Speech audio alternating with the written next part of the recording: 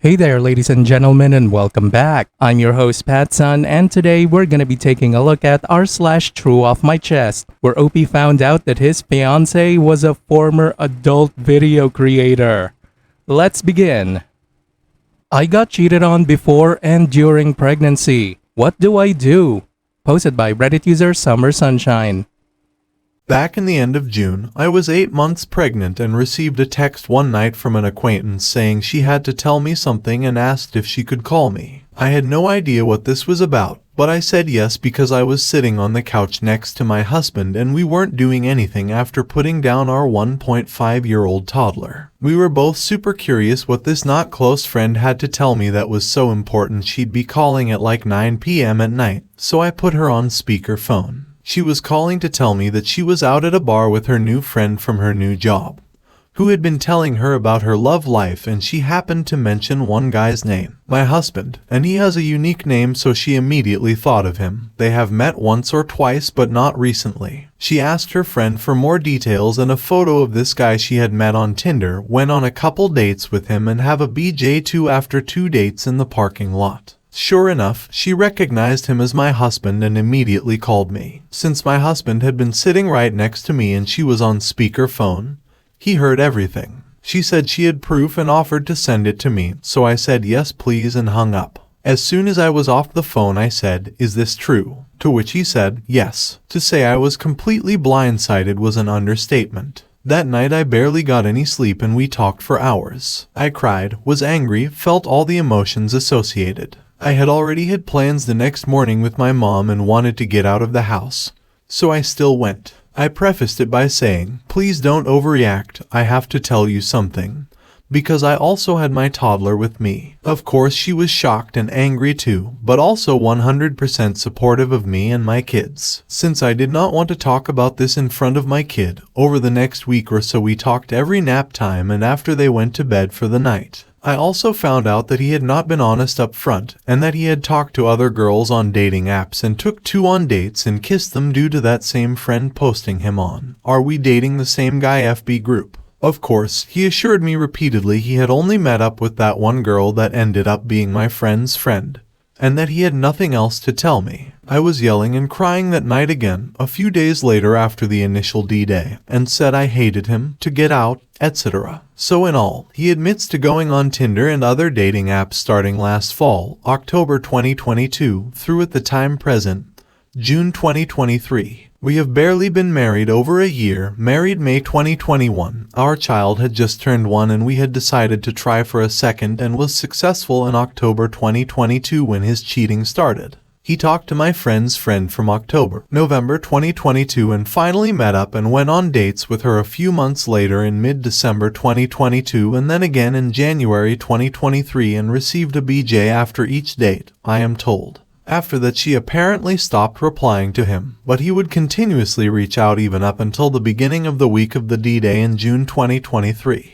He also admits to meeting up with 2 other girls to take them on dates and says he only kissed them. So he cheated pretty much before I even got pregnant, all the way up until he got caught less than a month before I was due. I ended up agreeing to go to marriage counseling but told him that does not guarantee anything. I needed time to think because I was due in less than a month. We had 1 session before the birth of our second and have gone a handful of times since then, but I have not found it overly useful. He also had a telehealth appointment with a psychiatrist who recommended he stop drinking, which has been a problem. I wouldn't call him an alcoholic but definitely drank too often, almost daily and too much, and that he was probably bipolar but did not officially diagnose him with anything. He recommended he find a therapist to continue speaking with. Of course, D-Day and finding everything out was the shittiest possible timing ever, with being less than 1 month before my due date. Since then, we have continued living in the same rented condo with our 2 children, almost 2 in 2 months as I figure things out. His behavior has changed significantly and he is helping out with the kids, household stuff and being less moody or rude to me because he does not want to lose us, he says. I don't hate him, although I don't forgive him and don't trust him, and he knows this. I feel like I swing back and forth every other week between wanting to stay since the kids are so young and I can't possibly imagine not being with them every day. I am not miserable living here with him, as he's been on his best and most helpful behavior. The first night I spent away from my first was when my second was born for those 2 nights in the hospital. My husband was in the military, so was gone much of my first year of life, but has since gotten out and holds a regular civilian job where he is home every day and night now. I took care of our first every time he was away and often joked I felt like a single mom. However, I wonder if we do separate and I divorce him now, would that give me an advantage since they are so young? I don't mind them seeing their father, but want sole residential custody and for them to be home with me every single night. I exclusively breastfed my first for the first year and have planned and am planning on doing that with my second, who is 2 months old currently. If I wait for a year or two to divorce him and don't act now, they will be older, and would I lose that advantage, I am wondering. I don't think the courts would separate the kids since they are so young, but I would not trust my husband to have them overnight. He is an extremely heavy sleeper and does not wake up at night unless I am shaking him repeatedly. He's ashamed, so he has not told anyone, friends, family, etc. His family also lives about 15 hours away and he does not really have friends in the area currently. I have told my parents and 2 friends, but have kept it mostly to myself. I feel embarrassed this happened to me, even though I know nothing is my fault. I'm sure I missed some details, but all this to say I really don't know what to do. We both work full-time, although I am off currently on maternity leave but going back part-time next week. He makes about twice as much as I do and pays all the bills currently, rent, electricity, gas, etc. We have no debts or shared property, we're renting. My 2 options I am considering are 1. Stick it out until the kids are older and then divorce because I can't fathom potentially not having them with me every single day and night. Or 2. Divorce now and potentially have their young ages as an advantage. Would the courts even view that as such? He says he will spend every day trying to make it up to me, to us, and that he loves us more than anything else. But I just roll my eyes at that and have told him, no, you love yourself more, you chose yourself. He says he cheated and knew it was wrong but couldn't stop himself, and that's he feels like he was a different person but has changed now since he stopped drinking totally, etc. Anyone go through something similar and have any experience with getting divorced with children so young? We've been married for about 2.5 years at this point, have a 2-year-old and 2-month-old. I would also want to consider mediation since it's cheaper and I am hoping we can work out an agreement civilly. I'm looking at being a divorced single mom of 2 babies. Ugh. Edit. I live in a no-fault state. OP. A guy cheating on his wife is one thing, but a guy cheating on his pregnant wife is a whole other level of degeneracy. One of the worst type of people to be associated with, to be honest. Just divorce him, man. Tell all your mutual friends and family. Otherwise, he will just do it again. But the difference is, he will hide it better next time. Listen, OP, you have all the advantages if you divorce him. Sure, your dating life will take a serious hit, but who cares? You have 2 young children. Dating should be at the very bottom of your priorities anyway. Good luck to you, my friend. And now for today's second story. I'm thinking of ending things with my fiancé. Her whereabouts on a given night are a mystery. Posted by Reddit user for Halloween. My fiancé and I have been together for a little more than a year and a half. I moved into her place in January just after she got deployed. Things were great before the deployment, now they're rocky. We discussed past relationships early when dating and I thought she was candid, so we agreed to close that door. She was engaged before. I saw a picture of an ex-fiancé on her wedding site while we were wedding planning. This didn't bother me at first, but the information in the picture made me think about the timeline and I deduced this wasn't the engagement she told me about. This was an engagement to a service member that was kept secret. They were engaged after just 3 months of knowing each other, and she was cryptic about why they split. We were both idiots. I asked her about this and she said, we agreed not to talk about our pasts. I told her I felt this should have been disclosed sooner, that I felt misled, but would understand if it was hard for her to talk about. She said, it sounds like you're calling me a liar. I didn't use that term before. I tried to be non-judgmental in my delivery. I explained I thought this was a lie by omission, and she reacted by saying that she didn't lie. This information wasn't important, and I betrayed her trust because I broke our agreement. Not only do I find the agreement irrelevant, because she could have told me this before our agreement, but this also seems like textbook DARVO. I didn't even have to finish explaining this to my therapist before she called it gaslighting. During this conversation with my fiancé, she also revealed she did porn. I was disappointed this wasn't revealed sooner. During this time, she talks about behavioral health. By her request, I sent her an email sharing my thoughts and concerns, which she shares with behavioral health. On our next call, she says behavioral health agrees with her that I'm too sensitive and blowing things out of proportion. This to me seems like triangulation. I haven't told her what my friends and therapists think about all of this, as it would create a we versus you dynamic, but she doesn't seem to extend me the same courtesy. To my knowledge, she hasn't been back to behavioral health, which makes me think this short session was weaponized. Conversely, my friends and therapists have been involved way before my fiancé and I even met, and they are all suspicious of her behavior, a story that may be closely related.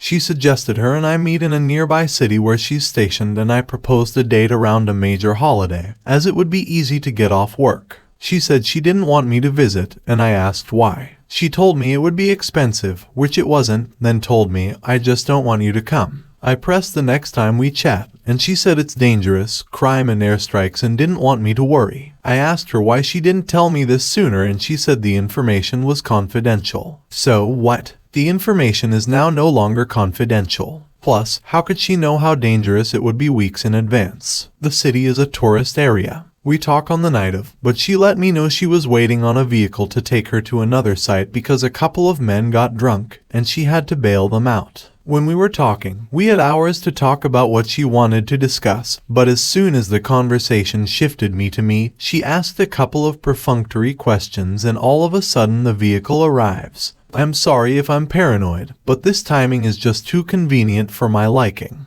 My friends think she may still be in touch with her ex, but my fiancé promises this is not the case. My therapist and friends, some of whom are ex-military, do not buy her story and were pretty angry about the hidden engagement. I'm skeptical and upset too. I would like to know what this group thinks, because my fiancé insists I don't let things go. But in my defense, I don't think I'm getting sensible answers to my questions, so, naturally, I ask more questions. I don't know if I should just cut and run or try to talk things out with her when she gets back. Maybe I'm in the wrong and need to reevaluate my approach. I'm trying to give my partner the benefit of the doubt, but I'm finding it increasingly difficult. I grew up in a narcissistic household, and identifying normal for me can be hard. Am I blowing things out of proportion? If not, are these yellow, orange, or red flags? Should I wait and talk things over with her or leave it as a P? Did you try working the shaft? Classy. Good work now. Now for OP's first update. I grew up in a narcissistic family and I've been called too sensitive my entire life. I'm posting about my partner because, well, some of her behavior has been concerning. There's more to the story on my profile. Sometimes she says things in a light-hearted way, but they make me feel bad. They seem like more than just jokes. They seem targeted, like they weaponize old information. Here are a few examples. I complimented her on her hair and she smirked and said, "Are you jealous? I'm bald and not by choice." A few friends make these types of jokes, but it's not common, and when they do I know they're just teasing. I suspect this is because there's respect there. In this relationship, I'm not so sure. I'm not good at board games and math, so I don't engage in these types of activities much because I'm insecure. She knows this, and she can sense it in others. She's noticed it about her stepfather. She had just taught me a game she's been playing her entire life, and her profession involves math. After 3 or 4 rounds, I make a dumb move and she yells, "Sucker." All of a sudden, I didn't want to play anymore. I expressed the above to her and told her how it made me feel. Weeks later, we were planning a camping trip and she tells me we should bring board games. She says, while smirking, we should play insert game she crushed me at. We were intimate one night and I liked something she did. She said, "You're so easy." I haven't had many partners in my life and I don't sleep with just anyone. I don't judge those who do. She has had many partners. I believe this is projection, but it still hurt. We have both been cheated on and there's lingering insecurity there. I expressed my concerns before she left for deployment. I know infidelity is high and the man-to-woman ratio is skewed. She said it would be like if I went on vacation with a bunch of in-shape women, which she later denied saying with, "I never said that." One night, we were talking about how her branch of the military falsely advertises what being deployed is like. So, she sends me a 10-year-old video of a bunch of young, fit, half-naked, attractive men in the Special Forces lip-syncing a song and says, "Isn't this funny?" I don't know. It seemed only tangentially related. I mean, what would she think if I sent her a similar video of a bunch of young, attractive, tight-bodied 20-year-old women from a gym I attend doing the same? These to me do not feel like lighthearted jokes. They seem malicious, like put-downs attempting to magnify my insecurities and diminish my self-worth. My self-worth is preserved, but most of all I'm confused and worried that I can't take a joke. She has called me sensitive and says I blow things out of proportion. These seem like put-downs. Am I wrong? And now for OP's second update. My partner and I have been together for a little more than a year and a half. We got engaged in December. I moved into her place shortly after, then she deployed to the Middle East. She's in a country that's generally safe and there's a touristy city a couple of hours away. In June, she wanted me to visit the city to do her a favor. I was excited. I hadn't seen her in some 6 months. I proposed July 4th. She says, "I don't want you to come," and tells me it's expensive. When I explain it's no more expensive than any other time, she says, "I just don't want you to come." She was open to me visiting other dates, however. We had been having some disagreements as I found out about a prior engagement to someone in the service that she kept hidden, so things were a little rocky already.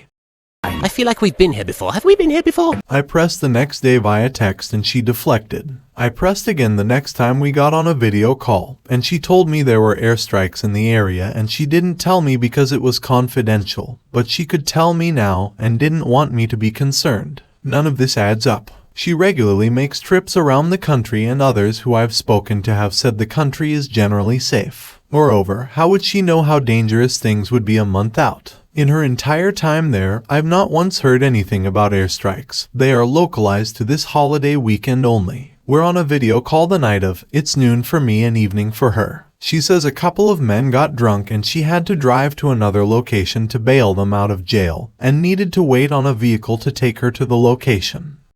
Oh my god, this is happening again. She spent 90 minutes to 2 hours talking about all the stuff she wanted to talk about. I was a little frustrated because I was going through a lot also, and she didn't check in on me at all. When I expressed my frustration, she asked me a couple of perfunctory questions. "How are things with you?" And suddenly she receives a notification that the vehicle shows up. This timing, for me, is too convenient. I suppose it's possible, but with all of the secrecy around the day, I don't like this coincidence. I talked about it with her again after, but she's sticking to her story: airstrikes in the area, drug trafficking, and a generally unsafe environment. But her explanations don't seem to track. Maybe she went to a party, maybe she cheated, maybe both. I don't know, but I'm tired of ruminating about it. She comes home in a couple of weeks and I'm debating whether or not I want to stay. I feel like she's not shooting straight, and at this point, I'm tired of asking and getting elusive answers. There is also ample evidence of gaslighting. DARVO, "I never said that," "You're too sensitive," etc. All of this is making my head spin, and the person I thought I knew is now a stranger.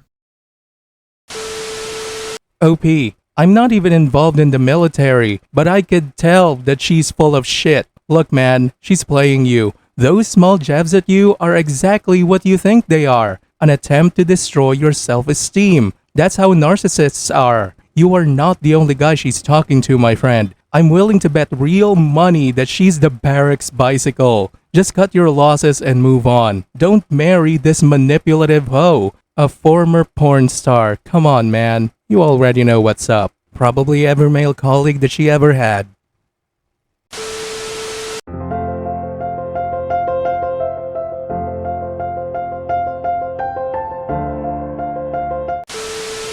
Hey there, ladies and gentlemen, and welcome back. I'm your host, PattSun, and today we're gonna be taking a look at r/SurvivingInfidelity, where OP is now stuck in a very shitty situation.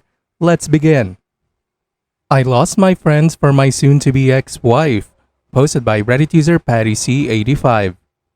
We met 7 years ago. At the time, she would get some major breakdowns whenever I gave my attention to my small group of friends. Over the years, her insecurity went away completely. As a result, I did lose contact with my friends. They all went in the direction of having lots of babies and doing the whole live, laugh, love thing. We've never wanted kids but instead wanted and did travel all over the world. It was very much us against the world. Been married for a year and found out she was having an affair. Same old story, she was acting different for a while, said she needed some time alone. Me trusting her fully gave her anything she needed, including space. Of course, space meant she was actually screwing a colleague. Something didn't sit right with me and to my shame, one night, not being able to sleep, I snuck her phone and snooped through it. We all know how that went. I took my wedding ring off and left it on her phone and that was that. Of course, there was begging and pleading, a mistake was made, yada yada. I told her it wasn't a mistake, she didn't slip and accidentally fall on a penis. It has been going on for weeks or months. Then she said it was over and she didn't talk to him anymore. I told her throwing her marriage away for someone she just as easily discards just makes you an even worse person. Of course, she hasn't stopped seeing him. She wanted to fix things, therapy for her, etc. I told her that even if we patched things up, I could never trust her again. In 10 years' time she texted me that she would have to work late, anxiety. A text from someone in the evening, anxiety, no thank you, I'll pass. She's trying to find an apartment or place to stay which isn't easy in my country. Our current apartment is a bit too expensive for her to afford on her salary, so at the moment we are currently stuck in limbo until she can move out. We'll get divorced to SAP but the papers registering our marriage aren't even back yet. Slow red tape.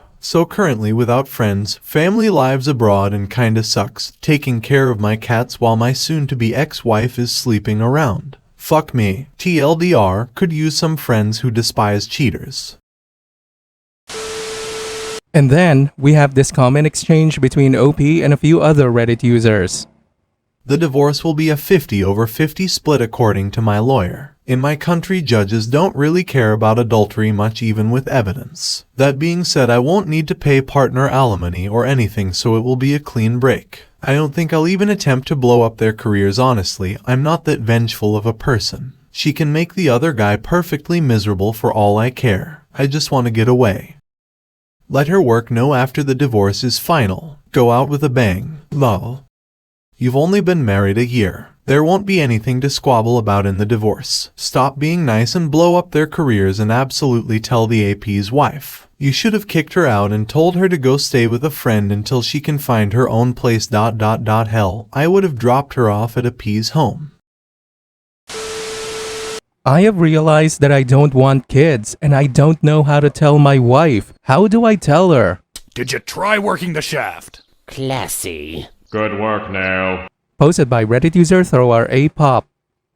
Hi all, really unsure of how to approach this, been googling and still really unsure, also using a throwaway since my wife knows my account. We met in high school and official started dating in college. We have now been married for 6 years. Since we first started dating, we have both always had the same plan. We'll focus on our careers. Once they both get to a good level, we would move into together and get more serious, then get married. We also discussed kids and we both wanted 2 kids. So now we have great careers, been married for a few years, and bought a house together last year. For now, my wife is working on a massive project and is in and out the state for the next 5 months. After that, our plan is to start working on building a family. I've spent the last 2 years saving up and already have 2 small college funds. I never really thought I wouldn't want kids. However, the last 6 months, anytime my wife has brought up the kids, I've felt very hesitant. My wife has been out of state for the last week and I spent some time thinking, and it suddenly hit me last night, I don't want kids. Firstly, I don't want to do this over the phone. I will see my wife in person next weekend, so I have some time to collect my thoughts, but I'm terrified that this may end in divorce. The reason I don't want kids is because I'm worried how the world will turn out, economy or global warming and such. I really enjoy our autonomy we have currently and I don't want to give that up. The costs involved are also kinda insane. We could afford it, but it would come at a big lifestyle change. Most of the reasons are very selfish. The way I see it is either we divorce, which I really don't want, I love her more than anything and love our life, or I just suck it up and likely be miserable.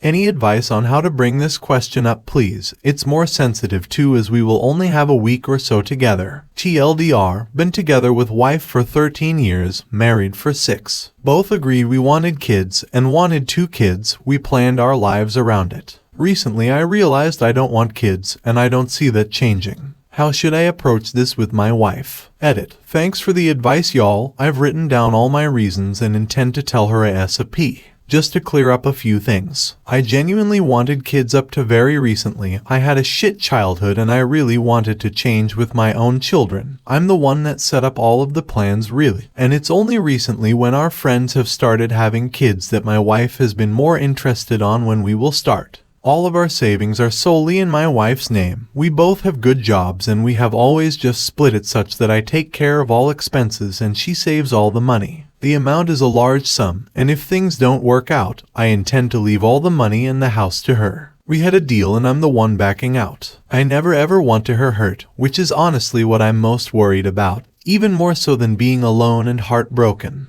However, you are all correct. There's no point in me sucking it up and just having kids to stay married if I will end up resenting our kids and her in 10 to 15 years. After her sister had kids in her early 40s, but another sister struggled, we went to the clinic and the doctor said she has the remainder of her 30s. It's still not ideal, given she's busy with work for the next 6 months plus, then has to start over, which could take a few years. Thanks again for the advice, everyone. OP, if you really are serious about not having kids anymore, then please have a very serious conversation with your wife. Don't waste any more of her fertile years and just tell her as quickly as possible so she can make decisions going forward regarding her life. Unless she also changed her mind and doesn't want to have kids, it will likely end in divorce, and it should. Trust me, as someone who experienced this himself, to have or not to have kids is not something a couple can compromise on. And now for today's final story. Revenge on a client who tried to throw me under the bus. Posted by Reddit user called in the 90s.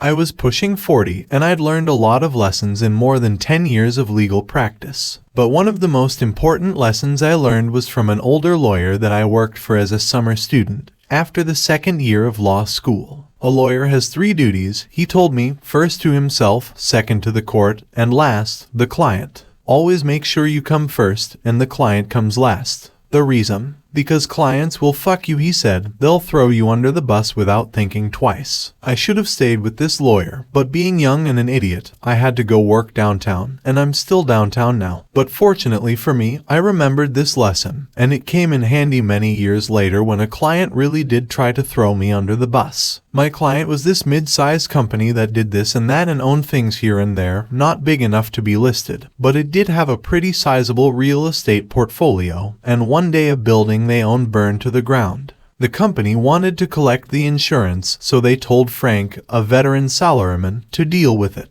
Frank was close to 60 and thought he knew what he was doing. He didn't need me to help him with the insurance claim. He told me he had everything under control. Besides, lawyers are expensive. Some guys really get off on not paying legal fees, and Frank was one of those guys who gloated over every penny that he managed not to pay to the lawyers. I dealt with Frank a lot, and he was always nickel and diming me. The insurer is going to fuck you, I told Frank. It was only by luck that I even knew about the fire and the loss because Frank had not asked for my help. He'd just let it slip one day, and since then, I'd kept on top of him, trying to get him to smarten up. I'd had to fight to get him to send me the proof of loss form to make sure he hadn't messed that up. Frank fucked up a lot, and I wondered sometimes how he had a job. But the proof of loss was okay at least, so that was one less thing to worry about. You don't know that, he said. I could tell he just wanted to get me off the phone. I'm paid to know when insurers are trying to screw my clients, I said, and the insurer is going to screw you. They've been stringing you along for ages with requests and questions and paperwork. But they aren't going to pay you, not unless you sue them. But Frank said he knew what he was doing, that it was all under control, and besides, he got along with the adjuster so great. The limitation period expires in 2 weeks, I said, and once those 2 weeks pass, it will be too late to sue. The moment that limitation period expires, they will stop taking your calls. You'll get a final email saying sorry, you're out of time, and that will be that. Don't leave this until the last minute. Let me sue right now, and you'll have the money in no time. Frank was like, sure, fine, whatever, don't bother me, I got this blah blah blah, and he got off the phone as soon as he could. I sent him the usual email with clear warnings and recommendations, which he ignored. I sent the email again, and then again as the limitation period approached, and again a couple of days before the deadline. I'm going to be at trial, and you won't be able to reach me, my final email said, but you have to sue. You have other firms on your list, so pick one and sue. He didn't bother to reply, and I went off to do my trial. The trial lasted a couple of weeks, and no email from Frank. Then a month passed, and another month, still no email. I figured he must have sorted things out. Maybe Frank was right after all, I said to myself, and then my phone rang. It was Frank. Remember that fire insurance thing we spoke about? We'd only spoken about it like a dozen times. I figured he was calling up to gloat, so I cut to the chase. So they paid out. That's great, Frank, you were right. He asked me what I was talking about, and could he see a copy of the claim. What claim? I said. The claim against the insurer. You know, that claim. Does that mean the insurer didn't pay? I said. He hung up on me, and then a few minutes later, my computer dinged, and there was Frank's email talking about how we spoke. And he told me to sue, and he was worried when I hadn't sent him a copy of the claim. So he was following up to get a copy of the claim. I emailed him back. I take it that the insurer didn't pay you, just like I told you they wouldn't, and now that the limitation period is expired. They told you to jump in the lake, leaving you with a loss in the millions. Is that it? I'd made a mistake by not going over Frank's head when he wouldn't listen to me, but if I'd gone over Frank's head, I never would have received another file from him, so I didn't. But that was then, and this was now, so I tagged Frank's boss and his boss's boss. Plus I tagged Bill, the client's in-house counsel. Bill acknowledged my email right away and called me later that day. Frank messed up, he said, we know that. He's an idiot. So what do we do? So his excuses didn't work. Nope. Bill explained that they'd summoned Frank to a boardroom, but his story didn't add up, given all the warnings I'd sent him. Besides, there would have been no reason for him to keep emailing the insurer if he'd told me to sue. Once the file goes to legal counsel, Frank's role was over. The company knew Frank was bullshitting them. So that's it, then. Bill said, we just lost a couple of $1,000,000. It's okay, I said, explaining that when I realized that Frank was going to fuck up, I issued a claim against the insurer. Because I'd made Frank send me the proof of loss a while earlier, I had enough information that I could sue to preserve the cause of action. Not a great claim and short on details, but good enough. You sued without instructions. Bill said, lawyers aren't supposed to sue without instructions because if you do that, you're personally liable for whatever costs the other side incurs. It's a big deal to sue without instructions. Yup, I said, I sued without instructions. I pulled up a copy of the claim and emailed it to him as we spoke. It's a little rough, I said, but we can always amend. Thank God. Bill said, can I leave it with you? Of course he could. The insurer was a sitting duck, and I knew I'd collect from them, no problem. A few days later, I got a call from another guy who worked for the client, a guy I didn't normally deal with. They had a situation and needed my help. I usually deal with Frank, I said, what's up? What was up was that Frank got called into another meeting, and they handed him a one-page letter, and then he put his little office things in a box, and security walked him past his co-workers to the elevator and escorted him downstairs to the parking lot. Bye-bye, Frank. He was too old to get another job, or at least, not a decent one. It was a life-changing event for Frank, but for me, he was just an anecdote. A cautionary tale that I tell young lawyers sometimes over beers, maybe too often, because I'm getting on in years and I have my favorite stories. I wasn't trying to get revenge on Frank, not at all, and I would have felt a bit sorry for him if he hadn't been trying to throw me under the bus. But the guy who replaced him was great and never nickel and dimed me, so it was all good. How dumb can you be to even think that you could gaslight and manipulate a lawyer? Frank may be old, but he definitely isn't wise.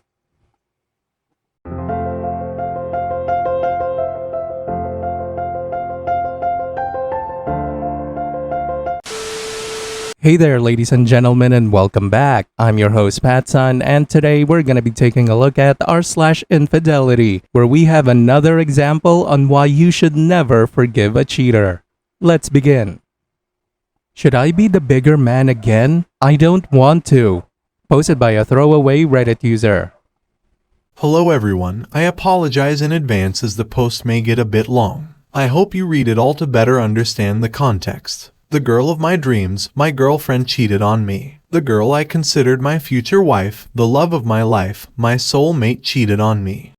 By the end of this, you are going to be crying like a little bitch. We were in a relationship for about 4 years, everything was going great. I thought she was perfect, I thought we were perfect, and then she moved to another city for her job. We both knew it would be hard to keep a long-distance relationship, but we were adamant to make it work. Everything went smooth for a year. Unfortunately, due to some personal tragedies, I got a bit distant. We still talked every single day on phone, but I only used to listen to her. I was so stressed and depressed that I couldn't utter a word. At that time, I was so miserable that I was unable to sleep or eat, but still we talked every single day. We were meeting once every month. Sometimes she used to come to my city and sometimes I went to hers. One time she was visiting me, I saw her chats with one of her colleagues, saying I love you too. All of the previous texts were cleared and I only saw this. I confronted her about it and we had a big fight. She first denied doing that and then tried apologizing and then she started begging. But we broke up. At that time, even though we broke up, I didn't want to cut ties with her. I still had all her photos and all our texts from the start of the relationship. After a month, we started texting again as friends. She showed real remorse for her actions, so I tried to give her another chance. Fast forward a few months, yesterday I was visiting her and we had a long talk about what's the future of this relationship. She made it clear that we should not continue if there is no future. She doesn't want to waste her time. I told her that I cannot promise her anything, but we should try, and I do see some hope of us getting married in the future. Oh my god. We both hugged and slept. She was being real conscious of her phone, so I was getting doubts she is hiding something. At night when she was asleep, I checked her texts and I was shocked to see that she was having a friend with benefits relationship with another colleague. The texts were so heartbreaking I couldn't describe it in words. They were discussing doing the most vile, disgusting things during sex and it was clear she enjoyed it. I also saw some hotel bookings where they met often to have sex. I still don't understand why would she do this to me. I showered her with love. I loved her more than my life. I respected her as much as I respected my mother. I was there for her when she was at her lowest. I accepted her with her past and did not judge her once. I was always her biggest supporter, and the guy she is doing those vile, disgusting things already have another GF and makes it clear that their relationship is purely sexual. He doesn't respect her at all and is using her for sex. Why in the world would she choose to do that over my unconditional love, over our chance of having a happy life together? Wow, like a bitch. And that's what Frieza said. Our sex life was infrequent due to living apart, but whenever we met it was awesome. I was good in bed. Sometimes we did it 5 times a day. So what else could be the reason? I have finally broken up with her for good and I deleted all her pictures. I had more than 5,000 pictures of her in my phone. I don't even have so many photos of myself. I deleted all her texts. It was more than 500,000 texts. I was saving all our messages since our first message. Now I have the option to get them both fired by informing the HR of their company about their highly inappropriate workplace relationship. But I don't want her to lose her job. Another option is that I tell her parents. They are a bit strict and would make sure she doesn't see him again. I would also tell the guy's girlfriend. Should I do that? Or should I just let them live their lives? They will keep enjoying it while the only innocent guy, me, cries himself to sleep and is in constant pain. It is tough to be the bigger guy. Thanks for reading my rant. I feel completely lost. Please advise. OP, stop being a spineless coward. For once, show the bitch that you actually have some balls. Gather evidence, tell their HR, tell his girlfriend, tell her friends and family, tell everyone who would listen that she is a cheater. Why the hell are you even hesitating? The person you love only exists in your mind. Now you must do the heavy lifting of exposing her for the real person that she is. She has shown you twice and you were dumb enough to believe both times. And now for today's second story. My entitled aunt broke into my house to try and steal my money when I was still outside of the country. Posted by Reddit user Apprehensive Lake. for a way account. Also, I don't live in the USA and English isn't my main language. So, I have recently moved to a house I bought in October. The house was one of the houses my dad's friends wanted to sell, so he gave me a discount for the house. He has lots of properties in my city and wanted to sell some because he is moving to Germany for work in April. It is a 3-bedroom house with a small garden in the front and a big garden in the back. I also finished my master's last August, and now I'm planning to travel to Europe in October for at least half a year after I'll finish the project I'm in charge of in my job in July. Now for the problem. I have an aunt from my dad's side who started college last October, around the time I bought my new house. She just told everyone she doesn't have the money to pay for the semester and can't continue unless she pays until February. The thing is, no one in our family can help her to pay but me and her brother, who said no, and now everyone is on his back saying how heartless he is to his little sister. Even though I bought the house in full, so I don't need to pay for the mortgage and own my house by myself, I had my trip money saved, and if I give it to her, she will have enough money for the rest of her college years. Where I live, college costs around $15,000 to $20,000 for all the years unless you study medicine on average. Now she asked me if I'm willing to pay for her college, and she appreciates the gesture. She said that I don't have a mortgage on my house so I can help her, and she would make sure to pay back by the time she finishes her studies and even give interest if she can. The thing is, if I'll give her the money, I just won't be able to travel as I wanted to be planned and saved the money for almost 7 years. My mom said that I need to help her because she is family, and she used to help her a lot with me when I was a kid, even though she was a kid herself at the time. My dad on the other side said that I should not help and let her figure it out herself. He said that I deserve a break and should just ignore her and the rest of my family if they don't like my decision, and that I should just focus on my project and plan my trip when I have free time.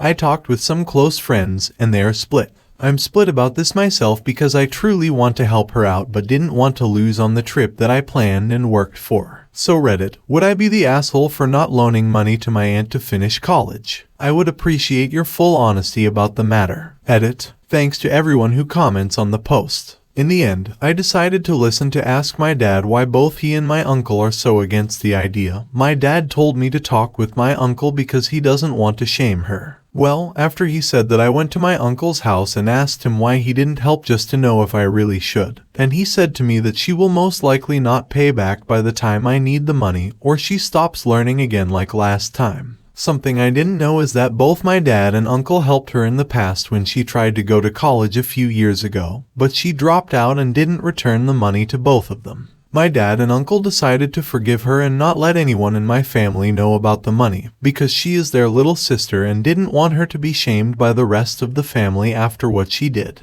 After what he said, he told me I should keep it secret from everyone but also not give her the money because he and dad think she will just waste the money and drop out like last time and just use my money for myself and no one else. Because of that, I chose to call her today and this morning to tell her I know about the last time when dad and uncle gave her money, and even if I wanted her to succeed, she should have planned her college days better. I may have been harsh on her, but she got the message and said she won't ask me again. I do hope she finds a way to finish her academic studies, but I'm not going to help her after what my uncle told me. Now for OP's update. This is a sort of small update from this story on Am I the Asshole? TLDR, my aunt needed money for college. I could have helped her but chose not to because she already got help from my dad and uncle in the past, didn't finish college, and didn't pay them back like she said she would. So far, what happened after is I got calls from some family relatives from my dad's side telling me that I should have helped her because this is what a family is for, and I act like an ungrateful brat for only thinking about myself and ignoring a close family relative cry for help. Well, this pissed me off and I chose to write in the family WhatsApp chat about how much I hate them for thinking that just because my aunt was dumb with her money, and chose to go to college even though she didn't have the funds. It wasn't my responsibility, and if they want to help, why don't they chip in to help her out, or do you just don't really want to help yourself and just like to act all high and mighty in front everyone? After that, I said that to everyone who shamed me and my uncle for not helping her. I'm not going to talk to or see them for a long time or even forever depending on how I felt. And they aren't welcome to come to my house, and I would consider them trespassers if they came and call the police on them. I left the WhatsApp chat after that and my dad called me a few hours later. He said that even if he thinks that my reaction is over the top, he does think that I'm in the right and should handle it however I like, even if he doesn't agree with sharing everything publicly. I was happy with the fact he was on my side, and my uncle was also on my side and even said that I was too nice in calling them out. My mom doesn't like how I acted, but my dad did said that she thinks the way everyone talks about me is wrong and I should ignore them. I'm not sure if she agrees with me, but it is nice to see that she does not agree with the rest of the family, even with the fact she was basically on their side before. It has been almost a week and every time I get a call from an unknown number, it is some annoying family friend or one of the ones. I said that I'm not going to talk to them, saying that I should apologize for what I did and act like an adult. I do block every number now, and even if how the act is annoying, I still feel great with all of that weight off my chest and only focus on my work and my trip.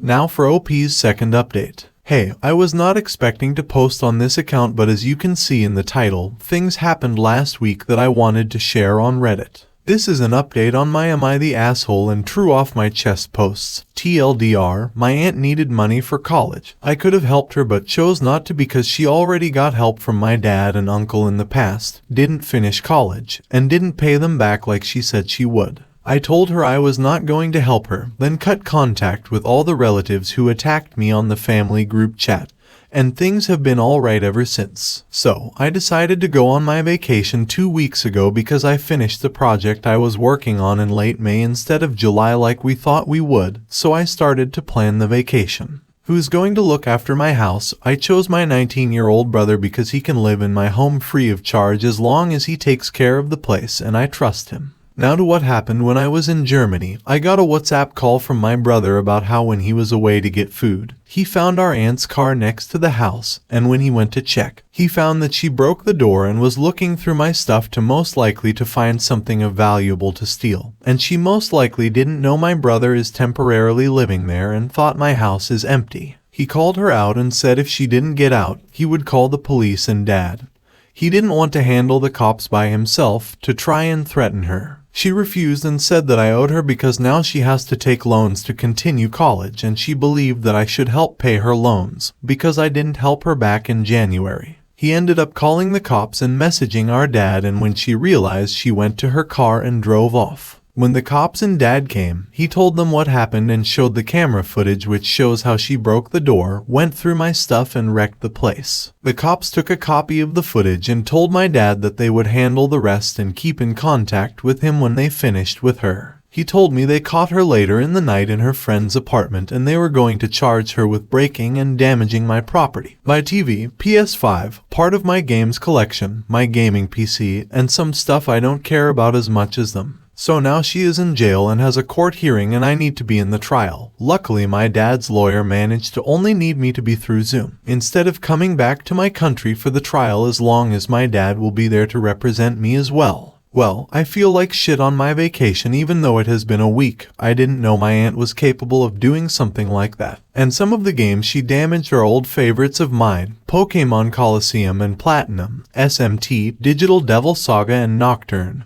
Persona 3, FES, Resident Evil 4, and more. Now I hope that when I get to France there won't be any more bad news and I can enjoy the rest of my vacation. At this point I just hope the train ride will be nice. Edit. Hey guys, sorry for not responding. I had a train to France 3 hours after uploading the post and immediately went to sleep after going to the hotel. Thanks for all the support in the comments. Now about what I'm going to do, I will press charges against her for all the stuff she damaged and did to my stuff. I'm not going to go easy on her for what she did, and if anyone in my family will be against me, they can go fuck themselves. Tomorrow I will have a Zoom call with the lawyer to see if I can get her to pay for the market rate of all the games she destroyed, because most of them are GameCube, DS or PS2 and 3 games, so they are hard to get now and you can't even get them in my country, and because most of them were in good condition. I believe it will be easy to force her to pay for new or at least 2 used at best. The trial is on the 12th of September, so I will update at least a day later about how it went.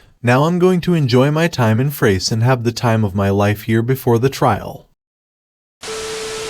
And now, for OP's final update. TLDR, my aunt needed money for college. I could have helped her but chose not to because she already got help from my dad and uncle in the past, didn't finish college, and didn't pay them back like she said she would. I told her I was not going to help her, then cut contact with all the relatives who attacked me on the family group chat. And things have been alright ever since. On August 26th, my aunt broke into my house and damaged my property because I didn't help her and was arrested after that, and there was a trial. The trial was yesterday. Hey guys, it has been a nice 2 weeks and my time in Paris was great. So, let's get to what happened in the trial. The trial was longer than I thought it would be. We were there for an hour and a half. In the trial, her lawyer said to her defense, my aunt had a manic episode because of her not doing well in classes to the point she had to retake 2 classes in the summer. And if she didn't take them, she would have to repeat her first year, and also because she was a recovering drug addict, something I didn't know. She chose to use weed with her friend group, and that when the idea to rob me came, she did it. As you can see, the defense wasn't good. I mean, weed only became legal for medical purposes recently. I mean, even her lawyer looked like she didn't have enough to work with, and the judge didn't look happy with this. As some of you suggested, I told my lawyer that the stuff she destroyed, like my computer and games, were important stuff to me, and that I lost the data from the games that I accumulated in almost 20 years. Not true, by the way. I have everything saved up as ROMs on my SD card in my room. I just didn't tell that to anyone. Thank God I did this. And he believes that she should also reimburse me for this stuff for market value as well as the other stuff like my door, fence furnishers, and more stuff. I did my best to look sad when I was questioned about the whole thing, unlike my aunt who looked like she was faking it. After all of this, the judge came with her sentence. She has to serve 3 years in jail not because of breaking into my house, but because there was illegal weed in her car, but can get released early if she acts well in jail. She now owes me $8,200 for all the damage she caused, the amount of money for all the stuff she destroyed, as well as the games. They took almost $2,000 by themselves. Luckily, she can pay with her car and some of her expensive stuff I didn't know she had according to my dad, so I'll get the money eventually. Well, now she is in jail and I'm sure that some of my family, the younger one who liked her or the older course I don't know, it seems that my close family are fully with me after realizing how bad she was, will hate my guts with some of the messages I got in the past 3 weeks, calling me selfish, an entitled prick, a backstabber, a smock, and more stuff that are way worse than that. Well, this is probably the last of this whole entitled aunt stuff, and I'm going to enjoy the rest of my vacation. Tomorrow I will go to London and have fun there. By the way, if you ever see this somehow, messer it. Hope your time in jail was fun, and go fuck yourself for all you did. I also hope you change as a person in the last years, but I will never speak to you again. OP, it's okay to tell your family to fuck off, even if it's only in your head when you block most of them. Maybe save the text to go after them for harassment if they don't stop, or if that's a thing in your country. Regardless, well done, man.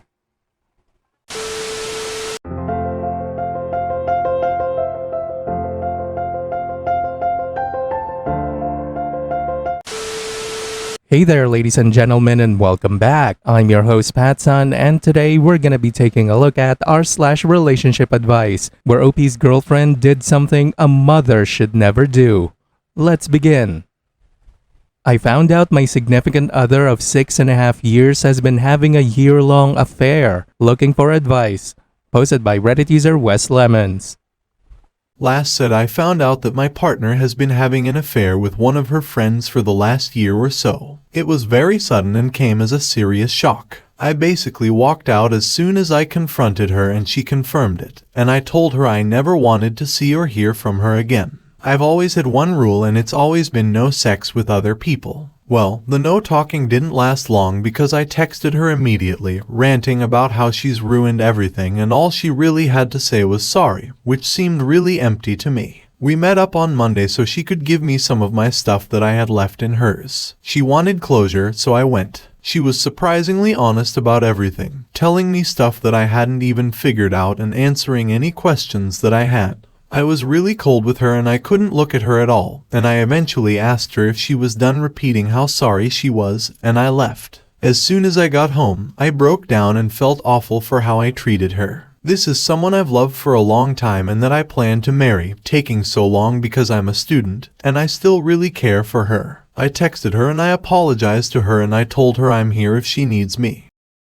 That's stupid! You're stupid! Stop being stupid! We ended up having a conversation then, and because my mind has been all over the place, I started to feel like I really miss her and that I can't imagine life without her. I told her to disregard my feelings for a minute and tell me what she wants to happen now that all of this is out in the open. And she told me that she thinks we can fix this. Basically, we were having intimacy issues for a few months before the affair, and also during it. But we were working on it and I was under the impression that things were getting better, but clearly they weren't. So we discussed it for a while, and I told her that there's absolutely no guarantee that I'll ever feel comfortable going back to her, but that I was willing to leave the door open. We set down some ground rules if it ever does happen, like her never being able to contact him again, us going to counseling together, us being brutally honest, and her accepting that I'm going to be extremely paranoid for a while. She basically thanked me for even considering it, and said that she's happy to wait for my decision. I told her it could be months, and not to expect anything until the new year at the very least. Again, she was surprisingly honest as far as I could tell.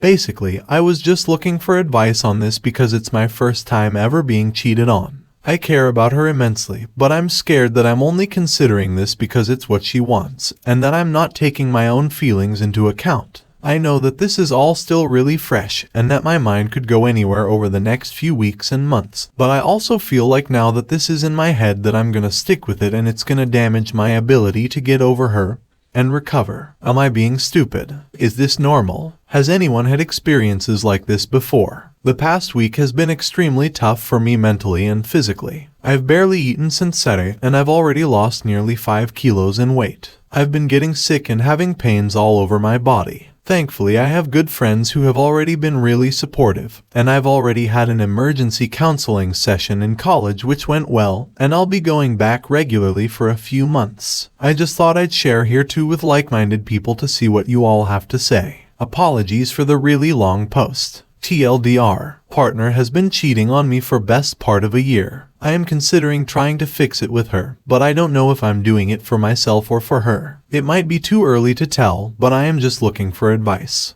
Update. Honestly, I'm really surprised by this community. I expected the conversation to be a bit more measured and respectful. Some of you have said some interesting things that I will absolutely take on board, but a lot of you are not helping at all by being so black and white about the situation. My ex is a human being who did a really terrible thing, but there's more to being a terrible person than that. Thank you for the supportive messages, but to be honest, I've found a lot of the replies to be quite unhelpful. Well, sir, if you're having a problem with our customer support, you can call 1-800-EAT-A-DICK. Wow, OP. Based on your short update and the way you answered some of the great advice you got in the comments, you really are a stupid fucking simp. Originally, I was gonna give some advice to you, young man, but it seems that I will just be wasting my time if I do. So good luck in raising Chad and Tyrone's kids in the future. And now for today's second story. My ex-girlfriend wants to try again. Posted by Reddit user Sean Mc96. My ex-girlfriend and I first got together 6 years ago, and from day one, we got on like 2 peas in a pod. Then after 2.5 years together, she fell pregnant. We had spoken about kids before and we both wanted a family, but not after just 2 years together. We spoke about it a lot, asked a few of our friends that already have kids, and eventually decided to go for it. We also agreed that even if our relationship doesn't last, our child's well-being would always come first. Right before the lockdown in 2020, 3 weeks before the due date, we welcomed a perfect little girl and both of us were completely infatuated. It was a big adjustment, but our girl was an angel and we settled into parenthood rather quickly. Everything was going great at first, but 3 months later, it all changed. I was working late when I got a text from my mother to tell my mom girlfriend dropped our daughter off with her while she ran some errands, but 4 hours later, she hadn't returned and now she wasn't answering her phone. I called too, but she didn't answer me either. I got out of work, collected my daughter, and went home to find a note from my girlfriend. She said that she couldn't handle the stress of lockdown and the baby, and she just needed some time to clear her head. She also said not to call and that we would talk soon, but days turned to weeks with no contact from her or anyone else other than her sister, who visited her niece often, but never mentioned my girlfriend. Fast forward 3 years and my ex-girlfriend is slowly starting to reach out again. It was slow at first, liking photos of our girl on Instagram and the odd comment, but that was it until last week. She sent me a text saying that she had seen how well our daughter and I are doing, and asking if we could meet up. I was reluctant, but we agreed before our daughter was born that her well-being is what mattered the most, so reluctantly, I agreed to meet for a coffee so she can see our girl, but I'm having second thoughts. How do I forgive her for walking out on me and, more importantly, on our daughter?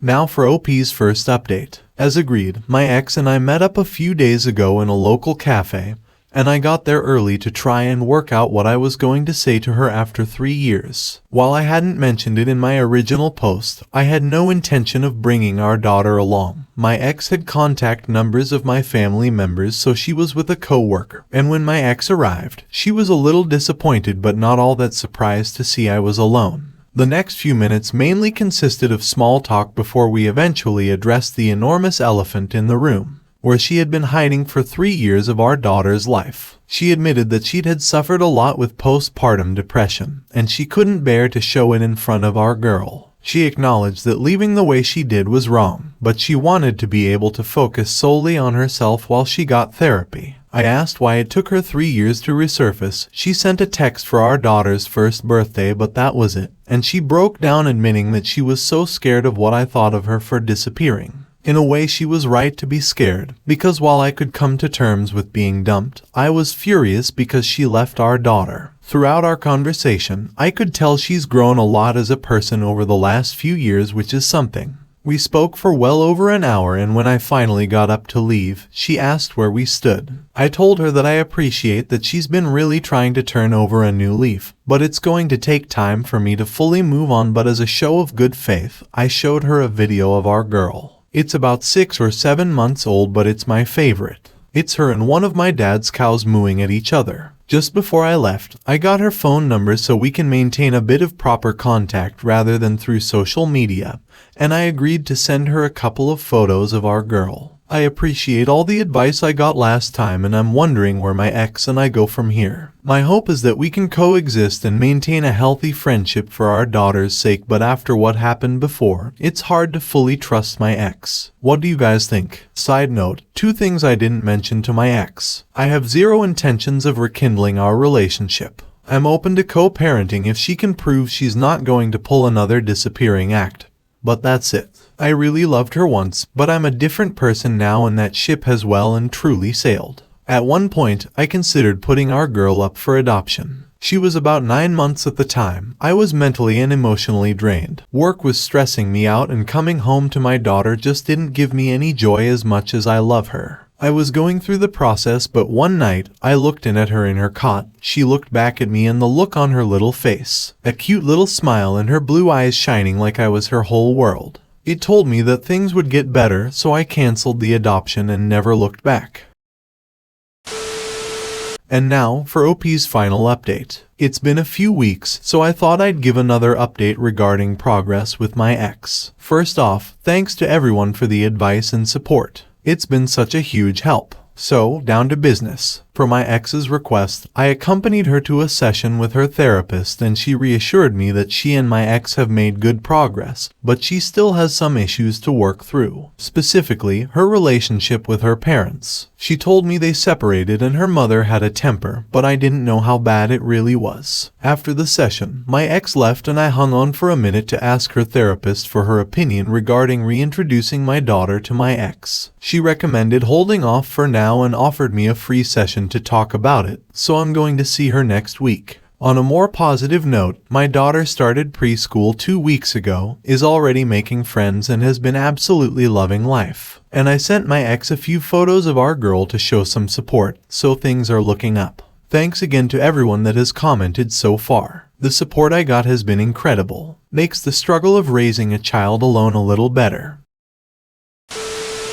OP, I'm not gonna say whether or not you should let your ex be in your child's life again, but come on dude, She left you to do the heavy lifting. She doesn't get to come back and get away with not doing the work all parents should be putting in. OP, if I were you, I would do everything in my power to protect my daughter from any chance of this woman abandoning her again.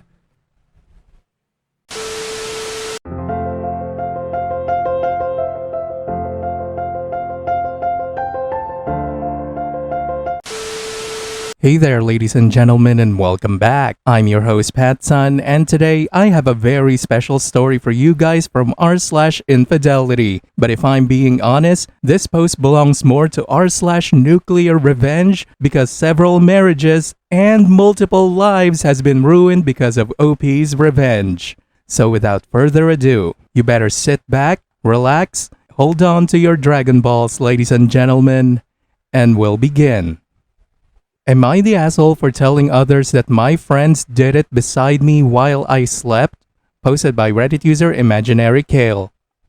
This is my first time ever posting on Reddit, using a burner account, and I need opinions. Sorry for the long post. I over-explain, though I feel it's needed to know the depth of the situation. Backstory: I invited two friends over, let's call her Lily and him Joe. Lily and Joe are a fresh couple, have not hung out that often, and this would have been the first night they had spent with each other. I thought I would let them stay as I presumed because they have been long-term friends of mine that nothing extreme romantically would happen. Joe messaged my sister beforehand stating that he had self-respect and that they would not bang if they stayed at my house. Texts were exchanged joking about such a situation. I never expected it to happen. The problem was the sleeping arrangement. All beds were taken apart from squeezing them in mine. In the moment I was fine with that, so we all had a few drinks and everyone, us plus my sister and her boyfriend, watched movies until they went to their room and Lily and Joe came to my bed. I fell asleep to Reddit videos on YouTube, content with both of them cuddling or spooning as there was limited space. What I woke to I did not expect at all. Not safe for work discussion ahead. It is 11 p.m., half asleep, hearing odd noises and whispering. I wake up a bit, sunk in what was happening, and it was scary. I locked up. My heart was beating so fast I was worried they could hear it. I did not know how to react to the situation as it was so unexpected. The audacity. The fake stirring and tossing technique came in handy as a facade to how very much awake I was, and I echolocated and pieced together what was happening beside me. I heard things about my friends I would never wish upon another soul as they engaged in many acts beside me. Though I was repeatedly woken, 1 a.m., 3 a.m., 11 a.m. in the morning, 5 minutes after I literally sat up and checked my phone to noises and bed rocking.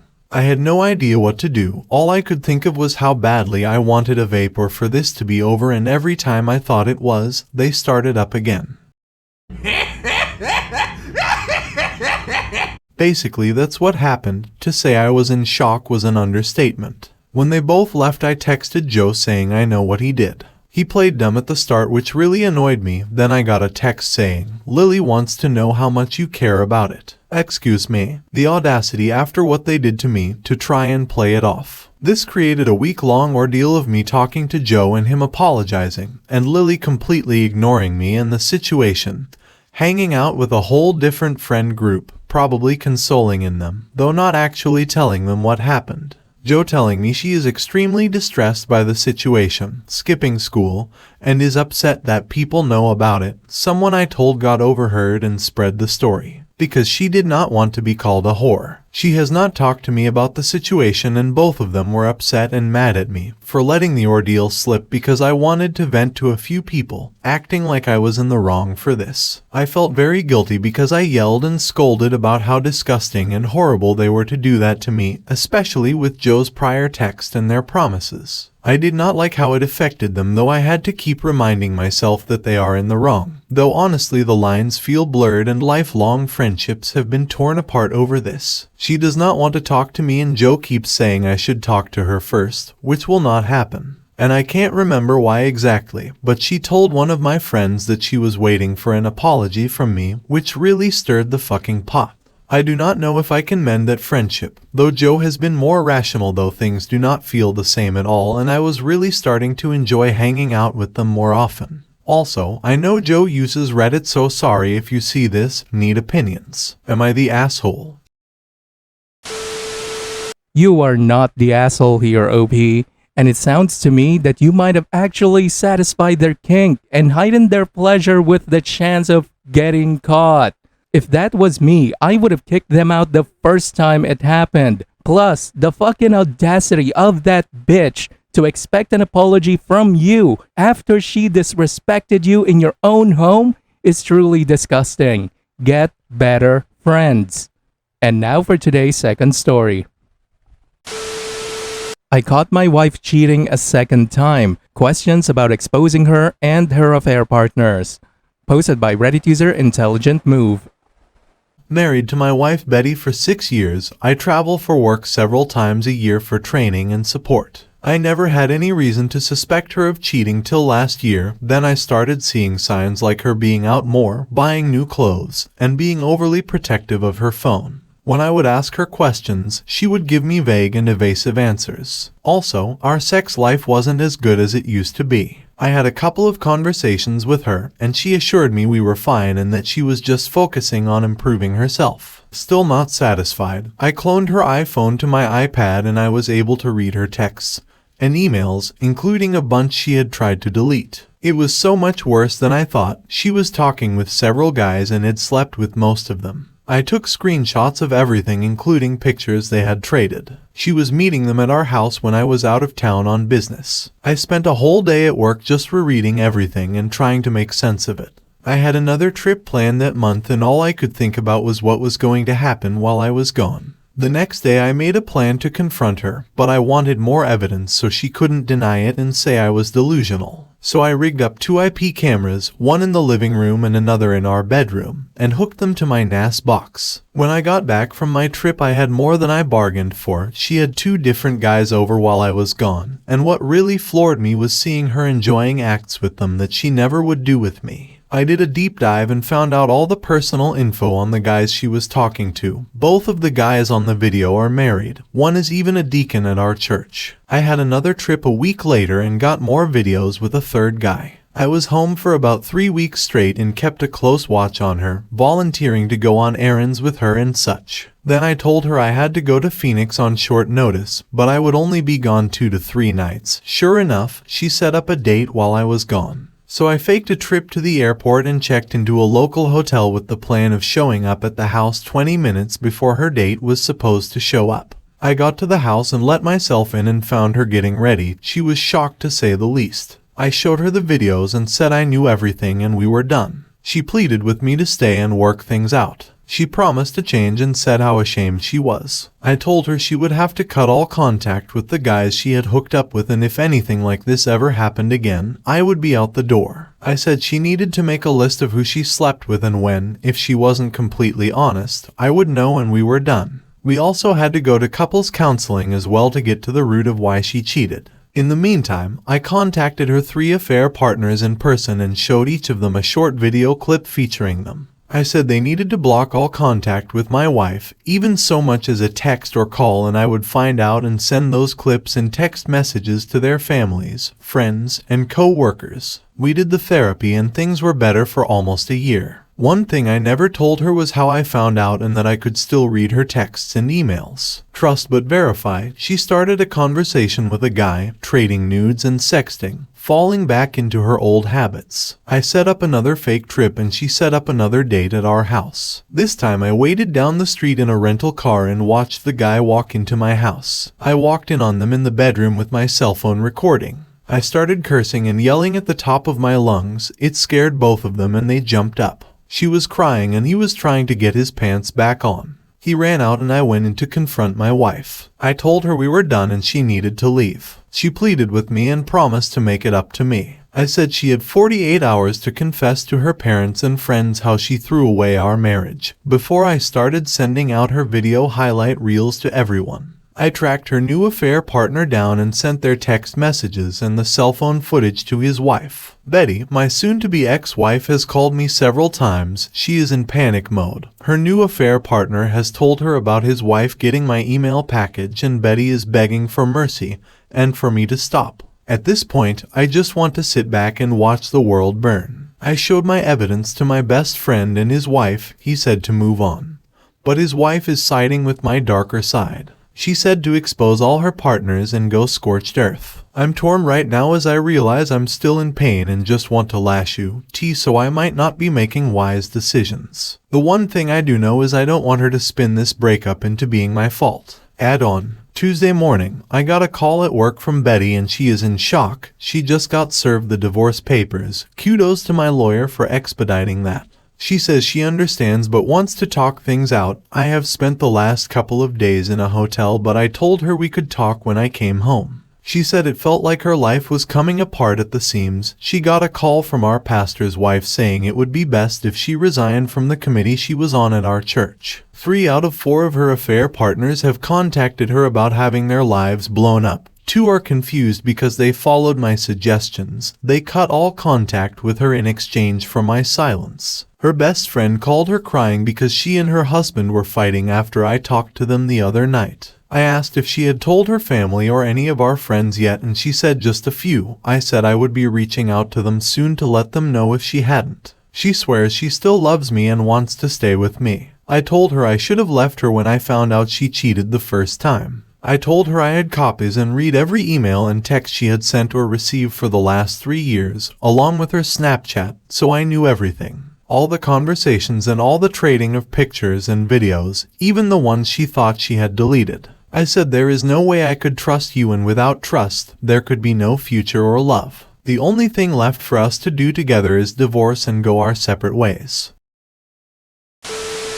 And now for OP's update. I had gathered a large amount of evidence before I confronted my wife, Betty. I gave her 48 hours to tell our friends and family to take responsibility for wrecking our marriage before I did. When I reached out to some of our friends, they were either clueless or had heard a very homogenized version of what happened. I had already sent most of the evidence to the wives and colleagues of her affair partners, so I put together a group text to send to all our friends with a Dropbox link that included my descriptions of the events for the past 2 years, text messages, quite a few, nude selfies she sent out, very explicit X-rated, the timeline of her affairs she wrote out when we reconciled the first time, Snapchats I was able to save, all 4 videos of her and her affair partners. The last video and a couple of selfies were included in the open text as well as in the Dropbox. Plus, I included my permission for any of my friends to get a piece of that and a warning to the wives that Betty preferred married men. A similar text and email was sent to her family members. I had spent a couple of nights in a hotel after confronting her, but I came back to our house about the time the texts went out. It didn't take long before both our phones were blowing up.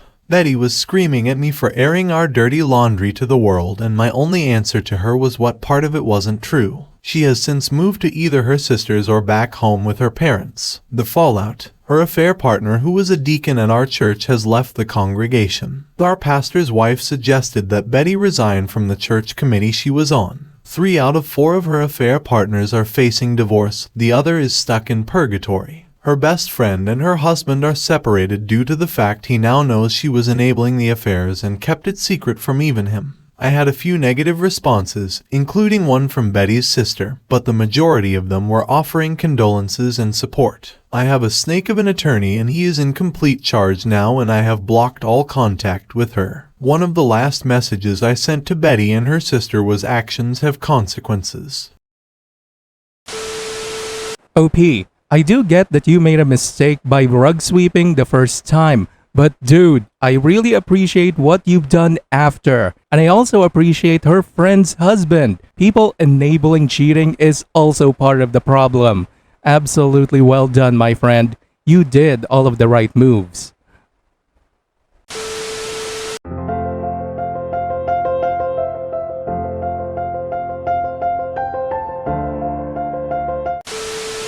Hey there, ladies and gentlemen, and welcome back. I'm your host, PattSun, and today we're gonna be taking a look at r/SurvivingInfidelity, where we have another example of why you should never be together with a party girl.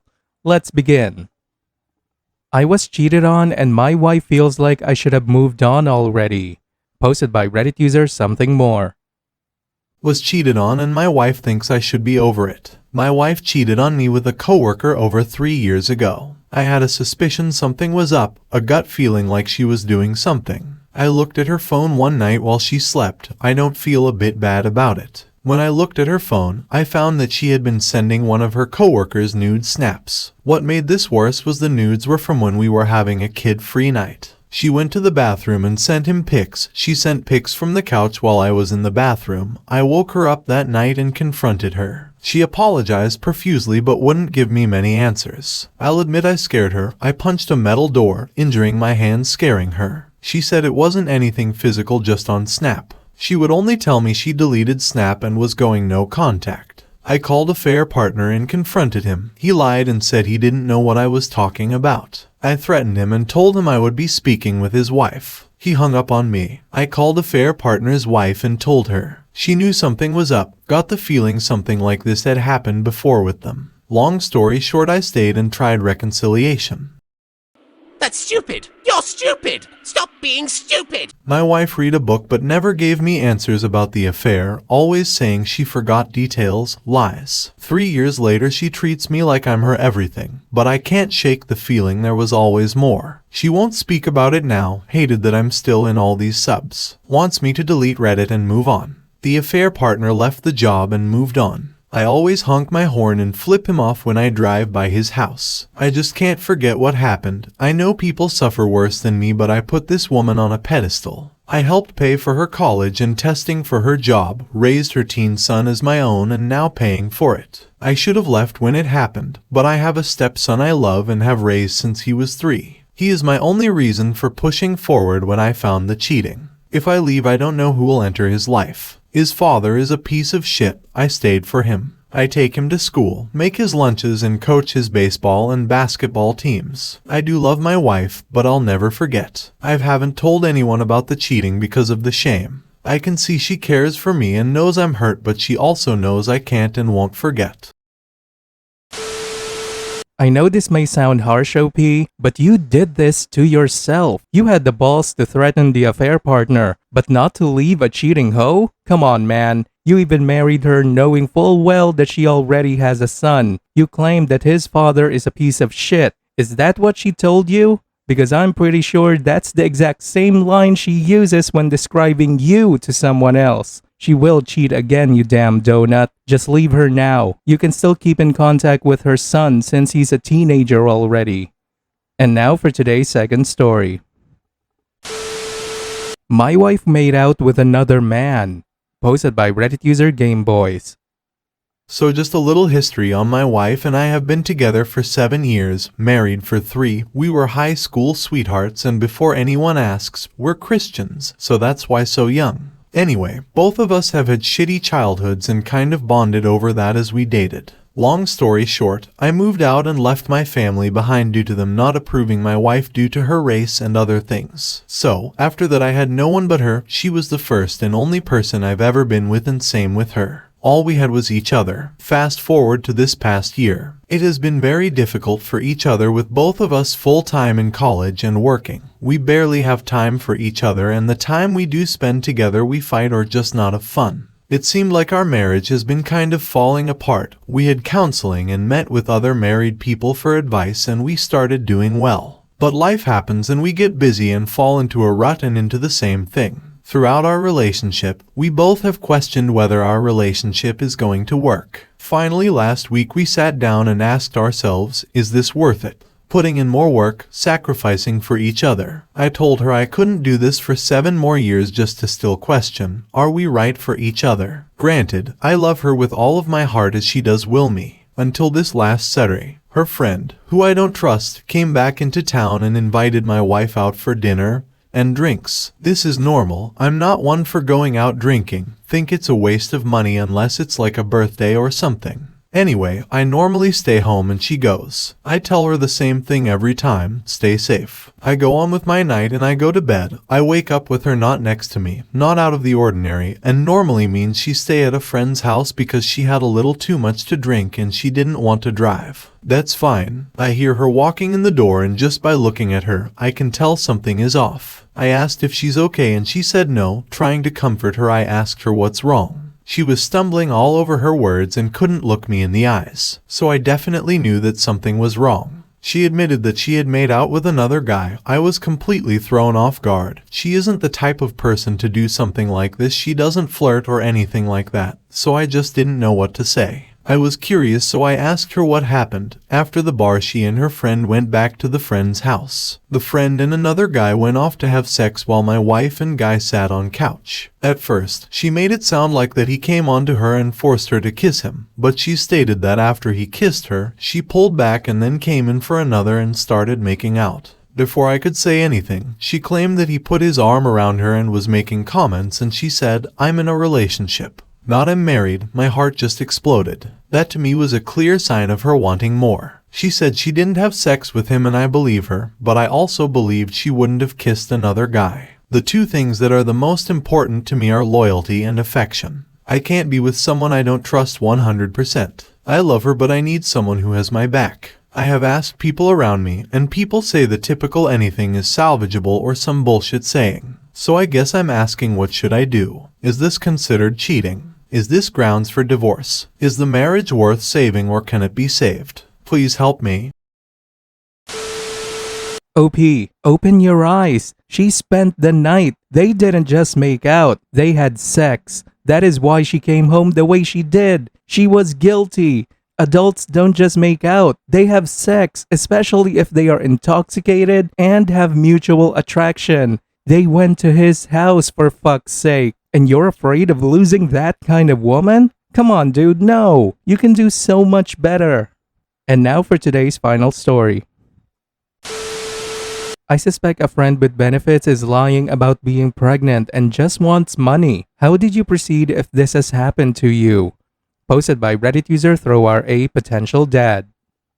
For the sake of the story, this person will simply be known as Sarah. I met Sarah at the start of August, and all the times we hooked up, 2 times, were on the 27th of August and the 30th of August. I don't really mind using specific dates since I know she's not the kind of person who would use Reddit. The first time, we didn't use protection, but I did purchase Plan B that same night for her along with a 3-pack of tests. She had video called me before she was going to take it. I didn't ask her to, but I figured it was to ease any concern I might have had, maybe. But she did step off from the view of the camera to take it. Not strange on its own, I acknowledge. The other time, I did use a condom, but there's a chance she might have slipped it off. Still conjecture, and I don't have solid proof. I suspect that because after the second time we had sex, I realized I didn't have my condom on when I went to lay down. She mentioned to me that she threw it away because it was full. Mind you, we were both smoking weed at the time, so I wasn't in a clear state. When I laid down, I realized I didn't have it on, and I think she realized that I realized. So she said she threw it away because it was full. I recently asked her about this interaction, and she swore by her story that it was stuck inside her, so she threw it away. When I asked her, I detailed out all the times we had sex, when I got the Plan B for her, and about the time we did use a condom. She tells me that I forgot we had sex without a condom the first time, but I'm not sure why she would say that when I just mentioned to her that I already knew that about the first time. After this, I cut things off with her because she had been calling me love. At one point she told me that her daughter, who she had with a toxic partner, now in prison, had said something about how she finally found a real man. This doesn't seem like a 6-year-old thing to say. She became quite a pester, so I said my piece and we left amicably. On September 24th, she tells me she's pregnant, that she doesn't want to keep it, and she sends me a picture of a pregnancy test. It's not a picture of her holding it, but it was just a picture of it on a bed. I immediately offered to take her to an abortion clinic to at least get the consultation or whatever done, and she tells me she's just going to go to the emergency room. Why she would go to the emergency room, I'm not quite sure. She did say she was feeling sick, so there is that.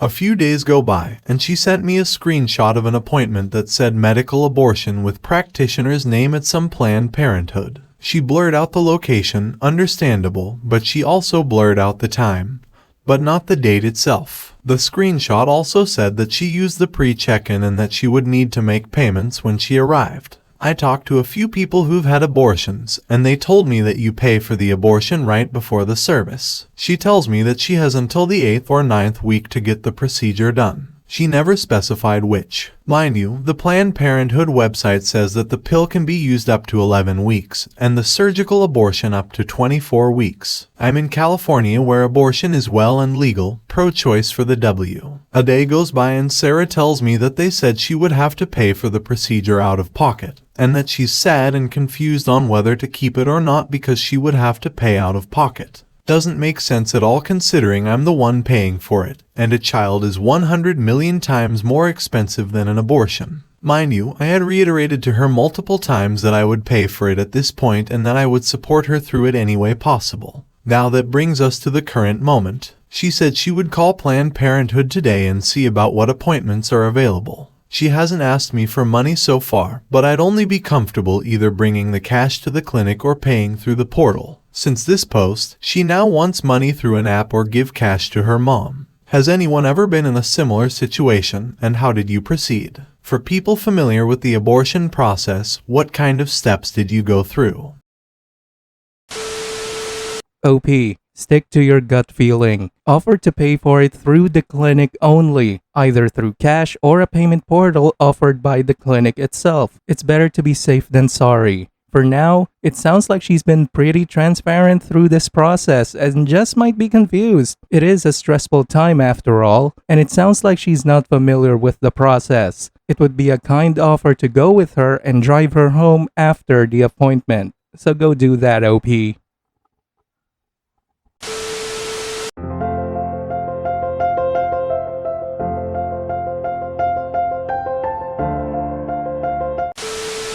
Hey there, ladies and gentlemen, and welcome back. I'm your host, PattSun, and today we're gonna be taking a look at r/true off my chest, where OP's wife said one of the most painful things a man could ever hear. Let's begin. My girlfriend and her family hates me because she took Plan B.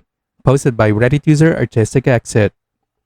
Before I write this, I 100% understand I should have been more careful and take responsibility for what happened. My girlfriend of about 3 years has a way higher sex drive than me. A little into a year of our relationship, she started asking if I wanted to have sex without condoms and just pull out. I agreed, but felt terrible after the first month about the anxiety and asked her if it's okay I use condoms again. She didn't exactly say no, but she started telling me that I'm too anxious all the time. She knows her body better than me and got very upset at me. Whenever I would try to bring in a condom before sex after this, she would always repeat the same stuff to push me away from using it.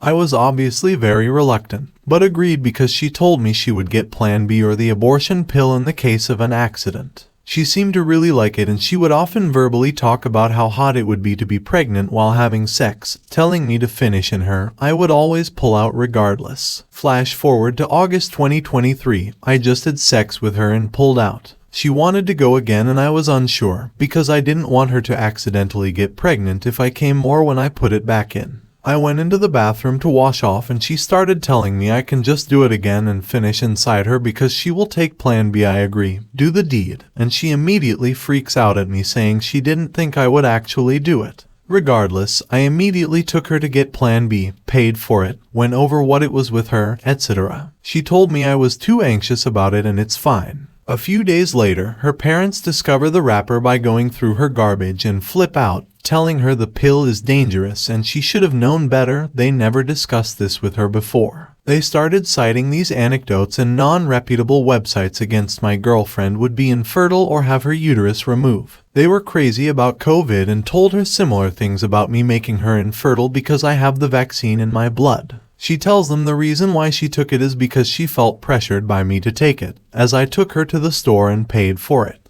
She calls me after to tell me that she should have ended our relationship long ago and she can't believe I would have given her this. She's mad I gave her the pill, not that I finished inside. Her parents told her it would have been safer to get an abortion. I say okay, and later that night she texts me wanting to talk and apologizing, saying that the hormones made her that way. At the same time, she tells me we can't see each other in person for a while because her parents will kick her out. 1 month passed and just yesterday, I saw her for the first time. She is tracked by her parents, so I basically just have to walk around her neighborhood with her. Within 5 minutes of seeing me, she looks at her phone, sees her mom approaching our location, and without explaining starts running. Afterwards, I'm talking to her and basically saying, I really don't think getting you the pill was wrong and nothing was communicated to me about you not wanting to take it. I don't feel comfortable being treated by her family in this way as well. She then tells me that her parents have been having her test different therapists so they can find one appropriate for her to let go of me, and that it was my fault she had to take the pill anyways, so I don't have a right to play victim.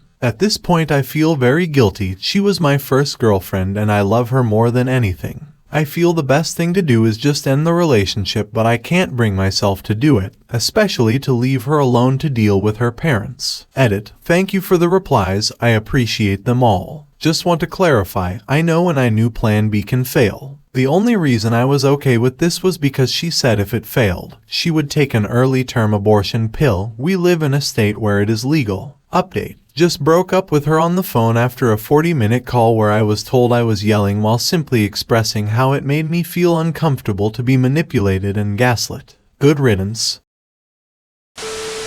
Now for OP's full update. Following my previous post, I decided to break up with my girlfriend. It didn't go well and she took it very harshly. Things ended with me basically hanging up and telling her to look for someone else. The following day, the father calls me and tells me he knows what I did and that there were 2 assaults, one when we had sex and I finished and another when I bought her the Plan B pill. He told me he is going to press charges if I ever contact her again in any way. I also have a situation, not mentioned in the previous post, where her mother is in the same office as me. While she is technically my manager, I mainly work for someone more senior than her who likes me and I'm unsure of how this will play out. I'm not only scared but heartbroken. I want to tell her what the father told me to prove to her that her parents are not acting in the best way, but at the same time I am terrified that she may tell them and then I have to face false allegations against me. In addition, I'm worried about my job situation and just feel like a mess. I have a small Instagram account with like 5 followers. I am considering getting the message to her through a story post, but I'm scared of even that spiraling into something else. Update. I have taken everyone's advice and chosen to cut contact. In terms of work, I have a one-on-one meeting with her mother tomorrow. I plan on recording audio with my phone just in case, legal where I live. If she tries anything unprofessional, I will immediately go to HR. Otherwise, I feel it is probably best to let sleeping dogs lie.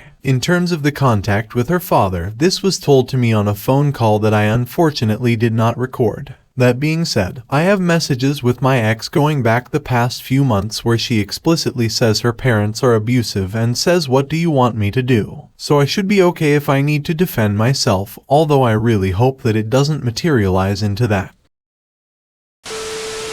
OP, I definitely agree with cutting them off entirely. This girl and her family are dangerous. Document, date, and screenshot everything that has happened. Even copy what you wrote here and include dates and even more information if you have it. If her family continues to harass you, keep documenting and file for a restraining order. It's best to protect yourself from crazy people. And now for today's second story. My wife said I'm not our daughter's father.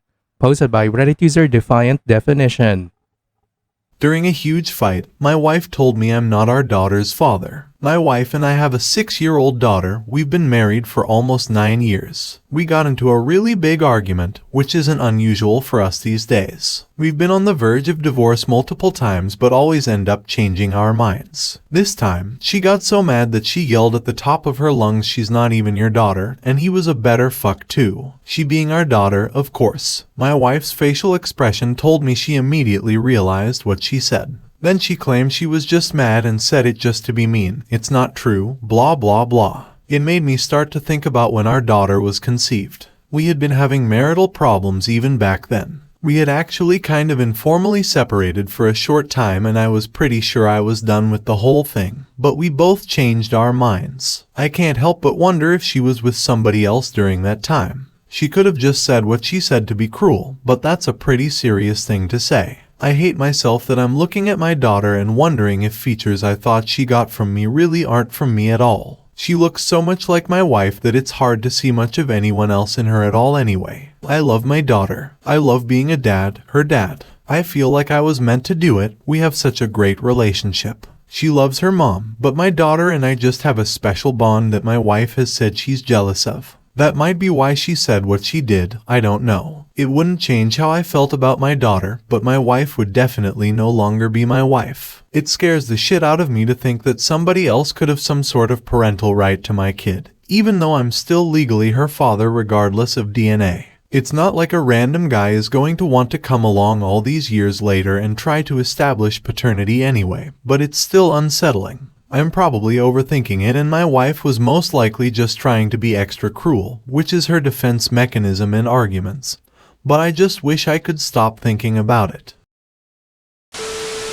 And now for OP's update. Some of you may have read my original post regarding my wife screaming that I wasn't our daughter's father during a recent argument. I got some great advice, plus some crazy advice. My inbox has blown up with people messaging me to offer advice, suggestions, and encouragement. I realized that even though a large part of me really didn't want to know if she was telling the truth, I had to find out for the sake of my daughter. If I wasn't her biological father, theirs was just too great of a chance that she'd accidentally find out one day via an ancestry test or whatever new technology they have 15 years from now that she might want to do for fun. I wouldn't want her to find out that way. It was also important to know just to protect both of us in a legal sense. I had to know just to be prepared. I haven't shared this update here until now because my original post had so much traffic, and who knows who might have been looking at it. I bought an at-home test from the store and she just thinks it was a COVID test that was done in the mouth. She's had to take COVID tests before, so it wasn't a big deal to her at all. They offer sample process tracking, plus guarantee results online in 2 days once the samples arrive at their lab. Sure enough, the results were available within 48 hours of when the samples arrived. She's my daughter. She was always going to be my daughter, but biologically she's mine. I don't think I've ever felt so relieved by a test result in my life. The more I thought about it, after sharing my story here, the more I really began to believe that my wife's statement went beyond just trying to hurt me. She was definitely trying to hurt me to my core when she said it. But I started to feel pretty certain that she had slept with somebody else around the time our daughter was conceived. And she either didn't know who the father really was or had believed for our daughter's entire life that I wasn't her biological father. My wife wasn't informed that I had done the test. I pretended like I had totally dropped the issue regarding what she said to me. I confronted her today. Our daughter went to a sleepover, so I knew it was really the only time I'd have anytime soon. I definitely didn't want our daughter to be home when I informed my wife about what I'd done. So, I told her a white lie. I showed her the test box, had my online account pulled up on my phone, but not close enough to her that she could see results. I told her that we needed to talk about what she said about me not hiring our daughter's father, that it really hurt me and I couldn't get over it, and that I'd done a DNA test. Her panic was obvious. In that moment I knew she hadn't just made the statement to hurt me, there was something behind it. I told her that our daughter wasn't mine and I wanted to know who the hell she slept with during that time. Did he know he had a kid? How long had she known about this, and did she know that it was considered paternity fraud? She started crying and was obviously so stunned by all of this that she didn't even ask me to see the actual test results. She should have demanded that, because she would have easily been able to see that I was bluffing. I at least would have got satisfaction from scaring her, and essentially having proof for myself that she had been with somebody else and had at least believed that there was a good chance my daughter wasn't biologically mine. No, she told me who she slept with, begged for my forgiveness, begged me not to tell him about any of it, told me what a great father I am and that I'm the only man she wants to be the father of our daughter, told me she'd do anything as long as I swore to never tell this other guy the truth. This other guy is somebody who I grew up with and was friends with. I haven't talked to him in years now. At the time that our marriage was on the rocks and our daughter was conceived, I had been hanging out with him and a few other buddies pretty regularly. She supposedly couldn't stand him. He seemed to be acting like a good supportive friend to me during that time. He was a friend, but never the type of guy I'd want my sister or a good female friend who I actually respected to ever go out with. He was really good looking and he knew it, cocky, arrogant, but women loved him. He's slept with God knows how many women and has contracted a few STD that I was aware of over the years. After my wife and I found out she was pregnant and our relationship greatly improved for some time, I stopped associating with him. She couldn't stand him and he started to annoy me. He's married now with 2 kids who are younger than my daughter. I've heard from other people that he's cheated on his wife and also developed a drug problem. I stay far away from him, and although he's tried reaching out, I've kept my distance because I just don't respect the guy and think he's a scumbag. They had sex a few times after she found out I went on a date with another woman. She says she was so hurt by what I did, and although she hadn't planned to sleep with him, he convinced her to do it. She claims she didn't enjoy it and she's felt disgusted about it ever since. She felt pretty sure that he was our daughter's biological father this entire time, but never wanted him involved in our lives or for him to have any rights or access whatsoever to our daughter. She told me she'd do anything, including an amicable divorce, giving me full access to our daughter, letting me keep our house, and not asking for any support. If I just agree to be our daughter's father and to never say a word to the slimy piece of shit she thought produced our kid. I told her the truth after that. I could have continued to hold it over her head, but why? She's mad that I lied to her. I did lie, but she thought she had been lying to me about our daughter's paternity for 6+ years, so I call that even. In the end, she ended up sobbing out of relief for several minutes straight, and we hugged while she cried. But I don't forgive any of what she's done. Now I'm going to get a full panel of STI tests next week. I'm terrified to know where his penis has been. It's practically been in about every hole in our entire town, not to mention the entire college campus where he went to school. I've heard plenty of the stories. He's a fucking bastard, and I'm sad to say that he was revived after his last supposed overdose last year. Editing to add that yes, my wife and I were informally separated at the time that I went on one date, and she subsequently had sex with this guy. We didn't actually agree to see other people, but I told her I was done with our marriage, and in my mind it was over. We were still living together and sleeping in the same bed, so the lines were sort of fuzzy. I went on a date and it was a pretty innocent date. I didn't sleep with the woman or anything like that. My wife found out and went ballistic, screaming, chasing me down at work, calling me cold-hearted and saying, "Who does that? Who does that?" She was really upset, devastated, begged me to be with her again and to not divorce her. OP, you fucking donut. You should have never told her the truth until you got primary custody, the house, no alimony, and signed divorce papers. Now, just to be spiteful, she will make your life a living hell and make it a very, very difficult divorce. You fucking idiot.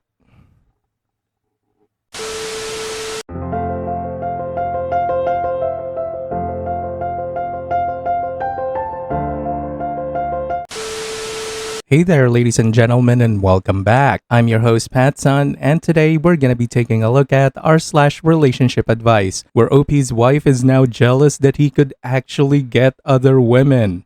Let's begin. I found out my wife slept with 4 of my friends previously, then bragged about it. Posted by Reddit user Jimmy's Man. Okay fellas, this one has me struggling. Current facts. Been married mostly happily for nearly 15 years, have 2 kids. Past facts. I grew up in a small town in a conservative and religious home, so was taught relationships and sex was intended to be for more serious relationships or marriage. I didn't date anybody while in high school, was choosing to wait to have sex until marriage. I was a charismatic, tall, and attractive man by the world's standards. Didn't kiss a girl till 19. Met my future wife at the end of college for me in her junior year, we'll call her Katie. She was also from another small town about 10 miles away from me. She came from a good old Midwest farm family who were hardworking and lived in the country. Took her out on a date and we hit it off. It started to become apparent that things were looking like we could be very compatible in our communication, viewpoints, life, goals, etc. She knew my background, including choices I made around relationships and sex. We ended up having the conversation around past relationships and sexual partners that I think is fairly common for younger people in their early 20s. She opened up that she had had one boyfriend long-term through high school who broke her heart after they ended her freshman year in college. She learned a lot but was heartbroken, so didn't date anybody for another year trying to get over him, and then dated one other guy seriously in college before I met her junior year. She communicated to me that she had been with those two guys but viewed sex in a manner that it was reserved for only serious relationships. Although she had been having sex with both of them and wasn't trying to wait for marriage like I was okay with this because her views matched up enough with what I was looking for and had been doing myself. She specifically communicated she's never had any one-night stands or friend with benefits, and that mattered to me with my views, etc. I accepted all that information and never brought it up again. Then a few months later, we're at her brother's house hanging out with a bunch of mutual friends, and a couple of the guys and I are joking around drinking some beers. And one of the guys makes a comment about another friend of mine, John, in the group we were chilling with, having been with my girlfriend. We joked and I just chalked it up to guys being guys, but it made me wonder. So I simply asked her that night, is there anything I need to know about you and John, being he is a friend of ours? And she said no, that's just them trying to get under your skin. So I shrugged it off. I ended up proposing later that fall. Then a few months later, another one of my friends tells me that he's surprised that Katie and I hang out with Scott, a different friend of mine and hers, being he is pretty sure Scott and my now fiancé used to hook up. So now, my natural alarm bells as a guy go off more, as this is the second individual that has been brought up to me by another friend who wanted me to not be unaware. That was not originally what my wife had disclosed.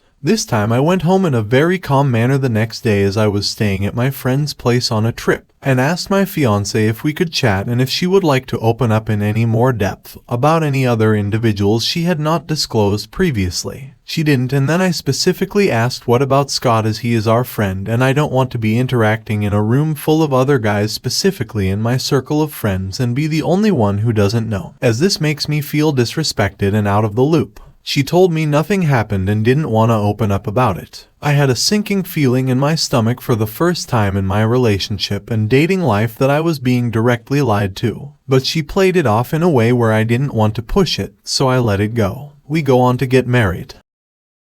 That's stupid! You're stupid! Stop being stupid! Fast forward to current day. We're chatting and joking like married couples do, and we're talking about things that are sexually related. Specifically talking about a man's size, as there was some men's health article on average size, etc. I am bigger than average and have always had to be careful with my wife to warm her up. Side note, now I will say we had a few rocky times as of late. That is not uncommon with couples to go through, even ones that are happily married. Apparently she was mad at me at that moment, but I didn't know, cause well, I guess I am clueless dude. All of a sudden, out of nowhere in this conversation about the men's health article and average size and how I am different, she just blurts out, looking at me with some spite in her eyes, and says, well, you should know you're not my biggest D I've ever been with, so don't be too proud of yourself. This caught me by surprise, both in why she was saying it and because that was totally news to me. She had self-volunteered to me previously in my relationship with her over the last 15 years. That was a title that I had held. I never asked for your information. So I just stood there in the bathroom flabbergasted. I brought it up to her a couple days later and said we needed to talk. Real talk. She explains to me that yes, she had fucked my friend, and goes on to say he stretched her out in a way I never have with his girthy D. Ouch. Sensorbine!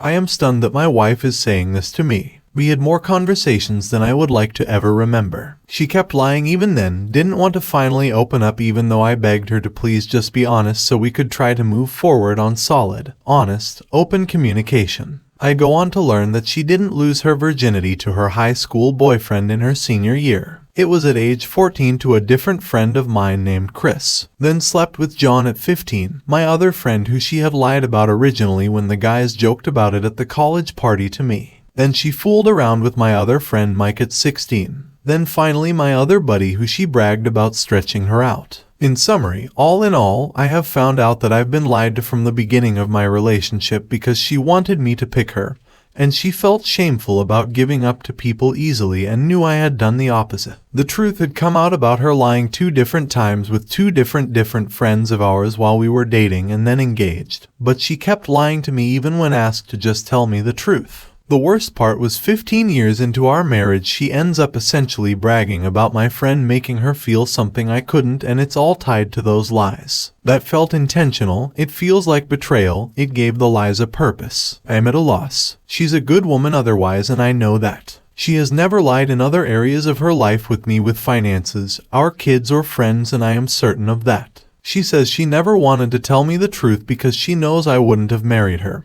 And she was deeply ashamed of her past by starting to have sex in a very young age, and the one-night stands and flings she had with people that were dating her in high school. But had I known that she had started having sex at 14, had slept with several people in my circle of friends, and that she had had several one-night stands, knowing that that's something I hadn't done and that she didn't make those guys work for it, it has cheapened our relationship. She wanted me to pick her, and she was falling in love with me. I get it. I was falling in love with her, but I also feel like I was falling in love with part of the image she created of herself and who believed she was, and how she had carried herself as a woman in our small town community. That mattered to me. Of course, it wasn't the only thing that mattered, but it was one of the things that mattered because I had walked the talk and made tough decisions. I didn't do those things. Not that they are even bad. It's bad to pretend you are something you're not to a person who you know cares. It was important for me to find someone that was at least similar to me. To be clear, I didn't have the views that I needed to find some virgin girl. But I did want a woman who wanted to be honest with me and at least treated sex as if it was meant for more serious relationships, as that's what I was doing.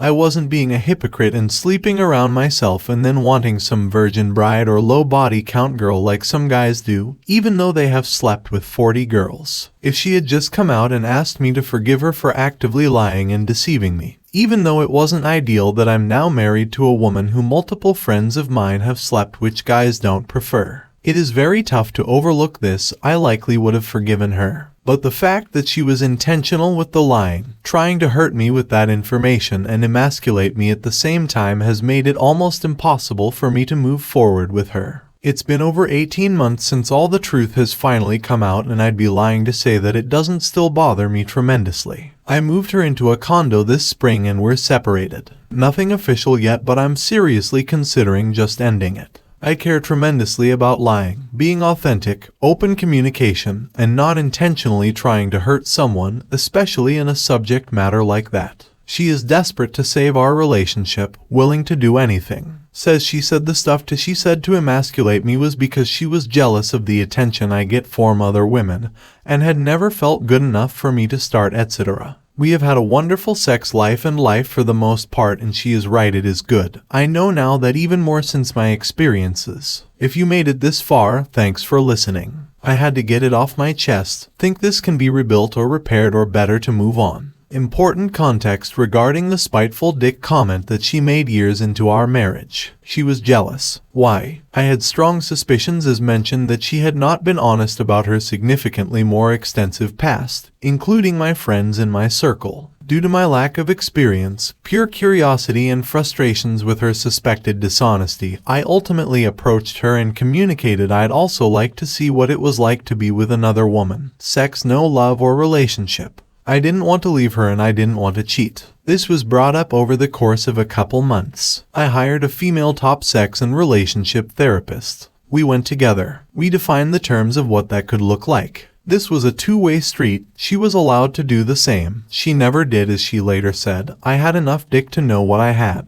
She agreed, although somewhat hesitantly, but she did feel like she owed me this as she knew her lies. She never did say anything from her lying past at the therapist. Communicated and open, no secrets though from me. Found a woman who knew I was married, but agreed to it knowing that it was purely sex and a new experience for me. There were two women like that over the course of a couple years, and things were going perfectly great. Until she saw a Snapchat. It was from my current partner, and it said, "Sorry, I wasn't able to handle you better last time. I've bought a bigger dildo to make that possible so I can prep for you." Naturally, that's not a great text for your wife to read, as it gave her visuals and context of who this woman was. She didn't know her, different, larger town, even though it wasn't a surprise to her that I had another woman and that was her experience with me, but it made her super jealous. Understandably, we discussed it because I could tell she was off. I thought we put it to bed. Confirmed that I had zero desire to leave her, and this is exactly what we had agreed to stay openly communicating about it.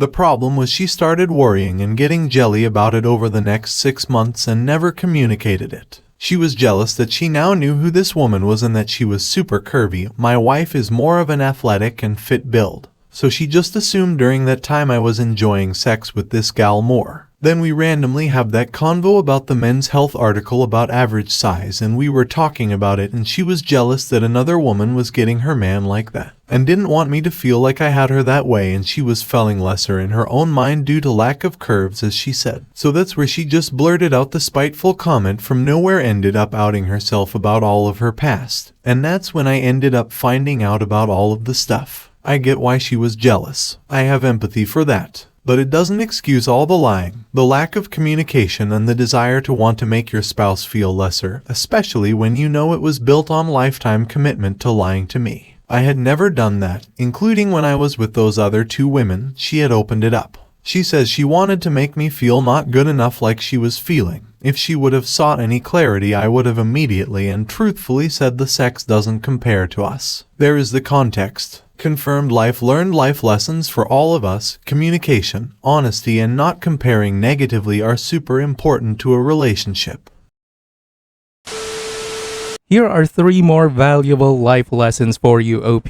1. Never ever tolerate disrespect. 2. If everyone around you is warning you about a girl, you listen. And 3. Open relationships are not gonna fix anything. It will only destroy whatever self-respect you have left, which is already not a lot based on what you told on this post. OP, why the hell are you still with this woman? Haven't you learned anything at all? You could have dodged this entire situation if you just listened to the warnings of the people around you. Why didn't you dodge? Instead, you went ahead and married the town bicycle and got played like an absolute buffoon. Congratulations. Get your kids DNA tested.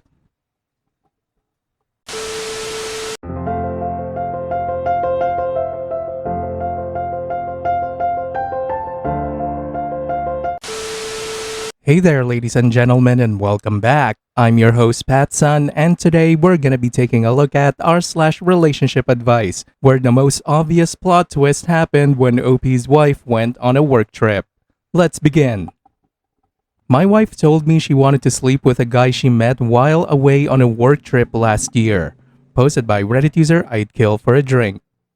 Last year, my wife went on a 2-week training trip to another state. We've been married for 10 years. It was her first time traveling alone to a new place, and I had done this several times a year during our marriage. Similar careers. You get to know the people in training with you and often go out at the end of the day to get to know each other, break the ice, and just enjoy a new place without the stresses back home. I encouraged her to do so while I took care of our 2 toddlers at home. My wife sat me down today and said she had something to talk about. She starts by saying, "While I didn't physically cheat on you, I feel I emotionally did," and goes on to explain that on the last night of her training, the class went out for dinner and then for drinks at a local brewery. Nothing wrong with that. However, one of the guys in her class put his hand on her knee, probably easier for her to say than it actually being her thigh, under the table and left it there for maybe 4 to 5 minutes. She said that was the extent of it. The next day, before they all left to go back home, she told him that she didn't appreciate it, and that she shouldn't have let him do that. He also has a wife and 2 kids. I asked her if she slept with him and the answer was no. I asked her if she wanted to and she said, "At the time I did because it was nice getting the attention. But I feel ashamed of it." She said the whole group went back to the hotel together and hung out in the lobby for a while playing cards. Afterwards, everyone left and it was just her and him. She said it was awkward and they left after about 5 minutes. Both were in the elevator together, but she got off on her floor and he stayed on to go to his. That's the end of the night, as she says. We have had some rough points in our marriage, but never has infidelity been a problem. I am fairly certain she didn't sleep with this guy and has never cheated on me. She is one of the most wholesome people I know, and secrets really don't come naturally to her. I was the first person she ever slept with 12 years ago, and we have sex more often than most couples our age with kids, statistically speaking. She is very sexual with me and would probably have sex every day, but I don't have the same drive as her, which does mean I turn her down sometimes. I want to move on from this because it feels like a bad judgment call in a moment, but her saying she wanted to sleep with him, but wouldn't have let it go any further feels off. It's possible she's just being overly honest about thinking of someone else sexually, but feels like betrayal in her mind. She said she's talked with her counselor about it and I asked what he said. He told her she's human and learn from it. Do I just forgive her and thank her for telling me and try to move on, or is this the start of some serious issues? What else should I ask her, or should I leave it alone? OP, I have read and covered so many of these kinds of situations over the years that it's so obvious looking from the outside in. You are being trickled truth. Something has happened that forced her to tell you, and she is putting her story out there before the rest comes. She and the other guy are shit human beings because they are both married and cheating on their spouses. I would tell their HR and be preparing for divorce if I were you. And now for today's second story. I can't have children and my wife doesn't want to adopt. Posted by a deleted Reddit account. TLDR, my dream is to be a father, but I'm sterile. I want to adopt, but my wife is against it and I was adopted. She wants to undergo artificial insemination, but I'm against it. I'll share a bit of my personal story to help you understand the whole situation. I was abandoned by my biological parents when I was very young and was adopted when I was 8 years old. My adoptive parents were wonderful to me and I have a brother who is the biological child of my adoptive parents, 3 years older than me. I believe that being abandoned had a profound impact on me, and I've always had a strong desire to be a father and have children. I met my wife when I was 19 and she was 18. I have always been open with her about my history, providing all the details, and I made it clear that my dream was to have a family with more than one child. She also expressed a desire to have a family and this was never an issue. We got married and it's been about 2 years since we decided it was time to have our first child. We started trying but she didn't get pregnant, so we sought medical advice to understand if there was any issue. It was then that I found out I'm sterile and my wife doesn't have any medical problems. I was devastated, but since I myself was adopted, I saw adoption as the ideal solution. I suggested to my wife that we should adopt, but she was against it. She cited reasons that are, in reality, based on prejudices against foster kids. I was deeply saddened by this because when you talk about one of those children, you're also talking about me. We've had many discussions, but I haven't been able to change her prejudiced views. On the other hand, she proposed that we should undergo artificial insemination with an anonymous donor. I disagreed with this because it would cost a lot of money and I feel it's unfair to act so selfishly when there are thousands of children waiting to be adopted. Our marriage is going through a serious crisis because of this. I can't comprehend how she can hold such opinions about adoption while being married to me. I'd appreciate any suggestions on how to change her mind. I've seriously considered separation because being a father is the dream of my life. However, I still love my wife. Would separating over this issue be too extreme? I'm really lost. Edit. I forgot an extremely important point when I wrote. My wife said that if we had a child through artificial insemination, we would be the biological parents, even though I'm not the biological father. I completely disagreed with that. I believe we need to be as honest as possible with the child. And now for OP's update. When I wrote the previous post, I knew my relationship was over and it was as if I wanted a stranger on the internet to come up with some brilliant idea that could save my marriage. This Saturday, I talked to my wife and we decided that it's best for us to break up. I loved her a lot and I'm sure she loved me too. I think I chose my words poorly in the other post and left out important information, so I'll explain in more detail what led to the separation. I've never been against biological children because we're all biological children of someone. However, I've always been against spending money to have biological children. If we're going to spend money, I believe it's more fair to spend it on adoption since there are thousands of children wanting a home. This isn't a new position of mine, but for some reason, in these 9 years of our relationship, dating plus marriage, my ex-wife and I never discussed this. When I found out I couldn't have children naturally, I told my wife that I wanted to adopt. She then mentioned there were methods for us to still have biological children, mainly in vitro fertilization. So I explained my stance on the matter to her. She even had consultations on her own, tried to convince me, until she came to the conclusion that artificial insemination would be the best option since being biologically related wasn't as important to me and the costs would be much lower. That's when our discussion on the topic escalated. She saw that I wouldn't budge, so she started saying extremely negative things about children who are up for adoption. She said things like these children are problematic, which is why their biological parents don't want them, that these problems can't be solved with love, care, and psychological support, and that most of these children will end up drug users or simply have no future. I felt personally offended because I myself was a child abandoned by my parents, and when I told her that, she simply said I was an exception. I feel that her saying these things is like a black person being married to a racist. I feel that if she had known from the beginning that I was a child who was abandoned, she wouldn't have wanted to be in a relationship with me. I feel that she would hate me without even knowing me. Furthermore, she has the right to be a biological mother and I was taking that right away from her, which was also extremely unfair of me. For these reasons, I ended our relationship. Unfortunately, in the previous post, many people also made prejudiced comments about children and the adoption process. The adoption process is not traumatic. It's the process of being abandoned by biological parents, the waiting to be adopted, and many other things that can be traumatic. I understand those who say that children have traumas, but please, give them a chance. They're not to blame for what happened to them. I know not everyone is ready to adopt, but at least don't speak ill of the process or discourage those who want to adopt. I was adopted at an older age than the average, graduated from college, and never caused any trouble for my parents. Of course, I have my personal issues, but I don't think I ever caused any problems for my parents because of them. The happiest day of my life was the day I was adopted. I remember that day every day.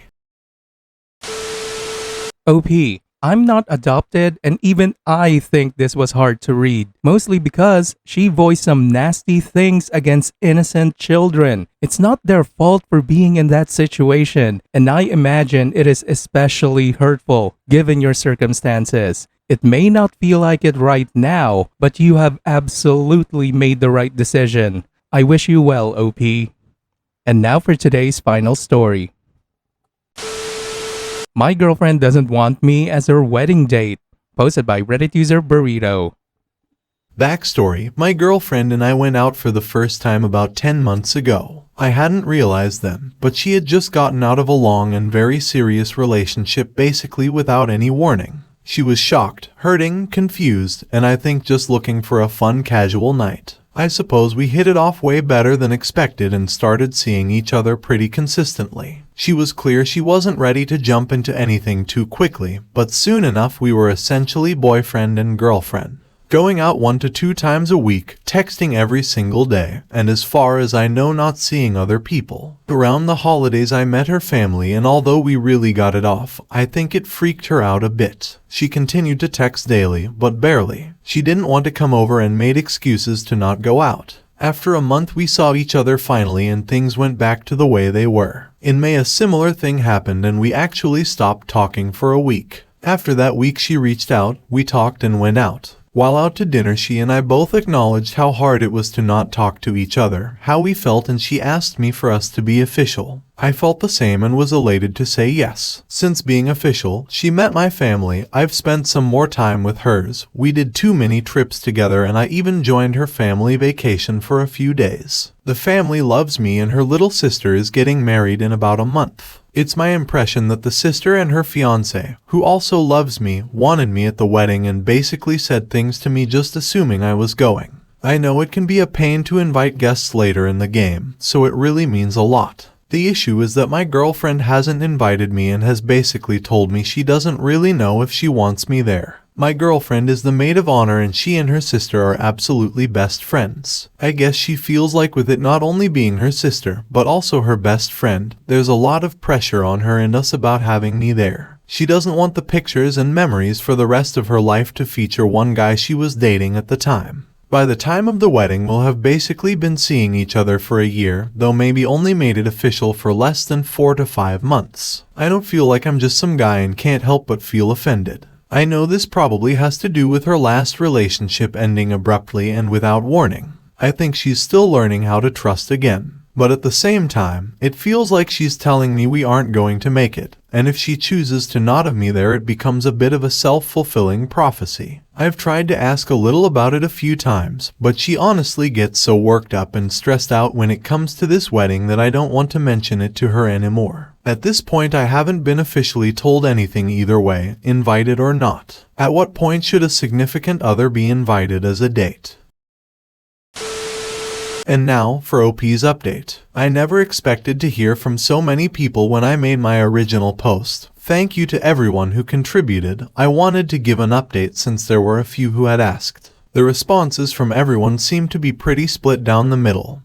Half of you saw this as a huge red flag and suggested I end everything, while the other half thought it was okay and the best thing I could do for my girlfriend was to just support her. Being that everything else in our relationship seemed to be going so well, I wasn't going to end things over this. My next decision was to also not approach the subject again. She had gotten so stressed out the last time that I didn't see how bringing it up again could help the situation. If she was still teetering on what to do, I wanted to let her make the decision on her own, not sway her based on what I wanted. People suggested I find a way to enjoy the weekend on my own or with friends. Well, what do you know, there's a big barbecue festival in the city my friend lives in. Everyone knows the best way to distract a man with swirling thoughts is through meat.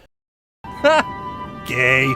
Well, yesterday that all changed because she asked me to go as her date. She apologized for being so late about it, but she described going through what a lot of you had written. She's helping a lot with this wedding and is under an enormous amount of stress. She wasn't sure about bringing me out of fear that it would be another thing she would have on her mind, where she wants all her focus on her sister. She says the way I've just been supporting her lately made her realize she won't need to worry about me. Yes, I probably won't even get to talk to her until dinner. No, I won't know too many people since all her family I'm close with will be at one of the wedding parties. However, I'm important to her and she wants me there with her regardless. She apologized for the last conversation, making it sound like I was just some guy that she was worried about having in pictures. She argued jokingly that it wasn't exactly how she said it, but neither of us can remember the exact verbiage anyways. She was also really appreciative that I haven't been pressuring or nagging her about this and let her come to her own decision. The fact that I gave her space on the subject, yet continued to support her, was what made her realize how much she wanted me there. So thank you all. Almost all the responses I'd received were genuine and much appreciated.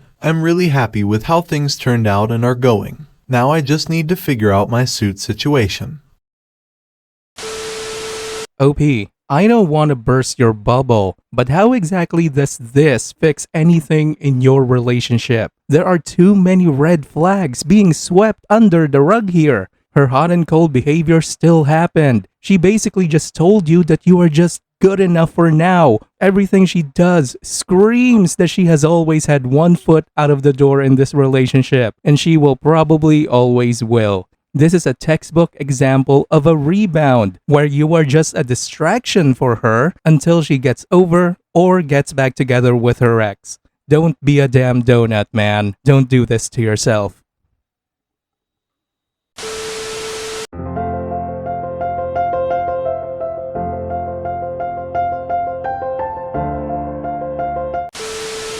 Hey there, ladies and gentlemen, and welcome back. I'm your host, PattSun, and today we're gonna be taking a look at r/relationships, where OP's wife was actively stalking her ex-boyfriend. Let's begin. My wife of 5 years is still stalking her ex-boyfriend on Facebook, whom she broke up with 8 years ago. Said the reason was curiosity and felt guilty about how they ended. Posted by Reddit user Deshul. Hello, a few days ago I stumbled on my wife's Facebook searches on her ex-boyfriend. We have been married for 5 years plus, have a toddler son. She broke up with her ex-boyfriend of 2.5 years 8 years ago. She had told me in the past that this ex-boyfriend was the longest relationship she had and one that she loved the most. The reason they broke up was because he did something wrong and went to jail for it. She couldn't wait 4 years for him. I always had feelings that she was still into him despite her assurance. When I saw the search on him on her Facebook, she lied at first, telling me because her colleague wanted to see, but that lie was quickly seen through and she admitted it was herself. Then I asked her how many times have she searched on him since his release from prison 2 years ago. She told me this was the first time. Again, she was lying, and I was able to make her admit it wasn't the first or the second time. It was more frequent, but I couldn't figure out the frequency of it. Her reasoning was she was being nosy, curious about how he's doing, and she felt that she had let him down in the past by leaving him at the most vulnerable days of his life, so she checked him out and make sure he's doing fine. Despite not being friends on Facebook, she can only merely see 1 or 2 profile pics and not any updates, etc., which makes my blood boil thinking that she's interested in these 1 to 2 pics of him. I have been in a long relationship of 6 years with another girlfriend. I know wholeheartedly how it is to stalk someone in the grieving stage of breakup, to accept it, to not giving a single shit anymore, and I know when you stop giving a single fuck for a person, you don't even have the thoughts of checking them out on Facebook or Instagram. Apparently, there is some residue left in my wife's heart. But again, I want to be fair to her and would like to know what others think about it. TLDR, wife of 5 years checking out ex-boyfriend on Facebook whom she broke off with 8 years ago. Lied 2 times when confronted. Thanks. To add, she was also in a very sensitive position towards that one ex-girlfriend of 6 years that I had. Always asking if I am looking her up on Facebook, thinking about her, etc. Yet, she did it herself on her ex-boyfriend behind my back is really disappointing.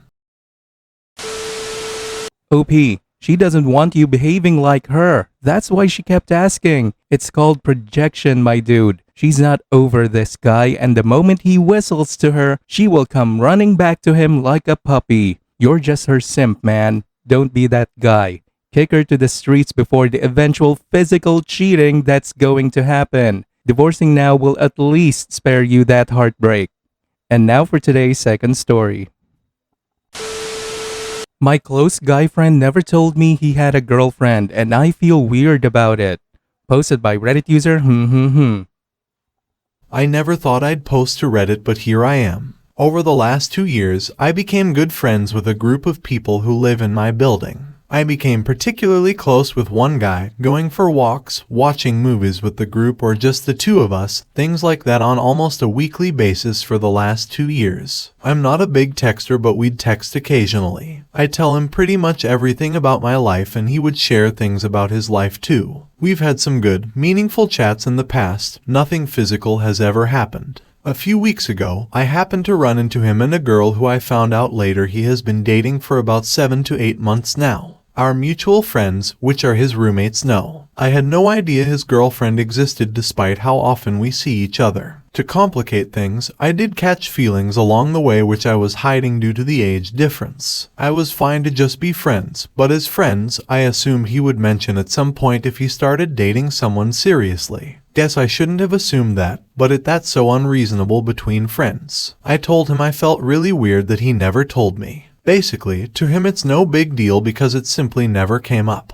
But I can't shake the feeling that it was intentionally not brought up. He'd sometimes tell me about plans he had with friends over the weekend. I went here and did this with so-and-so this weekend, but never once did he ever mention doing anything with, or even the existence of, a girlfriend. He says his girlfriend already knew about me though. I find myself questioning our friendship. I can only think of a couple reasons why he never told me. Either our friendship was way more one-sided than I thought, he says it wasn't, or maybe he caught on that I caught feelings and used me for attention. Neither one of them feels good and I am really struggling with it. I feel awkward, embarrassed, and also too awkward to hang around our mutual friends, and certainly not ready to hang out with his girlfriend. I kind of feel like a fool, I guess. I guess I'm just looking for an outside perspective on whether I'm overthinking this, or if it does seem intentional, and what other reasons there could be that I'm not considering. I really want to believe our friendship was genuine and he wasn't using me for attention, but that's where my mind keeps ending up and I'm crushed. General words of encouragement would be great too. It really hurts. Please be kind in any replies, and if you do reply, please know that I appreciate you. Thanks, TLDR. My close guy friend for the last 2 years never told me he has had a girlfriend for the last 7 months, and I feel like it might have been intentional. I suspect he knows I caught feelings and didn't tell me because he liked the attention. I am sad and looking for perspective. OP, my guess is that he didn't mention it because he was enjoying the attention and thought that if you knew he was in a relationship, you would naturally pull back. I don't think you're overthinking this. I find it unbelievable that his girlfriend wouldn't have come up in the 7 months of weekly hangouts where he's discussing plans and stuff he did with his friends. Another theory of mine is that he's keeping you around just in case things doesn't work out with his girlfriend. He wants someone as his backup plan. Either way, it's still a shitty move. I wouldn't continue this friendship if I were you. And now for today's final story. Am I the asshole for refusing to help my stepdaughter with her baby? Posted by Reddit user Late Satisfaction. I married my husband Sam 5 years ago. Sam always knew I did not want to have children of my own and he was fine with it. He has a daughter, Lee. His wife died when Lee was 10 years old and I met him when she was 15. I didn't meet her till after a year of dating. She was a sweet young adult and we got along great. I did not move in with Sam till Lee left for college though. Lee got pregnant last year. Her boyfriend did not want to keep the baby, but she wanted to keep it. He broke up with her. Lee moved back in with us because she could not afford her lifestyle without him. She worked as a teacher and he was the breadwinner. I had concerns about how she was going to raise a child on a teacher's salary by herself. I suggested getting him to pay child support. She did not want that. Sam thought I should stay out of it. Fine, but once she had the baby around 4 months back, Lee seemed to realize having a baby is not the sunshine and rainbows she thought it was. She barely got any sleep during the last 4 months, all the while Sam was helping her with the baby while I did almost all chores myself. Now her leave is ending. She did not want to leave baby at daycare or with a nanny. Sam and I both work as well. She asked if I could stay home with the baby. I said no. First, it is not my baby and I never wanted to raise a child. Second, I have work. She asked Sam, who asked me to do it instead. I refused, stating the reasons again. Sam couldn't stay home because he earned more than me and covered more bills. I asked why Lee can't stay home with the baby herself. She said how she was young and had to build a career. I said many people take breaks to raise kids and she broke down crying about how she was so tired all the time being a mom and she needed something else in her life too. Sam feels bad for her and thinks we should help her. I suggested she pay for nanny with her income, but Lee doesn't want strangers looking after her baby. Both of them are pressuring me to stay home with baby so she can go to work. I am standing firm on my decision. Lee said yesterday how she wished her mom was alive since she would have had her back. She said I didn't love her and my husband is also mad at me. Am I the asshole for refusing to help my stepdaughter with her baby? And now for OP's update. First of all, thank you for your support. I needed it more than I realized. Your replies, advice and suggestions gave me a lot to think about. I was taking this situation independently and not really seeing the whole picture. I had some tough conversations with my husband and stepdaughter. I showed my husband the post and replies. He was upset I posted about this in social media, but I convinced him it's anonymous and we would not have any ramifications. The sad truth is, even with overwhelming number of not the assholes, he refused to see the point. He accepts I have always been true about my boundaries, but he still needs me to step up and help out more. Be more understanding. I realize the fact is he sees his daughter as his baby girl and me as the adult in this situation. So he needs me to act like an adult and support the child. I tried to make him realize she is not a child. She made her own decisions and she needs to be an adult. He says I won't get how a parent would feel and he needs to be there for her. I realized his long-term plan is to keep supporting her as long as he can and she wants it.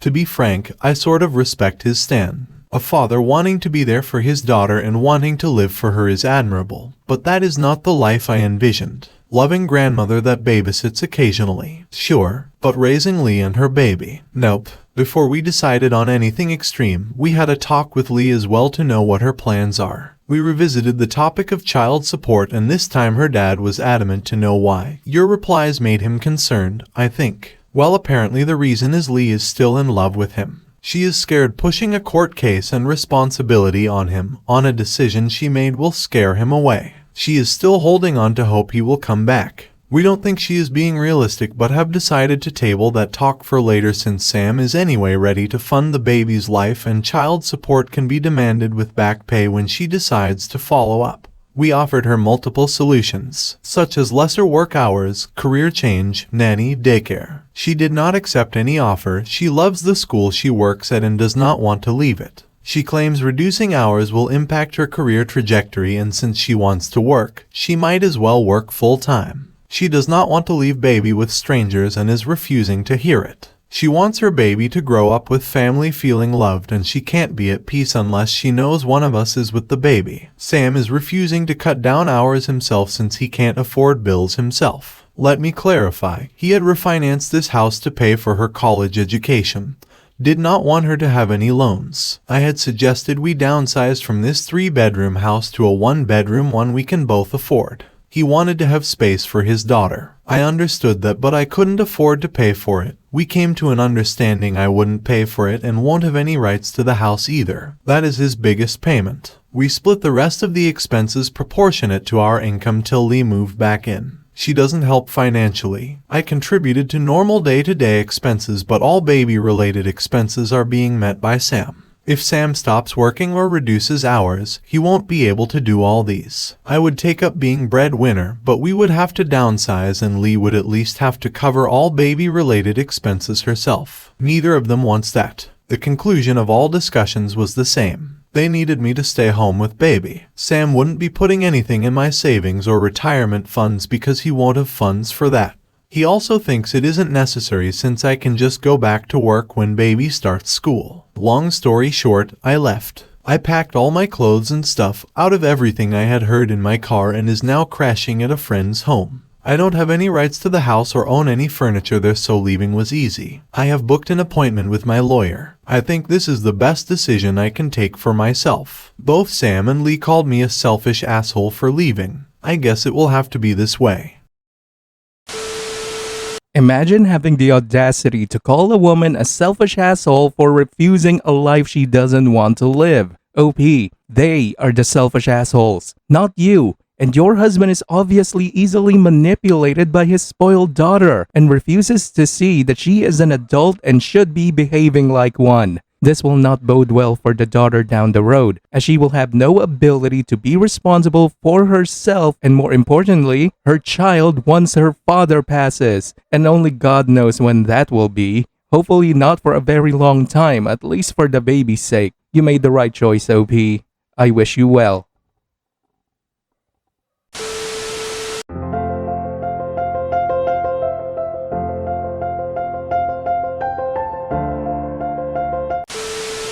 Hey there, ladies and gentlemen, and welcome back. I'm your host, PattSun, and today we're gonna be taking a look at r/SurvivingInfidelity, where OP's girlfriend is so obviously having an affair. Let's begin. My girlfriend of 2 years is having an emotional affair and has no idea. Posted by Reddit user LowCitron. I really need support or advice about this because we are at the brink of a breakup. I'll go through why, but this is essentially my breaking point. 2-year relationship, talked about marriage, kids, lifelong loving, etc. Good relationship and definitely love each other. I've not been the best boyfriend the last few months, haven't made her feel loved or cherished, and I admit that. I had to deal with a pretty solid masturbation addiction, and now I actually have the space and energy to go. I had a massive switch go off in my head about how I should change these things, and I have been working on it. This is connected to why I think this is happening. Girlfriend all of a sudden starts talking to a colleague more than 3 months ago. He's 10 plus years older and has a wife and child. They seem very happy and the guy is a good guy. I believe this is completely one way. All of a sudden, they are messaging nonstop for hours. Paragraphs and paragraphs of messages for 4 hours at a time. They are so invested in talking that the messages are read as soon as they are sent. I don't care about her talking to guys, she has plenty of guy friends, but this was odd. I mentioned that this was a bit weird, and of course, I got that he's married. We're just good friends, he gets me. But she relented and agreed it was too much and slowed it down. For probably a day. She would then start to hide her phone when talking to him, and this process would repeat 4 or 5 times in which we would argue about it. And it would turn into an everything argument. On her birthday, I treated her to a lunch that cost around £300, a lot of money for me, and she had booked a piercing close to the time, so she had to leave early, something I planned for a month. Later that day we were meeting her friends and that guy for beer and wings. Bearing in mind I've spoken about this guy at length multiple times, she chose to get up from her seat and sit next to him and talk to him the whole night. Literally completely turning their bodies toward each other the whole night until she realized. We had a massive argument that night, the worst we ever had, and we had a talk 2 days later about breaking up. Now we both love each other and I've accepted what I need to do for it to work. I had already started taking the steps, just hadn't explained it to her. I like to show and do the things rather than say it first. But in this scenario, she doesn't think she has things to work on. I've told her that I think the best thing for the relationship is for her to stop talking to him, which she doesn't want to do. I believe they can be friends, but they have to put boundaries in, which I don't think she's able to do honestly. We decided that I'm going to move out for a few months, which both of us had suggested and is a very mutual decision. But with me not being there, I think there's only going to be more messages. I've explained and asked her to read up on emotional affairs and she thinks she understands where I'm coming from. But she genuinely, and I believe this, doesn't think anything is wrong with this. It doesn't help that she has a friend agreeing with her, but they don't know how much and often they talk, and the fact she hides it from me and still does it. She did it today. We both have deal breakers in the next couple months, but I'm at my wit's end and feel like I'm being ganged up on by her friends and her parents when they don't know the extent of it. I'm probably just going to ramble here, but any thoughts? Please and please not, bro, just dump her, lol. Well, sir, if you're having a problem with our customer support, you can call 1-800-EAT-A-DICK. I 100% know it's an emotional affair in an early stage and she has no idea. Clarifying, not having a break, just moving out. There are reasons for this and we both came up with idea. We essentially had building works in the flat and it was too much. Saw each other 24/7 and it got a bit much. I want to move out to get some space and a less codependent routine. I appreciate everyone's input. Thank you. I had another argument tonight and I told her this friendship or our relationship. Went into a massive argument, of course, and no one wants to be that guy. But 100% had to put the foot down. Think she knew it was coming since it was an argument. I've given her the chance to think or talk it out. Either way, I'll know, and I know after hearing from you guys that I'm not crazy. Thank you. If there isn't a complete drop of contact, the relationship will be over and already seeing the upside. OP, if you sincerely believe that she loves you, then you are a fool. She is definitely fucking this guy. Even more so now that you moved out. You really need to speak to the coworker's wife to let her know what's going on. Even if you split with your girlfriend, his wife deserves to know what her husband is up to. Don't forget to inform HR as well. And now for today's second story. I threw a low blow at my wife and now she is barely talking to me. Posted by Reddit user ThrowRA456723.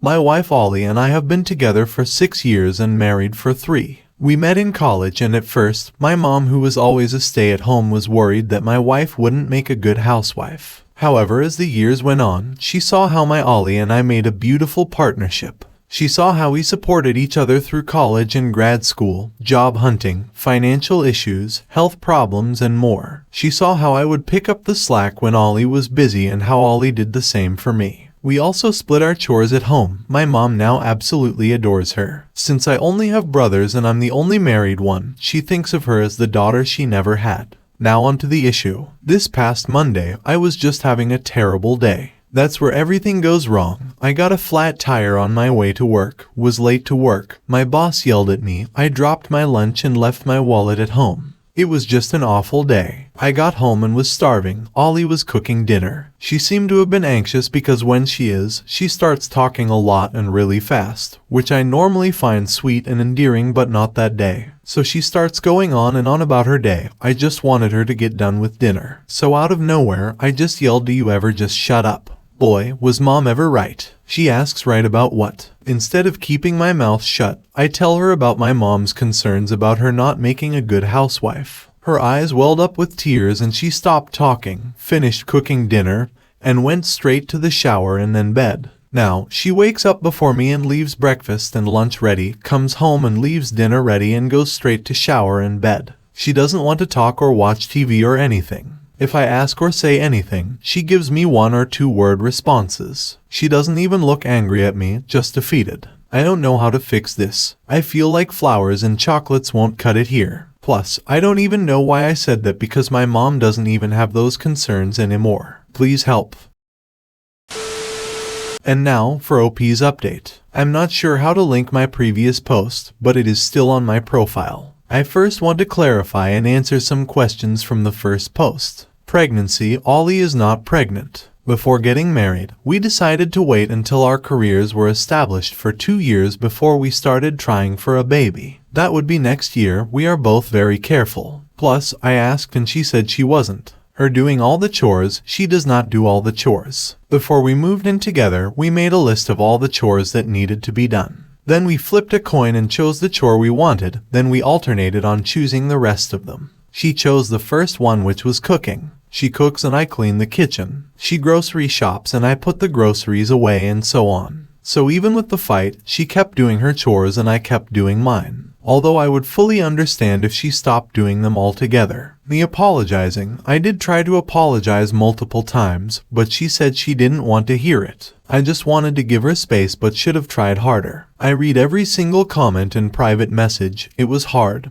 but I asked for advice. I 1000% got what I deserved. Now on to what I've done to begin fixing this mess I've made. As some of you suggested, I wrote a heartfelt letter explaining myself and sincerely apologizing and begging her to speak to me whenever she felt comfortable. She said she would go to the guest room and I said no, that I would go there because this fight was entirely my fault and would only return if and when she allowed me or felt comfortable. I called my mom and let her know what I did. She rightfully tore me a new one and then came by the next day with some gifts for Ollie. She apologized for ever feeling that way and assured her that she didn't feel that way now, that she truly loves her like a daughter. They spoke more, but I wasn't privy to that conversation. As some of you suggested, I made an appointment with a counselor so I can learn how to properly deal with my anger and not lash out at innocent people. On Reddit's suggestion as well, I printed out a list of marriage counselors in the area who accept our health insurance. I gave her the list and said that if she's willing to go with me, all she has to do is choose a name and I'll do all the legwork. She said she's willing to go and she chose a name. She works in the mental health field and chose someone who is reputable in our area. She already sees her own therapist and is working through this with her, I assume. I was able to talk to her and she said she was really hurt by what I said.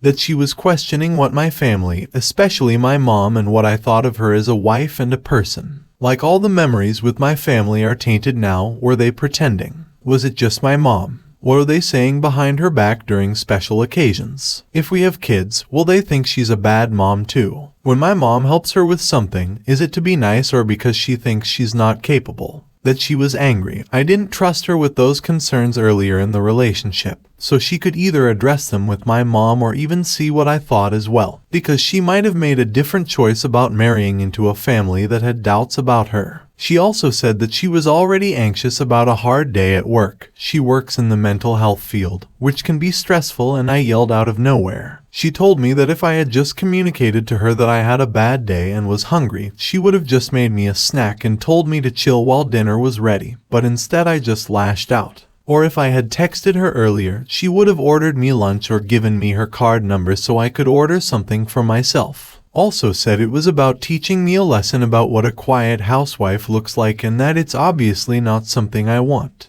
And that if it is, she's obviously not someone I'm going to get it from. So, to make a choice about what I want, I told her I just want to be with her. I don't want a housewife, I want her as my partner for the rest of our lives. I just felt like a complete ass because I just had to communicate and she would have been there for me. I had no right to hurt her. She was a partner and I was a dick. As you guys also suggested, I have been taking over her chores as well as I can because my cooking is definitely not as good as hers and spoiling her with her favorite things and foods. I'm spoiling her even more than she spoils me since she loves giving little just because or thinking of you gifts and doing sweet things to make my life easier. I've also been doing things like drawing baths, serving her favorite juice she doesn't drink at all, lighting candles and playing her favorite crime podcast so she can relax when she comes home from work. She even asked me to join her on the last bath. She said she was glad we were working on things. No promises, but we'll keep working together and see what happens. I obviously fucked up here. I'm still trying to fix it and I'm hopeful. It's not all unicorns and rainbows, but I'm going to do whatever it takes to repair, and rebuild what I ruined. If it ends up not working, then I'll know it's because I was a big ass who didn't properly communicate and didn't keep his mouth shut. OP, you colossal asshole. The way you speedran the destruction of your marriage with just a couple of phrases was actually quite impressive. Well, at least you knew that you fucked up and now you're taking responsibility. I hope this works out well for you, and I hope that you truly learned your lesson.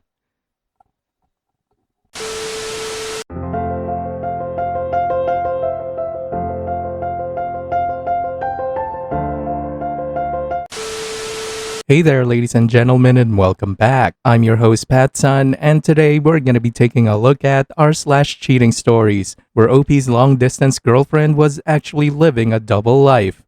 Let's begin.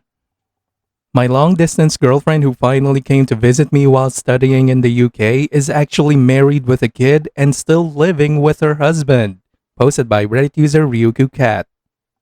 I found out 2 days ago that my girlfriend, who apparently lived by herself, which is what she told me for the last 6 months, actually still lives with her husband and sleeps next to him. While she was here, she made me feel like I was the only person in her life, acted very caring towards me, and told me that she had never been in love like this before. When she returned home, I received a message from an unknown number, which turned out to be her husband, telling me that I need to leave her life forever. She had to come home and told him she wanted a divorce, and he had obviously got the number off of her phone as he figured it out. I obviously contacted her about this, and she told me that he wasn't telling the truth and that he's twisting the truth just because he has feelings for her still, and that he is most definitely an ex. I'm confused as to why she was so stupid to continue to lie. He sent me videos of their apartment which contained photos of them together, his clothes and belongings, her bags from traveling, etc. I'm still in shock. I am a disabled person with a lot of mental health problems, and I guess I was clearly blind and stupid.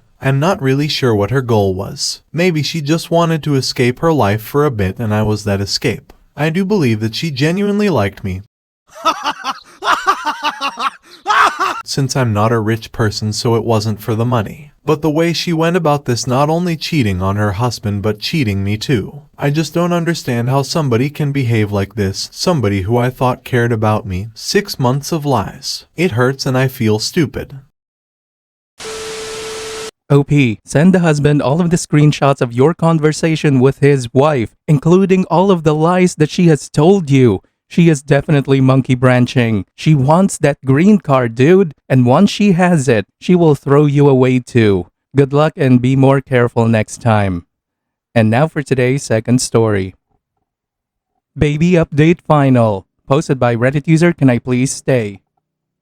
My husband of 7 years and I are expecting a baby, but he's lost almost all excitement and it's breaking my heart. He's always wanted to be a daddy from the day we started dating, but I have a long-term chronic illness, so we made sure this little baby was very planned and we had everything set up to help me face the challenges that come with a harder pregnancy. At first he was so excited, falling asleep with his hand on my tummy and just genuinely over the moon, but then I started to get sick. All that love and excitement turned to fear and he blames himself. I kept trying to tell him that I knew all of this could happen before we started trying, and I made the choice to go through with this. He keeps saying, if it's you or the baby, I'm saving you, I can't live without you, and you could have happily lived your life with a pack of dogs and me. This is my fault, and it just breaks my heart. He said pregnancy is meant to be a magical experience, and this is anything but magic. He's already planned to get a vasectomy and doesn't want another baby or to try again if this one doesn't make it. I know it hasn't been easy on him watching me get everything that could go wrong in a pregnancy go wrong for me, and I know he feels helpless, but I'm scared he's resenting our baby for putting me through this. I wish there was some way I could reassure him and get his excitement back. All I can do is let him help me in any way that makes him feel like he has some control, in a situation where no one can control what's going to happen next. I wish I wasn't sick, but that's just part of who I am, and he unfortunately fell in love with the sick girl. We're each other's whole world, and I hate that I can't give him the magical experience he wanted. I wish I was magic. Thanks for letting me get that off my chest. Now for OP's first P-date. So I had a chat with my husband like a lot of you suggested, and I think we both feel a little bit better. He told me how excited he is and that he loves our little baby already so much. It's just hard for him to see the love of his life struggle. He believes once the baby and I are all clear and I'm making a full recovery, all that fear and anxiety will go away. He apologized for worrying me because he's worried about me and explained it's just hard because he sees me at my most vulnerable when it's too much and I can't hide how hard it is. I explained to him how even very healthy people can have a lot of problems during pregnancy, and that my body is doing far better than we expected. Our medical team is really happy with where I am and how we are coping, and that I understand it's the unknown that's causing the anxiety. He seems a lot lighter now and we've really gotten to the root of his worries. Hopefully I can carry our little one full term, another 8 to 10 weeks, but if the worst happened, like I had a big flare-up that trigger early labor. Baby is at 30 weeks and has a large medical team ready for them at any given moment, so the odds are very in baby's favor. I did just want to address a few questions people have had to put your mind at ease. My condition isn't genetic, so the baby is perfectly healthy and we get scans and testing done to monitor him and me to make sure he's still happy swimming around in there. We have spoken to 3 specialists and done years of research before considering all options. One specialist suggested the hormones your body creates while pregnant could possibly reprogram my neural pathways and help my condition. It's a very slim chance,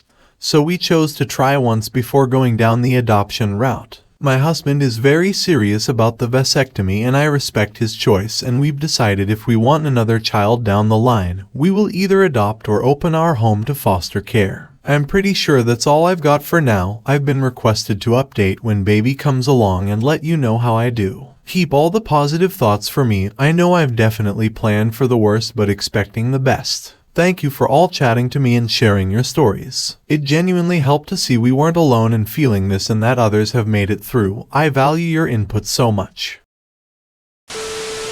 Now for OP's second update. I'm currently 31 weeks pregnant and my husband has been too scared to have sex with me. I'm high risk, so he sees me as completely fragile and hasn't had sex with me for weeks. Pregnancy hormones have made me twirly, so we have done other things, but I really miss the connection and intimacy of sex. We have such a good sex life, and so in a fit of pregnancy hormones I started crying, asking him to touch me. Now this man would bend over backward to make me happy, and make me happy he did. After my first climax he laid back ready to complete himself. Now this is where I might have fucked up. I climbed on top and it was good, like really good. Until the gush. I didn't think much about it at the time and went to sleep. It wasn't until 4 a.m. when I was still very wet that I thought, oh no, I might have fucked up. So now I'm sitting here waiting to be tested to see if sex with my husband was just really good or if he broke my waters. If the test comes back negative, he will never find out I was worried, or he won't touch me again until the baby arrives. I'm definitely going to be more careful and not get carried away on his magic ride.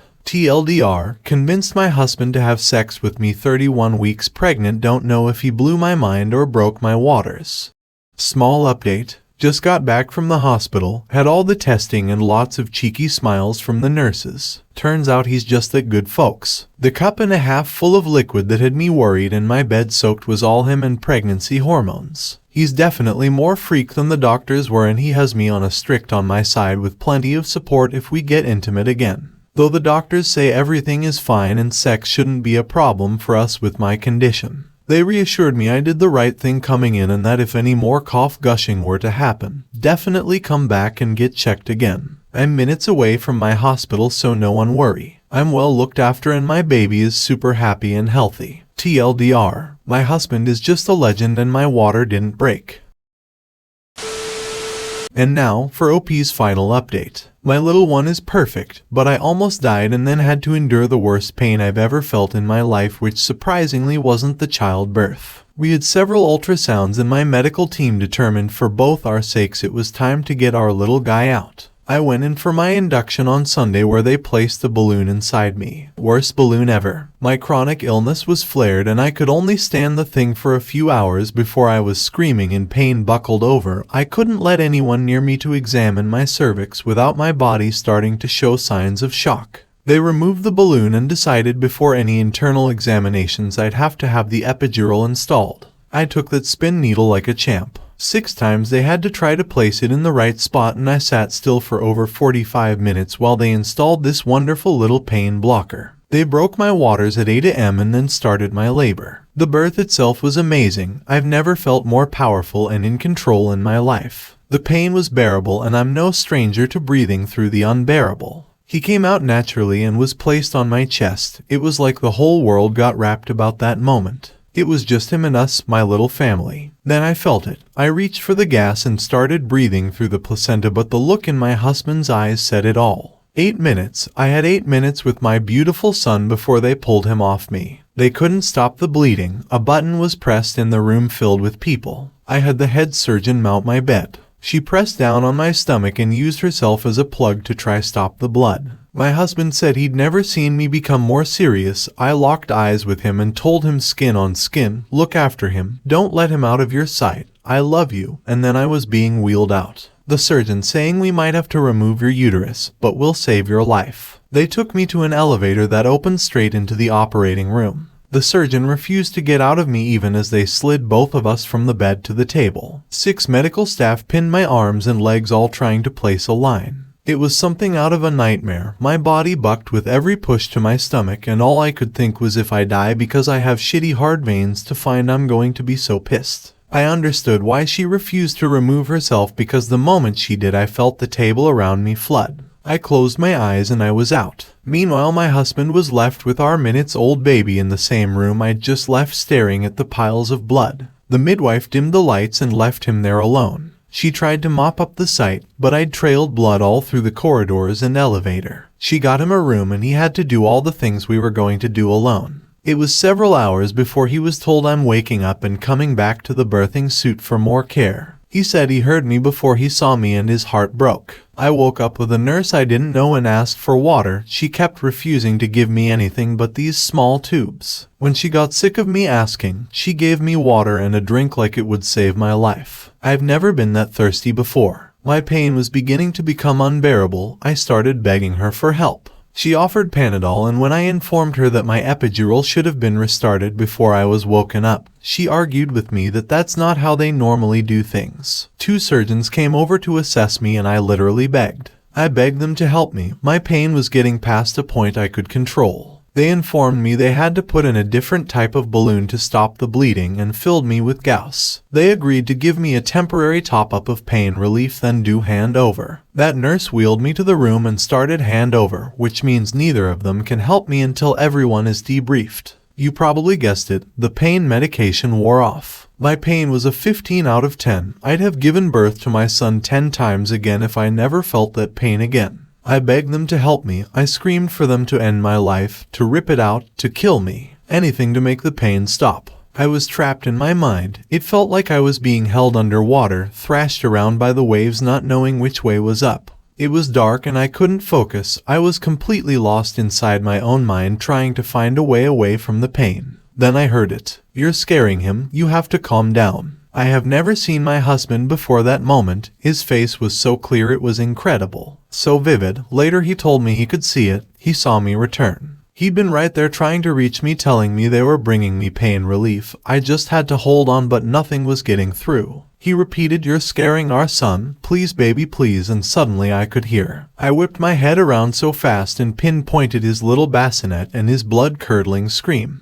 I shut up so quickly and focused on his little cries harder than I'd ever focused on anything. I quietly mumbled my pleas for help and my husband held my hand. The surgeons agreed to restart my epidural and I slumped. I'd lost most of my blood and had to get transfusions. I was in hospital for over a week. 80% of that I was paralyzed for. I had machines on my legs constantly moving the blood around for me. We removed 18 stickers from where they tried to get lines in for my blood and fluids. I'm black and blue still from everything, and I haven't been able to feed my own baby because of how much blood I lost. All that happened to us, but I can tell you I've never felt more love than I did for that perfect little person I made. He's healthy and happy and just the calmest little baby anyone's ever met. I'd go through hell for him and I'd do it with a smile. He's already taught me how strong I can be for him. He was able to find me when I was lost, thrashing, trying and failing to find a way from my own pain. My husband's traumatized and we are both seeking therapy to work through the entire experience. But he's such a good dad.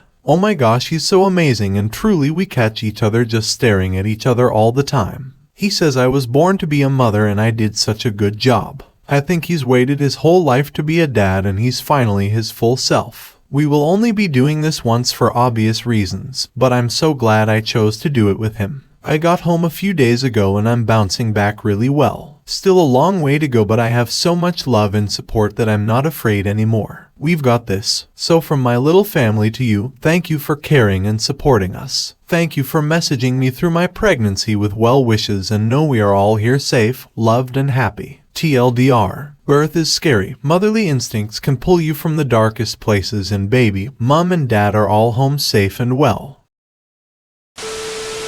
OP, I am so sorry that you went through all of that, but I am glad that you're making out of this okay. You did well, my friend. May God bless you and your wonderful family.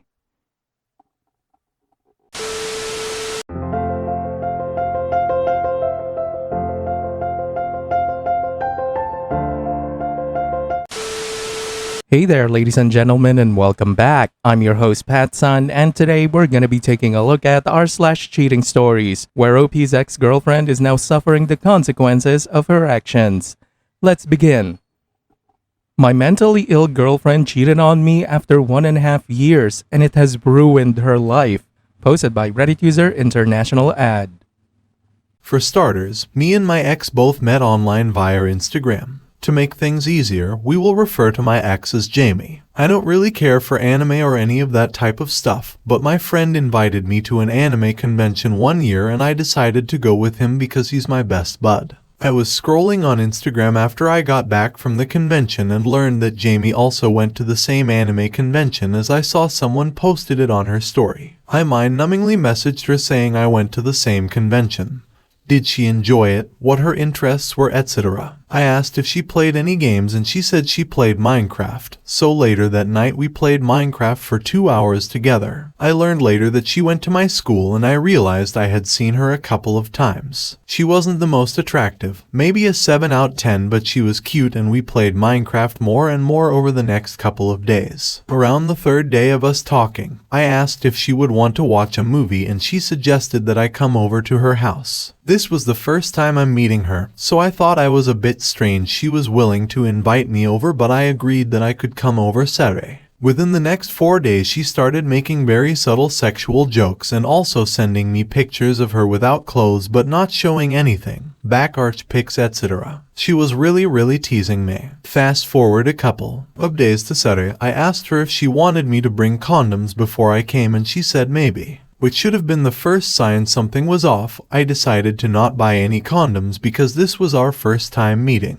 Also, if I haven't mentioned it yet at the time, I was a virgin. On Saturday when I got to her house, it was in the back alley of a Target. It was a 1-story house. She didn't have clean water in the house and overall, it was pretty beat up. When she came to the door, she looked shorter than I thought, but she looked cute, but it was a bit awkward. She invited me inside and showed me around and I noticed she had an old piano. I asked if I could play it and then I played some really pretty Minecraft music which she loved. She showed me to her room and put on a movie, and then when we were watching she started snuggling closer to me and even asked me if I wanted to put my arm around her. Overall, things were moving really smoothly. After the movie, I asked her if there was anything to eat and we ate a little snack. Then I went back to the piano to play some more songs for her. She was enjoying it and I told her my shoulder were sore from soccer practice. She offered to give me a massage, which surprised me, but I agreed. She led me to her room and then she asked if I wanted to take my shirt off. I said sure. In my head I was thinking, this is it. This is the day I get laid.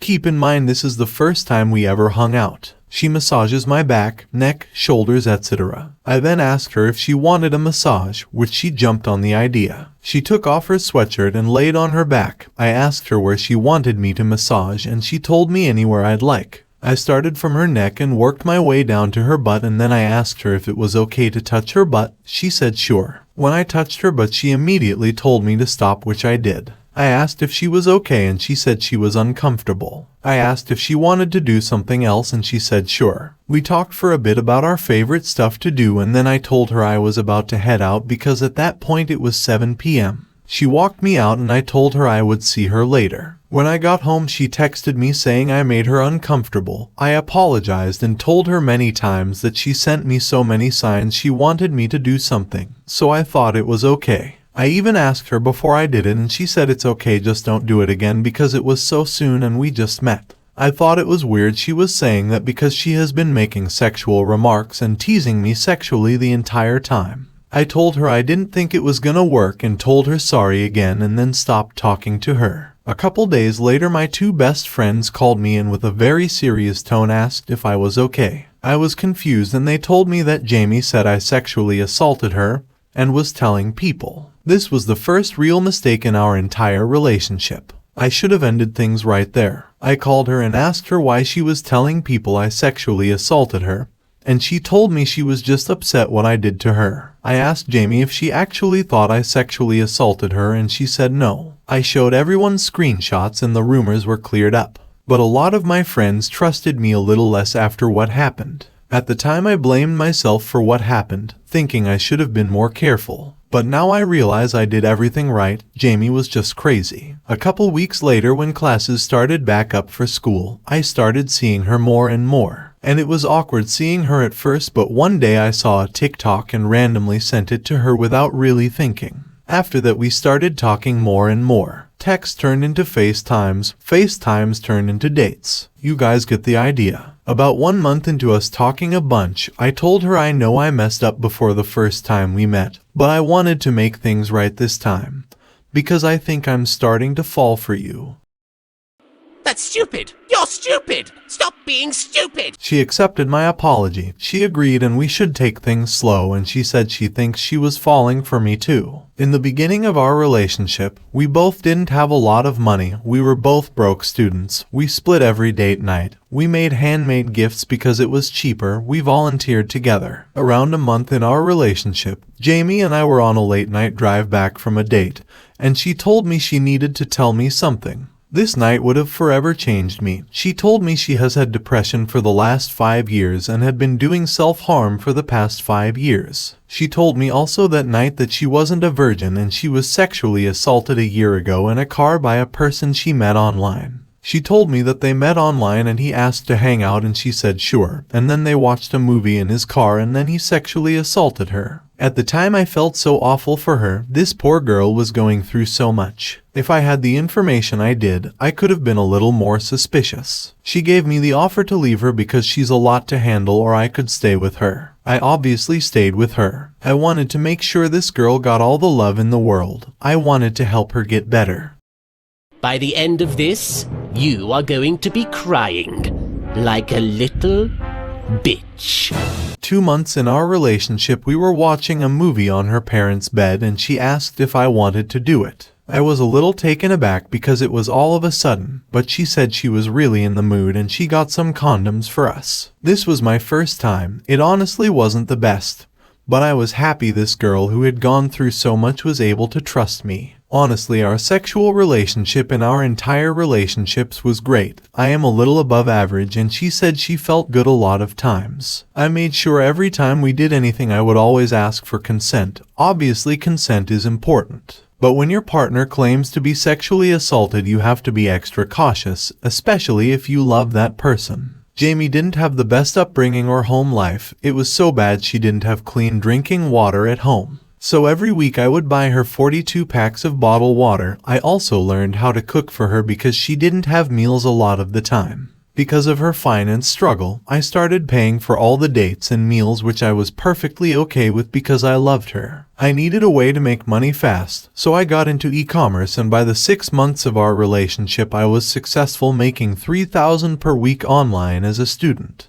I was swimming in money. I started buying her more expensive gifts, taking her on more expensive dates, and I never asked her for anything. Over the first 8 months of our relationship, Jamie hurt herself many times. She had over 100 cuts on both wrists and all over her thighs. It was hard for me mentally. It's hard when someone you love so dearly keeps hurting themselves so much. So at the 8-month mark, I begged her to stop and told her that I may have to leave the relationship if she kept hurting herself, and over the next 5 months she stopped hurting herself. I thought things were getting better. She started making friends. I even helped her start a YouTube channel up that has over 14,000 subscribers now. I actually grew a channel myself a couple years ago, so I kinda guided her through the entire thing. She started seeming happier, more positive. I was so happy for her and for me, and that was some of the best moments we shared. When she started making more friends, this one particular guy slid up in her messages. We will call him Matt. Matt is smaller than me. Matt is white, blonde, says racial slurs, talking about fucking bitches and does drugs. This guy makes no money either. Basically, this guy is the polar opposite of me. I'm not sure when this guy started talking to Jamie, but apparently they were childhood friends, so she trusted him. One day when me and Jamie were hanging out, she was glued to her phone talking to Matt. I remember sitting down one day and Jamie's phone kept buzzing, so I reached to turn the ringer off and saw 6+ messages from Matt. I asked if I could read their messages because I'm suspicious of this dude, and she said, "Don't you trust me?" One night when we were sleeping, her phone kept going off, so I reached to turn the ringer off, and of course it was Matt. Jamie was asleep next to me and her shared most of our passwords. So I decided to go through the messages to see what was up. Big surprise, she was flirting with this dude constantly. He was asking her very sexual-based questions, and she was responding along with asking him questions as well. He asked her a couple times to hook up, but she would say, "No, I don't like you like that, we are just friends." Why didn't she just say she has a boyfriend? Anyway, I kept this to myself for a bit, and one day when we were playing music in the car, I saw her phone go off with a message from Matt, so I asked her if she liked this guy. She said, "Oh no, we are just friends." I told her, "You know he likes you, right? I don't feel comfortable with you entertaining a guy who is trying to get with you." Her defense would always be, "I don't like him like that, so it doesn't matter." Ever since then she was growing more and more distant, talking less, calling less, stopped making plans. Her only excuse was, "I'm just so busy with school right now." I should have noticed it sooner, but she stopped saying "I love you" as well. One night she needed a ride to a football game, but I was homesick. She asked if Matt could go with her and take her there, and I told her I wasn't comfortable with the idea. She told me she found another ride and didn't text me till the next morning. I blew up her phone asking if she was okay and told me she got drunk with some friends and sent me pictures. I was furious because she could have at least kept me updated or something.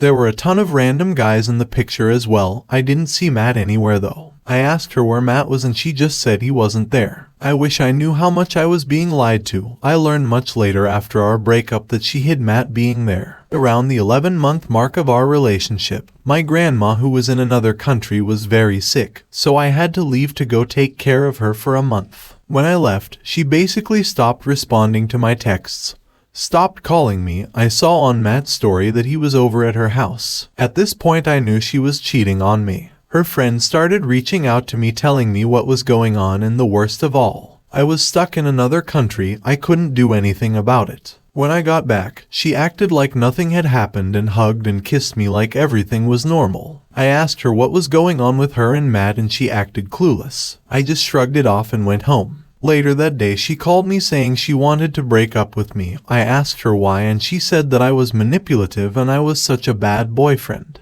Yeah, the guy who has been sticking by your side through your mental health, the guy who pays for your therapy, the guy who pays for all of our dates, the guy who cleans your room, cooks for you, gets clean water for you, the guy who made handwritten notes every week, the guy who gave you roses every week, the guy who stayed loyal in the entire relationship, the guy who brought your family together again, the guy who got up at 3 a.m. multiple times and drove to her house because she said she wanted to kill herself just to hug her and tell her it's gonna be okay. I'm a bad boyfriend. Wow, like a bitch. And that's what Frieza said. I pleaded with her not leave. I asked her about our future. What about our future house? What about everything we said we would do together? She said she didn't care about me anymore and that we could still be friends. I asked her if there was a chance we could rekindle our spark, and she said maybe. After a couple days after the breakup, I saw she started hanging out with Matt more and more. A lot of her friends asked her what was going on, and she said that they were just friends. But here's the crazy part. After the breakup, she was still hanging out with me every couple days. She would invite me to her house. We would cook food together, eat together, cuddle together. She even kissed me. 2 weeks into the breakup, this Matt guy asked her on a date and she just says yes. I heard from some friends that this Matt guy was bragging that he was gonna hit that soon and that his plan of wearing off the boyfriend is working. Jamie was getting so hooked on all the attention of what was going on that she let it get to her head. This is where the story gets really bad. When Matt asked her on a date, I told her that if you got with this guy on the date, me and her would not be friends anymore. She ignored my bluff and chose him over me. One day randomly I got messages from a ton of friends and family members asking what was going on with me and Jamie and why she was saying I sexually assaulted her. I was in shock. She started another rumor I sexually assaulted her. Again.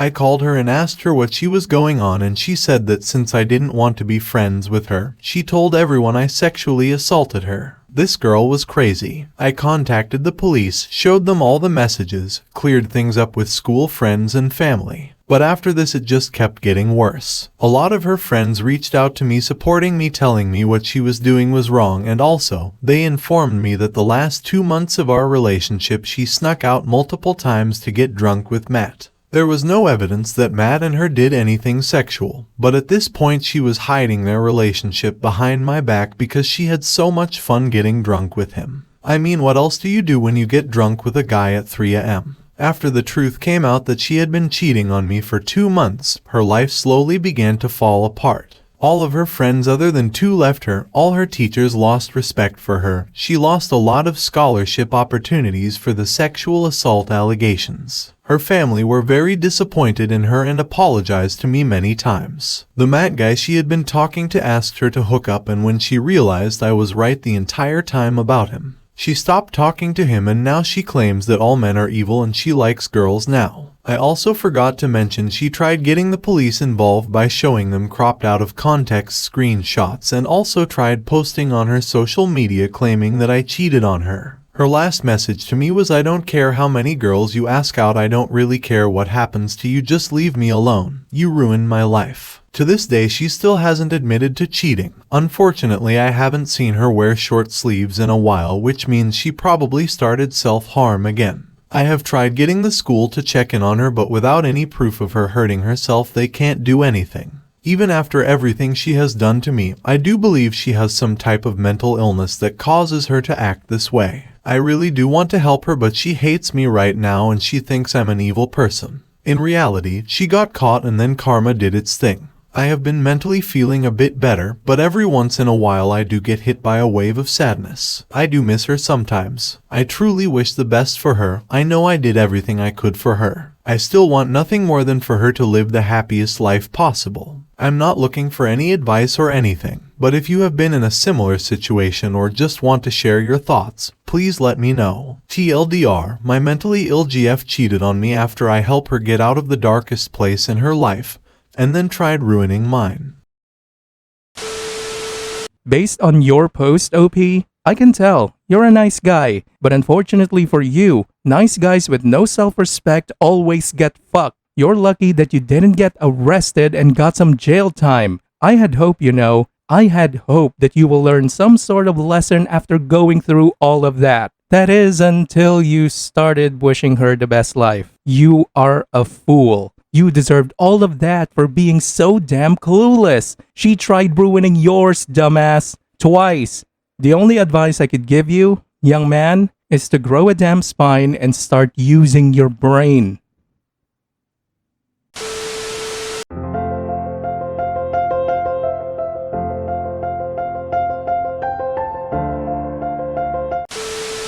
Hey there, ladies and gentlemen, and welcome back. I'm your host, PattSun, and today we're gonna be taking a look at r/true off my chest, where OP is wondering why her boyfriend is so mad that she is visiting an ex. Let's begin. I've lied to everyone in my life about my sexual history, and know that I'm about to get with my boyfriend. I'm scared it will come crumbling down. Posted by Reddit user ChoiceCat. I was a stupid kid looking for attention. I had heard about my sister and my mother getting rid of their virginity young, and I was scared to be seen as just some loser virgin because I was a shut-in at the time. I lied and said how I started sleeping around early, spinning elaborate tales about how I'd sneak out from school and get with older men. I did have one nasty encounter of a man trying to feel me up in a restroom when I did give an honest try, and I've got some fun fears about strange men for that. But I've never actually sat down and had sex with someone. I've watched porn, I bought toys, my hymen is gone, but I'm still a virgin. I've had 3 boyfriends. The first 2 were virgins like me and wanted to take things slow, and I always lied and said how I was willing to wait for them. I hid how terrified I was inside to reveal my sham. In the end, I broke up with both for unrelated reasons before we could cross the line, and I've got a 3rd boyfriend, who we'll call Dean. Dean is the love of my life. He's perfect in every way, and he's made me feel so loved after so many years of being ignored and treated as lesser. And Dean wants me. He isn't shy about it. I've never had someone feel so interested in me and my body before, and it's the strangest feeling in the world. I like it, but I'm terrified. He plans to visit next year, and it's then that he wants to seal the deal and have me. But I'm scared he's going to realize I'm a liar and I don't have the slightest clue about sex. I'll either sell that I've just gotten rusty or it's just nerves from our first time if he asks about it, but beyond that, I'm flying by the seat of my pants here. Hopefully he doesn't find out and begin to think I'm lying to him about anything else. I'm not. I just had to get this off my chest. Edit. Thanks for all the comments, guys, except for the one saying I was committing sexual assault by not telling him I was a virgin. That was a bit out there. I elected to tell him last night after reading, and it went over very well. He was very understanding and even opened up to me about reservations he had. Mostly just how he wasn't a sex god either, lol. It's nice to finally have someone who knows my secret and won't judge me for it. Though no, he didn't see it as some huge compliment or some big affair of me giving away my special first time like some comments thought. He just was entirely kind about it and was mostly worried why I thought he'd care so much. Thank you all again. OP. Men in general get so few compliments that the idea of his woman thinking that he is so special that she wants to spend her first time with him, now that is a compliment that he will treasure for the rest of his life. Thank you for telling him, OP. Also, you may want to drop the lie entirely. People thinking that you're a hoe is not the compliment you think it is. And now for today's second story. My boyfriend has a problem with me visiting my ex-boyfriend and won't admit it. So before we begin, I just wanted to let you guys know that this post was originally in German, but I found a post where it was translated into English. So we will go with this one. TLDR. In 2 weeks, I'm visiting my ex-boyfriend who has become a close friend. His family and friends for a few days. My boyfriend claims he's fine with it, but his behavior suggests otherwise. Overall, our communication is good, but I'm bothered by his sudden change regarding this situation. My ex and I were together for 4 years, but we amicably separated 6 years ago as we grew apart, typical of young love. Since I spent 2 of those 4 years living at his parents' house, I grew close to his family and friends, some of whom I still stay in daily contact with, including my ex, mainly on Snapchat, but we don't chat much. It's mostly for sharing updates or keeping streaks. That's why I visit the town 100 kilometers away every year for the annual town festival to see old faces, share stories, and have fun. The festival lasts from Friday evening to Sunday afternoon, and I often help with serving, setting up, and cleaning. I've been dating my current boyfriend for 4 months locally. It's a relatively new relationship, but I've learned from past relationships the importance of open communication, which has worked well for us. I've never hidden the fact that I'm still friends with my ex, nor that nothing has happened between us since the breakup. A few days ago, we discussed our weekend plans for the next few weeks, and I mentioned my upcoming visit to my ex's home in 2 weeks. He didn't take it well, even though he had never had an issue with our friendship before. He finds it weird and odd that I'm visiting my ex while being in a new relationship, and I agree with him. I'm aware that it's not the norm. I've never given him a reason not to trust me. I've never cheated in past relationships, and having experienced being cheated on myself, I know how painful it is, and I'd never do that. He says he trusts me, or rather, he says he has to trust me because he has no other choice. He doesn't forbid me from visiting my ex, but his tone and behavior indicate that it bothers him. When I asked him how he feels about it, he simply said, "I can't change it, so it doesn't matter what I think." I understand that communication is a learning curve, and this is his first longer-term relationship, so I'm willing to be patient as we both navigate this. However, it's been 5 days since we first talked about it, and there's no improvement in sight. I'll definitely still visit my ex because my main goal is to see people I'm not in touch with on social media. But I don't know how long I can tolerate my boyfriend's lack of communication. It's just a tiny part of our relationship. Most of the time, he communicates openly. It's just in this case, he's not, and it's bothering me immensely. Edit. Thank you very much in advance for all the comments. Unfortunately, I have a very busy weekend ahead, so I won't be able to respond to everyone. But I will read every comment. Just from quickly skimming through, I've already noticed some things that will definitely give me food for thought. Edit 2. Just a few things I've read a few times. I offered my boyfriend to come along. My ex's parents took me in like their own child, and I'm sure they would be excited to meet my boyfriend, their foundling. However, my boyfriend declined without giving a reason. He also didn't want to meet my ex beforehand, claiming it would be weird. Edit 3. My main issue is that I'd like to talk about the whole situation, possibly find a compromise and ease both his and my conscience. However, it's challenging when he doesn't want to discuss it with me. That would be fine, we don't have to talk about everything. But he denies that there's anything to discuss, yet at the same time, he makes passive-aggressive comments that suggest he's not okay with it. Edit 4. I wouldn't have a problem if he visited an ex. I generally trust him until he gives me a reason not to. But apparently, that might be naive of me. Edit 5. I won't be staying in my ex's house. I'll be staying with his neighbor with whom I'm in daily contact. Edit 6. I can't exactly pinpoint my question for you. I think I just wanted to get this off my chest, sort out my thoughts.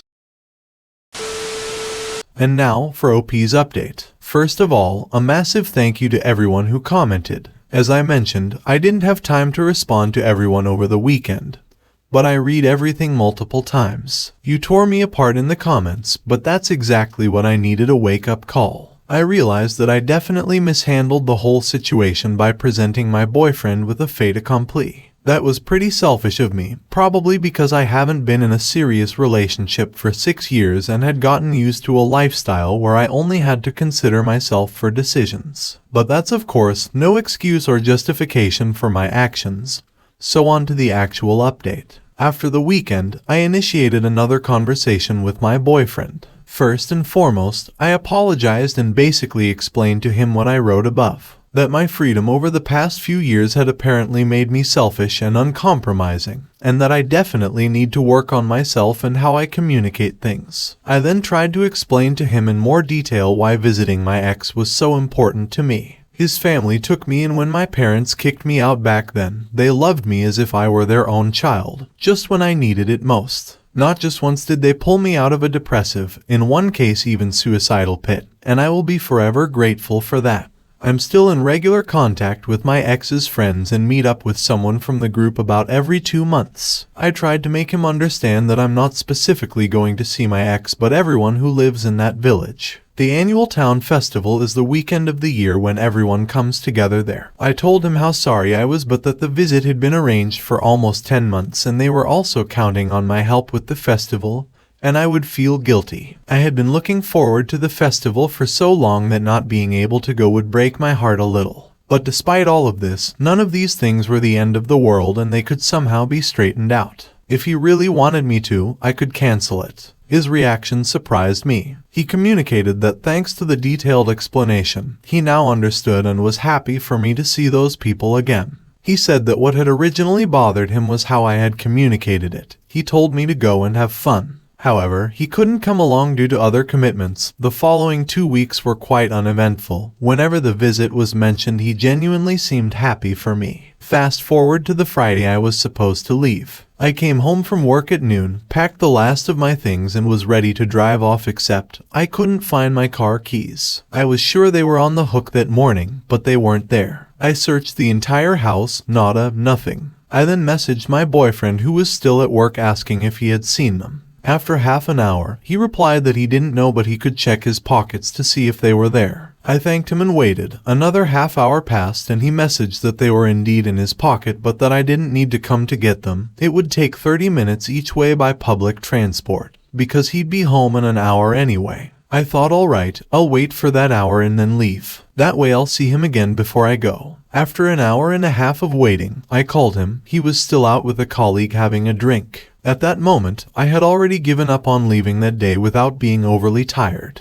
I told him not to rush, that I'd wait, so I laid down on the couch and watched some TV series. Shortly before 11 at night, my boyfriend came home slightly tipsy and acted like everything was normal. I asked him if he could give me the car key so that I could leave early in the morning. After a few minutes of hesitation, he said that he had left it at work. Up until that point, I had remained calm because mistakes can happen.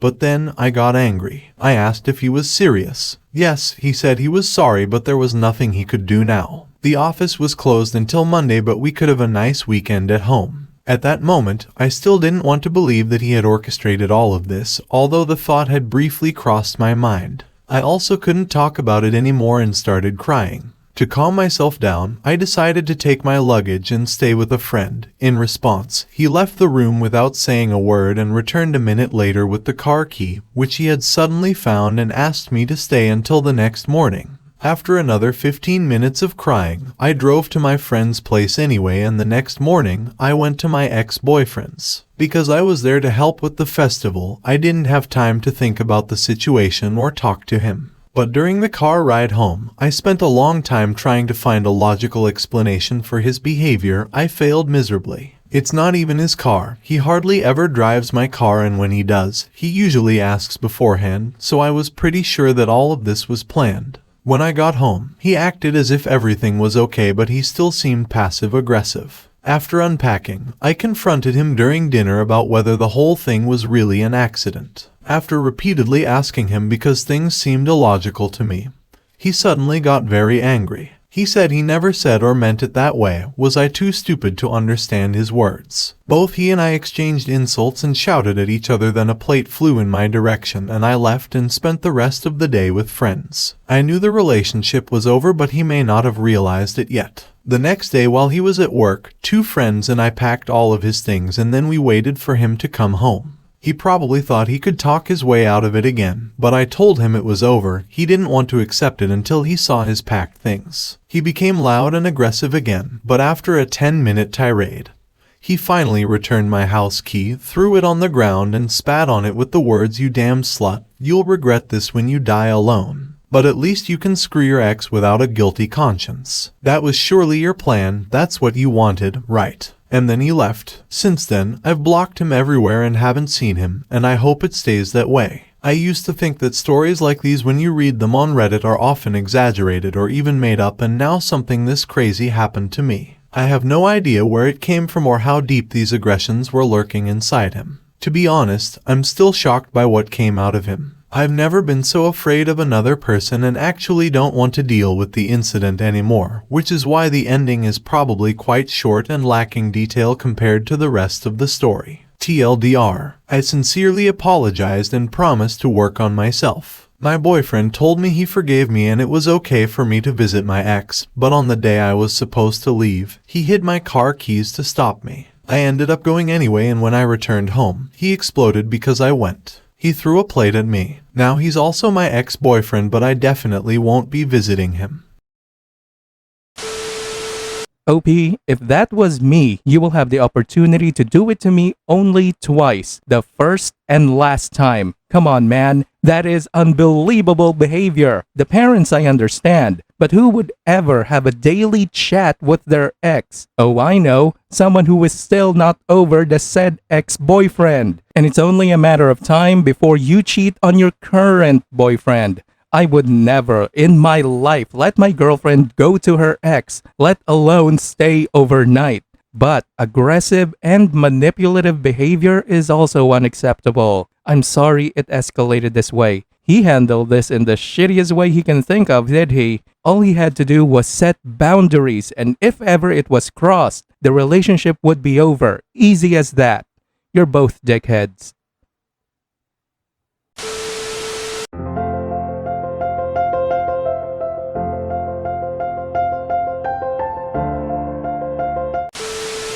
Hey there, ladies and gentlemen, and welcome back. I'm your host, PattSun, and today we're gonna be taking a look at r/true off my chest, where OP found out that his girlfriend has a tremendously high body count.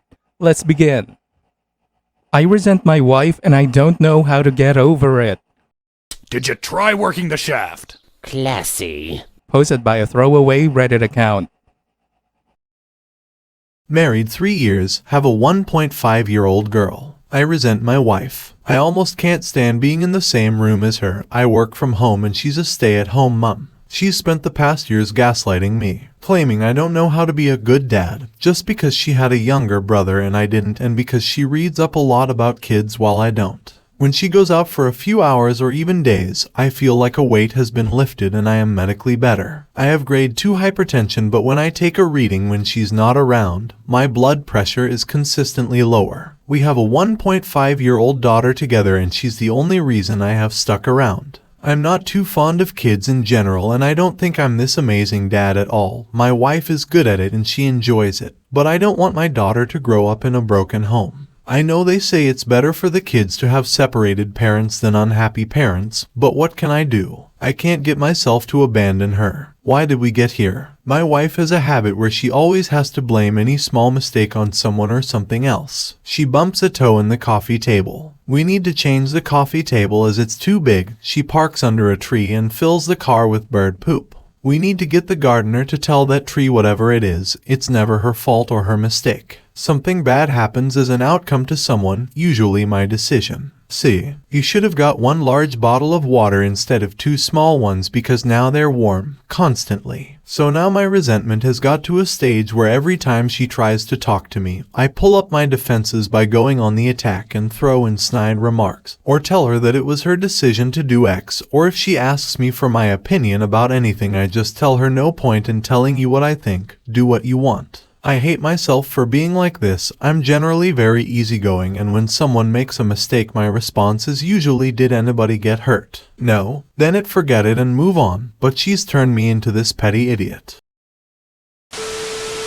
OP, you said that you don't want your daughter to grow up in a broken home, but are you sure that's worth making her live in a very toxic one? Come on, dude. You're not abandoning her if you divorce your toxic wife. You are just making your daughter's environment more livable. Get yourself in individual therapy. They can help you figure out if any of this is solvable or divorce is the only option. Either way, good luck, man. And now for today's second story. The woman I'm dating has slept with nearly 70 people. Posted by Reddit user Feisty Spare. I recently met a woman through a Reddit community. We are now dating with a view to becoming exclusive. There's definitely a high degree of infatuation on both sides, with constant messaging and love bombing and almost daily sex. She is a single mom to a toddler. She is an absolutely beautiful woman, very intelligent, kind, caring, hardworking, independent, spiritual, and has a unique view of the world. Physically, she is what some might call a 9 or even a 10. I am quite frankly just astonished to have met someone like her in such an unlikely place. Well, last night she revealed that she had slept with 60 men in total. Adding women, that number is close to 70. Now, I'm a modern man and all that, but gosh, 70. She said at least half of them were unprotected and she had been fortunate to have only ever contracted chlamydia, and nothing worse.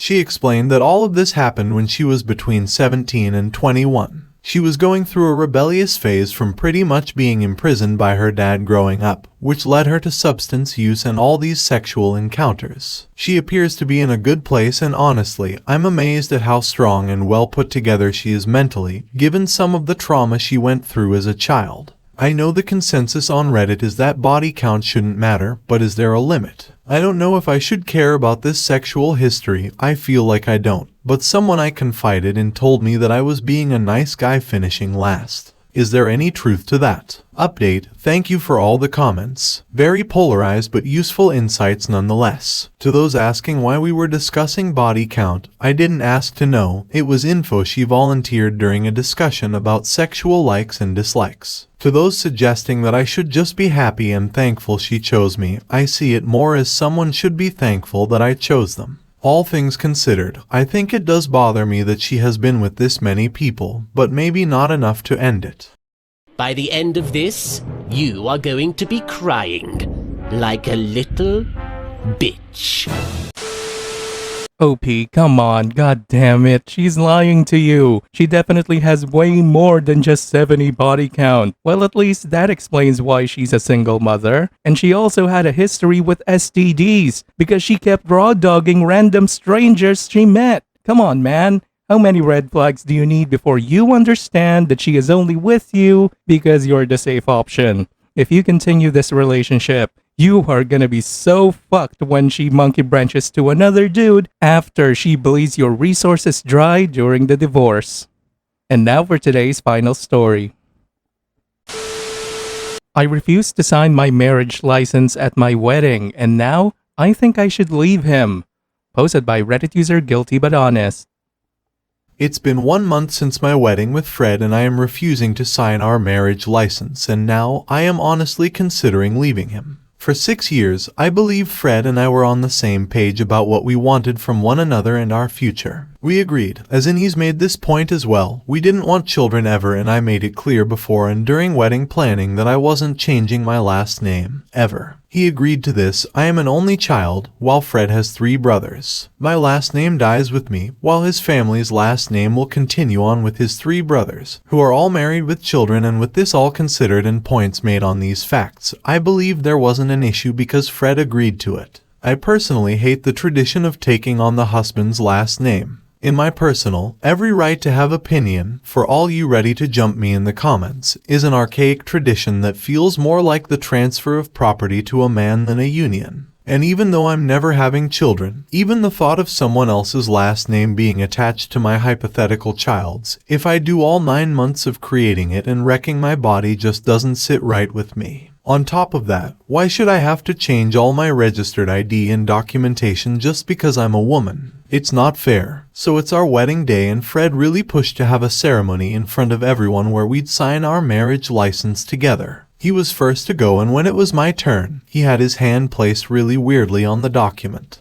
I told him to move his hand. We had an awkward, quiet battle about it, and when he finally did, I saw what he was hiding. It was his job to fill out all the forms for the license, since he offered to do that for me, so I had one less thing to worry about, and he went behind my back and purposely filled it out so I would be taking his last name. Turns out in Florida you can put your maiden name and the name you are changing it to on the form, and that's what I saw on the license. Both names. We were at the clerk together with all of our needed ID and documentation, and I was so stressed and exhausted. I wasn't paying attention, and I fucking trusted him, so I never thought once that in any world I would need to review what he filled out, or to even review the license when we had it in hand. I refused to make a scene in front of all our friends and family or fall into the pressure I was under, so I pretended to sign it, and the rest of the night was ruined for me. Everything I thought we agreed to and all my preferences he knew about and thought he respected were fucking destroyed. It was like my world was ending in what should have been the best day of my life. Fred is now a completely different person. He's all about tradition now and how it's his right to have a wife with his last name. How it's embarrassing that his brothers' wives didn't make this an issue for them, and how all his friends will give him shit if I don't change it.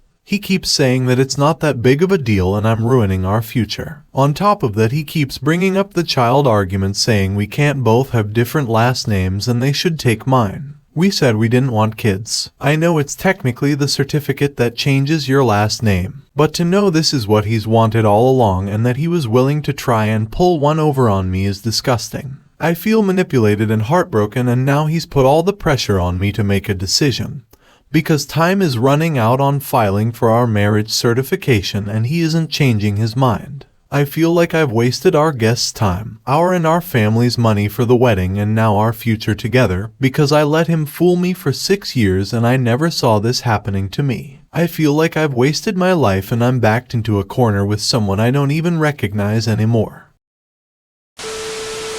OP, I gotta admit, your post was slightly annoying to read for 2 reasons. 1, you sound like one of those annoying feminists that always cries, "Oh, the patriarchy is abusing me," Let me guess. Your hair color is bright blue, isn't it? And number 2, this dude is manipulative as hell. This is how abusive marriages begin. Not openly or violently, but with small incremental changes to who you thought they were. Slowly, the real them comes out into the open once you find yourself with ever-reducing options. Do not sign the certificate, OP. You will regret it, I guarantee you.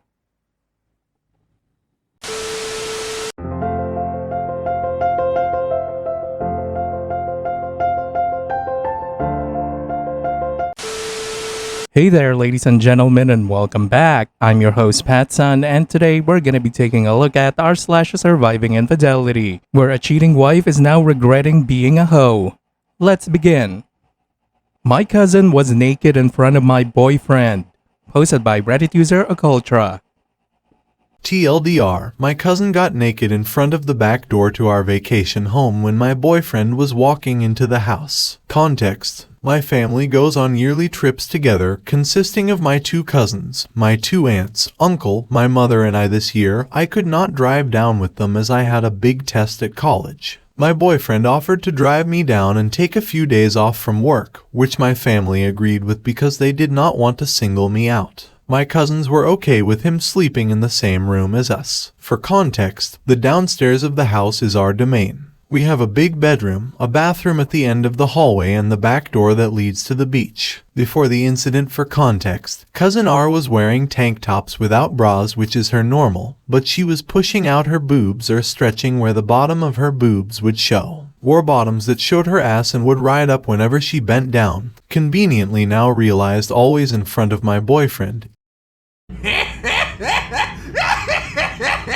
Even Cousin B said something to me about it. However, I didn't think much about it because R is like my sister. R started demanding my boyfriend to get her charger or take her to Target, or badgering him about why her own boyfriend doesn't do XYZ. Cousin B talked to me about how Cousin R was always just talking to my boyfriend, but never really acknowledged us. I just brushed it off, saying she's just trying to get to know him better, as this is the first time he's been really around my family in the almost 2 years we've been dating. Cousin R was usually hanging out with her boyfriend and bails when we ask to hang out or we go to dinner with my family. The incident: Cousin R, my boyfriend, and I went to the beach, swam in the ocean, and headed back. R was ahead of us by 15 to 20 feet. As my boyfriend opens the glass back door, R took off her bikini top and she already had no bikini bottoms. She goes, "Oh no D, look away," then giggles and rushes to the bathroom. I am like, what just happened, as I did not see as D was in front of me. R told me D saw me naked as I was changing, and I was like, WTF. He promised me he did not see anything. I highly doubt that, but I pulled her aside, asked her what that was about, and she got mad at me for badgering her for an accident. Now, D has pulled me to the side and told me he does not feel comfortable around her and was avoiding her for the rest of his time, which did not work because she would sit right next to him or right in front of him.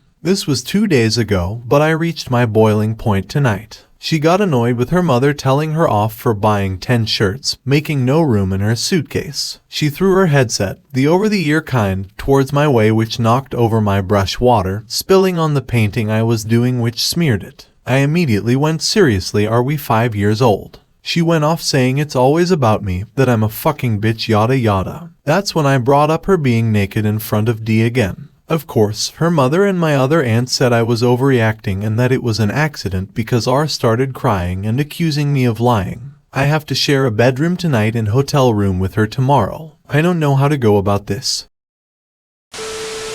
OP, all I can say is just tolerate it for now and then go minimal contact with your cousin after. She sounds very toxic and immature for an adult. It looks like she is the type of person who likes drama and would do anything to cause some. And now for today's second story. My fault, I cheated. Posted by Reddit user Ordinary Base.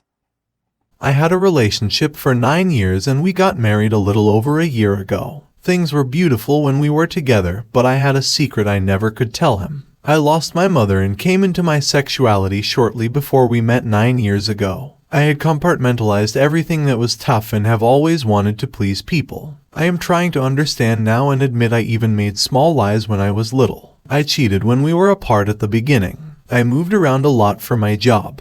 I don't know if it was needing comfort or part of me wondering if we would stay together, but I did. When I came home to him, things were so perfect together and I was selfish. I didn't tell him. There are details of things we worked through, but I will spare some. We stayed together but were essentially long distance for most of our relationship. We would see each other primarily on the weekends. It was absolutely beautiful together. I accepted every insecurity and imperfection he had. He was honest. We were long distance and I rationalized my sexual fantasies, and my love for him were different. I downloaded apps and cheated when we were apart, probably 10 times. It was never emotional or romantic. I doubt anyone can ever believe me, but I know this truth. I always loved him and truly accepted every part. I lied because I had lied before and I rationalized why I did it. It was built so far from my control. He asked and I lied. We would talk about others who went through infidelity and I sat there and only gave him reassurance. I would feel overwhelmingly guilty at times but knew it would shatter him, his world and everything he believed in, so I tried to lock it up so far from my consciousness. We were in therapy together because I tried to tell a little of the truth. I texted someone. I promised myself I would never do it again and thought I could rebuild with therapy. We lived together for the past few months, which was supposed to be the start of us finally being together. I got drunk and horny and texted 2 people I know inappropriate things when I was gone a weekend for a wedding. He found the text messages and asked me. I admitted I had cheated.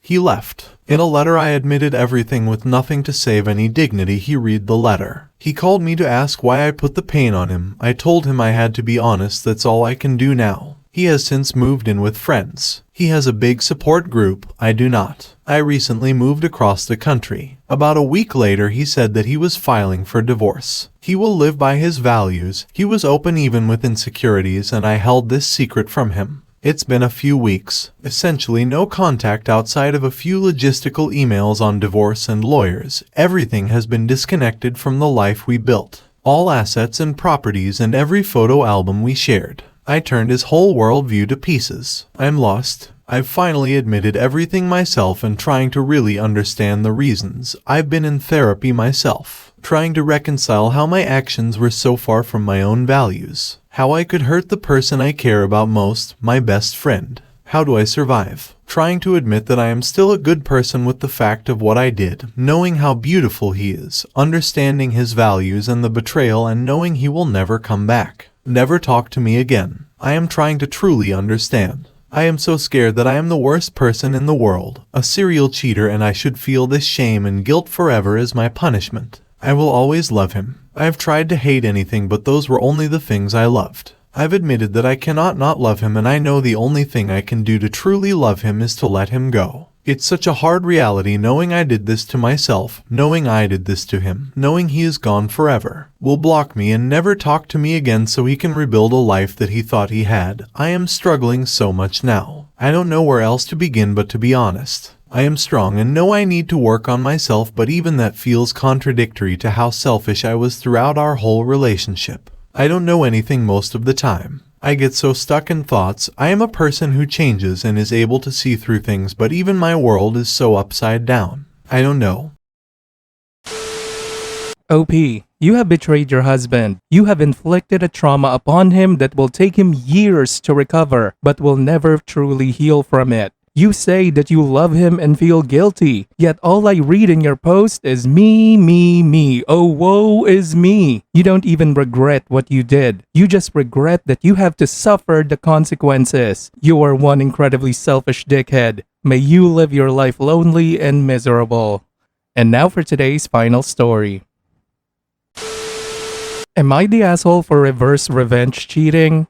Posted by Reddit user Angry Babyfish.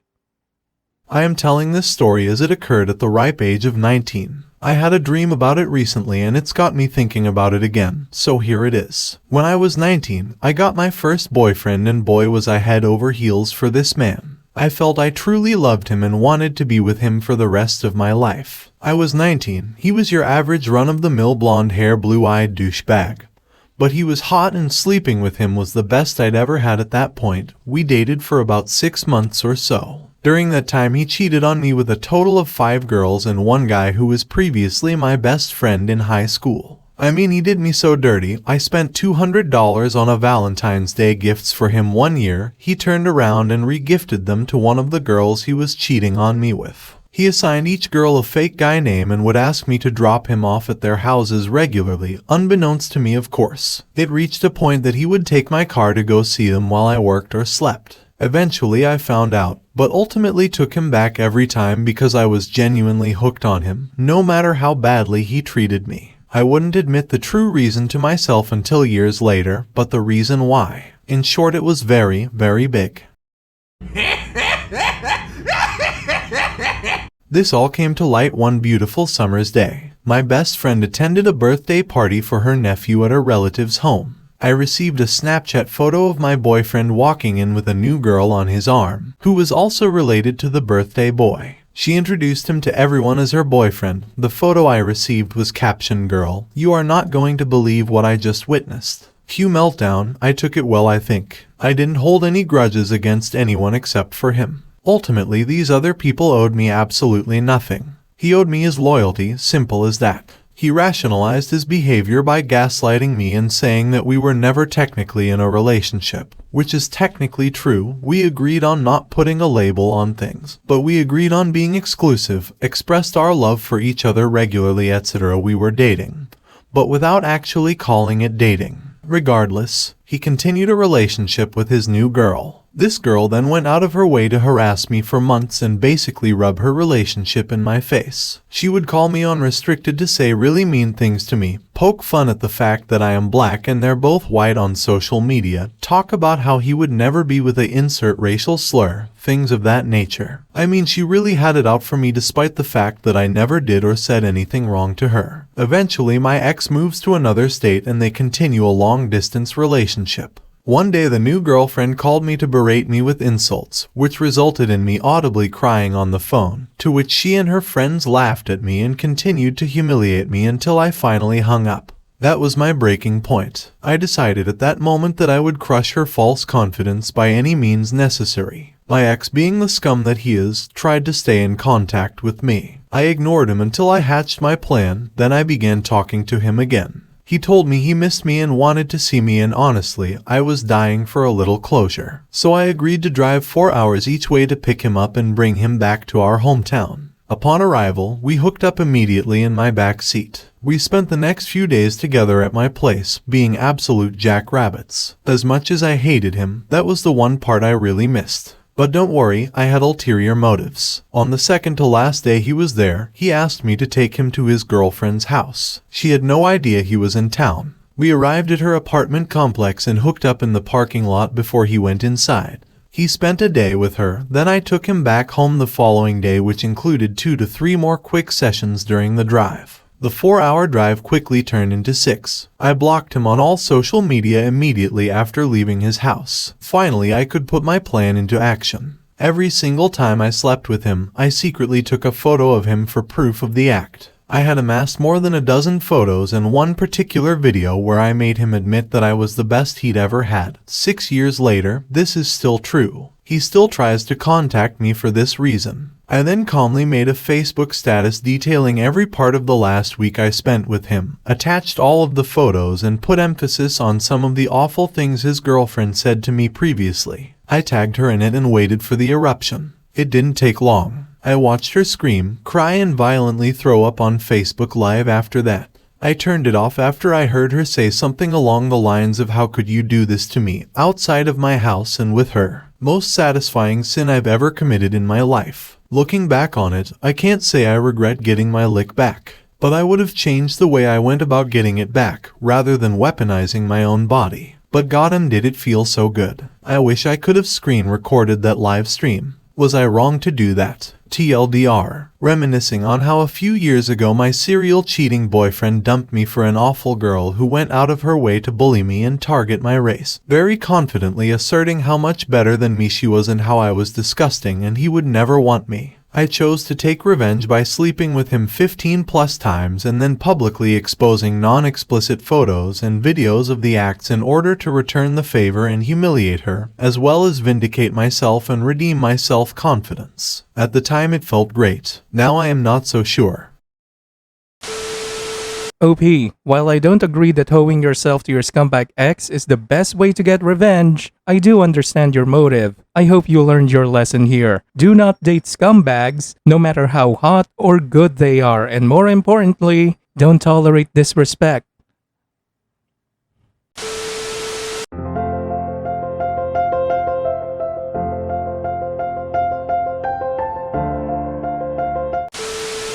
Hey there, ladies and gentlemen, and welcome back. I'm your host, PattSun, and today we're gonna be taking a look at r/Surviving Infidelity, where OP ghosted his cheating fiancé.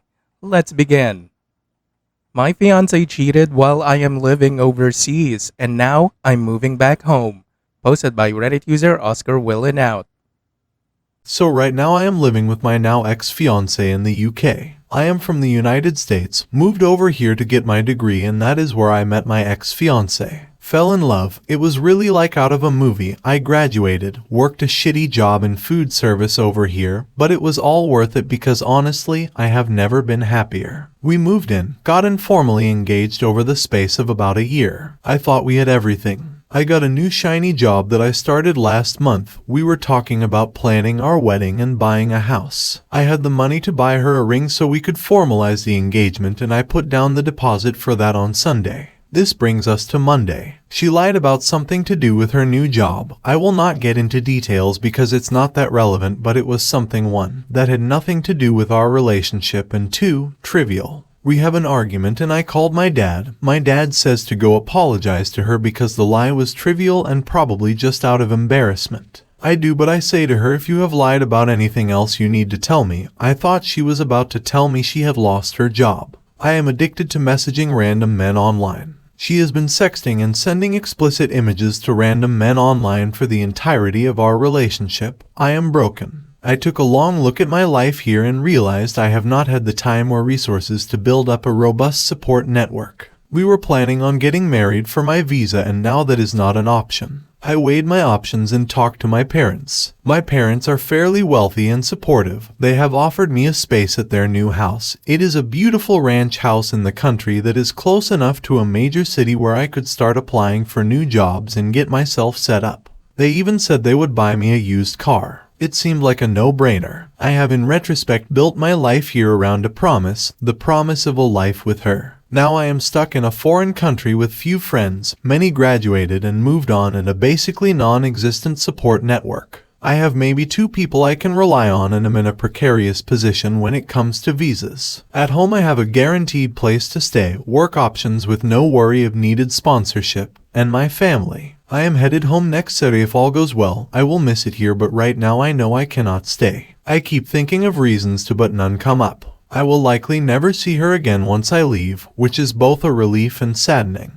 I still love her. I see her sleeping on the couch and I want to hold her. But I know it would just be delaying the inevitable. I am broken. I am applying for new jobs, trying to put on a brave face when my mom talks about arranging health insurance and jobs, but I lie in bed most days and just try to sleep. I am so scared of the unknown, of moving home and regret. OP, your ex-fiancé is addicted to male attention and validation. You cannot fix her, my dude. She never felt guilt over her betrayal. That's why she kept doing it. Even if you stayed with her, she would only continue to do so and seek attention again. Worst of all, she's definitely fucking these random men she meets online. There is no way she's not. Listen to my words, OP. Stop getting engaged so quickly into the relationship. I hope you learned your lesson, man. Good luck. And now for today's second story. My mother did things to my boyfriend. Posted by Reddit user Anxious Writer. My mother immigrated from her country at the age of 19. She was looking for a new life with my biological father. Well, it didn't take long for my father to use my mother's family isolation to physically and mentally abuse her. I was born 2 years after she arrived in Chile. My mother and I ran away from my father when I was almost 3 years old, and after that, we had no contact with him. As I reached adolescence, our financial situation improved. My mother always went out with me to do girly things. At the time I thought it was fun, but in reality it was strange. My mother presented herself as an older friend and tried to blend in with my high school friends. I thought that she gave up her youth and that now she wanted to enjoy these moments with me. When I went to college, my mother asked about parties, which started to bother me. I created a line of separation with her. It was strange how my mother wanted to be my friend at parties, but I always overlooked it, thinking that maybe it was just her wanting to live the youth she didn't have. At the beginning of this year, I started a relationship with S. He is from my old city. I know his parents and he knows my mother. We grew up basically in the same neighborhood and college brought us closer. They heard 3 days without classes to resolve internal college matters. As my city is not that far away, S and I agreed to go home together, spend time with our families. S has 3 brothers. 2 still live at his parents' house and recently his grandmother also moved in with them. So S's family house was really full. He asked if we could stay at my mother's house and she agreed. The first day was normal. S stayed with her parents and only came home at night. On the second day I went to a friend's house. I missed her so I was excited to see her. I invited S but he didn't accept, so I went alone. You know when you have a great day and without any warning something horrible happens. Well, I returned home earlier than expected. When I arrived, the place was empty. I looked for S and my mother but I didn't find them. Then I called them both. S and my mother came home. They were laughing and happy. They told me that they had stopped by and even bought food for me. It wasn't a story I would suspect. At night, S was in the shower and well, it was wrong but I ended up seeing his cell phone screen turn on with a message. S doesn't put a password on his cell phone, so I ended up looking quickly and saw my mother's name. We were in the same house so I was curious what that message was about. It was disgusting.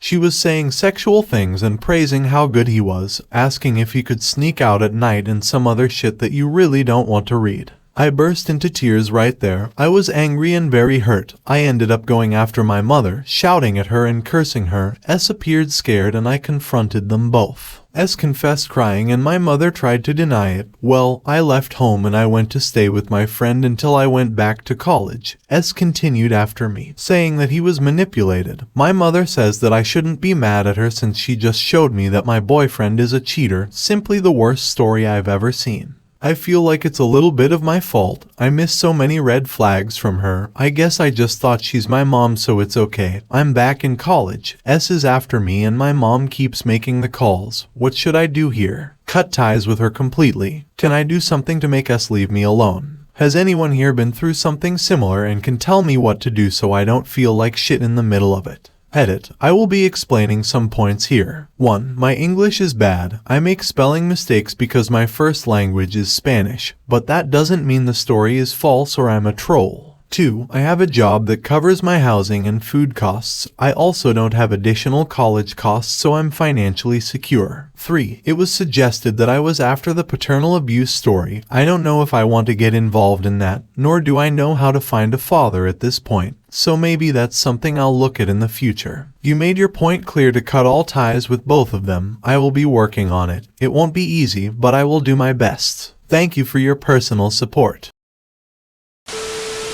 OP, I'll keep my advice to you short and sweet. If anyone has the audacity to do that to their own child, then they do not deserve to be a mother. Cut her out of your life. Things will only escalate if you don't. And now for today's final story.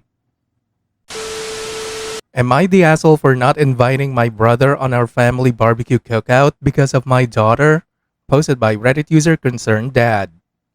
So, our family has this big barbecue cookout once every 2 months. People take turns on whose house it is going to be next. This time it is in our house. These events are really big in our family, almost like a festival, so everyone closer to us will come. Recently, my daughter, who is 13 years old, seemed really upset and tried to make it postpone or just to avoid it, which is odd because she loves these family cookouts. She wouldn't tell me the reason until she finally did. She said she is not comfortable with her Uncle Frank, my brother. I asked her why she thinks like that. She says he gives her weird vibes. Some things he does that really makes her uncomfortable. Hugging her tight, holding her waist gently, always gives some excuses to be near her. She claims she caught him looking at her chest. He also makes comments like, "You are going to be a heartbreaker, you are turning into a really beautiful woman, you are mature for your age." Last cookout he asked her if she has kissed anyone. When she was shy he told her, "Don't worry, I won't tell anyone.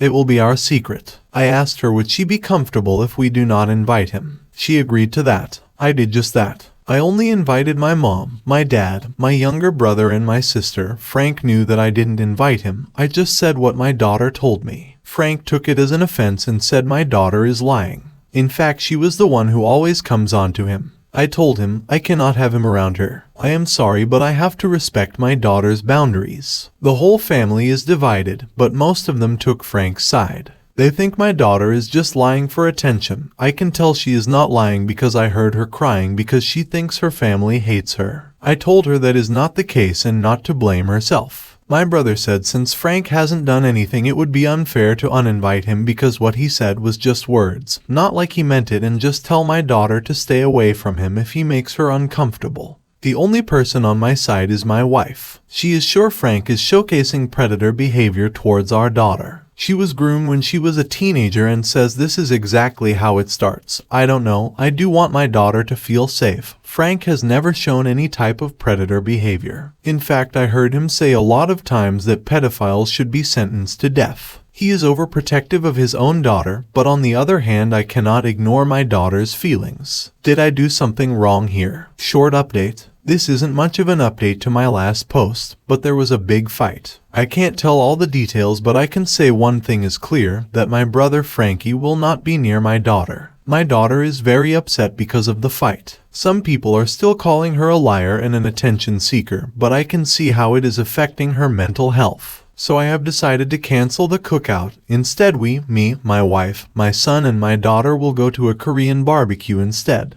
Hope this can cheer her up. I will give a full update about the whole thing later on. Take care.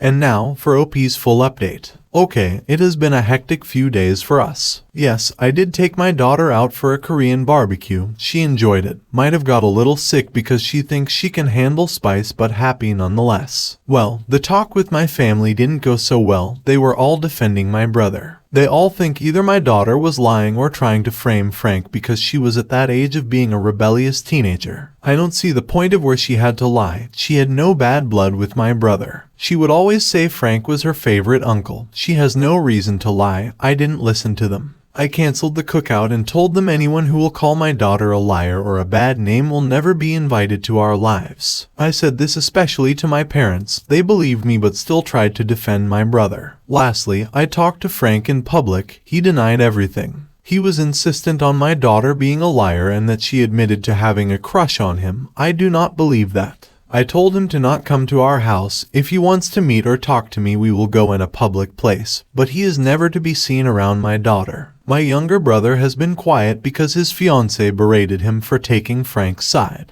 You see, she works with a non-government office that helps women who are suffering abuse and assault. She came to our house and had a little chat and explained things to my daughter that this is not her fault. I am glad my brother picked right. My daughter has been sad. She loved the cookouts and barbecues, and now we might never attend because Frank might be there. She cries and thinks this is her fault. She even said she will say sorry to Frank and take back what she said just to be done with it because she doesn't want people to think she is a bad person. It honestly made me sad that she thinks like that. It is not her fault. She shouldn't apologize for something like that. She is still very much disappointed. We will arrange a therapy for her. I don't want to lose my cheerful daughter over this. Frank's girlfriend did call me to curse us out, by the way, and she is blocked. That's it. I am going to focus on my family from now on. I don't need people who blame my daughter instead of the culprit in my life. You are a great father, OP. Your family, however, especially those who defended Frank, can go fuck themselves. I'm glad you're taking your daughter to therapy to work on her self-esteem. Heed my words, man. Frank will screw up in the future, but it won't be with your daughter, and that's all you can control. Once he is caught and outed, remain no contact with his defenders, even if they try to apologize. Good luck, OP.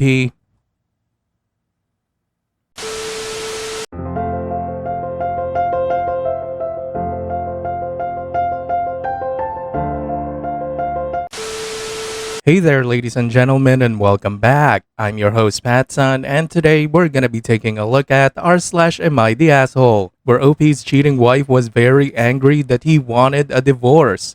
Let's begin. My girlfriend cheated on me because she was having a mental breakdown. Posted by Reddit user Separate Push. My girlfriend and I had been together for 5 years. Our relationship was something you would see on the Hallmark Channel until it wasn't. We didn't attend university right out of high school and chose to get jobs. 18 months into it, we decided we should attend school and get degrees that would set us up better for our future because we both knew we had found our people. We knew we wanted kids, and so it just made sense. I chose a trade school in the same city as she chose for a nursing program. We were both accepted and moved 7 hours from our hometown to start our new journey. I completed my school in 1 school year and it was off to find a job in my chosen career, but she still had 3 more years at the least. I ended up finding a job that was in between our hometown and the college, but it was still a decent drive for us to make, and we were broke, so we couldn't really afford to make the trip all the time. Her second and third year went by pretty smoothly, and it was the last stretch until we could move together and start life. But that's when it all started to fall apart. She had enjoyed the city she was in and really wanted to stay in there even after graduation because she had made lots of friends. So knowing that we couldn't probably make it work to stay there, right away she knew her time of being there and with her friends and the partying was coming to an end and grown-up life was about to begin. Midway through that final year, her dad passed away. It was very hard on her and I tried my absolute best to support her in her time of mourning.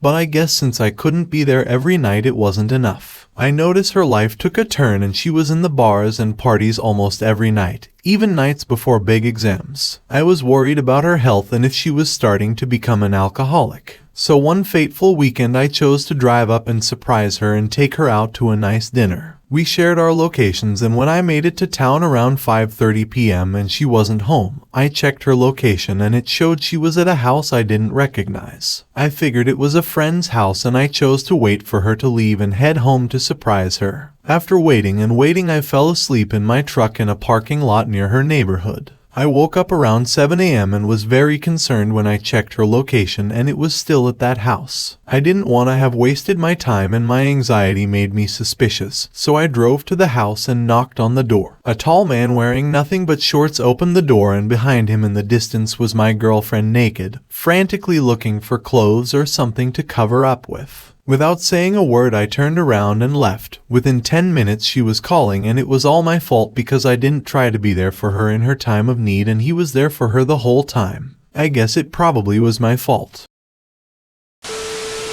I disagree, OP. This is not your fault. Also, having mental health problems is never an excuse to cheat. You can be overwhelmed by everything without having to resort to infidelity. She's just a hoe, my dude. Take this lesson and learn from it. Leave her in the streets where she belongs.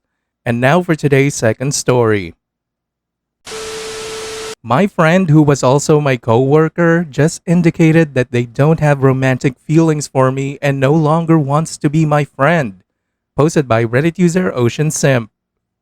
So this coworker of mine and myself have gotten close over the last couple of months. We started to work more closely during the summer, then we progressed to hanging out sometimes outside of work, and it got to the point of us hanging out practically every day. I started to really like her, but she just wanted to remain friends, or that's what she very loosely indicated, and to be honest, I was so happy to just spend time with her that being her friend was good with me. We'd go out shopping and thrifting together, grab food together and talk for hours, watch movies and TV shows, bake various pastries, and I'd take her wherever she needed to go, and it was just the best. Recently, however, I noticed things began to change. Her texts got more and more plain. She didn't have the time to hang out with me and she grew more avoidant of me while we worked. It just didn't make a lot of sense to me. In my head, I thought she was getting slightly upset that I hadn't made a grand romantic gesture because of some of the things she'd do whilst we hung out. She would lay very close to me, falling asleep on me once. We would often hug each other goodbye. She would text me heart emojis amongst other not very friendly actions. So I eventually told her that I really liked her and she didn't reciprocate that message at all. It felt very unlike her to be as cold as she was. She just flatly said that she didn't see me like that and that she felt bad about not wanting to hang out, and that it would be best for us to return to, not even friends but mere coworkers. Those are some great months of memories that feel practically erased.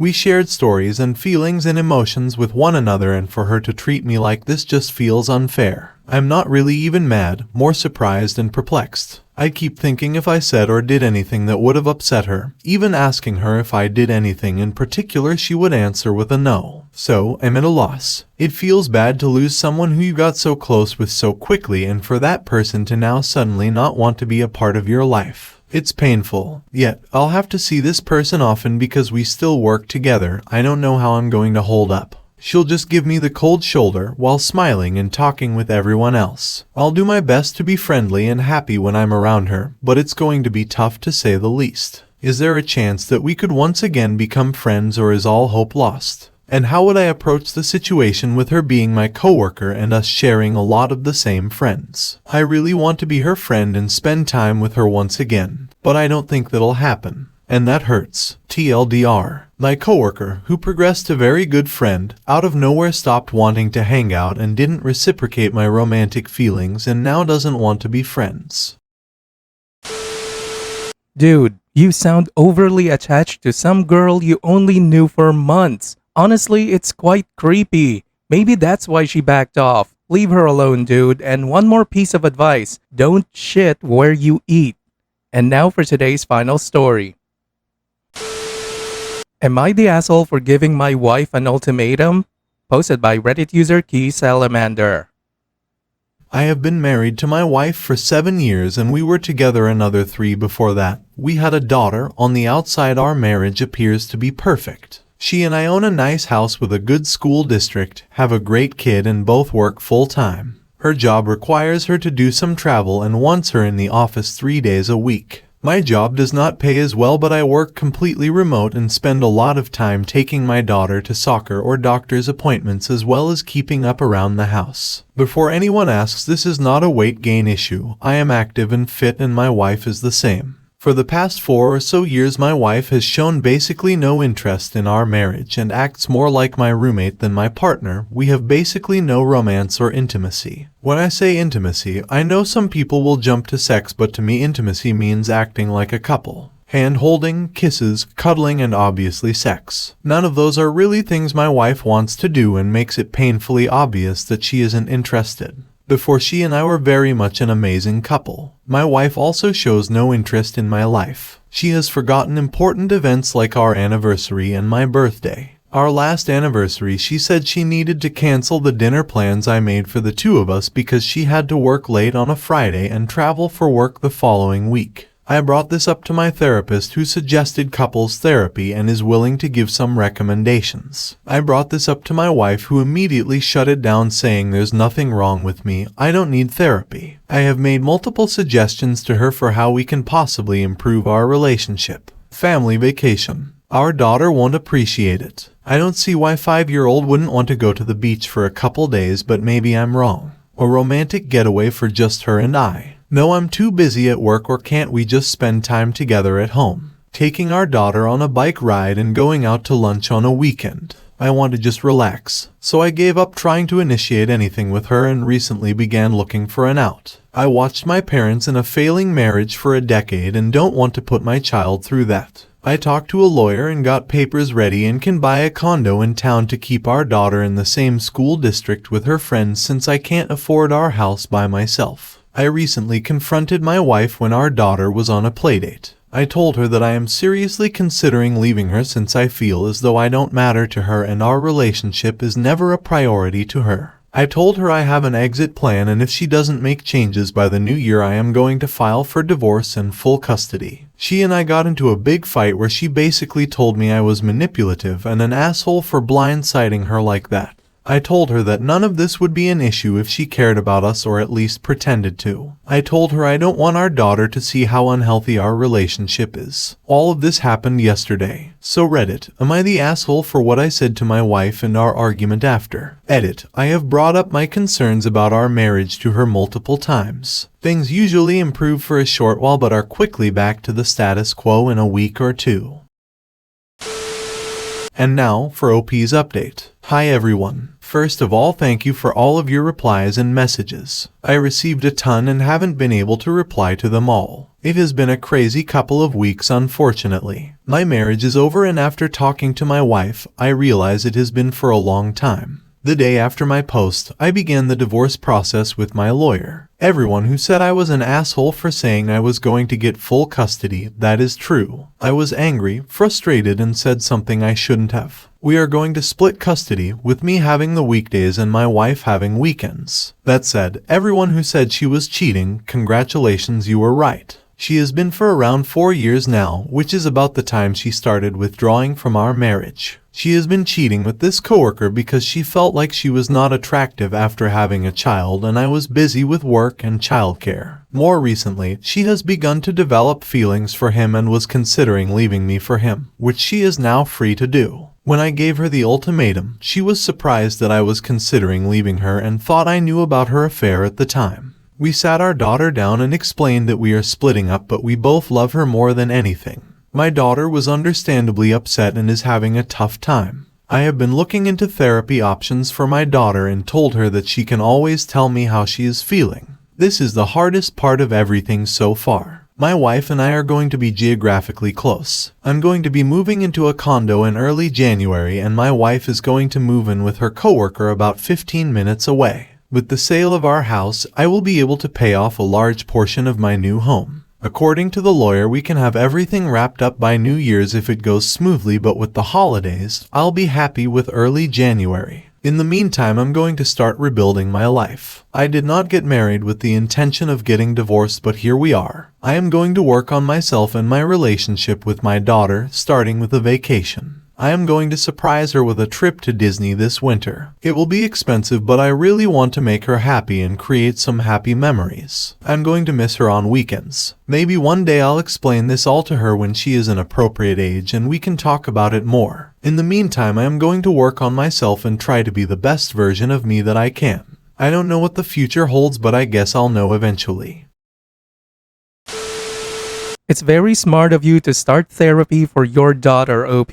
She's going to be spending every weekend with her mother's affair partner after all, and that could be rough for any 5-year-old. Also, after everything is signed and divorce is final, report them to HR. She must suffer the consequences for destroying her own family.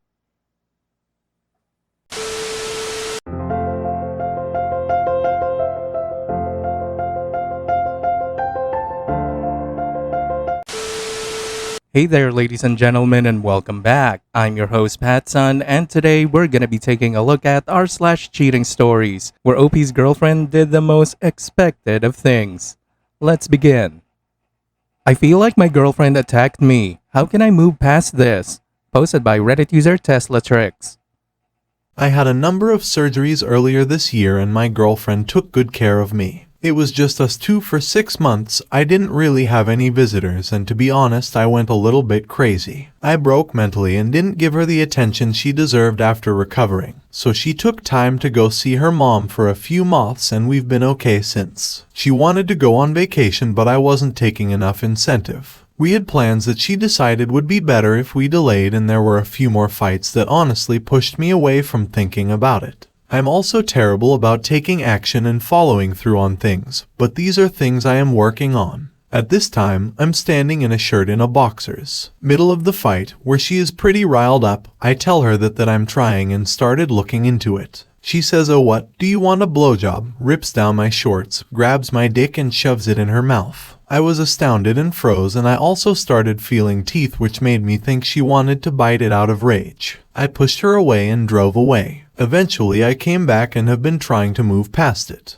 I have been raped when I was paralyzed in a hospital bed by a girl I once hooked up with, and this brought back some feelings. My girlfriend and I were both undecided about kids, but she's decided she wants a family and I'm for the idea, to be honest. I said that sex helps after fights, which she used as a frame of reference for what she was trying to do. I reiterated that it's after fights, not during. At various points in our conversations, she's mentioned, "Oh man, what other guys would say if they heard you talking like this," me taking her trying to give me a blowjob as sexual assault, that I should man up in another language, so it might not be the same, or if I ever considered, given my history, that I am blowing this up. Is there a way to move past this, to the point where we could have kids? Beyond just therapy, I do love her, but this shook me pretty hard. OP, why the hell do you want to include children in this toxic relationship? Get your head out of your ass, break up with this psycho, and go to therapy. I can't believe that you think it's a good idea for a woman like her to have kids. She sexually assaulted you, my dude. Come on. And now for today's second story. Did my partner just cheat on me? Posted by Reddit user BossmanBean. We've been together 3 years. The last year has been rocky as I've lost someone close in my family. I've been grieving, which inevitably has caused some tension between us. My girlfriend just went on a holiday by herself. I could not make it. After one of our phone calls, I had a gut feeling that something was particularly off. I snooped through her girls' group chat on her laptop and discovered that she had gone on a date with a guy she met at the hostel. Apparently they didn't get physical, but my girlfriend said things like I was hoping and manifesting to meet a cute guy, and there he was. He is so hot. My boyfriend doesn't have a chance. If he tried to kiss me, how could I not? And most importantly, I think I've outgrown our relationship, and this made me realize. Sensobean! Upon finding out these disturbing messages, I broke things off immediately. I love my partner, and even though I really don't want to, I consider this cheating. What do you consider this? Can you ever forgive a person for doing this, considering the fundamental trust issues it would result in going forward? I'm gutted she jeopardized our relationship. She is having major regrets and saying the usual, "You've been grieving and haven't been there for me emotionally." I didn't mean it. I felt lonely. I need you. I want to come right now and take it all back. I feel horrible for breaking up with her, but I see no other way around this. Please help me understand the right thing to do. Lastly, I am unsure if I should move out of the house before she returns or whether I should stay to speak to her in person. I am unsure if it's healthy to speak about this in person and get some closure, or to just never see them again. I would love to hear from people who have gone through something similar. TLDR, my partner of 3 years went on a date while traveling solo for 2 weeks and gossiped in her girls' group chat about how the date was better than me in many ways, albeit not having gotten physical. Is this still cheating? OP, move out now and just ghost her. There is literally zero benefit if you talk to her again. She will just lie and manipulate you into staying. The closure you speak of was already delivered to you. She cheated on you and would have sucked this guy's dick given the opportunity. And I guarantee that this was not the first time. Cut your losses and move on. And now for today's third story. I lost my best friend through a threesome. Posted by Reddit user Zealous Ideal Help. So I had this girl who was my bestie, and literally I loved her so much as a friend. She was smart, beautiful, kind, caring, but she cut me off from being her friend completely after this happened. She had a boyfriend of 2 years and asked me to join to be a third for a threesome. I was interested in trying something new for the first time, and I was abstinent for more than a year, so I thought this would be a cool way to break that abstinence, and she was my friend. I felt super comfortable with her and know she'd never put me in danger. Also, me and her are bisexual. We do the threesome and everything is fine for like 3 years afterwards. During this time, I find a boyfriend and break up with him, and she finds a new man and is with him currently. After my breakup, I went through some of my old Instagram messages that I never checked because I was in a relationship and would never cheat. So I see this one of a man who has multiple messages saying I'm so beautiful, and he'd love to take me to bougie dinner places where I live, and a bonus is no one I know is following him, even though we both live in the same city. I scope him out, make sure he's not a serial killer, and we go on the gorgeous dinner date.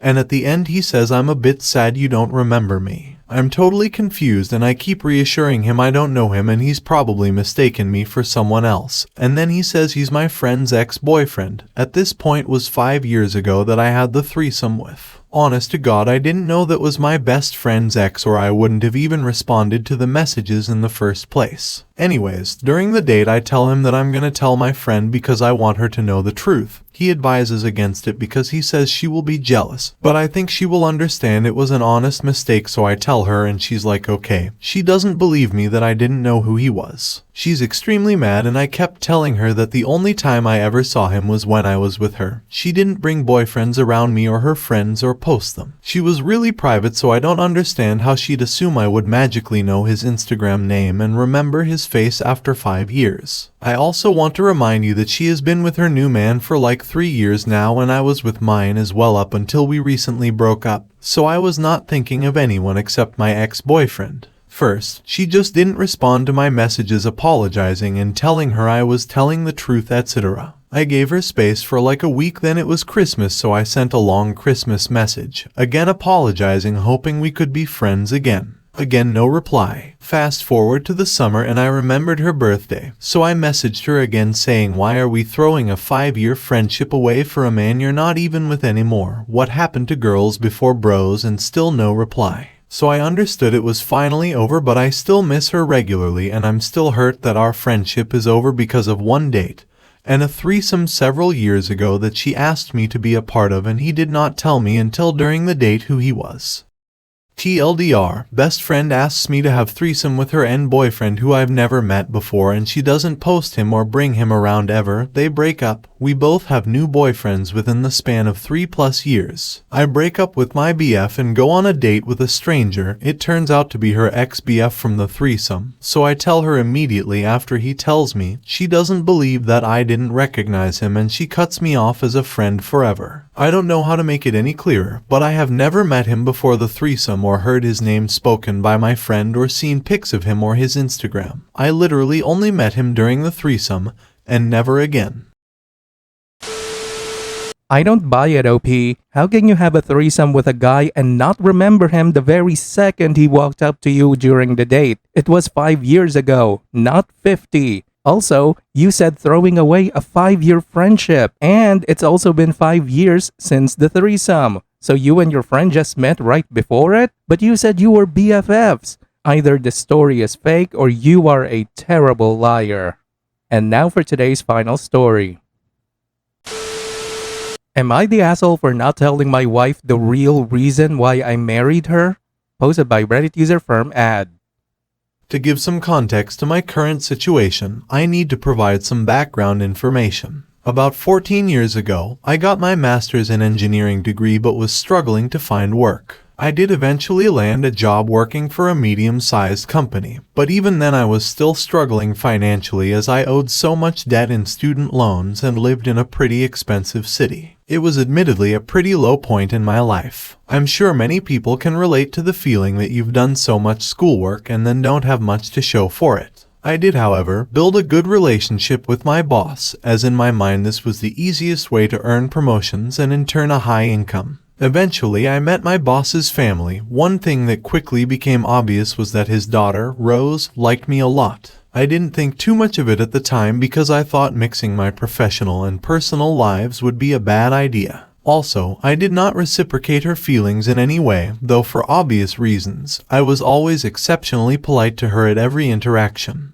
Long story short, my boss's wife found out and I started getting invited by my boss to his house pretty regularly for things like dinners among other things. Throughout all of these, my boss and his wife would somehow always steer conversations in ways that led to me talking to Rose or would leave the room for some reason or another, just leaving the two of us together. Later, my boss would even tell me things like how I felt like family and he'd be happy to recommend me to higher positions, etc. since his wife and daughter are so fond of me. Needless to say, I started talking more to Rose and within weeks I got a promotion. While I will admit to not feeling much of a romantic connection with Rose, I did put a lot of effort into fostering that relationship and she was happy with the attention I was giving her. After a few months of this, we were married. As you can imagine, my career really took off then. However, I did leave the company roughly 2 years after getting married, and with the recommendations I was able to get from my former boss and father-in-law and several other people he introduced me to, I was able to secure a good position elsewhere. Today, I can happily say that after being married for 12 years and having 3 children together, there is no other woman I'd rather spend my life with because I feel like this. I've always felt that my primary motivator for getting married to Rose is no longer relevant.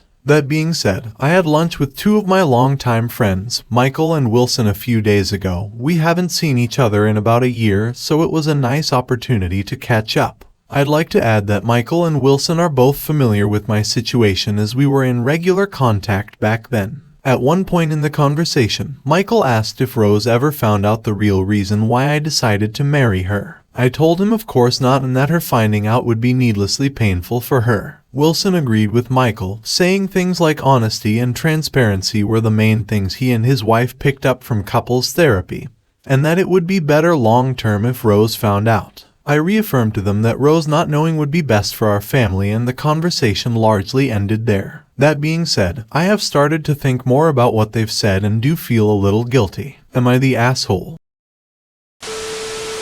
And now for OP's update. I just saw my previous post this morning and was surprised and a little overwhelmed by the amount of responses I received. Nonetheless, I do think it is appropriate to provide a quick update. I had time to do some self-reflection over the past few days, and my conclusion is that I am probably the luckiest man in the world to have such a fantastic wife and wonderful children. Rest assured that I have no intention of my wife ever finding out the real reason why I decided to marry her. Also, I am very confident that my 2 friends won't say anything to my wife. I failed to mention it earlier, but I also have some ammunition on Michael's marriage, and given that Wilson is in couples therapy, I'm highly doubtful he'd say anything. Even without this, I can't imagine either of them overstepping such a boundary. I'm sure many of you are wondering how they knew in the first place. The reason they knew was because we were all housemates at the time and they were able to witness the situation unfold firsthand. I guess you could say that while I'm largely an introverted person, I still talk a lot, especially with my friends. I do still feel guilty about my initial motivation to pursue my wife, but also very grateful for how things turned out. I like to think she's also grateful. Over the last few days, I have been trying to turn this gratitude into action to make my wife feel appreciated.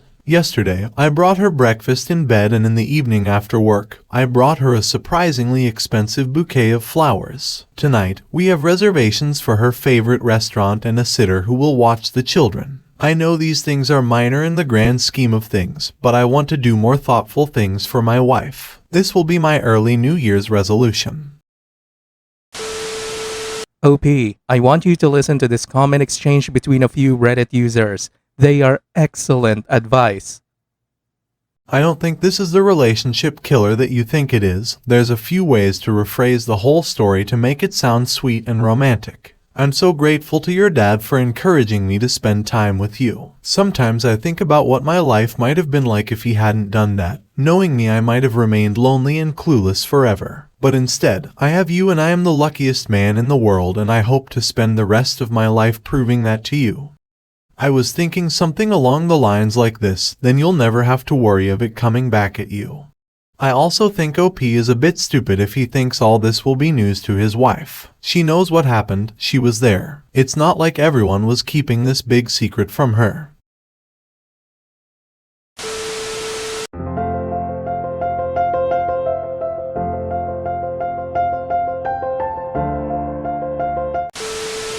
Hey there, ladies and gentlemen, and welcome back. I'm your host, PattSun, and today we're gonna be taking a look at r/true off my chest, where OP couldn't see the hypocrisy of his actions. Let's begin. My girlfriend won't have sex with me, and it's driving me up the wall. Posted by Reddit user Casey Webb. It's just as it says. In the last 6 months we've had sex once. I know why. About 6 months ago she started on a higher dose of antidepressants and it killed her libido. I'm getting to the point where I'm considering leaving, because for me sex is an important part of a relationship. I need it to feel good in a relationship.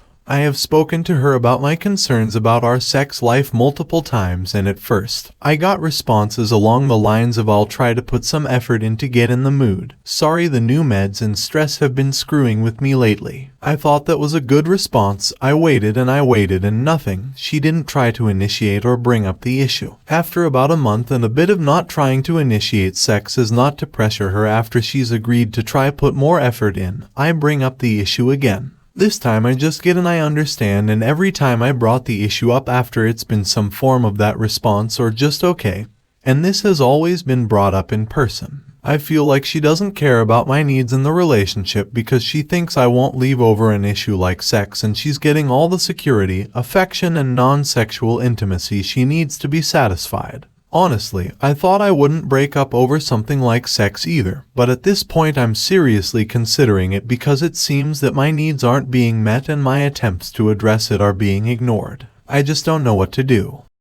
Did you try working the shaft? Classy. Edit 1. So to add an addendum, me and my girlfriend have been together for about 3.5 years, and prior to the new meds, sex life was good with both of us taking initiative fairly often. She has spoken to the doctor about disliking the new meds for more reasons than the sex drive. I am frustrated and want to end things with her, but do not. I'm sure that sound nonsensical, but I need sex to feel happy in a relationship. I have a fairly high libido and need it to feel happy in a relationship. But I also do love her and feel really shitty about wanting to break up over sex. But it really is making me feel shitty about myself and my feeling of effort put in to make her happy and secure in the relationship versus the amount of effort she puts in. We have both had times of low libido, as well it's normal to not always to feel the same level of desire, but the longest it's gone on prior to this is a month or 2 with no sex. I also want it to be understood that I feel no animosity towards her, nor do I think she's a bad person for this. However, it does make me feel less desired and heard as a partner. Edit 2. For those saying she's cheating, she isn't. I know she isn't. We spend most of our days together, and when she does go out, she usually asks me to accompany her due to her anxiety.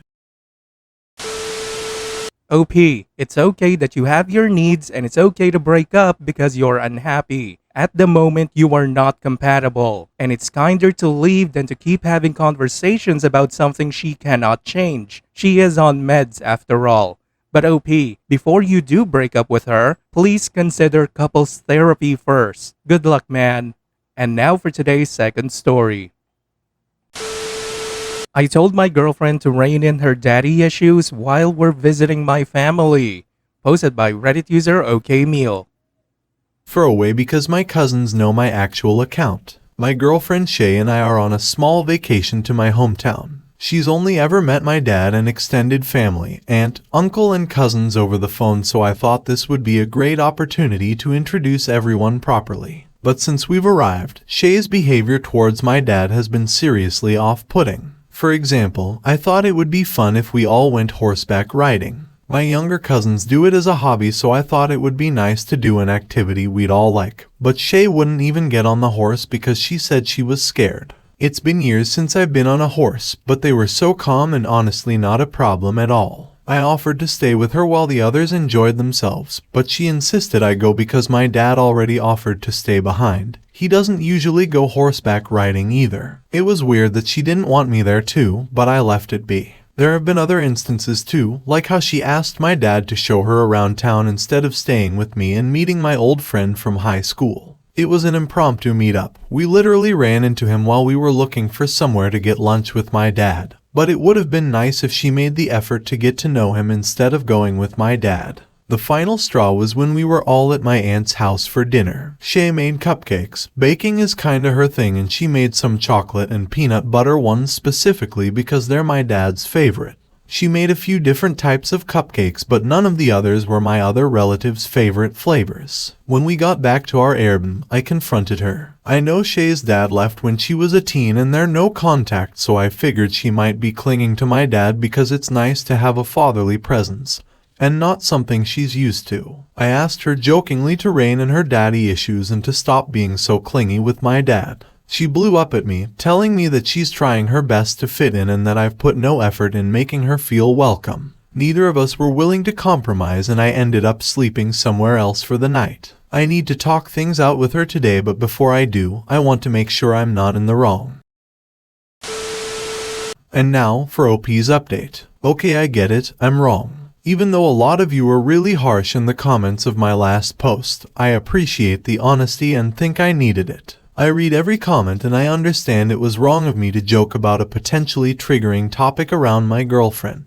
Me joking about it was an asshole thing to do, and any concerns I had I should have said in a much better way. I went back to the room today and you'll never guess who was there with my girlfriend. Yes, it was my father. He was in the kitchen cleaning up what looked like leftovers from breakfast. He said he stopped by a cafe that's at the end of the street and bought us breakfast, but I wasn't there when he arrived. By that point, Shay told him everything about our argument and he wasn't happy. Where was Shay when I arrived back? My dad said she was in the shower and getting ready and that they were going to go to my aunt's house looking for me. They both presumed that's where I was, considering I wasn't at the room nor was I with my dad. We talked and I helped him clean up their breakfast. While I did, I saw the receipt in the to-go bag. Considering the cafe he bought the breakfast in is literally 5 to 10 minutes away, and he came straight from there to the room, it's safe to assume he spent at least 2 hours, maybe 2.5 hours at the room before I arrived. But sure, that's normal. I didn't bring this up or even question it. I've learned my lesson about bringing up stupid and immature concerns. My dad reiterated a lot of the things people said in my post, like how Shay didn't want me to miss out on the horseback riding, that she wanted to give me time with my friend without being the third wheel, and he said that his favorite cupcake flavor came up while they were walking around town together. It was an embarrassing conversation, and while we didn't discuss everything I wanted, it's a start. When my dad left, I spoke to Shay and apologized. She was really quiet, and when we talked about it further, she was crying a lot. The only thing she really said is that we have underlying issues from before this vacation and that this whole ordeal just adds to it. We were supposed to go to a games night at my aunt's tonight, but Shay said she isn't going and that she wants some time to think. I respect that.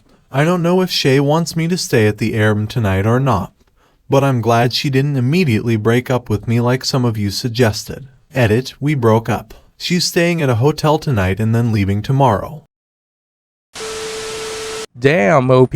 You're still here insinuating something happened between your girlfriend and your father. It sounds like that you are the jealous little shit with the daddy issues. You may want to see a therapist for that. Look, man, I'm glad that she dumped you so she wouldn't waste any more of her time.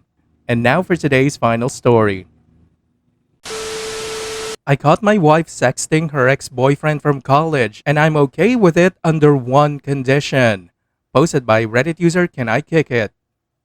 So one day I could not find my phone in our house. My wife's phone was on the kitchen counter, so I decided to use her phone to call mine so I could locate it while it was ringing. As I opened her phone, we knew each other's passcodes. It was in a texting thread with her ex-boyfriend who lives across the country, where they were sharing intimate pictures and videos of themselves. I found out this has been going on for 9 months. At first, I was shocked and angry, but that subsided when I knew I could use this situation to my advantage. A bit about my wife and I. We have been together 9 years and married for 3. We both have well-paying jobs, no kids. We have sex 3 to 4 times a week and have an adventurous bedroom. My wife has had a self-image and confidence issues for the last few years because of weight gain.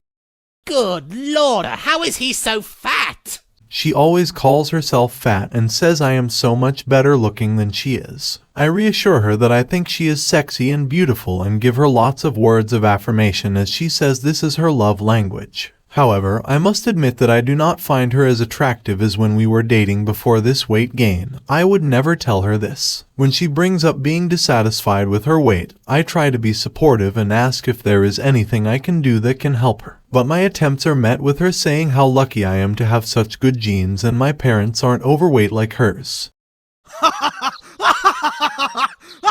It infuriates me when she says things like this because I am someone who prioritizes my health and well-being and puts in the work, while she does not. I enjoy going to the gym and would go 7 days a week if I had the time. I also completed my first triathlon this year, which I am proud of and trained hard for. I think it helps that I was a college athlete as training and discipline was ingrained in my daily routine during those years. I have tried endlessly to get her to come to the gym with me, offered to pay for a trainer or any other type of fitness class she has an interest in, but she declines, saying she won't like it or doesn't have time. Anyways, here is my dilemma. Since I am in the gym a lot, I have met some pretty good friends who share my passion for fitness. One of these friends is a woman around the same age as me. She is very attractive and is extremely fit. She is single and knows I have a wife. She has also met my wife. We have gone out for drinks as a group with our other gym friends, and I have noticed she always takes the seat next to mine. Couple of times she has sat on my lap, which I felt awkward about, but it also excited me. My wife rarely comes to these outings with the group because she says she doesn't view these people as her friends, just mine. My gym friend has expressed interest in just the two of us grabbing dinner or drinks together, but I have declined each time out of respect to my marriage, but I find her invitations very tempting. Now that I know my wife has opened up our marriage, I feel justified in pursuing something with my gym friend. The spark is undeniable with her, and the thought of our naked bodies laying on top one another drives me mad.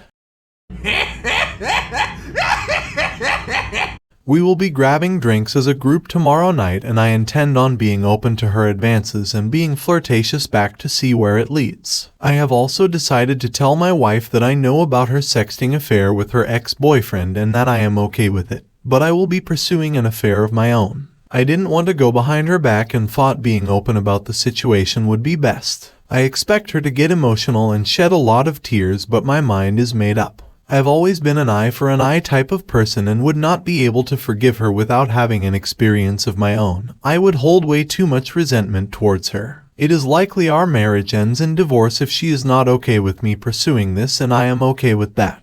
I believe the split would be amicable. I know a lot of people will say go to marriage counseling, and we have in the past, likely will go after this. I am not sure what good marriage counseling will do if my wife has been engaged in this behavior and hiding it while we were in counseling. TLDR, wife caught sexting ex-boyfriend and I am okay with it, but will be pursuing my own affair. Nope, no, don't do this, OP.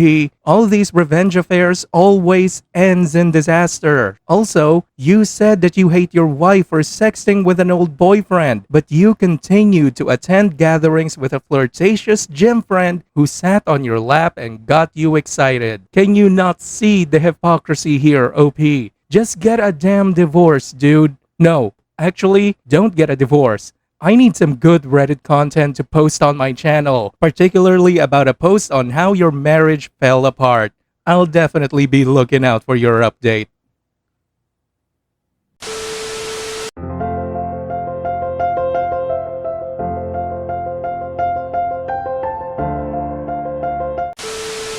Hey there, ladies and gentlemen, and welcome back. I'm your host, PattSun, and today we're gonna be taking a look at r/cheating stories, where OP's gut feeling is right on the money.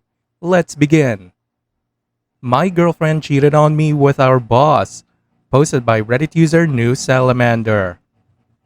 Gonna start off by saying this is the first time I've used Reddit, let alone making a post. So if I'm not doing this right, I apologize. I'm 21 and was dating my 19-year-old girlfriend, who I will call M, for about 8 months. I know, not very long, but was the longest relationship I have been in. We both worked in the same grocery store and I had a crush on her for months. I finally worked up the courage to ask her out, and to my surprise she said yes. Fast forward to when our new 37-year-old store manager started working there. For a couple months I thought he was a good guy, serious but knew how to keep things lighthearted. But one day when I was off work and M was off at 2 p.m., she came over to my place like she often would, and out of nowhere she tells me that our manager said to her, "You know, you could do a lot better than him." To say I was upset by this comment would be an understatement. She even tried to downplay it by saying he didn't mean it like that. How else would he mean it? So from there on, I voiced my concerns about him to her, but she would always tell me not to worry. Eventually, I found a better paying job with better hours. My goal was to move out so my girlfriend and I could live together to help her with university. She lived 30 to 40 minutes outside of our town, so moving in would make life easier for her. We ended up moving in with my friends. There was 5 of us in that house and everything seemed perfect. I got to wake up to the woman I loved and have my close friends all in the same place, and it was going great for about a month.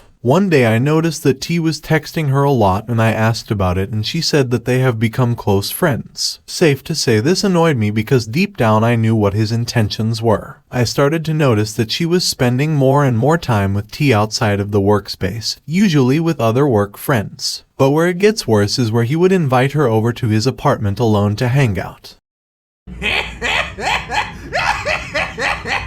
Now I never got concrete evidence that she cheated on me, but let's be honest. There's no way nothing happened, and at the very least she was emotionally cheating on me. At this point I was convinced she was gonna leave me for him, so I tried my best to save our relationship. I sat her down one night in our bed and voiced my concerns about him yet again. And I'm not proud of this, but about halfway through I just start bawling my eyes out, practically begging her not to leave me. She hugged me and told me I had nothing to worry about and I was her one true love. About a week later she came over and I went in for a hug, and she paused and said, "I don't want any affection right now, we need to talk." My heart sank when I heard her say that. She said that her mental health was in decline, and with the stress of work, university, and me, that it was too much. We sat in silence for what felt like forever, but eventually we started packing all her things. I only lasted maybe 5 minutes before I just completely broke down and couldn't help pack. So just like that, the woman of my dreams, the only who could truly make me laugh and break me out of my shell, was gone. Just like that. The next day my buddy, who's also my landlord, gave me her portion of the rent back. I messaged her saying that I had her rent money on my dresser for her and she can come pick it up when I'm at work. I also left her a note saying that I held no resentment for her and I respected her choice, and that I would wait for her to be in better health. And she replied with a note of her own saying she's glad I don't hate her. Boy, is that gonna change, and that she wants to remain friends and that maybe in the future we could get back together. So I was holding on to the chance we might get back together for months. That's stupid! You're stupid! Stop being stupid! But as it turns out, she started dating T not even a month after she left me. So all that mental health stuff she was saying was all a lie and nothing more than an excuse to leave me for someone almost twice her age. Ever since I found out they've been dating, I have been inconsolable. I feel like she was groomed by him, and the fact that her family is just okay with it is absolutely mind-blowing. Not really looking for any advice, just wanted to pretty much write my thoughts down as a way to help me get over her. But if you made it to the end, I want to say thank you, and I hope you never have to experience anything like this. Small update, we haven't talked in months and I have her blocked on everything.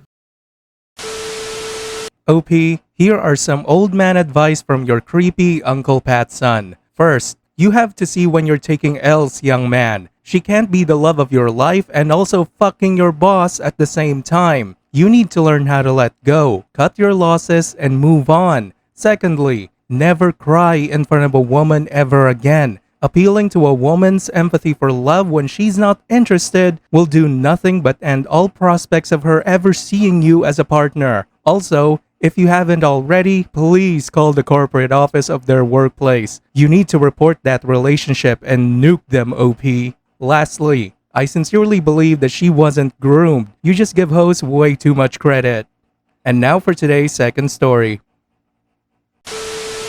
Today I fucked up by ruining my husband's relationship with his best friend.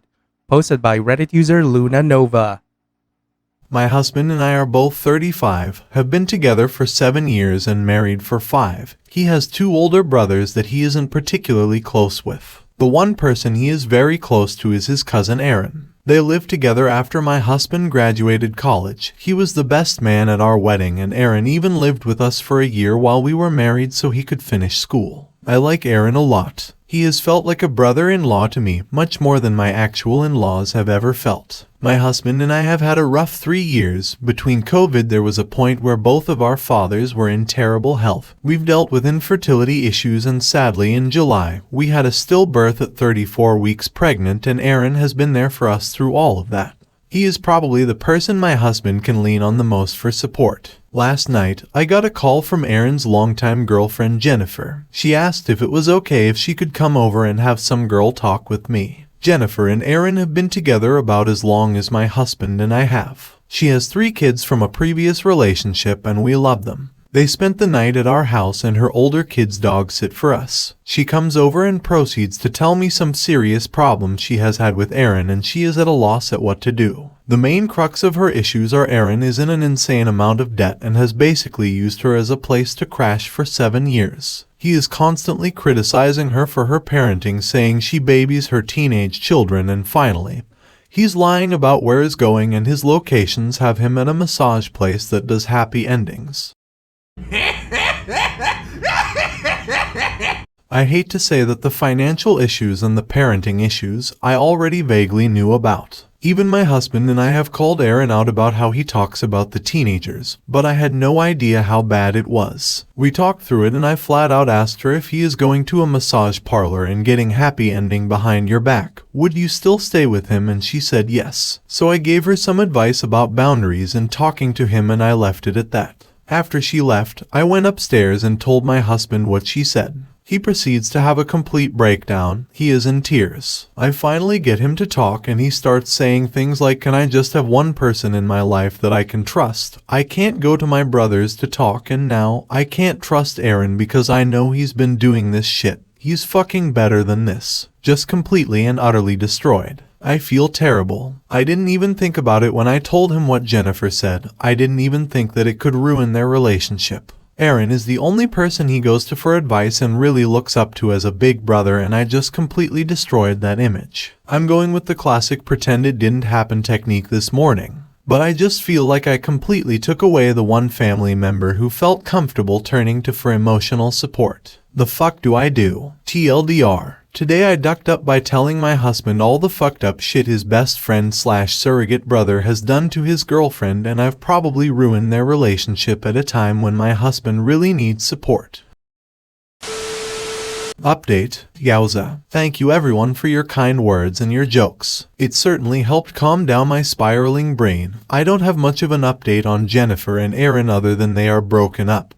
But my husband and I have heard that a time or 20 and don't really buy it. I will go ahead and give some clarification on some common questions. Why do you think you fucked up? Honestly, because of my husband's reaction. The minute I realized he was breaking down and crying, in my head I was thinking shit, oh I fucked up. I just felt so horrible that I made him upset, and I know it wasn't me, it was what Aaron did that upset him. But maybe it's the former Catholic in me. I am programmed to look inward for blame lol. Is Aaron your husband's only friend? No, we actually have a great group of friends who are very much a chosen family to us. Aaron is his cousin and the only family member he is really close to. We have a good relationship with his parents and siblings, but they've never been close. He's also the youngest of all the grandkids. His cousins are all at least 5 years older than him, so there was never anyone in his family he was close with growing up.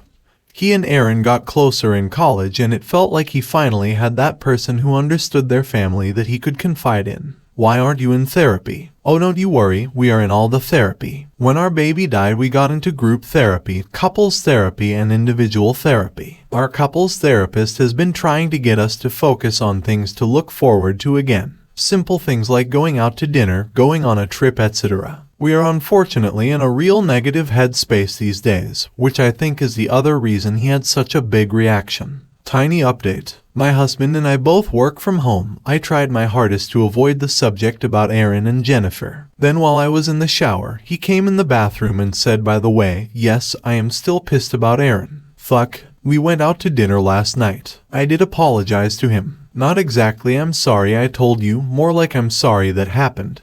He said you have absolutely nothing to apologize for. I am pissed off at Aaron. Paranoid me said, you sure you aren't mad at me at all? My husband said I am about 1% mad at you, because you probably shouldn't have told me after I ate my gummies. We take Delta 8 gummies at night to sleep. I guess he had already taken a few by the time I came upstairs. I did tell him that there was more shitty things Aaron has done that I didn't get a chance to tell him because he got so upset. I asked him if he wants to know that stuff, to which he said not now, maybe another night. We enjoyed our steaks and chilled for the evening. I don't know what is going to happen moving forward. He is very insistent that he is not going to reach out to Aaron, and Aaron still has no idea Jennifer talked to us or that my husband knows all the shit Aaron has done. Maybe he will wake up tomorrow in a different timeline, where no bad things ever happen. We can all dream, right?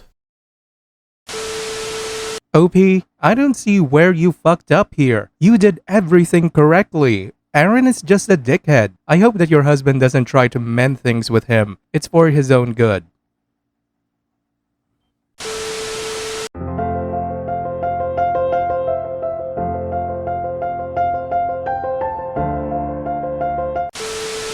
Hey there, ladies and gentlemen, and welcome back. I'm your host, PattSun, and today we're gonna be taking a look at r/Surviving Infidelity, where OP's cheating wife is now desperately trying to win him back.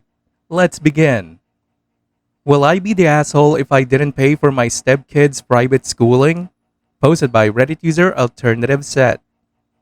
I have one child. My husband has 4 kids with his ex-wife. Their divorce was very amicable and he gladly pays for his ex's home and cash support as she was a stay-at-home mom. This amounts to close to $8,000 a month. He makes $250,000, $15,000 a month net, while I make $400,000, around $23,000 a month, but it varies. I would guess his ex makes $60,000 a year now. We live in a high cost of living city, so ex's house has only 3 beds and ours has 4 beds, almost $10,000 a month. Before marrying me, he lived in a studio down the street and he would take the kids during his days but put them to bed at her house. I lived in a 2-bedroom paying $4,000, so my daughter had her own room. Now, his kids share a room at our house when they are here 30% of the time. We have an uneven amount of kids and can't afford a 6-bedroom. I have put my daughter in her own bedroom. She's only 2 months younger than my oldest stepdaughter and is with us almost all the time. Her father is out of state and I receive meager child support. Between that and my daughter attending private school, started 2 years ago before we married, I pay a little less than half my salary every month to tuition and mortgage payments. Ex-wife is now asking my husband to either allow my oldest stepdaughter or stepson to have their own bedroom and to send all the kids to private school. Quite frankly, we can't afford it. I am making great money now but was basically paycheck to paycheck most of my daughter's life. I pretty much decimated my retirement and got into big debt to start my business that just started thriving last year. She is claiming I am treating my child like the favorite. I have always instilled academic values in my child. She has never received anything less than an A and has a lot of dreams. The other kids are great kids, but they do not value education as much. I'm not judging, just evaluating. But the kids are different. They have been raised differently and that's fine. I told my husband we can consider private school for each kid individually as they get older and they possibly get more academic rigor, but sending 5 kids to private school is just out of the question.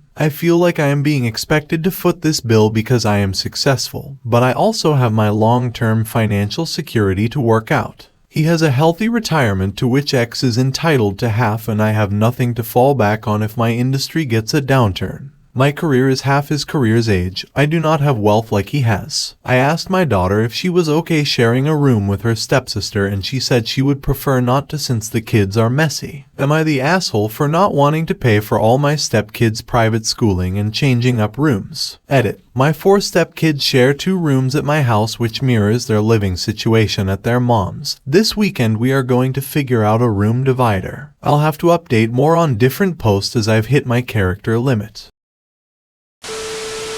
You are not the asshole, OP, and it sounds like that you and only you are paying for your daughter's school. So why can't him and his ex pay for their kids? Tell your husband that he can stop sending his ex money and put that money towards the kids getting in private school. She already makes more than enough to support herself. And now for today's second story. I finally filed for divorce and it hurts. Posted by Reddit user Exhausted Superman. TLDR. My wife and I have been married for 10 years, but have been growing apart for 5 months and it continues. We have recently shed light into some real feelings, which have caused severe issues. I'm so lost, sad and angry, I just don't know what to do. Full story, I've been married for 10 years. I fell in love with my wife in college and everything has worked out until now. We married very young and it felt like an amazing love story. We have been through a lot together, but one thing I have hardly ever questioned is the strength of our bond. Now things are changing at a rapid pace. Over the past year, we have revealed things that have severely damaged our relationship. I am a survivor of childhood sexual abuse from multiple parties at different ages, and I held that in for years, resulting in a lot of repressed pain that would inevitably hinder my emotional intelligence. I'm working on this. I didn't tell my wife until about one of the occurrences until about 5 or 6 years ago. Then I told her about the rest about 11 months ago. I was so embarrassed by all of it and hid it from the world. Therapy has done wonders for me in realizing that it was absolutely not my fault. It just sucks that it took me this long to get into therapy, but I'm doing the best I can. What was my fault was the intermittent porn usage that I kept hidden from the world. While it should be a private thing, I also kept it from my wife. I was stupid and didn't think it would affect anyone. I just had a lot of privacy and trust issues that I never acknowledged and didn't want to ever talk about porn. Porn was introduced to me at a very early age and it became an addiction at some points. Porn was there all of the times I was abused. I always fought it off, but it would creep back in whenever I felt alone in life. Porn hardly came up in conversation between my wife and I, but there was a lie that I told at the beginning of our relationship that was so small and stupid. If I had never told that lie, I feel like things could be different. We could have even talked about her feelings around porn, but that didn't happen. I have always been a pretty honest person, but I felt compelled to lie in the moment for reasons I did not really understand at the time. I just felt defensive and scared that I would be judged due to her religion. If I could go back, I wouldn't have done that, but I can't. That lie has come up multiple times and I just couldn't figure out how to come clean, so I just avoided it. I finally came clean to her because of many reasons. I learned porn can be seen as cheating and I just couldn't lie about the small lie anymore. I accepted full responsibility and I regret ever lying and deceiving her. Along with my reveals to my wife, she let me in on some things. She let me know that she almost called our wedding off because she still had feelings for her ex. I was second choice. She kept that from me for over a decade. She felt pressure from her mother to marry me due to religious reasons. They are Jehovah's Witnesses. I knew some of that at the time, but I had no idea that her reasoning to marry me was mostly out of fear and desperation. This has wrecked me quite a bit. We grew so much closer after these events. Unfortunately, things took a turn about 5 to 6 months ago. She told me that she needed space because she was hurt, understandably so. It wasn't the porn usage, but rather the lying and the covering up of said lie that really hurt her. I gave her some space, but that space has grown so much. She has been pushing me away over and over and I'm reaching my breaking point. The distance is growing as she's back in college, going to parties or bars, hardly seeing me. She prioritizes school, seeing her friends and her school clubs over seeing me or even trying to speak any of my love languages. Meanwhile, I am working while she's been in school. I go to school as well, cook our meals, take care of our home, and go out of my way to try to make her feel loved, speaking her love languages. It's a one-way relationship. I have been so supportive of her, but I don't see any love back. It's exhausting, especially because she hardly ever wants to talk about our problems and I feel gaslighted a lot of the time. Yesterday, she told me that she never felt like she was in love with me despite her telling me the opposite before. She has always felt like I'm an amazing guy and she does love me, but the in love part wasn't reached. She always felt like I was much more in love with her, as I have felt. She gave more insight on me being second choice and the pressures she faced when we were to get married. My heart is broken. We aren't gelling and our relationship is at its absolute worst. Both individual and couples therapy have been suggested to her. The latter she has refused, but the former she has possibly agreed to. She says that a lot of these issues are her own and that I'm an amazing person despite my mistakes. She hasn't been trying at all and I deserve so much more, as she has said repeatedly. We both deserve happiness, but this is not how things should be going. I don't know what to do, but I feel like divorce is imminent. I don't even know why I'm posting this. Maybe I'm just seeking any sort of advice. I'm desperate. Updated to edit. She cheated on me. I'm defeated.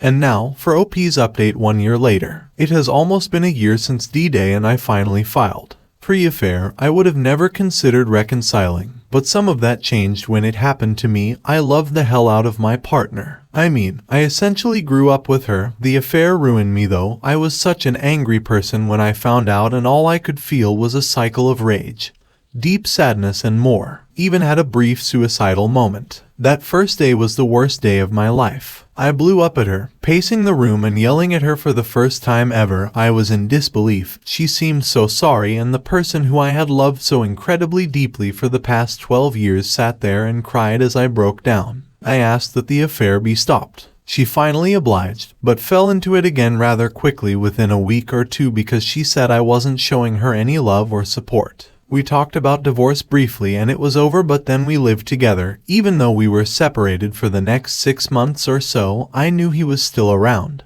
She still maintains that it wasn't a relationship, yet she was going to move in with him at the end of that 6-month period. Just doesn't make logical sense. She has since went to therapy and they have talked about her self-sabotaging because she made a mistake. So she felt the need to accept that mistake is her new life and that she didn't deserve me. Those 6 months were so incredibly hard for me, so much so that I struggled to do simple things like file for divorce. I know it's not super complicated, but it was so hard for me because I was more stressed than ever. I just tried to stay afloat. Since she moved out, she broke it off with the guy. Meanwhile, I've taken the year to regain happiness and love for myself. I've been rather successful and was even set up with a friend of a friend.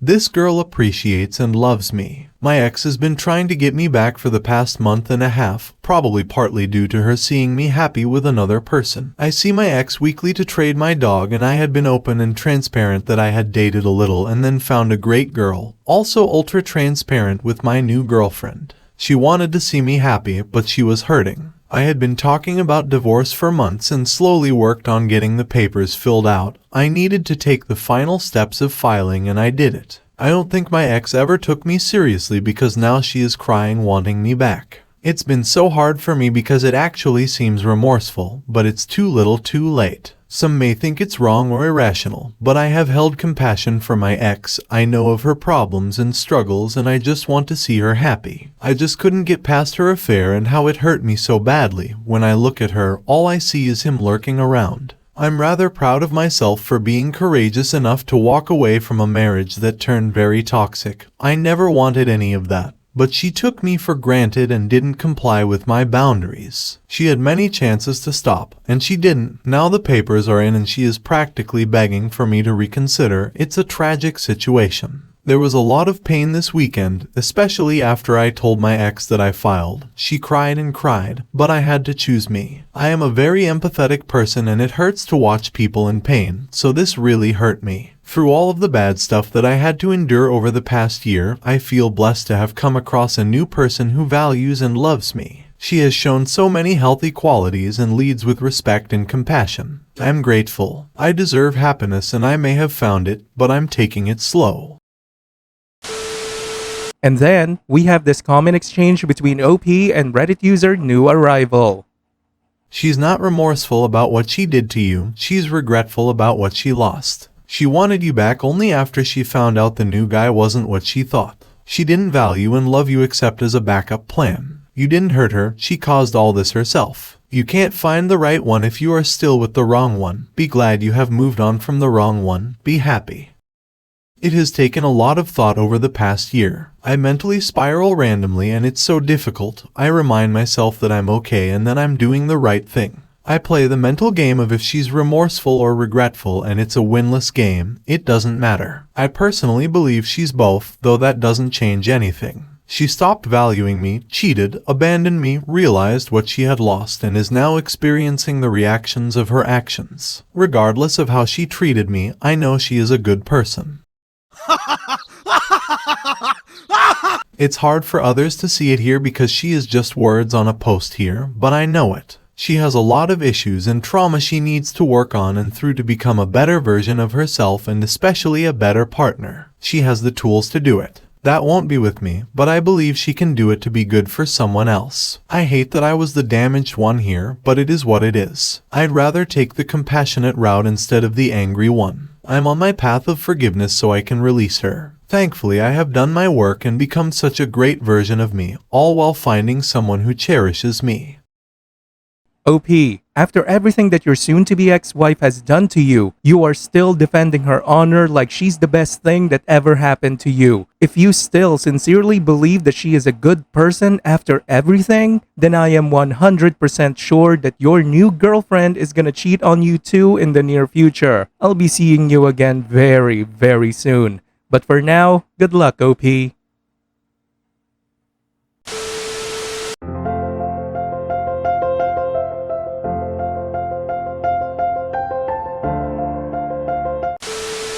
Hey there, ladies and gentlemen, and welcome back. I'm your host, PattSun, and today we're going to be taking a look at r/ cheating stories, where OP caught his girlfriend having an affair with her ex. Let's begin. My ex-girlfriend cheated on me and I found out all in the same day. Posted by Reddit user Kieran on Reddit. Me and my now ex-girlfriend were together all of about 8 months. We had an amazing few months together and there was nothing to suggest what was going to happen next. Before I started dating her, I was trying to convince her to get out of a toxic relationship that she was stuck in because I had a thing for her. Her boyfriend at the time would make horrible comments like, "Don't wear that, it makes you look fat, and wow, you really need to go to the gym." She was a pretty slender girl, so these comments didn't make sense and were outright uncalled for. Eventually, he decided that he no longer wanted to be with her and she was so upset about it. I tried my best to keep her grounded, but it was a lot for her to go through as they had dated for a year and a half before that point. About a week after they broke up, I started talking to her and brought up that I liked her and said that I know that it isn't the right time to tell you, but I really like you. She disagreed with me and told me that she liked me too and we got together. It was a great couple of months. We celebrated Christmas together, we went on an amazing date for Valentine's, but all it took was one day to destroy it all. The morning of August 1st, 2023, I woke up as any normal day and did normal day things. The day before I had agreed to meet her, but unfortunately my car had broken down, so public transport was my only option. The time difference was an hour and a half, so instead of meeting her at midday, I agreed to meet her at 2 o'clock. She agreed that that sounded good and that she had something she needed to do that morning anyway. If only I knew what that thing was. While I was getting ready to leave, she had left the house to meet up with her ex-boyfriend due to how long it would be taking me to get there. Little did I know that they had been talking to each other and meeting up frequently for the best part of 3 months, and I had no idea. After she had seen her ex, I had shown up at the house and we had had something to eat and went upstairs to her room. Sat on her bed watching Peaky Blinders on the Xbox with a bowl of popcorn was a vibe. At about 5:30, she received a message on her Xbox from her ex saying, "Just got home, thanks for today, I love you." I had no words, I didn't know what to say. I had my arm around her as I read that message, sat in her bed.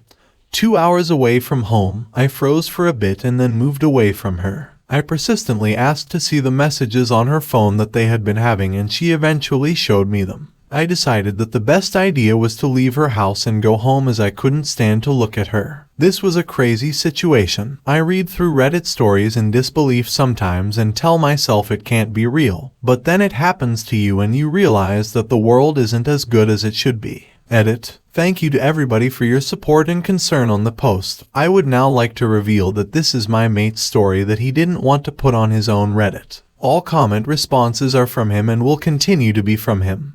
But we thank you for your support in this difficult time. And then, we have this comment exchange between OP and a few other Reddit users. "So sorry, please go no contact. She fucked around and she's gonna find out that her affair partner only likes her when she's taken. When she realizes she's alone, she will try to love bomb you, get you back, don't let her, stay no contact and move on.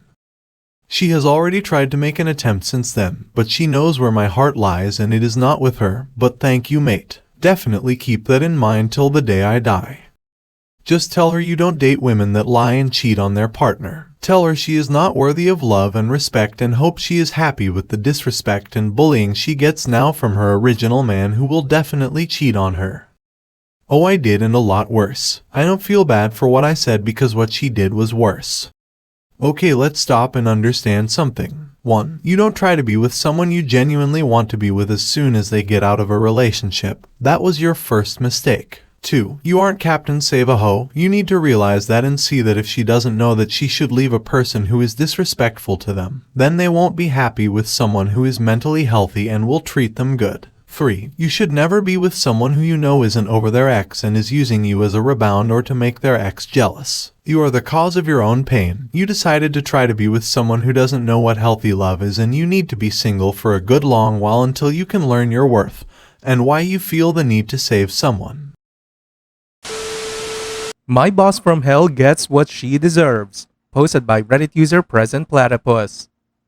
I have been a people pleaser to a fault my whole life. I have been working in marketing for 10 plus years. Over the years, I've had my fair share of bosses who were good, average, and some who sucked. There is one in particular that stood out as awful. This story is from about 5 plus years ago. Pamela was the VP of marketing and sales for a mid-size retailer. She started at the company a few years after I did, and if rumors were true, she was the 4th pick for the position and was simply hired so the company could appease shareholders. I was a manager under her, and my whole job was to make sure the website and stores had their products merchandised properly, received all their monthly sales materials, managed advertising, set up and managed the department's budget, messaged all department projects and operations, created reporting to reflect sales, managed presentations or creative briefs for future projects, etc. Nerd! In short, I did her work and all the administrative grunt work to keep the department afloat. I managed all this because I had access to her email and many times sent emails on her behalf to keep the department functioning. Pamela spent most of her time showing up after 10 a.m., taking business lunches and planning company parties. Don't even know why we did those, but I planned those too. I consistently questioned why she spent so much of our budget on these events when we didn't have the budget resources for any of it. Pamela told me to take from future months' budgets to pay for the current month's overspending. So, at the start of every month, I had an original budget, and by the end of the month, I had to turn in an edited budget, edited under Pamela's direction. That made it look like Pamela's spending was under control. This is important for later. I definitely made mistakes here and there being in charge of so many tasks, and constantly found myself working 12-hour days split between being in the office and working after my kid went to bed. Weekend work was also done before my family woke up and after they went to bed. During Pamela's first major holiday season, sales were shit. Pamela kept changing her mind on the visuals for the stores, kept bringing on new advertising and PR agencies to bring in sales. All these agencies consisted of her personal friends and ignored our buying and merchandise team's planned promotions for her own better ones. At this time, I had been dealing with an ongoing infection that turned to sepsis and was hospitalized. The doctors and my husband said it was due to the stress of work and that I needed to take a break. As I recovered, I realized how much I was hurting myself, my family, and even the company I worked for. Eventually, my old habits got to me and I got on my phone and checked mine and my boss's emails. What I found made my blood boil. First, I got a lovely bouquet of flowers from upper management wishing me well, and I knew that Pamela organized the delivery. She sent me her favorite flowers. I went to her inbox to put the receipt in the correct folder to send to accounting when I got back. At the top of her inbox from the past 3 days were emails clearly not related to business. What I found in her emails was Pamela emailing her personal friends griping on how I can't just shake off sepsis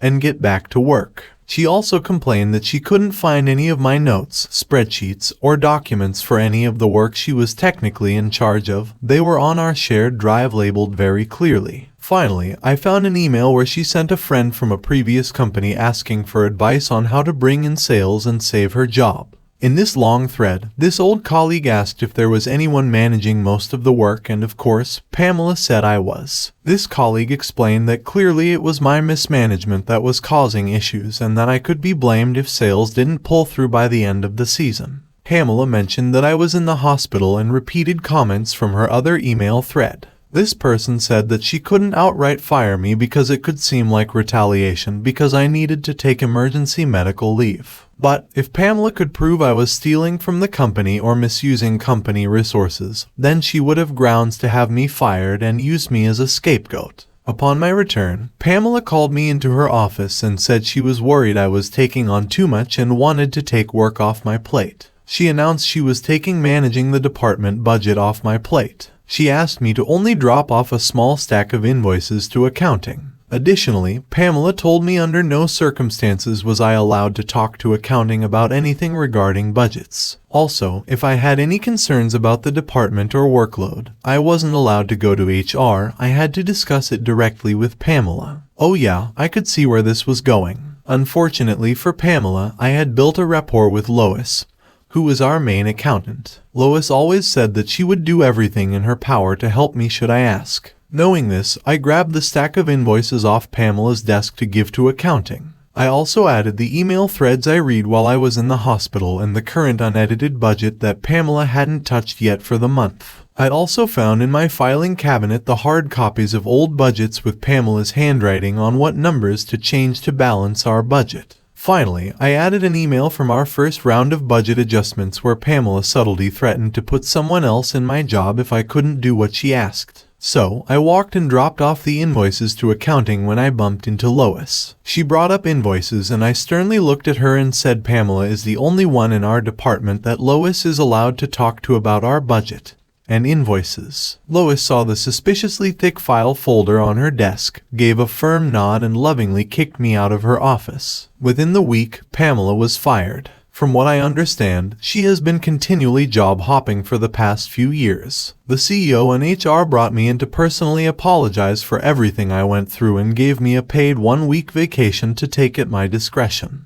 Given other issues with this business, I left after another year. Which brings me to today. I am, once again, a manager for sales and marketing. I have a wonderful boss who trusts my business decisions and backs me up on practically everything. We are hiring my team for me to solely manage and direct. Today, I looked through the applicants and found Pamela's resume sitting among dozens of others. I stared at her name, wondering how many other people share her name. Upon review, yup, it's her. She definitely fell down the corporate ladder, with VP of our old company being the highest title she earned, and to no surprise, she embellished her achievements, claiming the work I managed as her own and claimed she generated an 87% sales growth during the holiday season at our previous company. As a people pleaser who firmly believes in giving everyone a chance, it has never been so satisfying to click disqualified. Edit. To those suggesting I interview her to see her reaction, I would have loved to see her face as she walked in. But I felt it would have risked my boss's trust in my decision-making ability. Maybe I'll send a personally written rejection email. OP, you are such a nice lady. If I were in your position, I would have definitely had HR call her to arrange an interview, assuming that I would be sitting across from her. There is nothing more satisfying than seeing the face of someone like that when they see karma staring them right in the face.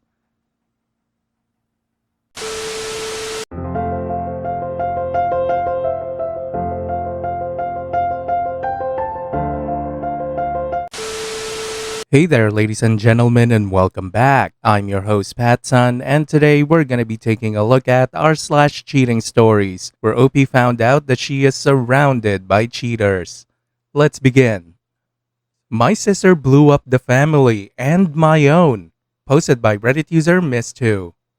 Hear me out. My sister and her husband has had their up and downs. They were high school sweethearts but separated for a while before getting back together in their late 20s. 3 kids late, and having moved back in the state we live in, we see them a lot more often than we used to, and so does the family. Our family is very close with our aunt's family. We grew up with them and I consider them sisters more than I consider them cousins. One of them, let's name her Mary, is married to Mark. Mark is extremely jealous and manipulative. They have 5 kids. That being said, she loves him dearly. Back to the sister. I asked to borrow her phone to call my boyfriend, but when I did, I noticed that her and Mark were texting. He was telling her he was on his way to see her. It's not the first time I see their texts. This has been going on for months. They talk all day and the texts get inappropriate.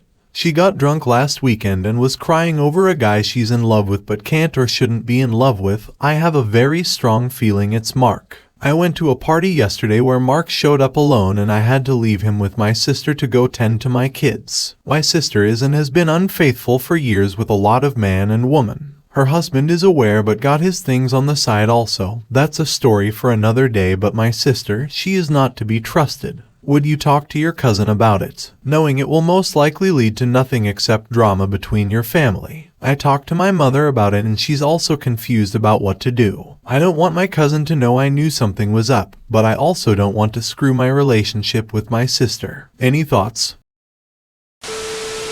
And now for OP's update. A while ago, I posted about how my sister was having an affair with my cousin's husband Mark. I debated long and hard about talking to my cousin about it, and after much consideration and against my husband's advice, I decided to tell my cousin about it. She is one of my closest friends and almost all of my childhood memories include her. She's family and family don't screw with family. Of course, things blew up. The next day, my sister asked me if I had said anything to my cousin as a revenge. Not knowing what she meant, I asked why I would want revenge in the first place. She said I may have seen the conversations she's been having with my husband and got mad. Wait, what? First of all, my husband and I have been together for 14 years. He has cheated on me and held inappropriate conversations with girls before, and we separated in 2020. We got back together in 2021 and decided to make it work for our 3 kids. I was completely unaware that he was talking to her. Apparently, she's been talking to him about her affair with the cousin's husband.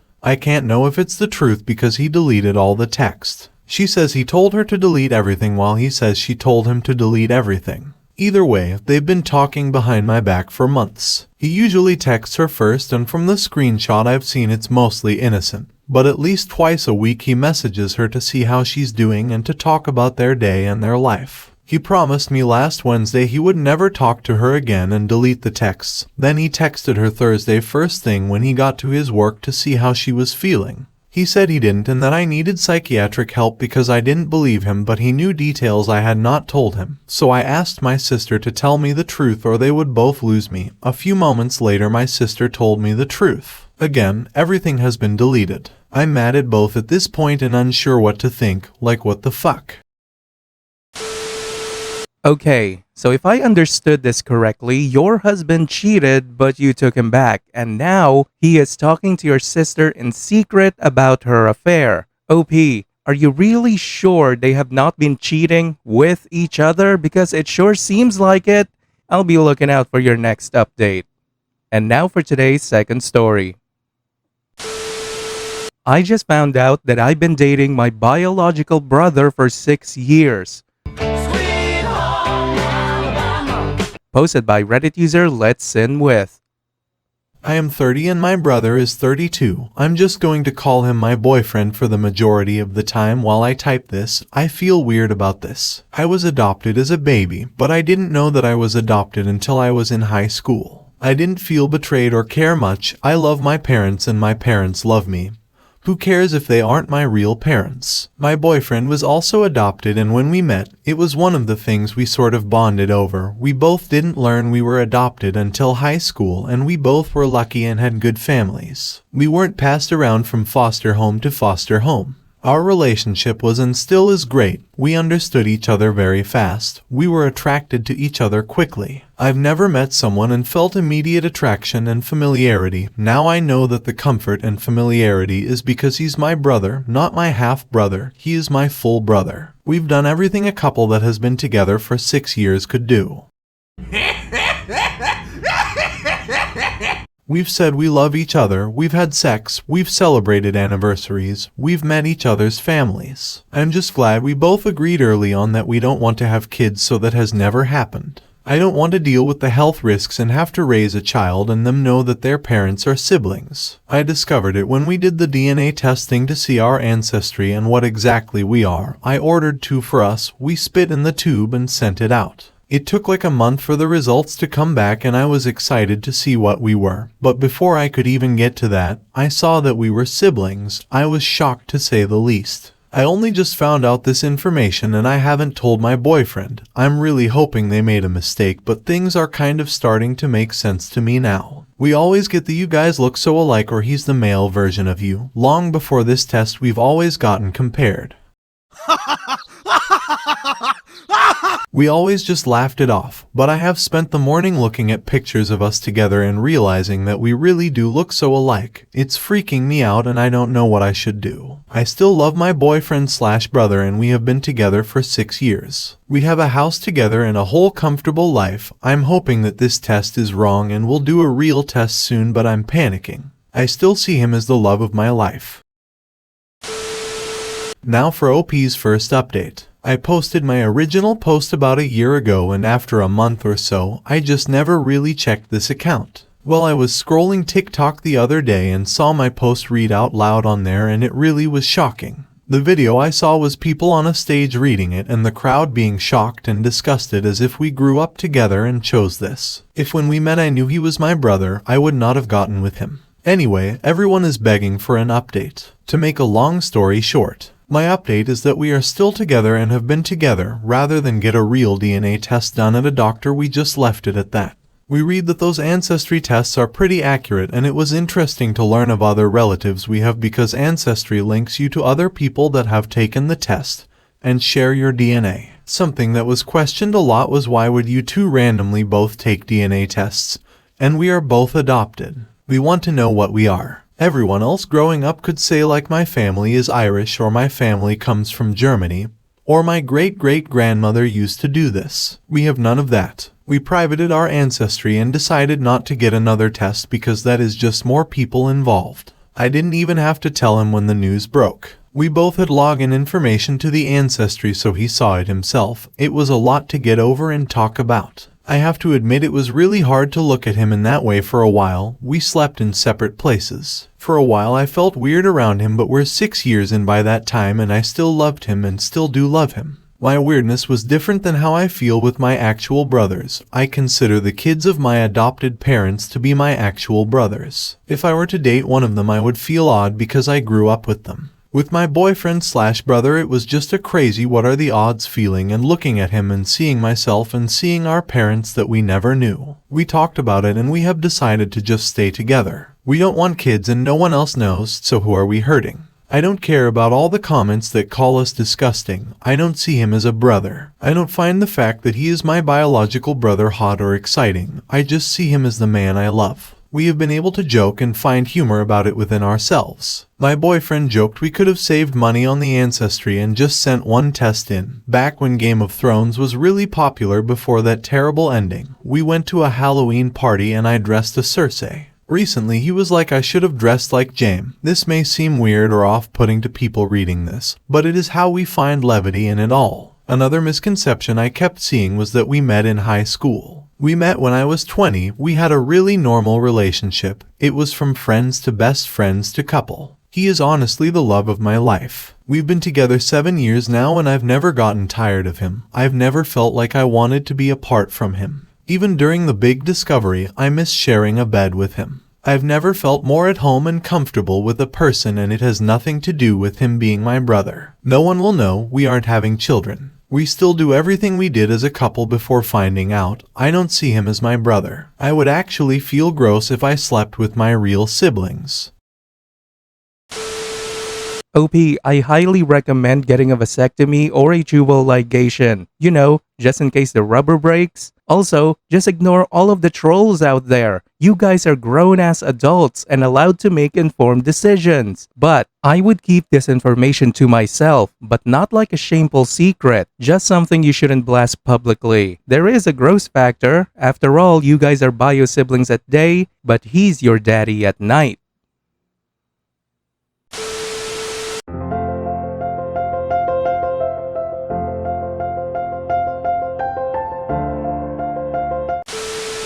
Hey there, ladies and gentlemen, and welcome back. I'm your host, PattSun, and today we're gonna be taking a look at r/relationship advice, where OP is now dealing with a crazy 304. Let's begin. My husband's affair partner is being stalked and harassed, and I'm getting the blame for it. Posted by Reddit user ThrowRA, not a stalker. I'm at my wit's end with this situation and I don't know where to go from here. I'll try to keep this as concise as possible, but honestly, it's been a real shit show. TLDR, my husband had an affair with a woman who is now being stalked and harassed both online and in person. The harassment is escalating, and whoever is doing it seems to want people to think that it's the wife behind it all. Moving past infidelity is hard enough as it is, but is it even possible when there are constant reminders and ongoing repercussions almost a year later? Should I tough it out, or is this a lost cause? How do I navigate being put in the position of having to interact with my husband's affair partner if I want to salvage my own reputation? Earlier this year, I received a phone call from Amy telling me that she'd been having a years-long affair with my husband, Ben. I know Amy only peripherally. We live in a smallish community, and we all three work in the same industry. I'm not sure what made her finally decide to come clean, but she wanted to meet in person to explain her side of the story. When I refused, she showed up at our house and made a scene. I won't get into all the sordid details, but the immediate aftermath was horrendous. Ben and I are currently in therapy, and while we are still together, our future is uncertain at this point. As if the humiliation of being cheated on wasn't enough, Amy went public about the affair on social media, making numerous video updates about her side of the story. She has a fair number of followers on a few different platforms. We also know people in common, so this all circulated quickly around town. Amy claimed that she was protecting the community, saying that Ben was a predator who used his position to take advantage of her, though she maintains the relationship was completely consensual. To be clear, we are relatively prominent figures where we live, and we own a successful business together. Amy described herself as a vulnerable, insecure woman who was swept away by a charming older man working in an industry she was trying to get ahead in. He strung her along, told her he loved her, and played on her emotions. According to Ben, they hooked up a handful of times over the past 3 years, usually when they found themselves at an event together without me. He insists there was no emotional involvement and that he had been trying to distance himself from her at the time she contacted me. I still don't know which of these narratives is closest to the truth, and I probably never will. For what it's worth, Ben showed me his phone, and the communication he has had with her seems to support his story, though of course I don't know if he deleted the more damning messages. Amy has threatened repeatedly to post proof that there was an actual relationship between them, but as far as I'm aware has not done so. I know how this all sounds and how it makes me look staying in this marriage, and I can admit now that I initially directed my anger at Amy and downplayed Ben's involvement. But with everything that's happened since, I feel like I'm completely unable to parse my emotions about all this. After a flurry of scandals, people eventually lost interest in our dirty laundry, and Ben and I started the long process of deciding how to move forward. I blocked Amy everywhere so I was not tempted to check in on her. Then about 3 months ago, I suddenly received a barrage of notifications and direct messages on social media. I was horrified to see that they were from people I didn't know, accusing me of being behind a troll account that was viciously publicly attacking Amy online, making comments to the effect of her being a slut, a liar, a homewrecker, not welcome in our town. This person had also combed through my social media and was posting pictures of me and Ben, saying that Amy would never have what we have. The troll was following just one other account, mine. Amy's plethora of online friends had apparently concluded that the wife was the most likely suspect. I had to make all my social media private, including my business accounts, but not before having the humiliating experience of a bunch of internet strangers telling me that I'm old and ugly, and that there was a reason my husband had cheated on me. I recruited a close friend to look into things, since I just wasn't up to it myself, and Ben is pretty illiterate when it comes to social media. This friend went back though Amy's posts, and apparently she has continued making regular videos updates about the affair and its fallout. According to these, someone has been stalking and harassing her since she went public about it. It started with nasty anonymous text messages, saying essentially she'd be run out of town. She posted screenshots of these and said in a video she suspected they were from me. Someone also hand-delivered a threatening letter directly to her mailbox. All signs pointed to this being someone local who had both her phone number and home address, and not just a random online troll with too much time on their hands. My friend also let me know that the troll account that was ostensibly me went quiet after 2 or 3 days, and that Amy had chastised the people who went after me, saying she didn't think it was me doing this. Things seemed to die down again, and I tried to move on. A few weeks after all this, Ben and I received a message from Amy's employer regarding some emails he'd been sent.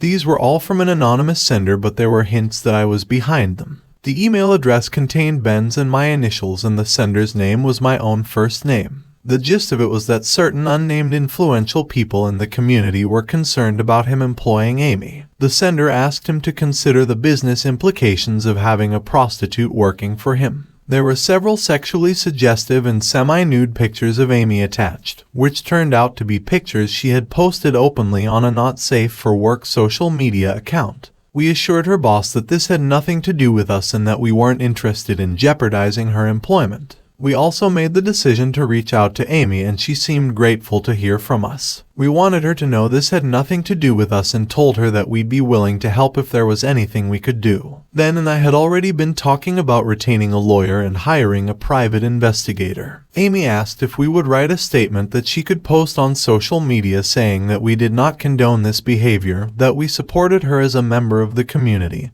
and that we wanted the person behind it to stop immediately. It struck me as an odd request, but it seemed harmless enough if it would help. Then Amy suggested that we all meet for dinner to figure out the details and to finally clear the air between us. I shut that down immediately. I assume she's looking for closure or forgiveness or something along those lines, and I am not at all interested in that. I'm sorry for what she's going through, but I don't like this woman and I never will. I certainly don't want to sit down with her and have dinner and drinks. The call went sideways from there and ended on a very strange and sour note. I drew a hard line with Ben that we were not going to be providing a statement or communicating with her directly in any way going forward, and he readily agreed. My friend has still been reporting back to me. Since the email incident, things have continued to escalate. Amy's apartment was broken into and her not-safe-for-work account hacked. She filed a report about the break-in, but the police were unhelpful since there was apparently no sign of forced entry, and nothing missing, just her belongings had been conspicuously moved around to show that someone had been there. The hack involved someone accessing her account and making a single post using a pet name she used for Ben that apparently only the two of them knew. She quickly recovered the account, but apparently, in spite of changing all her passwords,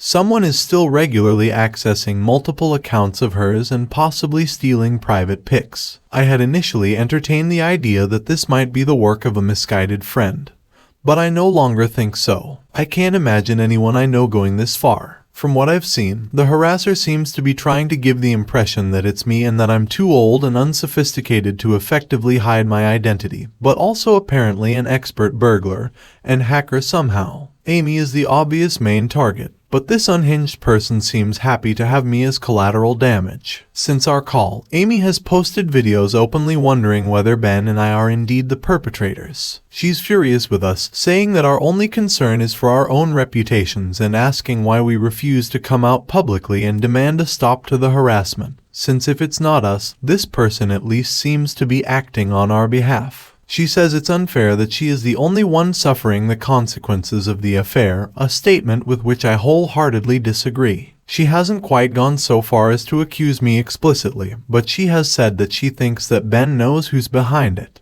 He's adamant that he doesn't, and I believe him. My close friends have all been supportive, but I know that there are rumors circulating about me. My own social media is all still locked down because I get harassed by Amy's friends anytime she posts, if I open it up. I'm looking for any advice on how to proceed. Obviously, we are going to be pursuing this through legal channels, and if anyone has had a similar experience and has advice to share on that front, I'd love to hear it. But in terms of my relationship, I'm furious at Ben for putting me in this situation. Originally, I felt strongly that I wanted to try to save my marriage, and this all has me wanting to just walk away. However, I don't want to give some crazy stalker the satisfaction of making that decision for me, and honestly, how do I know if divorcing Ben will even allow me to extricate myself from this situation? How can I reasonably move forward when this person is keeping us trapped in the past? How much support do we owe to Amy? I do not like her one bit, but I don't think she deserves this treatment by a long shot, and it seems more and more like she might be in actual danger. Besides the break-in, there was also an incident where she was followed by a van with darkened windows. We certainly have more resources available to us than she does, but I feel like every time she has an opening, she uses it to try to insert herself into our lives. She says in her videos that she still loves Ben despite all of this. If this marriage or even just my sanity is going to survive, I feel there can't be any further communication with her. Does keeping her at arm's length make me look culpable for the harassment? And since Amy is the one with all the evidence, how can we investigate it on our end without her cooperation? OP, the problem is, you keep looking at this in the eyes of a logical and reasonable person. To truly understand the situation, you must look at it with crazy eyes. Because Amy is unhinged. OP, read your post to yourself. Don't tell me that you actually believe that there is a stalker, there is a burglar that is continuing to harass her. Absolutely not. She just wants the attention, the sympathy, so eventually she can weasel her way back into your lives. She has done so many times, OP. Come on. Plus, the fact that she is still making videos about the affair screams volumes to me about her victimhood and wanting to keep the drama going. The best thing you can do right now is to involve lawyers and a private investigator. You can plan your next move after you get some information and some legal advice.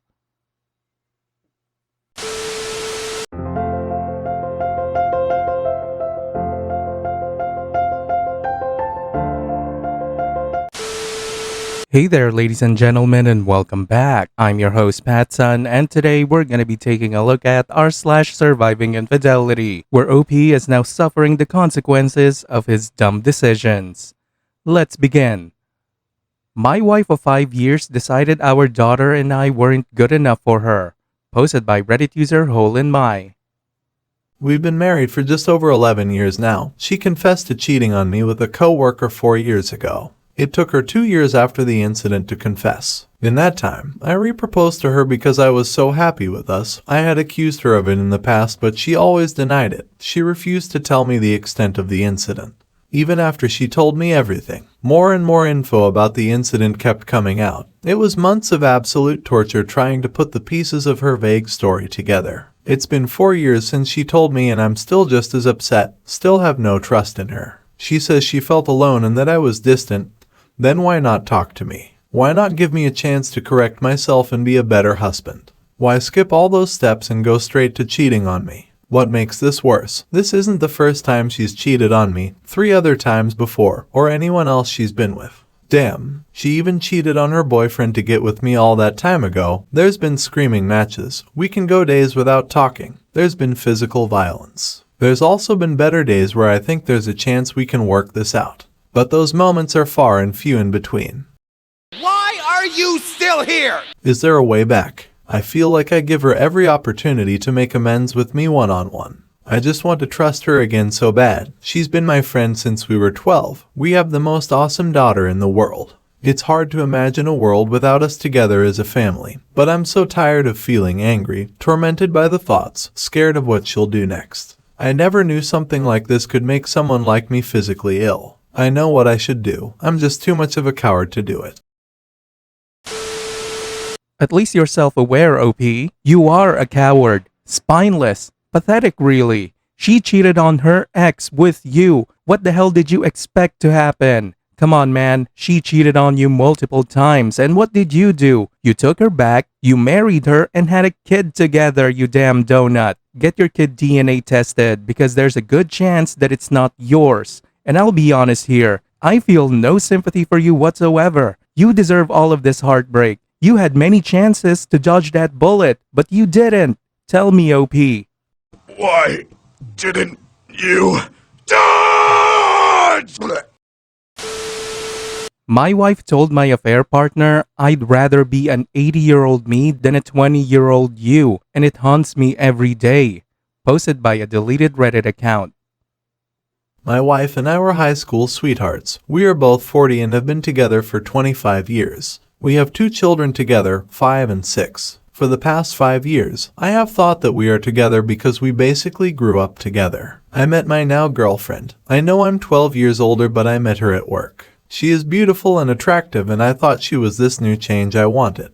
Instead of breaking it off with my ex and doing the right thing, I cheated and I got caught. My wife was so gracious about it. She didn't want us to be together anymore. This was a year ago, and I left our house and rented an apartment. We have yet to start divorce, although I don't want to. Neither of us was talking about it. My girlfriend, however, is not so happy about this, and mainly because I left our big house that's originally my house to my wife and daughters. I inherited it from my grandparents and it is worth a fortune right now. My girlfriend means that it is my family home, and for me, yes, it is. My family is living there, but my girlfriend meant that when we get divorced, my wife has no claim to the house. 3 weeks ago, my girlfriend and I were dropping our daughters with their mother, and my girlfriend went against my wishes and started talking to my wife about the house. My wife was confused and said that the house is hers and her daughter's, and she looked at me all confused. But my girlfriend told her that it was mine and it was time to move on. My wife then said that my girlfriend shouldn't put her nose in other people's business. Girlfriend became angry and said that my wife is a hag who is bitter because she's old. My wife smiled and said, "Is your age your only redeeming quality? Because that won't last." Then she said that she'd rather be 80-year-old herself than a 20-year-old you. She wasn't angry or bitter. She isn't old either. She is 40, like me. Am I so old according to my girlfriend? She is very beautiful too. I don't know what my girlfriend was thinking. I felt so ashamed and angry with myself. My girlfriend was immature and embarrassing. I have been unhappy for months now, but if I broke it off, it means that I have hurt my family for nothing. My wife called me the next day and said that maybe we should start talking about divorce. I broke down crying the moment we ended the call. Now every time I see her, I want to be in her arms and cry. Just thinking about 80-year-old her with 80-year-old me beside her. The way we envisioned ourselves every time we saw an elderly couple holding hands or kissing, and we thought this will be us too. I realized I'd rather have 80-year-old her than 20-year-old anyone. But I have messed that up. I completely agree, OP. You fucked up so bad. You had a great marriage, a wonderful home and family, and you ruined all of that for some cheap thrill a hoe provides. I think your wife was actually doing you a favor by not divorcing you yet, so you have the time to realize that you are with a gold digger. Let her go and give her the freedom she desires. You may not be lovers anymore, but you can still be excellent co-parents. As for your girlfriend, she belongs to the streets, man. And now for today's final story. Don't antagonize your lawyer while you're selling your company. Posted by Reddit user UOAOldie.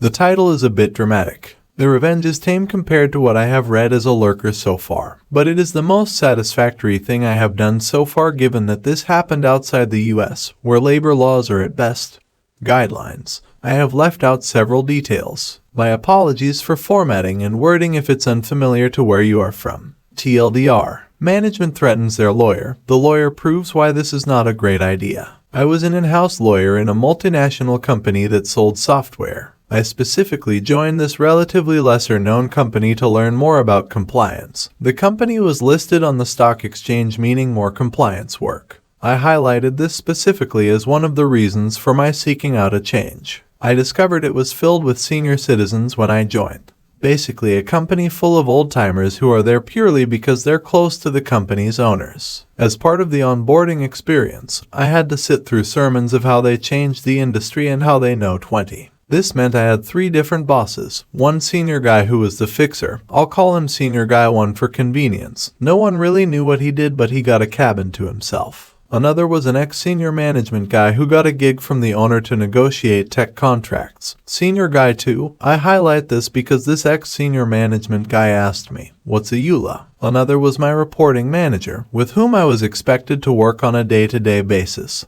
Senior Guy 3. 1 month after joining, I was told that the company was going private through a sale to another entity. I was shocked, but I had loans to pay, so I continued. For some reason, I was senior enough for them to handle this independently. This meant I worked through nights to complete tasks that a law firm would ordinarily do. I also worked on the definitive agreement that was in use for the company to be sold. This will become important later. By the 3rd month, I had decided the role wasn't what was advertised and that I was essentially cheap labor for M.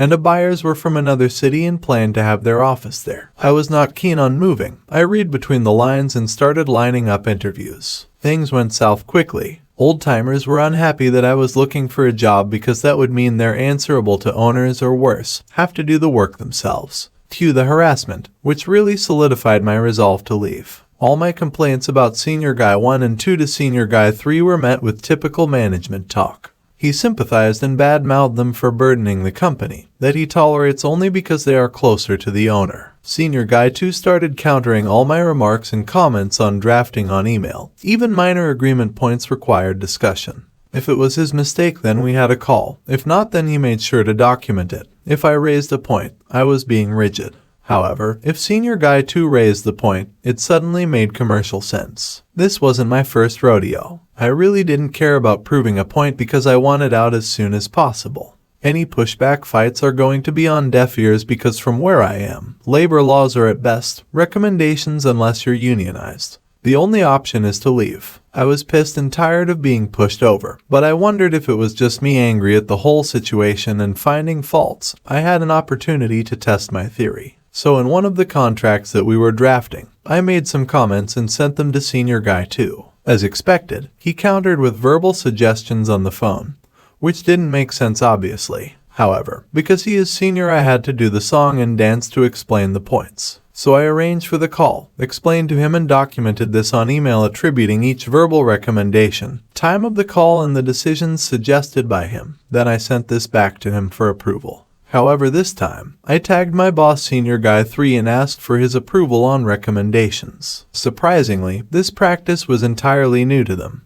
Both of them were pissed at me. Senior Guy 2 and 3 were not happy. Senior Guy 2 was being questioned for the first time on email, and Senior Guy 3 couldn't ignore my email as the head of my department. Unsurprisingly, I got a single-line non-answer from Senior Guy 3 basically asking me to discuss this with Senior Guy 2, followed by a verbally heated instruction to just do what Senior Guy 2 wants and not bother him. Now I was sure that this wasn't going to work for me in the short term or the long term. So I resigned and gave my notice period of 1 month since I was on probation. Senior Guy 3 was pissed because he thought the notice period was for 3 months and the sale of company was expected to close in 1 to 2 months. Cue the 1-month harassment that typically follows in any toxic work environment after you resign. On the last working day, I walked up to Senior Guy 3's cabin and did the obligatory thank you communication. He basically told me that I am picking a huge fight and he will see that I never get employed in the industry again. He also told me that he is not going to pay me my full and final settlement of dues and a relieving letter, a huge deal in India to get to your next job. Employers hold off on these as blackmail for troublesome employees. His tone implied that there is very little I could do because they were all senior guys and they've been there and done that. I wasn't the first disgruntled employee for him. I said my goodbyes. I got IT to confirm that I have returned the company assets and tagged my personal email. However, I was pissed as well at the whole ordeal and had made up my mind not to show this on my CV. Revenge starts here. I called it my 1-2 shot. Shot 1. Once I left, I spoke with my friend and decided to serve a legal notice, detailing the ordeal and treatment meted out to me. Ordinarily, the legal notice barely makes a difference as the management is usually thick-skinned about it. However, the legal notice was also sent to the owners, not just the company. This wasn't really required, but I did it anyways. Turns out many directors were pissed at Senior Guy 1, 2, and 3 but were quiet, just waiting to sell this company out. My act of involving the owners meant the entire board, including outside directors, mandatory for listed entities. This turned into a festival of explanations by all 3 in front of the owners. From what I hear, they all had to personally take leave to meet the owners as shareholders and explain themselves as naughty kids. Needless to say, everyone in the company was talking about it. I waited for 1 month to see if the notice had any effect aside from them being chided like kids. Expectedly, I got no response, but I knew from grapevine that they now had to spend on a law firm to reply to me because shareholders were aware of this information. I had made my point, but now I wanted more. I really didn't want to drag it because I was also looking for jobs and had loans to pay. However, their template management response, this time with HR copied, basically implied that since I had left without notice they were evaluating all options, including considering me AWOL. Senior Guy 2 basically threatened me that he will not pay me my dues or my relieving letter and implied that there is very little I can do about it. Petty that I am, I made plans to get both. Shot 2, since I had access to the definitive agreement and remembered huge details about it, having worked with law firms through the agreement in detail. 1. I was aware of who stays and goes. I made sure to speak to those who were going to let go. Few mass resignations and missed deadlines. 2. I knew the specific approvals that would trigger because of the transaction. so I spoke to the authority who would approve this transaction as a disgruntled employee. The authority made their own inquiries. The owners got spooked. It was definitely not serious enough to scare them into thinking that the deal won't get approved. But the mere fact that a government authority was calling them meant they now had to deal with the authority, which would have never happened if it wasn't for me. Result: 1. Buyer used this as a low-value bargaining chip, citing bad employee experience and resignation of several key members on key projects. 2. I got my dues and relieving letter within 48 hours of shot 2. 3. Company got gossip for years on how the management was dumb enough to mess with a lawyer, including a sermon from owners on how to not piss off employees when they are trying to sell the company. 4. Senior guys 1 and 2 were left red-faced but survived because of old ties. However, their contracts were not renewed. 5. Senior guy 3, who threatened me, became a consultant after the company was sold. Imagine being so dumb that you would actually harass and threaten a lawyer. Gentlemen, if you ever feel stupid, just remember, people like these actually exist.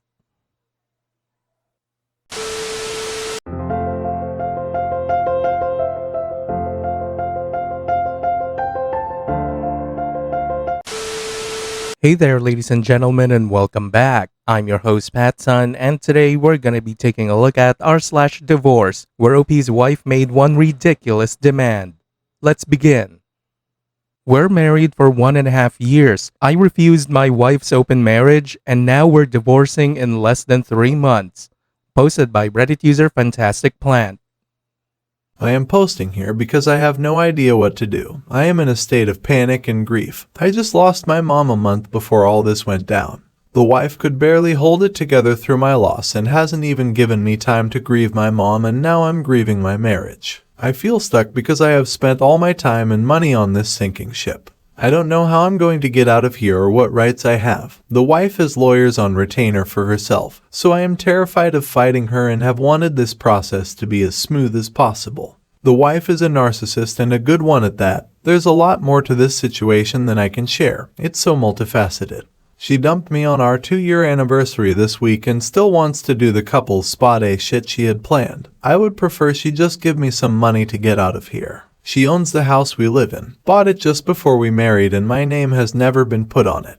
I don't want the house. I don't want anything but the things I brought with me and have bought while married. It's not a lot. She is refusing to help by giving me a cushion to get out of here. All the while she is on social media, changed her status to separated, and planned a trip with a poly couple before we even discussed divorce. I feel as though she has had this planned and wants her cake and eat it too. While she's out doing God knows what, I'm stuck home taking care of the animals and her child. She knows I'm stuck. Can you help me help myself? I'm so lost. I know I need to disconnect and separate myself from her. I'm going to stay in the guest bedroom. Just from here I don't know what to do. I am employed but have missed a lot of work because of my mom's funeral in another state, and this divorce has been eating me alive. I have no savings and my credit cards are maxed out from spending on the house and things for us as a married couple. I feel like such a fool. TLDR, I'm not willing to open the marriage. We decided to divorce because I won't compromise on monogamy. I am broke and can't escape this hell. I am panicking and falling apart at the seams. Look, OP, I don't want to piss on your already shitty situation, but you kind of put yourself in this shit show. You knew she was a narcissist. You knew that she was a single mom, and yet you still married the bitch. You maxed out all of your credit cards knowing full well that you don't have any savings. Come on, dude. You have got to be better than this. The reason that she wants an open marriage is because she wants permission to freely fuck anyone she wants. She doesn't want to hide it anymore. That's right, OP. I sincerely believe she's getting ran through your entire marriage. But I am proud of you for sticking to your guns and refusing her proposal. Anyway, you said you were only married for 2 years and have no children together? OP, you literally have nothing to worry about, as there can't be that much to fight over. Get a lawyer and set up a payment plan if you're hurting for money. If you get any inheritance from your mom's passing, do not let her have access to it. Use it to start anew. And now for today's second story. 2 tampons means my marriage is over. Posted by Reddit user Capable Elephant.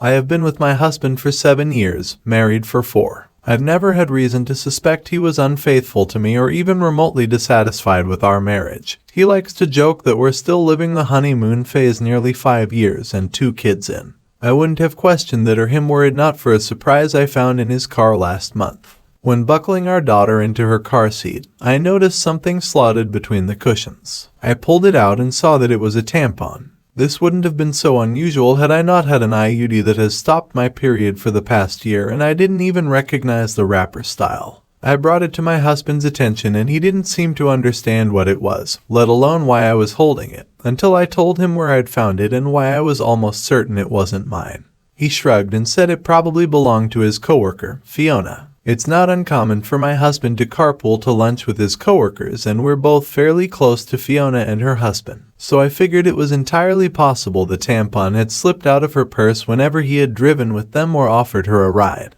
No big deal. I put it out of my mind until we had dinner with Fiona and her husband a couple of weeks later. I had sincerely wanted to believe my husband. I just couldn't get over the way it had been tucked in the seat and how my husband had seemed not to have any regard for it whatsoever. Maybe playing dumb, I don't know. I did something that I now feel kind of crazy for doing. I faked an emergency and asked Fiona if she had any tampons while we were out together. She handed me one almost identical to the tampon I'd found in our backseat, and I breathed a sigh of relief. So the tampon, there was probably the same tampon here, and in all likelihood, there was an innocent explanation as to why it had been left in the backseat in the first place. I thought I'd seen the last of the out-of-place feminine hygiene products until I found another tampon this morning, this time in my sock drawer. I feel physically ill at the thought of my husband having an affair and even more nauseated at the thought that the woman might have left these tampons out for me to find.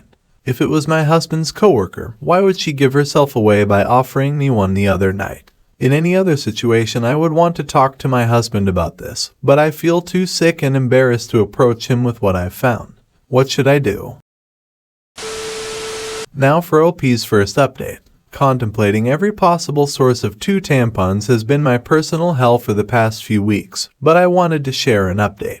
Shortly after posting on here, I told my sister what happened. The tampon in the backseat and the sock drawer, my husband's cluelessness, the tampon from Fiona, and all the things I suspected but didn't want to believe. We compared tampons, save for the backseat one I had already discarded, and they were a match, just in different absorbencies. I hadn't left either at a place where my husband or daughters would have found them and moved them around. My daughters didn't know what they were or where they had come from. My sister was convinced it was Fiona either fucking my husband, fucking with me, or both. Direct confrontation of either party still seemed like a bad idea, so she suggested inviting Fiona and her husband over for our Labor Day barbecue. Unfortunately, they already had plans. My sister and I agreed that it was too soon for cameras without any other evidence, so it was just a waiting game from there. Watching my husband for any changed behavior. There was none, our house for any misplaced or foreign items. There were none, and even the girls for any new friends they might have met. My sister's husband was adamant on this last point, and partly why he was inclined to believe that the tampons were harmless, if anything had been happening in or around our home. He said it would be nearly impossible to keep it from me and the girls, since my husband was the one taking them to and from daycare, and most other activities during the week. I felt a good bit of consolation in that. It wasn't until my younger daughter came down with something last week that I felt any differently. I wanted to be the one home taking care of her, but my husband insisted that I stay at work while he stayed home with her. I was okay with that. My sister and her husband figured it was a good sign that he would take the time off at a moment's notice, and at that point, we were all already beginning to put the tampon fiasco behind us. By the 3rd or 4th day, I was just happy to see a near-healthy child and a husband who was helping see her through it. Toward the end of that week, though, I came home to something strange. The toddler that I'd left that morning in an old PJ set was now dressed in a onesie I'd never seen before, with a tiny clip in her hair. I can't say I have the sharpest memory, but I have a pretty good sense of what my kids wear on a day-to-day basis, and particularly what kinds of clothes they wear. I'd sworn off the full-length sleep suits with snaps across the front long before we'd ever had our second. The long snaps are just a pain in the ass and a no-go for efficient diaper changes, in my opinion. It's just not something I would dress her in, and my husband knows as much. He doesn't plan for or buy the girls' clothes, and he certainly doesn't accessorize them. So I was bewildered and kind of floored at the thought of someone around our sick child without my knowledge. I didn't think twice and I went straight to my husband to ask if anyone had been over to see him or the girls. He seemed confused, like before, and asked me why I would think that. It had just been him and the kids all day. I asked him again if someone had so much as stopped by to say hello, and he denied it. He told me to calm down. I might have lashed out and come forward with the accusations right then and there, but our older daughter was in the room and she sensed something was up. In a calmer voice, I asked him a third time if anyone had been around our children, and my husband swore that the girls hadn't been around anyone but him. He also denied buying new clothes or doing anyone's hair. With our daughter in the room and my emotions all over the place, I decided to leave it. I couldn't make sense of it then, and it hardly seems clearer now, after I've driven myself half crazy with explanations that aren't adding up. And now, for OP's final update. After nearly losing my mind over a hair clip and a onesie, I realized I wasn't getting anywhere with the accusations and half-baked guesswork. I'd gotten so absorbed in the paranoia and misery of my situation that I wasn't sleeping, eating, or caring for my kids the way I should have been, and I wasn't getting any answers. So I decided to pull the trigger on the hidden cameras and have them shipped to my sister's house, with my brother-in-law agreeing to help with the install and setup over at mine.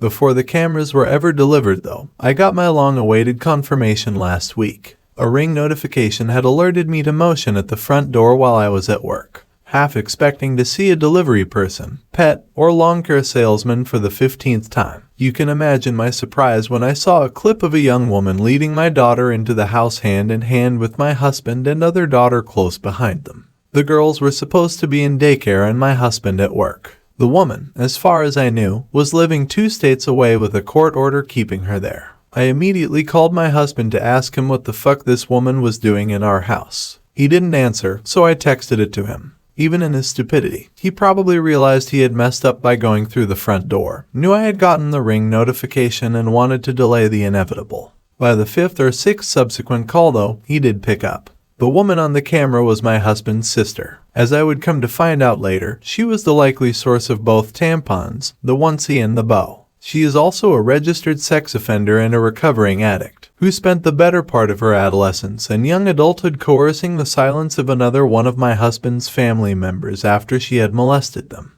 I hadn't seen or heard from her in years, and from the way my husband talked about her, I didn't expect I ever would. But here she was, in our house, with our children. Suffice to say I was livid. It wasn't an affair at all, and still, somehow, infinitely more disgusting knowing who it was and why all of this had been happening. Apparently my sister-in-law, fresh off another stint in rehab, had wanted to reconnect and make amends with people she'd hurt, and my husband was high on that list. My husband didn't want me to know, or worse, try and keep her family, our children, away from her, so they'd been meeting in secret often at our house when I was at work. They would enter through the garage in my husband's car, so the Ring camera at the front door wouldn't tip me off. She spent the night on a weekend I had been on a business trip and slept in our bed. She babysat our girls on a night my husband told me he had dropped them off at his parents'. She bought the girls clothes and dressed my youngest in the onesie and bow that my husband had promised on his life I had dressed her in myself. My husband swore this was all in my head. The tampons, the onesie, the bow, and all the rest. He was perfectly content to watch me agonize for weeks over a woman he insisted didn't exist, shrugging off each progressively more unsettling discovery like it was news to him and telling me I was being irrational. He insinuated that I was experiencing postpartum depression 2 years after I had given birth, 4 years after I had told him that one of my biggest fears for motherhood was to suffer PPD like my mother had with me, to not be fully present for our babies and be left with a world of guilt and regret as they grew older. He told me I wasn't sleeping enough, that I missed the girls too much, that I needed to take a step back and reevaluate the state of my mental health. I gave him the benefit of the doubt because he was my husband and because no other version of events made sense. Now, after a month of this mindfuck, I have nothing to show for my trust but this pathetic situation and a lot of anger. Holy shit, OP. The level of gaslighting your husband has done to you is simply unbelievable. That alone should be enough reason for you to get a divorce. But let your good old creepy Uncle Patsun give an even better reason. He left your children alone with a sexual predator. If she's a registered sex offender, the likelihood that she is on an order preventing her from being alone with people under 16 is very high. And guess what? Your husband left her alone with your children. That is simply unforgivable. Call the cops and then call a divorce lawyer.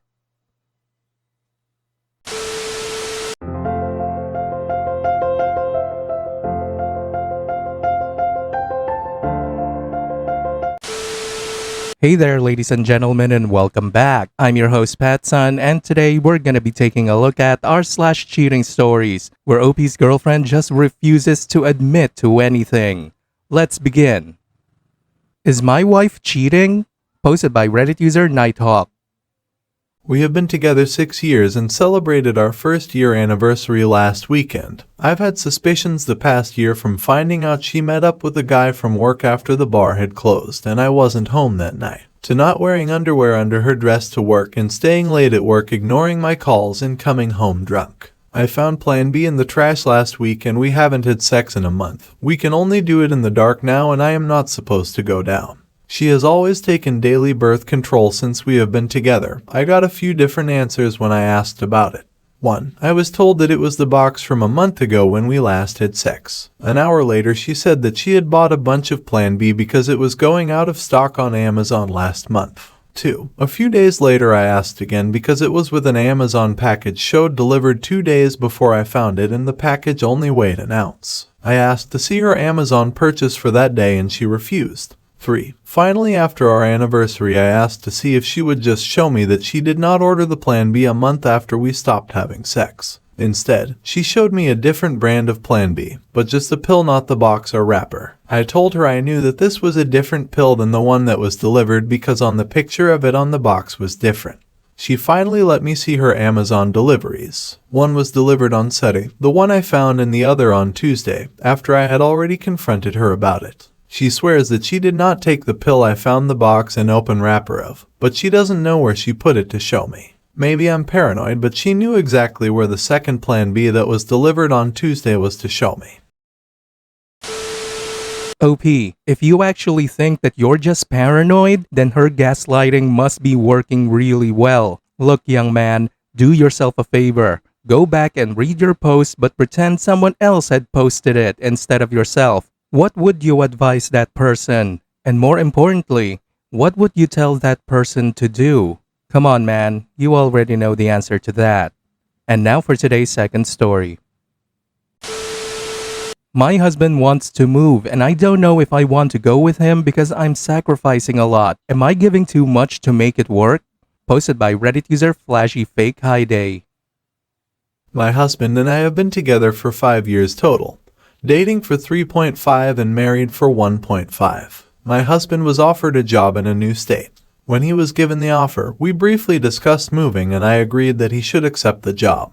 At the same time, we were discussing the possibility of a divorce with the assumption that if he took the job that I would not be going with him. Among other reasons, this was largely due to personal health reasons. My doctor and I determined that I should not have kids and this was an issue with my husband, since he has always wanted to be a dad. He really struggled with the fact that he wouldn't be a dad and he said that he didn't think he was cut out to help me through my health concerns. I completely understood where he was coming from, so we were by no means on bad terms. A week after he accepted the job and we decided we would separate, I found out I was pregnant. This was a complete shock to both of us, but we decided that I would move with him and we would have the baby. As predicted, it was a horrible pregnancy for me and we unfortunately ended up miscarrying.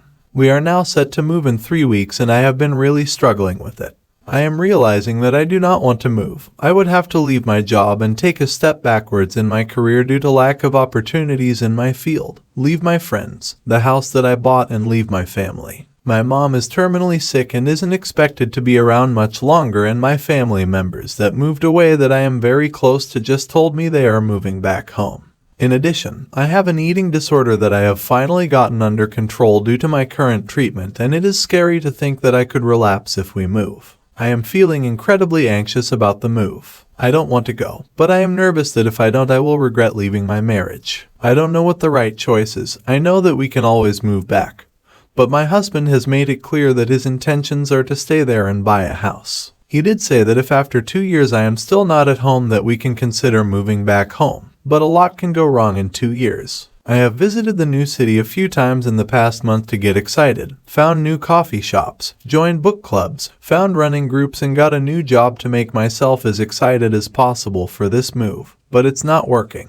I am still completely dreading it. Regarding kids, my husband still wants one and thinks we should try. I'm terrified to be pregnant again. Also, he has made comments about my weight before and how he wouldn't be as attracted to me with a mom bod, and that makes me feel anxious. It also has had a negative impact on our sex life since I gained weight with the pregnancy, and am now very self-conscious in front of him. That being said, I do think that he is really trying to work on that and to make me feel attractive. TLDR, I said that I would move with my husband, but now that we are closer to the moving date, I have cold feet. Am I giving too much to this relationship? Should I be expecting more support and flexibility from my husband? OP. A man who isn't cut out to help you with your health concerns is not exactly the type of man you want to have children with. Honestly, this would be enough reason for me to get a divorce. Listen, OP, love yourself enough to put your health and family first. Then work on finding someone who will love you both in sickness and in health. And now for today's final story. I found out the girl that I'm seeing was sexting another guy. Posted by Reddit user Writer at Heart. So, a little bit of backstory. I met this girl in one of my math classes and we clicked sometime earlier in the year. We've been on and off for about 8 months now. She was my best friend and we told each other everything. She even trusted me with telling me she used to be a sex worker and that she gave up that kind of life. By the end of this, you are going to be crying like a little bitch. So, I pushed it aside and decided to give her a chance. I never felt more comfortable with anyone else in my 27 years of living. Long story short, after a while I started to notice her acting weird. Usually, she's open to me about everything. She's the type to blurt out the truth. But over the past few weeks, my gut kept telling me she's hiding something, and here's some of the warning signs that I missed that something more was going on. Hiding her phone and going to the bathroom to take calls at weird times during the morning and at night. Even took the call during both our dates, and the second time she made us late because of how much she was talking on the phone. At this point I'm heated and asked about it. She simply said, "I'm grown. I can talk to whoever I want and you don't pay my phone bill, and it's not my fault that I have a lot of people in my life that care about me and check up on me." Asking repeatedly when I'm gonna be back from classes and my work schedule. Made little weird jokes like this. "You always come back from school and work fast. If I wanted to do some dirt, then I would have been caught." Last night, I saw on her phone that some guy texted her 7 a.m. tomorrow. We share a Hulu account and she recently renamed her profile as the same last night as her ex. Confronted her here too and she simply told me I was seeing things wrong. Bullshit. Then today, I eventually did catch her in the act. I got to my place a bit early because I had a meeting with my professor. I enter into the living room area and clear as day hear her talking on the phone with some guy. She had the TV on mute, so I know it wasn't coming from there. I hear bits and pieces that quickly got me heated again. Such as the guy asking, "So, do you have any toys on you?" And before that she was showing the guy stuff around my room and pointing things out. So, I know she was on FaceTime with him. I open the door and see her naked from the waist down. I see her rapidly press on her phone to end the call and hop on the bed as if nothing happened. Like I wouldn't catch on or something. Well, I confronted her about it. I asked her, "Who were you on the phone with?" She said, "Who? Nobody." I confronted her again. "Don't play stupid. I know you were on the phone with someone. So, who is that and why do you have guys asking you about what toys you own?" Her response, "You know how guys are. I can't control what guys do, and the classic he's a nobody." "Then why the fuck are you FaceTiming him naked then if he doesn't mean anything to you?" I say, "Why don't you shut it down if a guy is flirting or asking for your toys on the phone?" More back and forth on how it wasn't her fault. I also wanted to ask why she was on FaceTime half naked with another guy, but at that moment any feelings I had for her died right then and there. I simply sat down and finished my food and pretended she wasn't there, realizing how much wasted time and money on a girl like her, as she simply rants on how all men are weird and why don't men confront other men. I don't know, I just needed to get this off my chest. Maybe I'm the crazy one here, but I highly doubt that shit. But me and her are done. She just doesn't know it yet. Anyways, this is my cheating story, and moral of the story is to always trust your gut. If something's feel off, then most likely it is. It's only a matter of time before you find out what that something is. TLDR, Caught girlfriend of 8 months sexting another guy and she lied in my face about it. It's over between us and she doesn't know it yet. Moral of the story, trust your gut. And then, we have this comment exchange between OP and Mercedes Gullwing. Ouch. Damn. That's good you didn't really argue and are done. Here's the deal, if she is just a girlfriend, you don't need proof of anything. People will say you need to install cameras everywhere, get VARs and put in her car, break into her phone. That's all silly, stupid and possibly some of it illegal. You don't need to do any of that. This isn't the fucking Warren Commission on presidential assassinations. None of that is needed. It's not relevant. If you have a bad feeling something is wrong, have a discussion with her. If she denies and you aren't satisfied, end the relationship. Nothing more is needed. There are only 2 possible outcomes if she denies anything. She is lying. Ending the relationship is the only move, or she is telling the truth. If she's telling the truth, there are deeper issues going on. There is a complete lack of trust, which dooms a relationship anyway, or your gut is entirely wrong and honestly probably shouldn't be in the relationship anyway. Either way, the outcome is largely the same. The above doesn't apply to marriage unless you live in a no-fault state. Once you are at the level of monitoring your partner's phone, the relationship is doomed or over. Not only trust your gut but follow through with your gut too. 100% to everything you said. I'm a firm believer in not going through someone's phone and trusting them at face value. In relationships, I tend to have the benefit of the doubt and hope for the good in people to shine through. Wow, like a bitch. And that's what Frieza said. I also believe that if my significant other is doing things behind my back, then it'll come to me in some shape or form. It's like that one saying about how whatever happens in the dark will come into the light. So, worrying and stressing myself gray about it and doing weird things like installing apps or cameras is just a waste of effort, because one day, the truth will come out eventually. It's just a matter of when. At the very least, I didn't put a ring on it or have any kids, so that's a plus.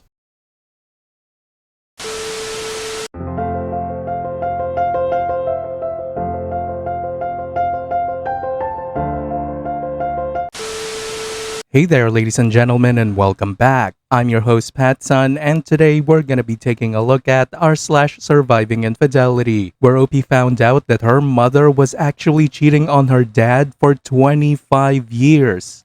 Let's begin. My fiance is sexually unattracted to me. Should I break off the wedding? Posted by Reddit user Dinglebop. Hi all, this about me and my fiance. Some backstory. We met in college when she was a freshman and I was a sophomore. We have been together since and have gone through our share of ups and downs. Sex was fantastic for the first few years. She was an athlete and I was a gym guy, so there was lots of sexual tension to go. Now, natural, intimate sex is gone unless I bother the shit out of her and point out how we've gone weeks to months. Nothing I've tried has worked. This has been happening for the latter part of 2 years. Her thoughts on lingerie are we grew out of that. She is only 25. The fuck do you mean we grew out of it? The cracks began to show when we were having a disagreement about this and I point blank asked if she was unattracted to me. I said I wasn't mad, but I needed her to be honest so we can set expectations for the relationship. She blurted out she thinks she is asexual. I mentioned that I'm fine with that, but I need sex and maybe we should consider the possibility that I'm allowed to fuck other people safely to fill that void. Let's say it did not end well, lol.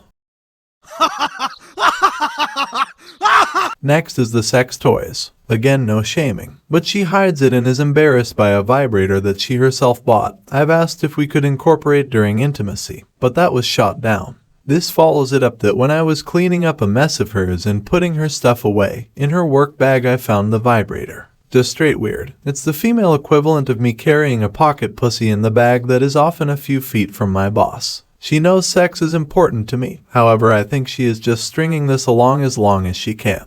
Anytime I bring it up, she gets embarrassed and either gets angry or cries or both. What do? I am in a sexless relationship at 27 with someone who is physically unattracted to me. No kids. I've got an appointment with a shrink and I'm going to also get some advice from her as well. I make very good money and have a great living situation, so I believe she is taking advantage of me. But perhaps I've been blind and only now waking up. Edit. I see a recurring criticism of me bothering the shit out of her. I'm being a bit facetious. Generally I ask every few weeks or so. As of today, I don't think I've asked for sex for at least 2 weeks. Probably 3 at this point since it's the weekend.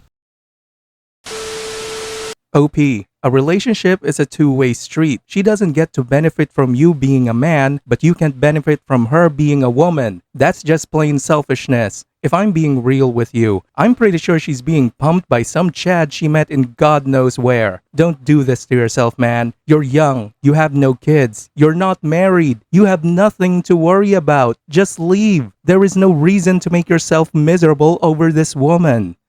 And now for today's second story. I might not be my dad's child. Posted by Reddit user Corvus Blackmore.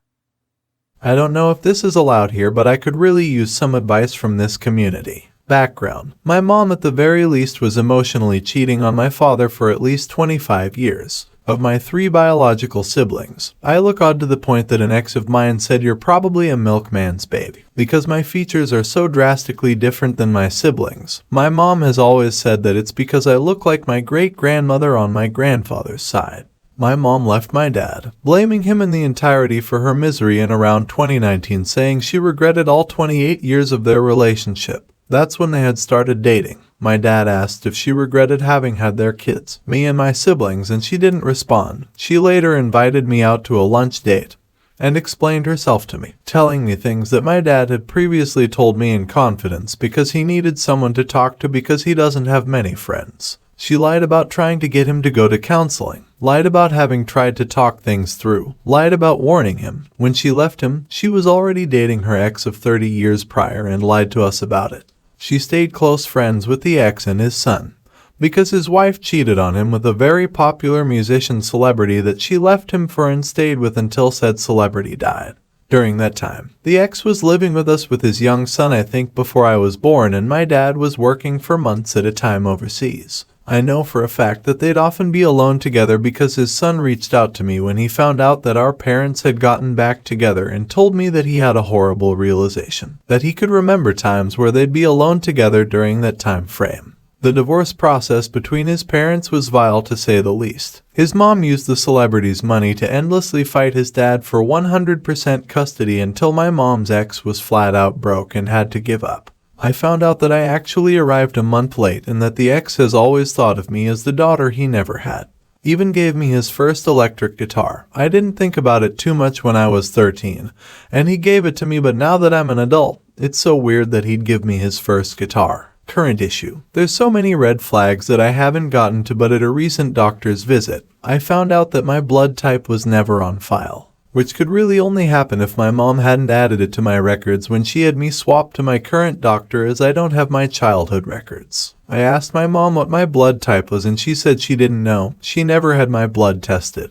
My mom's blood type is O, meaning that it would be standard practice for my blood to be tested at birth. Another red flag to this was that my mom banned me from getting my ancestry done. She said it was because my older sister had already done it, and that was good enough, even though siblings can have drastically different DNA profiles. I'm absolutely terrified that I'll find out that my dad isn't really my bio dad. I love him to death, and he's already been through so much the past 3 years because of my mom. I can't just ask my mom because she'll never tell me the truth. In every situation, she's always the victim. I want to tell my dad all of this, but he's still having a hard time grappling with the fact that my mom has never been a good person and had been using him since day one for his money. If I find out that my dad isn't my bio dad, should I tell him? I'm worried about how it will affect him since his world has already been turned upside down so many times, and I'm worried that he won't want a relationship with me or resent me. I've been avoiding this for a while, and I'm wondering if I just shouldn't bother and leave it as is and not get my blood tested. Now for OP's first update. I have decided that I will be getting my blood tested and my DNA tested on the same day in about a month or 2 time. If the results of the tests come back and my mom did have more than just an emotional affair like she claims, I will call my dad and inform him ASAP, which may not be as quickly as I get my results, as he's out of country in a different time zone for work as he was for most of my parents' relationship. I'm still terrified out of my mind what the possible results could mean for my family, especially for my dad if my suspicions are correct. My dad has been in therapy since before my parents separated, but I worry that's not enough. Part of me keeps telling me to wait longer to get the tests done, but I think if I do this later in life, it'd end up pulling open an old scar and just making a whole new wound. A bit of a rant. I recently found out that my parents' divorce is now finalized as of this year. My mom was dancing around leading my dad on that she might still change her mind about wanting the divorce for years, which kept him clinging to that hope. I found out more about the things she'd done that's caused my dad damage, and he still loves her and hangs on to hope that still one day she might come back. I know that even though she swears she didn't cheat physically, I'm sure she at the very least conspired with her ex that she would leave my dad and get back together with him. The separation and divorce came less than a month after my mom took a trip with her ex to a concert. She swears nothing happened, but she's lied to get her way since I was young, and she keeps singing this tune even though my dad says he believes her and no one has questioned her on it. I pretend I'm not, but I'm so angry and heartbroken. I don't get why she can't just give everyone, including herself, peace of mind and give our family the whole truth so that we can move on. And now, for OP's update 2 years later. Hi, it has been a while. A lot has happened in life since my last update.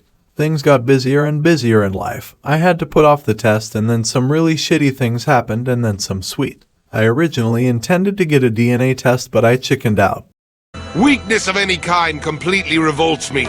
I just couldn't and can't do it, and I most certainly can't do it now for the small chance that I am not his biological child. I can't put him through that. My dad told me that while digging through an old computer, he came across an old file that couldn't be opened due to the age of it, so he downloaded a program that allowed him to open the file, and was surprised to see that there were emails, love letters, and poems that she had written to the man she left him for. These files date back to the mid-90s to early thousands, the time frame between my sister and some time after my birth, the last child born. In these letters, he didn't divulge the content directed towards her ex, and honestly I don't want to know. She's talking about how sterile of a marriage she was in, how my dad didn't actually love her, how she didn't actually love him, wondering why she was with him, that she had to be fake around him, that she couldn't upset him so she had to pretend to be someone else, that she was miserable and unhappy, that she was staying with him for the kids, etc. My dad is now completely out of love with her, but he is now completely broken. He is not depressed, luckily, but I believe his heart is completely shattered.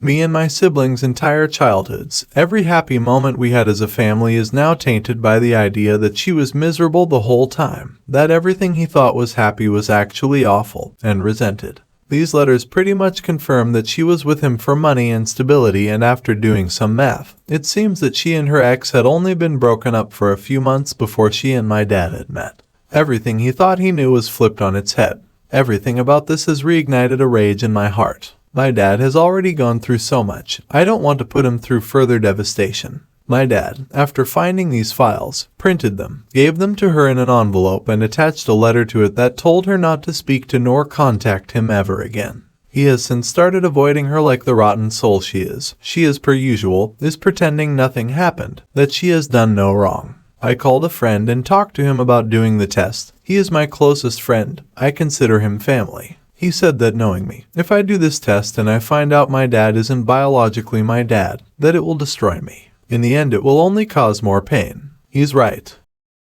That's stupid! You're stupid! Stop being stupid! My dad has already been dealt a critical blow. I can't contribute to his pain further. She stole his future and past from him and tainted both. If I get a test just for the sake of knowing, my family will still find out about it, as we are always actively searching for missing family on DNA databases. I don't care about what kind of backlash that woman would get if that news came out. Fuck her, let her finally suffer consequences. But I don't think my dad could handle it. While it may not be my place to say that he can't handle it, I don't know if my own heart could take seeing him in more pain.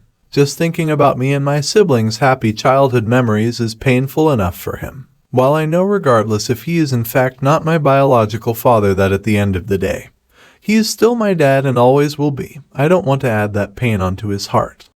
Oh my god! I feel it may be selfish of me to not do this test, but I ultimately believe that it is for the best. I do see similarities in his face and mine, between his family members and mine. While I do not look at all like my siblings, it's still possible. Not surprisingly, she is also no longer with the ex and is seeing a new man that she refuses to call her boyfriend, as she is too old to have a boyfriend.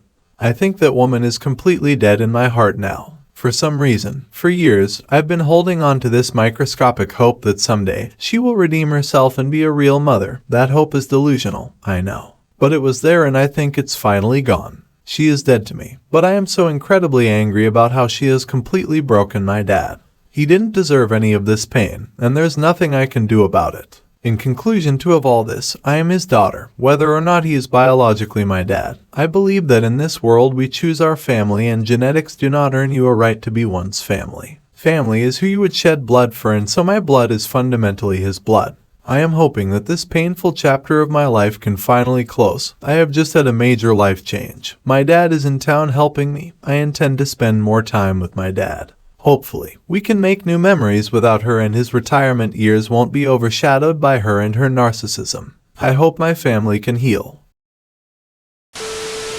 OP, didn't you mention in your previous post that you are angry at your mom because she refused to tell the truth, therefore hindering your family from truly moving on? Remember that? Well, it looks like you're doing the exact same thing your mother did, withholding information from your family, particularly your father.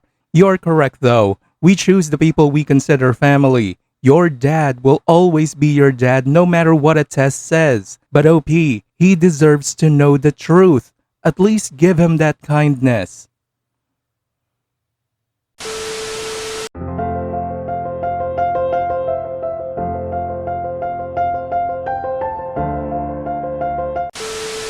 Hey there, ladies and gentlemen, and welcome back. I'm your host, PattSun, and today we're gonna be taking a look at r/Am I the Asshole, where OP's fiance just disrespected his entire family. And you better hold on to your Dragon Balls, everybody, because you won't believe the audacity of this woman.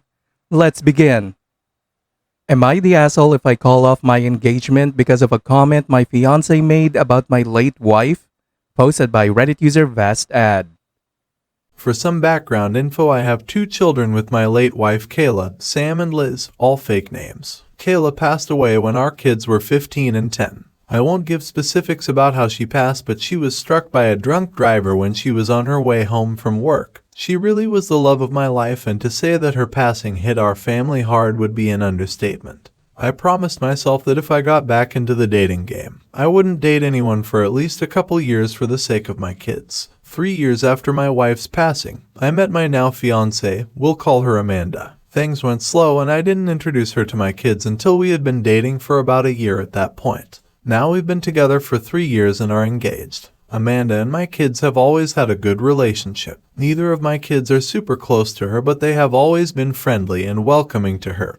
And Amanda has never overstepped any boundaries my kids have, like trying to replace their mother. At the beginning of Amanda and I's relationship, she was a bit insecure of the fact that I was a widower. During the first few months of us dating, she would constantly ask things like if Kayla had never passed, would I still be with her right now? I always kept my answers brief and told her that I didn't like thinking about the what-ifs and that she was the one I was dating now and that was what mattered. Eventually, she stopped making these comments and I stopped worrying about it. Now to the issue. My parents were hosting a family dinner to celebrate my fiancé and I's engagement. It was my mom and dad, my late wife's sister and her husband, Sam and Liz, and me and Amanda. Dinner was going well. We were all making small talk with each other and talked about wedding plans. About halfway into dinner, my mom made a comment about how she was so happy I was able to find the spark I had with Kayla in someone else. I don't think anybody really paid much attention to the comment, but then Amanda laughed and said I'm happy she died. Otherwise, I would have never gotten him to myself. The tone of the dinner immediately shifted and everyone got extremely tense, especially my kids. Amanda noticed the shift and started awkwardly laughing like she was trying to play her comment off as a joke. I was honestly just frozen as that was the first time she had made a comment like that. My kids looked disgusted and Liz got up and walked out to the car. Sam waited a bit longer like he wanted me to say something. But I was still in shock about what Amanda had said. To make a long story about the dinner short, the dinner was kind of ruined, so I said my goodbyes to everyone, grabbed my fiancé, and we all drove home. My daughter hasn't spoken to me or Amanda since, and it's been 3 days. I got tired of it and pulled my son aside to ask him what I should do. He said something along the lines of I'm a grown man and don't care who another grown man marries. But I don't want a woman who speaks like that about our mother around my sister. Sam's comment stuck with me and now I'm considering calling off the engagement entirely. She's never made comments like this before, but I'm worried if I let it slide this one time, it will become more frequent and it will affect my daughter. I need some advice from outside perspectives and just want to do right by my kids. Will I be the asshole if I called off the engagement because of the comments she made?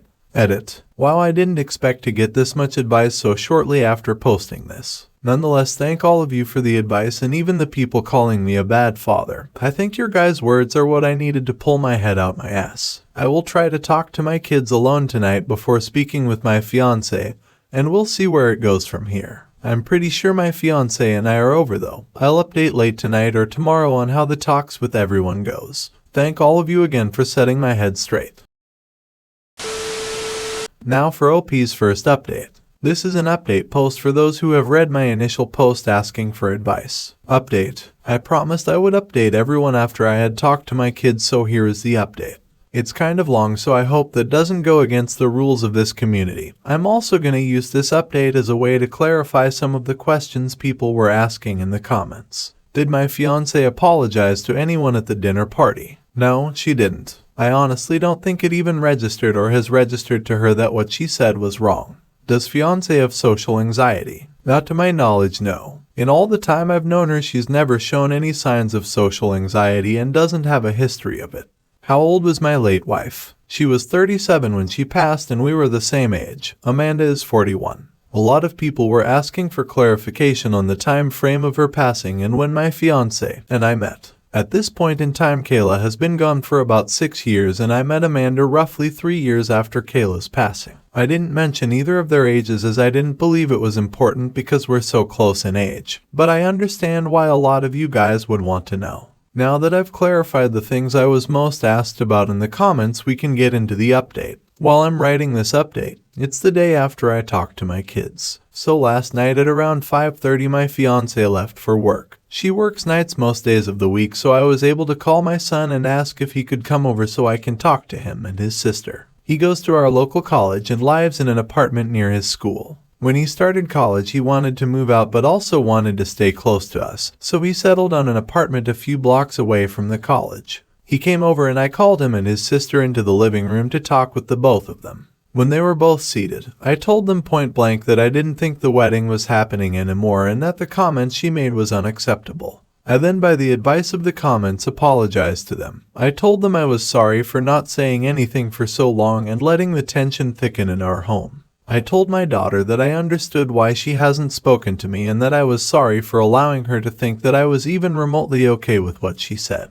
I felt pretty spineless after we had gotten back from dinner that night, so I wanted to do everything in my power to make it right with my kids during the conversation. My daughter told me that she felt disgusted at the comment Amanda made and even more so when I didn't defend her mother. She then told me that the past 2 years that she's known Amanda, she felt like she's been gradually trying to push her and Sam away from me. One of the examples Liz gave was when my son moved out. He moved out when he was about to start his sophomore year of college, and when he mentioned the idea of moving out, Amanda was the one who took that and ran with it. According to Liz, Amanda was the one encouraging Sam the most to move out. To be clear, I was never against Sam moving out. But I was clear to him he was welcome to live at home for his college years and even after until he found where he wanted to be. I asked Sam if he felt pushed out by Amanda and if that's why he moved out. He said he hadn't felt pushed out before he told everyone he wanted to move, but after he put it out there my fiancé kept pushing for him to move out.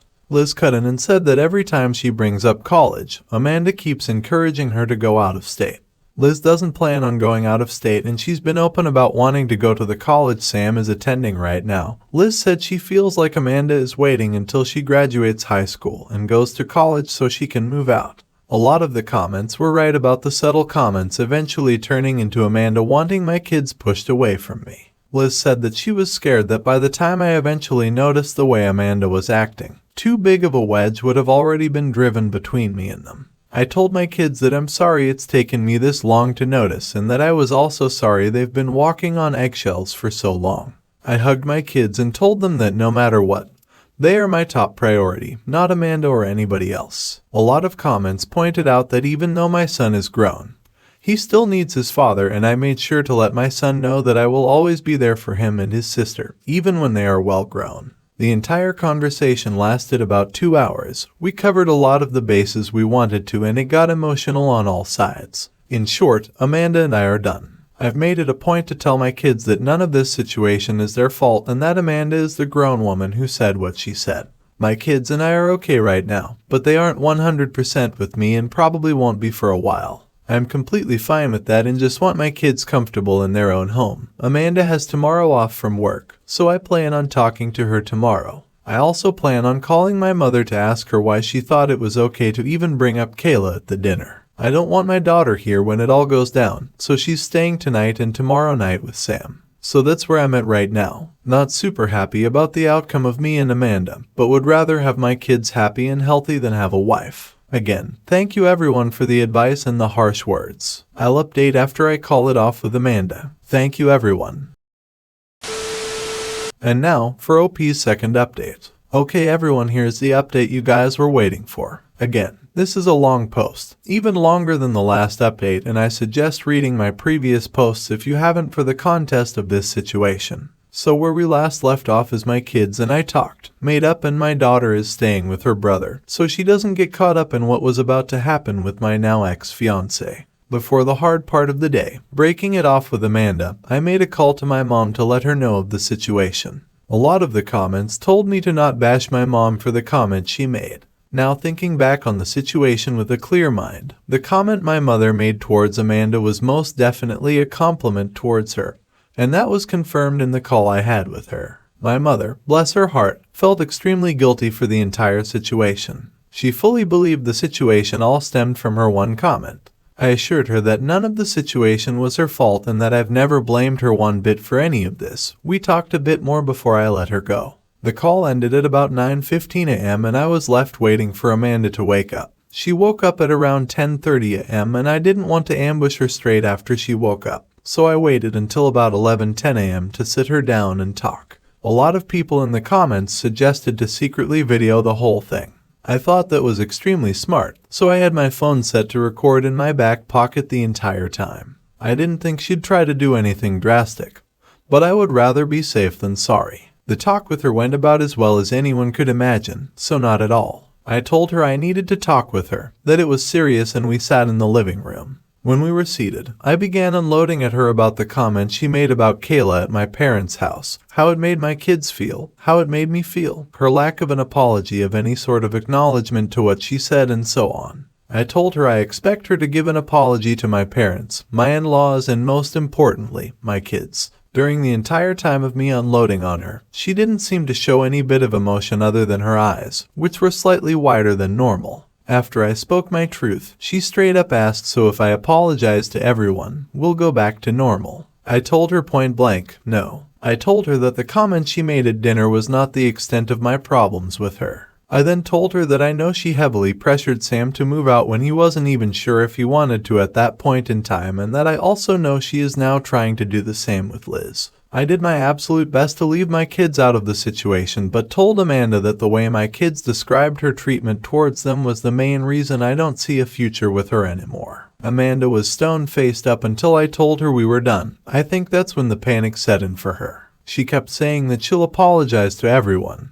that she'll make it right with my kids, etc., etc. I told her that if she apologizes, I will certainly appreciate it, but we were still done either way. She was full on crying at this point and asked me why wasn't I willing to try and fix our relationship. And I told her that even though I loved her, and I will be honest, I still love her very much, I was not willing to take another chance of my kids being hurt against the way they were. I was frustrated and shot back at her, asking her why she was trying to push my kids out of their own home. And I got back an answer I was not at all expecting. I was completely shocked at her response, but a lot of you guys won't be. A lot of commenters actually hit the nail right on the head with what Amanda was truly like. Amanda responded with, "Well, I didn't know you expected me to house somebody else's kids for the rest of my life." I immediately saw red, and after about a minute I told her get out. I told her that my kids can go wherever they damn please, especially in the house that I own and pay for. She tried to retaliate, but in the end, ended up packing a few bags and going to stay with one of her friends. I emailed a copy of the phone recording to myself. The talk only lasted about 25 minutes, not nearly as long as the talk I had with my kids, so if anything ends up coming of the conversation, I have all I'd need to keep my name clear. I've texted my kids that Amanda is out of the house for good, that they are welcome to come home anytime, and let my son know that if he wants to, he is more than welcome to move back in completely. My daughter is coming back from her brother's place in the afternoon, and I still have phone calls to make to my parents and in-laws to apologize for this mess of a situation.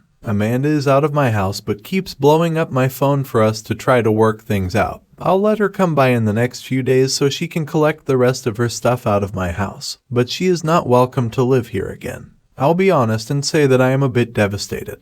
Despite everything Amanda did, I still love her and I probably won't stop loving her for a minute. But I'll be okay. Right now I just want to focus on the family that needs me, and will use this situation as an excuse to bond more with my kids. Another big thank you to everyone who helped me in the comments. A lot of the advice you guys gave played a part in making things right with my family. I will update if anything else big or important happens, but as of now I'm taking it one step at a time and making it right with my family.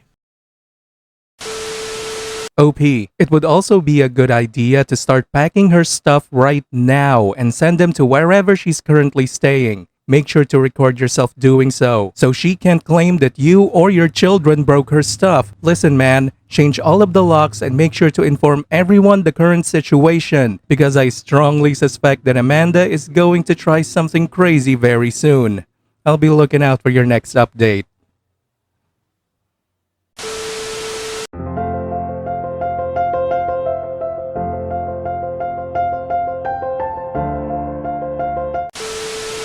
Hey there ladies and gentlemen, and welcome back. I'm your host PattSun, and today we're gonna be taking a look at r/infidelity, where OP's wife is now having a panic attack because OP filed for divorce. Let's begin. Am I the asshole for leaving the restaurant after my sister flirted with my girlfriend and made her uncomfortable? Posted by Reddit user Different Face. I've had this account for a bit, but I prefer lurking instead of posting. My sister Haley is a very open and flirty person. She's never put a label on her sexuality, but she has said she's attracted to everyone. Ever since we were in high school, she'd often flirt with girls I was interested in. She'd also flirt with my friends when they'd come over to hang out. Sometimes Haley would even come into my room without knocking just to talk to them. It was very uncomfortable, and some of my friends even stopped coming over to my house because of it. This made me really angry, and I told our parents, but they'd always say I'm being homophobic and to leave her alone, so she'd always get away with it. A few months after she graduated, she moved out of the house, and I haven't had to deal with her flirting with my friends anymore. 7 months ago, I met my now girlfriend Layla, and we really hit it off. We've been together a little over 4 months. One thing to note about Layla is that she's really shy, so she's never voices any concerns until after the fact. Well, I really wanted her to meet my parents, so we set up a quick dinner at a nice restaurant on Tuesday night. Without even telling me, my parents invited Haley, who was almost 30 minutes late. For the better part of the dinner, she would constantly flirt with my girlfriend. She'd give Layla compliments about her clothing, body, facial features, and even offer her number multiple times. My parents would just laugh along with her antics, saying it's just how she normally is, but I could clearly see Layla was uncomfortable, so I paid my side of the bill and took her home. When we got to her house, I asked if I could spend the night, and she said yes, and that's where I've been for the past few days. My parents and Haley have been blowing up my phone, calling me all sorts of names, which has me thinking I was in the wrong. I haven't answered any of my sister's messages, but I told my mom where I am. When I asked Layla about it, she said the compliments were nice at first, but she got uncomfortable. So am I the asshole for making a big deal out of my sister flirting with my girlfriend? Edit to add, I didn't put my reasoning. Sorry. My parents think I'm an asshole for ignoring my sister's messages, and an even bigger asshole for walking out of the restaurant. They say I was entitled and rude. Does this make me the asshole? Now for OP's first update. Apologies for posting this on my main page. I tried to post an update through the Am I the Asshole subreddit, but it wouldn't let me. Sorry, this update took a few days. I'm still reeling from everything that happened. First of all, I want to thank all the people who left comments and judgments. I won't say much, as I'm sure you all want to know what happened. It's a lot. I'm still disgusted and don't really know how to feel about all this. Friday night I messaged my mom and dad to let them know I wouldn't be conversing with them unless Layla was given an apology. Up to this point, That still hasn't been received and I don't think it ever will. I also let them know I'd be stopping by on Saturday to pick up my things from the house. Well, Saturday morning I went over to the house and brought my girlfriend's dad, who we'll call Carl, to help me. Sitting on the porch is my sister, who tells me immediately she wants to talk. Anyways, we go inside and sit down, which is when she says she has to tell me something without me freaking out. Basically, in a much more dimmed down version, my sister tells me she has had feelings for me since high school. Which is when I started going to the gym and slimming out a lot more. She said the main reason she flirted with all my friends is because she wanted to divert her attraction somewhere else. According to her, this is also the reason she moved out so quickly, because she couldn't stand being around me and knowing she couldn't have me. I left. I didn't get any of my stuff, and honestly, I don't know if I'll go back to get it. I blocked my sister on everything as soon as I got back to my girlfriend's house, and my mom keeps messaging me telling me to apologize for walking out again. I don't know how to feel. I'm absolutely disgusted. I feel like throwing up all the time, and I'm not sure how I'm supposed to get up and go to work tomorrow like everything's normal. I haven't told my GF or her dad yet, and I don't know if I'm going to. I have no idea if my mom or dad knows, but even thinking about it makes my head hurt. This is so much worse than I thought it was. WTF. I know a lot of people might start commenting about how this is fake, and I don't really care. I wish it was. And now for OP's update. So it's been a week. I'm not sure how many people are going to see this, but whoever does, hi. After my last post, I didn't answer many comments because I was still going through the motions of what was said. I wanted to get a quick update out last week, but things got in the way, which led us to here. Last Tuesday I messaged my parents telling them everything my sister had told me. It wasn't until Thursday I got a reply where they called me all sorts of names. They said I was perverted, a liar, a man-child, etc. However, after messaging back and forth with them for a while, it came out on my mom's side that my sister confirmed my story and wanted me to say it was false because neither of them wanted to believe it. It's safe to say I have no intention of talking to either of them for a long time. I told my girlfriend everything on Tuesday as well. She was a lot more supportive than I initially thought, so that worked out pretty well. On Friday, we told her father and we started looking for apartments to move in together. As for all my things back at my parents' house, my girlfriend's dad and a few of my friends went to pick up my stuff without me. I gave them a list of all the necessary things. My friends don't know why I moved out, but just that it was serious and not to ask. Which leads us to today. I know a few people on my update post commented about this being fake, and as much as I wish it wasn't, this is the hell I'm living in. Over the past week I've been looking back to my sister and I's relationship and realized a lot of stuff that isn't normal. I'd give examples, but I just want this to be over with. Thanks for the support, and this'll probably be the last update. Well, it's a shame that your parents' denial has lost them to you. It's clear that they have favorites and they'd rather believe that they raised a disgusting lying pervert than to just admit there's something wrong with their daughter. OP, your sister needs help and your parents being in denial isn't helping anyone. But that's no longer your problem. Good luck, man. And now for today's second story. I saw my wife for the first time in 2 months today, since the day she told me she had an affair. Posted by Reddit user Shruggy Shuggy. My wife has recently said she wants to separate. The words she used were a trial separation because she needs her own space for a bit to figure out what she wants, and she has admitted she doesn't know what this is yet. We have spoken very openly about the issues we've had over the past year or so, and honestly, I was relieved because I felt similarly and wanted change. However, I do not want a separation or for our marriage to end. We're in a bit of a tricky living situation though, as we have been living with her parents. I am not from the country we live in and don't have much of a support network close by, no friends or family that I can move in with. She has found a month-long house sit and her parents have been lovely to me and said I'm welcome to stay as long as I like. They have a granny flat that I'm staying in, so there's a bit of privacy. My wife and I also have 3 cats, so essentially someone needs to stay here for them because if we both find our own rental or something, they wouldn't have anywhere to go. The issue I'm facing is that I want to be fully supportive of my wife through this. We're still essentially on good terms, but she knows I want reconciliation at some point and she feels bad that she doesn't know. We went out for dinner last night, but I'll be honest, I found it very difficult knowing we're not on the same page. I feel like for me I need to essentially completely cut ties with her for a period because hanging on to what might be false hope, while still seeing her, is quite hard and fills me with sadness. I actually wish I could move away to another city or even back home. The problem is that I absolutely love my job here.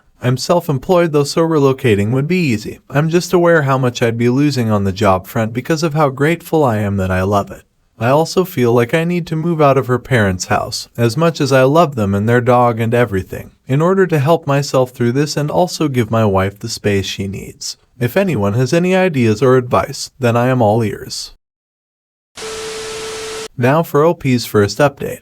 Context. I had come back from a month away overseas visiting family at the end of July. She was acting very distant and within a few days said things weren't working and that she wanted to separate to work on herself and her patterns of behavior. I listened, reflected on things I'd done and gave her that space. She told me about a month later that she had feelings for someone else. This obviously completely shook me to my core, and I said she either had to choose between seeing this person ever again or seeing me ever again. She told me a few days later, when she hit rock bottom, that she had seen him once again since that but had ended things. She insisted she still needed time and space on her own, and I said so do I now. She had recently reached out about reconciling, and I said there were lots of resources out there explaining what she would need to do for that to even be possible. One of the examples I gave is that I wanted proof that she had ended things and that she leave the job she works at him with, which would be very easy for her to do. She said she wouldn't do this and her best offer was just to chat with no conditions. I explained as she's the one who cheated. She shouldn't be the one setting the terms of engagement, and that was that.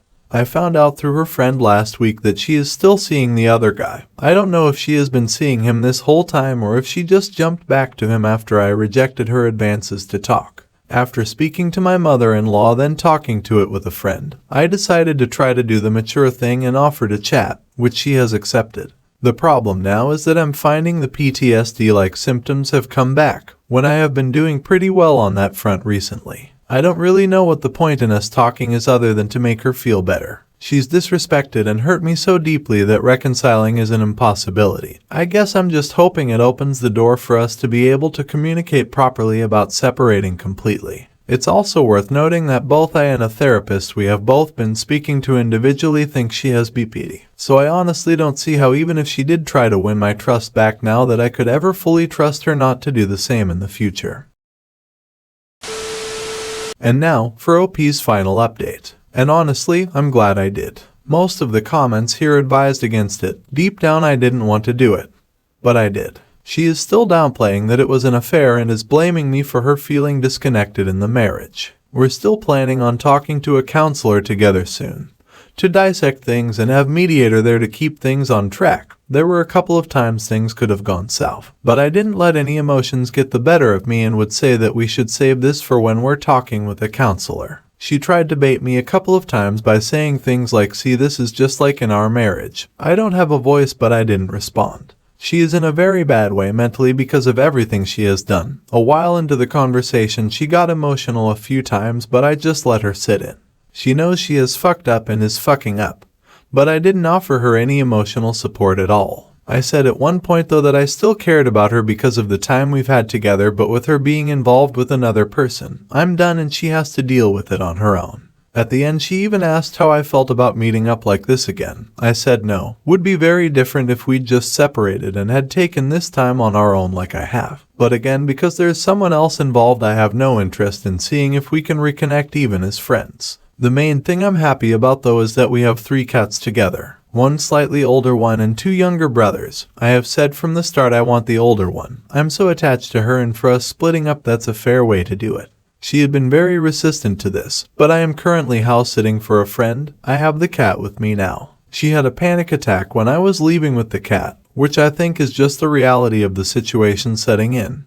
But that's a good thing. As mean as it maybe sounds, meeting her just showed me in how much a better place I am than her. I know my worth and what I deserve, and it's so much better than her. OP, chatting with her after the blatant disrespect she showed you is not the mature way. That's weak beta male bullshit. Whoever gave you that advice is an idiot. Listen, man, what you did now is the right thing. You should have divorced her the very second you found out about the affair. One more thing you can do to really make sure she learns her lesson is to inform HR and let them know an affair between two of their employees. But for now, OP, I'm glad that you're growing your spine back. Don't ever lose it again.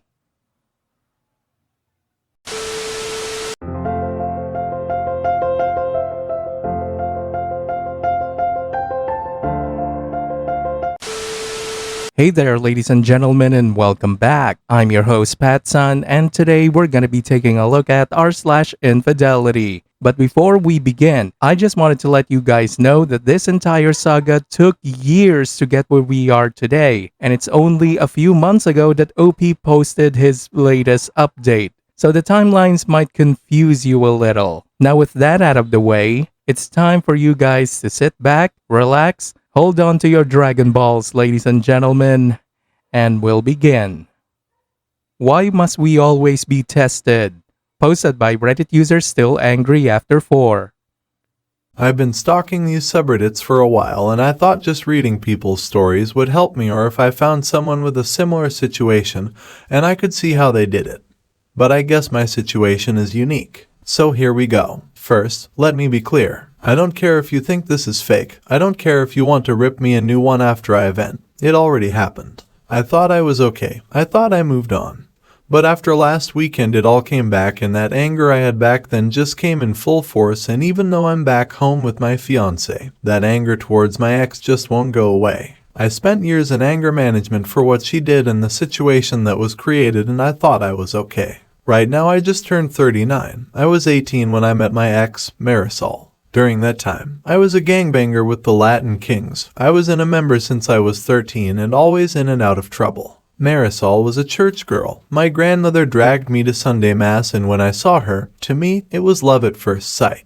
I asked my cousin, who was a friend of hers, if he could introduce us, but he refused. He didn't want me to mess with her. He didn't want me to ruin her. Have you ever met someone that you wanted to make yourself better to be with? Wanted to be that man who would walk the right path. That was her. When I found out that she was going to church almost every day, I hung out by the steps, talking to her. I always walked her to and from church. She made me feel like I wasn't worthless. One thing led to another, and we were dating, and I felt great.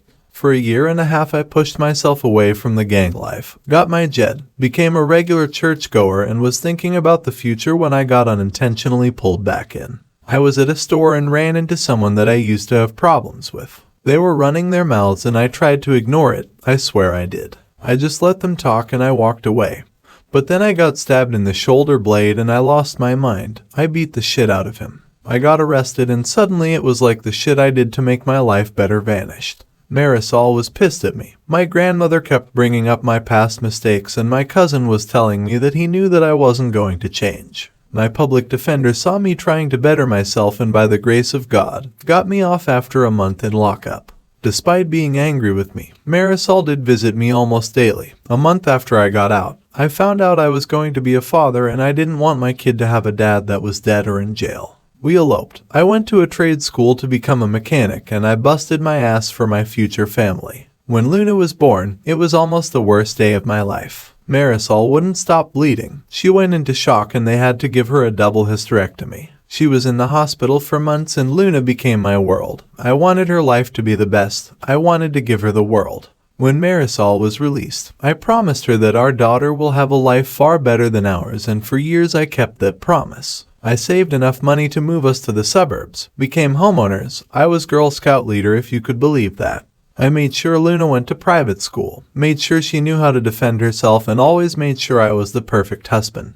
I didn't know my parents, didn't have a positive male role model in my life, so I didn't know what a healthy relationship looked like. That's a lie. TV dads were my male role models, and I mimicked them in the marriage they had on TV. As the years went by, I owned my own garage. My cousin became a pastor. My grandmother was still a pain in my ass. My relationship with my wife was stronger than ever. I made sure I kept my prison body. But Luna hated me. Since she turned 13, she just started hating me. She didn't want me to hug her, rolled her eyes every time I told her I loved her, ignored me when I asked her about her day in school. It hurt me, and Marisol saw it. She told me that she's a teenager and that I should just let it ride. She will come back to me. For 2 years it was like that. So for her quinceanera, I wanted to go all out. Got everything she wanted, and she was still disrespectful, and briefly the old me almost came out just to put her in her place. But instead I went to my cousin, vented my frustration and doubts about being a good father, and he told me to just let her be, and he said a prayer for me. I wanted a slideshow for the father-daughter dance. I got a chunk of the pictures of us together, but I realized I didn't have any recent pictures of us. She didn't want to take any.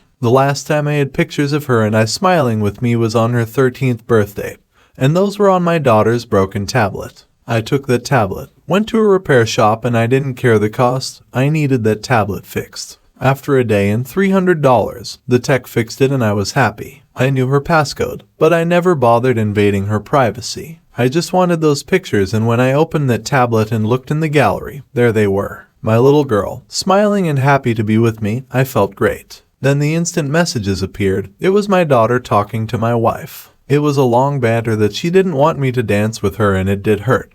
But like my wife said, she's being a teenager. Then she said something that destroyed me. She texted why she had to do the father-daughter dance with me since I'm not her father.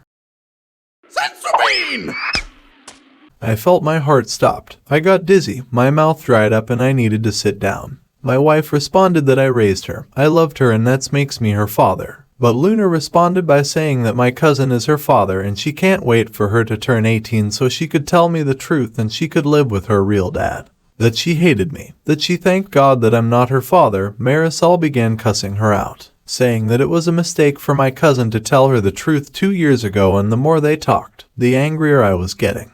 My wife lied to me for 15 years. My cousin, whom I confide my issues about Luna and my fears about being a bad father, not only fucked my wife, but had me raise his child. I wanted to hurt them. I felt a mixture of anger, sorrow, grief. I wanted to scream, cry, and die at the same time, if that makes any sense. I went to a dark place, and so I wouldn't do anything stupid. I told Marisol that I needed to focus on work so I could pay the quints, and instead I drove to Manhattan and saw my old public defender, who wasn't a low-level attorney anymore. He had a nice expensive firm near Midtown East. I was surprised that he remembered me, but apparently I was his first case as a public defender. We sat down and I told him everything. Gave him the tablet, and when he turned it on, the messages just kept coming. Only this time, Luna was talking to my cousin, her real father, and he was telling her to give me a chance. How I was always there for her, but Luna told him that so was he. How it makes sense that they have so much in common, and even called him Pappy multiple times in their conversation, and he responded and told her that she was his little girl. We went through our options and he asked me what do I want to do, and I told him that I wanted to go full scorched earth. I wanted to poison the well, and he asked me several times if that is what I wanted, and I nodded. I also told him that everything had to be filed before the quints in 2 weeks. So we sat down and spent the next 12 hours on what was needed to be done, and I followed his instructions to the letter. I secretly placed my business for sale, called the private school and told them that I will not be paying for next year. Closed the college accounts and the savings that I had for Luna, and prepared to place my house for sale online. No one was the wiser. I followed his instructions perfectly. There was only one thing I deviated from. The day of the quints. That day went off without a hitch. The whole family was there. Luna was smiling, having fun. Marisol kept asking me if I was okay, and I lied to her. It was hard lying to her. From the moment I met her, I never lied to her, and during those 2 weeks, every time I kissed her, held her, made love to her, it was hard not to scream at her. It was hard not to hate her. She knowingly let me raise another man's child. She slept with my cousin, a man who I saw as my brother, the godfather of my child, the best man when I eloped, my confidant.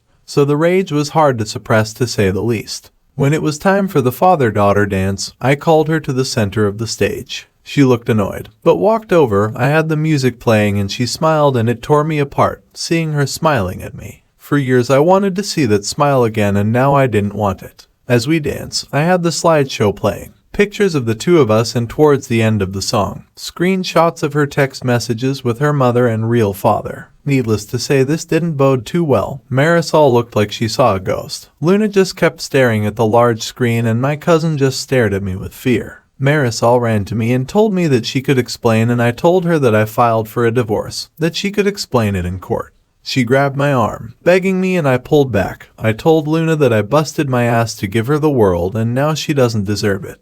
I began to walk out, but not before telling my cousin that every time I see him, I'm going to knock him out. Then I knocked him out. The aftermath was harsh. Marisol and Luna was at my grandmother's apartment. Her family was shocked and disgusted with her. They wanted nothing to do with her. Her father actually apologized to me. I don't know why. He never liked me despite turning my life around. That man hated me. But now I was the perfect husband and father. But just a few days prior I was the former piece of shit. My grandmother had the audacity to tell me about the story Abraham and how when came back from battle 3 years later. His wife had a 1-year-old child and he raised him as his own and how I should be like Abraham. So I told her to get the fuck out of my house. Marisol came a few days later, crying as soon as she saw me, telling me that it was an accident. That when I was arrested she was so angry at me and my cousin was there to console her and one thing led to another and they had sex. It happened only one time and she was faithful to me ever since. She was willing to take a lie detector test to prove it. So I asked her how long she knew Luna wasn't mine and she started crying more. That look she gave me just told me that she knew from day one and asked her to leave. She wanted to go to counseling, telling me that I'm overreacting and we could make it work. It was in the past and I needed to get over it. That I am Luna's father, despite what happened and I allowed my temper to get the best of me. I must have repeated get over it over a dozen times at full volume while grabbing her shit and tossing it out the door. I called her a lying whore. I told her that I didn't want to see her fucking face ever again. And I told her that this life that I built no longer belongs to her before shoving her out the door. A couple of weeks went by and she kept blowing up my phone. Not once Luna tried to reach out to me. Marisol was shocked to learn that I sold my business, even more so when she learned that I had an open house. She came in screaming, telling the viewers to get out of her house and pleading with me to seek help, that I was ruining our marriage, that I had no right to sell our home, the home where we raised our child in, and I told her that this house is full of lies. It's a house where I raised another man's child and when I sell it, I will give her half and ordered her to get out before I called the cops. It was a bluff. All she had to do was play the victim and I would have been arrested.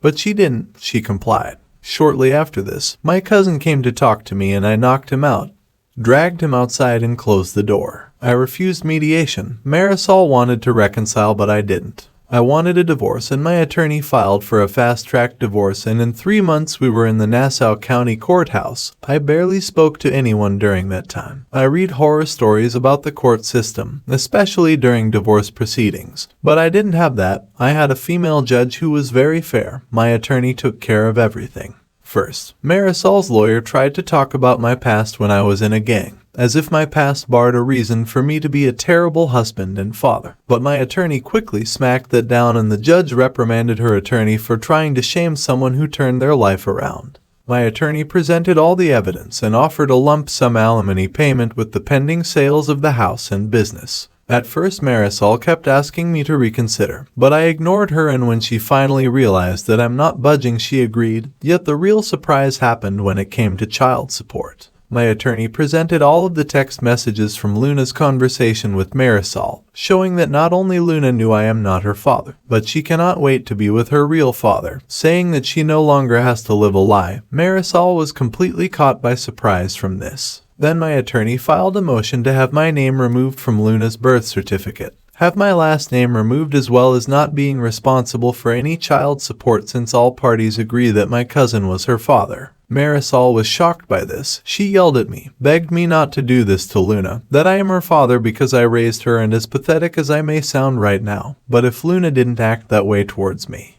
if she didn't say those things, I would have agreed. There were moments that I wanted to reach out and try to make it work. But then I would look at Luna's continuing text messages to her friends, her real father and mother, and I were focused on my resolve. Until this day, I don't know what hurts the most, being lied to by a woman who you thought was the love of your life or having a child who you tried to make their lives better, to give them the world, just to toss you aside like trash. The judge was quiet for a long while reading page after page after page of the text messages. In the end, she agreed. I was not financially responsible for Luna and my name could be removed. My attorney also files a motion for the courts to go after my cousin to pay for child support and a motion to sue my cousin in civil court for all the money I have spent raising Luna. The private schools, dance classes, Girl Scouts, horseback lessons. Everything I have ever spent on that child, and after my attorney explained to the judge that my cousin committed fraud for knowingly allowing me to raise his daughter and not offer any financial support or assistance. It was a Hail Mary and the damn judge agreed. I didn't bother looking at Marisol when the judge made her decision. I didn't bother listening to her as I walked out the courthouse. I didn't care as I heard her cry, her telling me that she only cheated one time and was faithful ever since. I just didn't care anymore. A few weeks later, my ex called me, shocked that I stopped payments on Luna's private schools and all of her activities, and told her to call her baby daddy before hanging up. Even Luna called me. First time since this entire ordeal, and she fucking calls me crying that she has to go to public school, that they were moving to the old neighborhood and how scary it was and how she wanted us to be a family again. I told her to go to her real father, the man who she truly wanted, and ask him. I yelled at her, told her that not only she knew for years, but I read all the text messages, the back and forth, and from her own words. She was thankful that a hoodlum like me wasn't her father, even though I haven't been a hoodlum since the day I found out I was going to be a father. I hung up on her after that. I thought about ending it countless times, thought about sending my cousin to the shadow realm. But I made him pay. He had to pay me $500,000.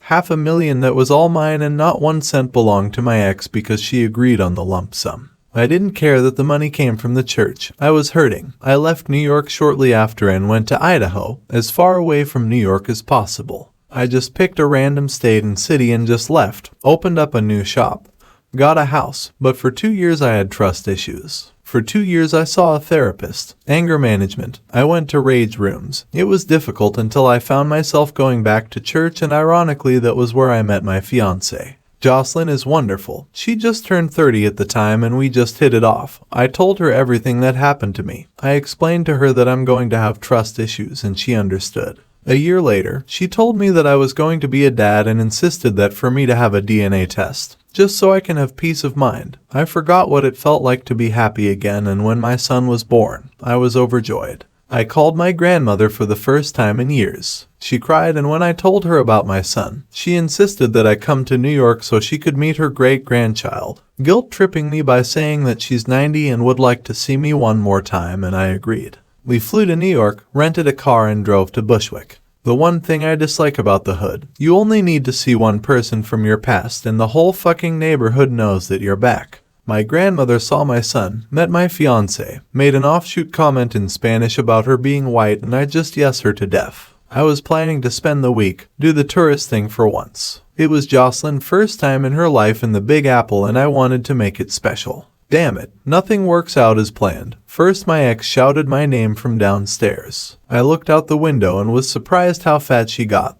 Good Lord, how is he so fat? My grandmother told me in Spanish to talk to her, and Jocelyn agreed. I went downstairs, was awkwardly silent for a minute, and that anger just came back like a flood. Marisol told me that I looked good, and I said that she looked like shit. She told me that she missed me, that she never been with another man since the divorce, and I ignored her. She even had the audacity to tell me that I'm a grandfather, and I gave her a look. Apparently Luna got with a decent guy and got knocked up at 18.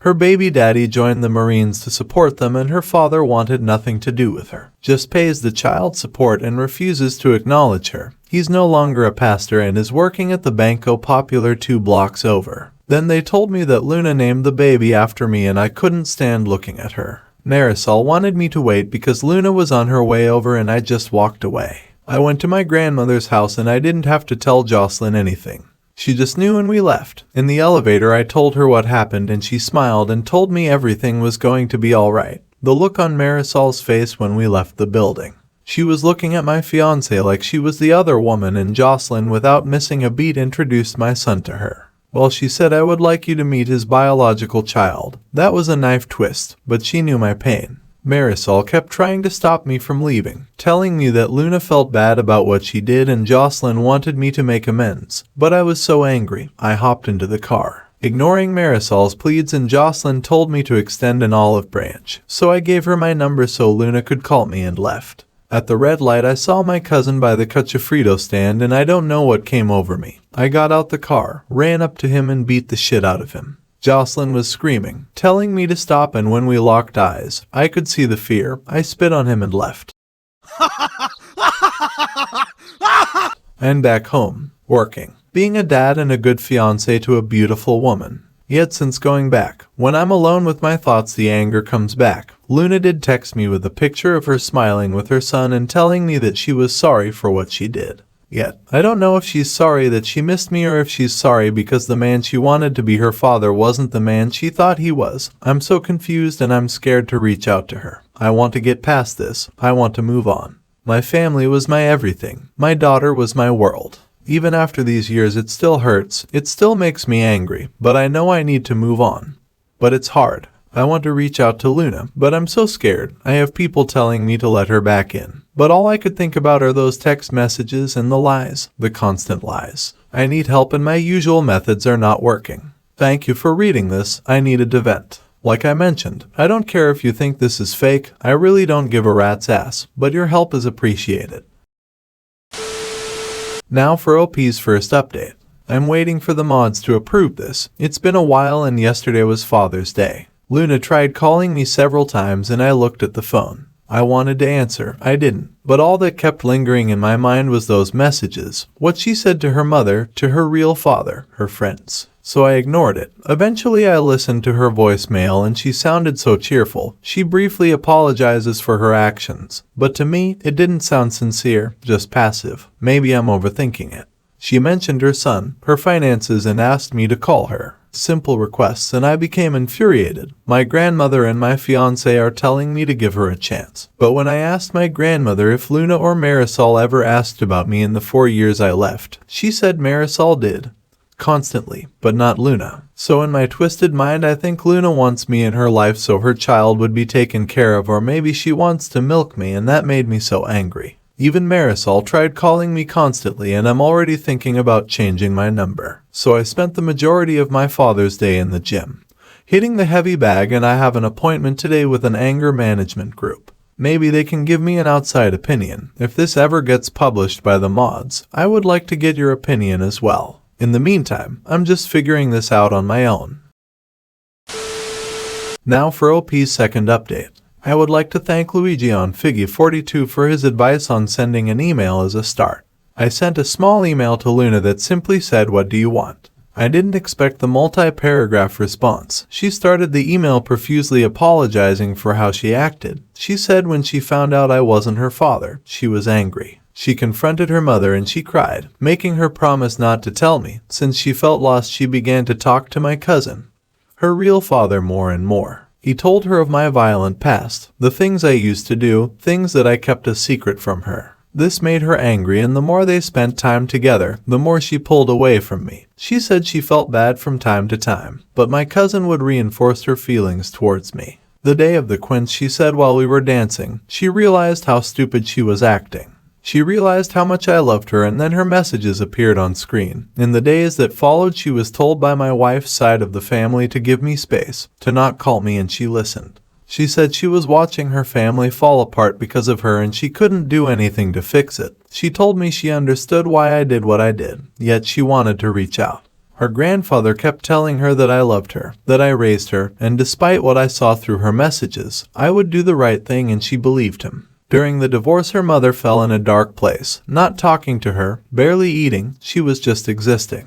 When she found out that my name was removed from her birth certificate, she said she had a panic attack.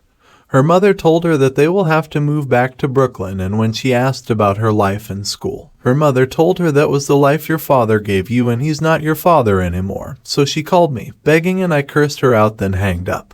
She cried for days. She tried to reach out to my cousin, who pretty much ignored her. She even went to the church and he told her to leave, called her a mistake. Her mother refused to talk to her, basically locked herself in a room, only leaving to use the bathroom or take a shower. She begged her grandfather to take her to see me, and when they came to Long Island, she learned that I moved. Her grandfather told her that he will talk to my grandmother and find out where I went. For the next 2 years, according to her, it was hell. The entire neighborhood knew what happened to her and her mother. Her father avoided her at all costs and tried not to pay child support. It took her grandfather to threaten him to start paying. In the meantime, her mother didn't talk to her. She was just locked in her room. The few times they did spoke, she called her an ungrateful girl, and she was the reason why she lost the love of her life. Her grandfather had to put her mother in her place by telling her that her infidelity was the reason why she lost the love of her life, and she locked herself back into the room. So Luna barely stayed home, and that was how she met the father of her child. He worked in the corner bodega. They were the same age, and after a few months of talking, one thing led to another and she ended up pregnant. Her grandfather was furious, but when her boyfriend insisted that he would marry her, that cooled things down. Luna said her pregnancy was a blessing in disguise. Her mother began talking to her again and even began leaving the room to be by her side for every checkup. Being a senior in high school while pregnant was cliché, but she made it work. A month before the baby was born, she graduated and her boyfriend joined the Marines. He wanted to elope before leaving, but she wants a wedding. Her boyfriend had no issues naming his son after me. Apparently, his father was absent, and the fact he was a junior was a reminder that he shared the name of a man who didn't want him. When she heard I was in town, she got a speeding ticket trying to get to my grandmother's apartment. She wanted to see me. Wanted to apologize, wanted me to see her son. She just wanted to see me. However, she was late and she cried. When her mother gave her my number, she wanted to call me immediately, but the entire neighborhood was talking about how I beat her father up, so she waited. Her mother was sad to see that I moved on and have a son. Luna was happy to know she had a little brother, but her mother became a little more depressed. I felt sorry for Marisol. After I read the email, I called Marisol and asked her if this was true. That she refused to talk to Luna for years and blaming her for our divorce. She confirmed it, and at first I yelled at her, but I regained my composure when I heard her crying. I told her to move on, find someone else, but she said no. She told me that I was her husband and I will always be her husband. It broke my heart a little. I then had my grandmother go see my cousin so I could talk to him. The second he heard my voice, he began to cry and begged me to forgive him. I just asked him why he didn't be a father to Luna. Why he poisoned her against me, and he said it was envy. He was in love with Marisol and I took her from him. When I was arrested, he consoled her, manipulated her, and barely lasted a second with her, and she realized what she was doing and shoved him off of her, but he already came. When she found out she was pregnant, he knew the baby was his. They both knew. It was supposed to be a secret. Marisol took her double hysterectomy as God's punishment for her infidelity and deceit. When Luna turned 13, he was drunk. Seeing my life and envy was the one sin he couldn't shake. So he wanted to ruin it, and he did. I told him when we see each other again in hell, I will be his eternal torturer, and hung up on him. Jocelyn was there for me. She told me that everything will be okay. Luna and I commented through email. I spoke to her on the 4th. She spent over an hour crying while talking to me. I even spoke to her boyfriend, who asked me permission to marry her. I thought it was funny, but honorable. My wedding is next month and Jocelyn wants me to invite Luna. At the same time, Luna wants me to give her away for her wedding in November. My future father-in-law sat me down and told me that he couldn't grasp my situation, but respect the road I took because the road saved his little girl. Gave him a handsome grandson and a future son-in-law that he would kill for. That made me laugh, but he told me that I need to let go of the anger and start forgiving, but never forget. He's right. So we gave Luna an invite to my wedding, even offered to pay for the plane ticket. Her boyfriend, or should I say fiancé, said that he will work it off at my garage when they arrive. I kinda like him. As for me giving her away, I don't know yet. Let's see how the wedding happens first. Thank you again for the advice and the few messages. No one was rude or disrespectful. You guys helped me so much. I'll update if something happens, but for now, I have to get things ready for my wedding next month.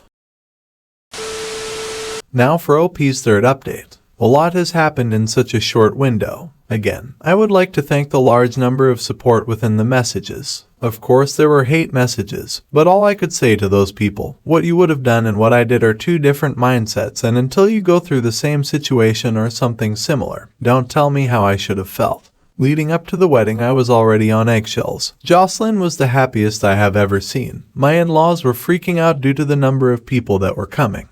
I swear, I think the whole town came. While all of this was happening, I was an hour and a half away in Boise waiting for Luna and her family at the airport. In the days leading up to her visit, we spoke a lot. She mostly crying, apologizing, and me just listening. When she couldn't speak anymore, I was talking to her fiancé, who is more down to earth. When their plane landed, I was so scared, not for seeing her again, but I was afraid due to my anger. I was afraid that I would lose my temper. The second she saw me at the terminal, she ran to me, crying, and for a split second, I saw my daughter when she was 7. It was weird picturing a child in my mind. She ran screaming, "Daddy," and the second she hugged me, she began to cry loudly. It was like a whale that caused so many people to look at us. She just kept saying sorry over and over, asking me to forgive her, and I just held her for over 15 minutes. She refused to let me go. It took her fiancé and I to convince her to do so. It was as if she felt the second she let go, I was going to vanish. After she composed herself, her fiancé properly introduced himself, and then they introduced me to their child. I won't lie, I cried. I wasn't angry, but I cried holding this infant.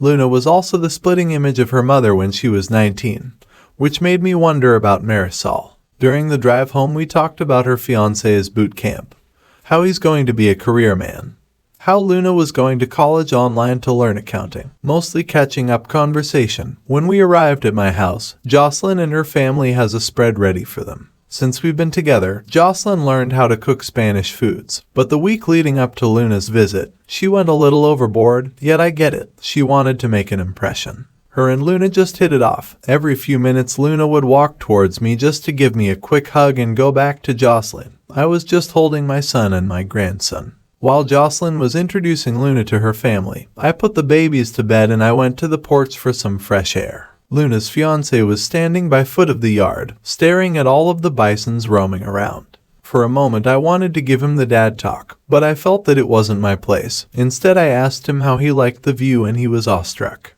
I know the feeling. Living in the city the majority of your life, wide open spaces is a marvel to take in. After a minute or two he looked at me and told me how regretful Luna was. I've been with your daughter for 3 years and not a day goes by when she mentioned how much she misses you and regret what she did. Out of everything he told me, that single sentence constantly replays in my mind. Her fiancé's name is Roberto. For a man who is only 19 years old, he acts and talks like a man in his 30s. That tells me he had a rough life to mature so quickly. I know the feeling. The following day, I had to go to the shop and Luna practically jumped in the car with the baby. Even Roberto told her it was okay and to enjoy herself. Luna looked like she was going to hyperventilate and I told her that we'll work a half day and I'll spend the rest of the day with her. That seemed to do it and I slowly began to realize how traumatized Luna was. During the drive I asked Roberto how bad was she. She has severe abandonment issues, constantly afraid that he's going to leave her, despite him telling her that he will never. She calls him a lot, a bit clingy at times and in the beginning, afraid to be herself in fear that they will break up. He had to reaffirm his love for her just so she could let her guard down a little. This was my doing. I know that, but he doesn't blame me. He told me he completely understood why I did what I did. Allow me to say that Roberto is a terrible mechanic. He knows nothing about cars, so I had him clean up the shop so he could work off the plane tickets. We closed early and when we arrived, Luna practically ran towards me. She looked unhinged. I told her that I'll be back and she went to her fiancé. When I walked into my house, Jocelyn told me that Luna needs to be reminded that everything is going to be fine, that I won't leave her again. I didn't know what to say, but Jocelyn grabbed my hands and told me that Luna is hurting and she needs her father. For the next couple of days I spent all of my time with Luna, getting reacquainted with her. I took her to my in-laws' ranch and showed her the bisons, the elks, and took her on a hike. 2 days before the wedding I apologized to her for leaving. I apologized for the way I acted, apologized for the actions I took. She didn't want to hear any of it.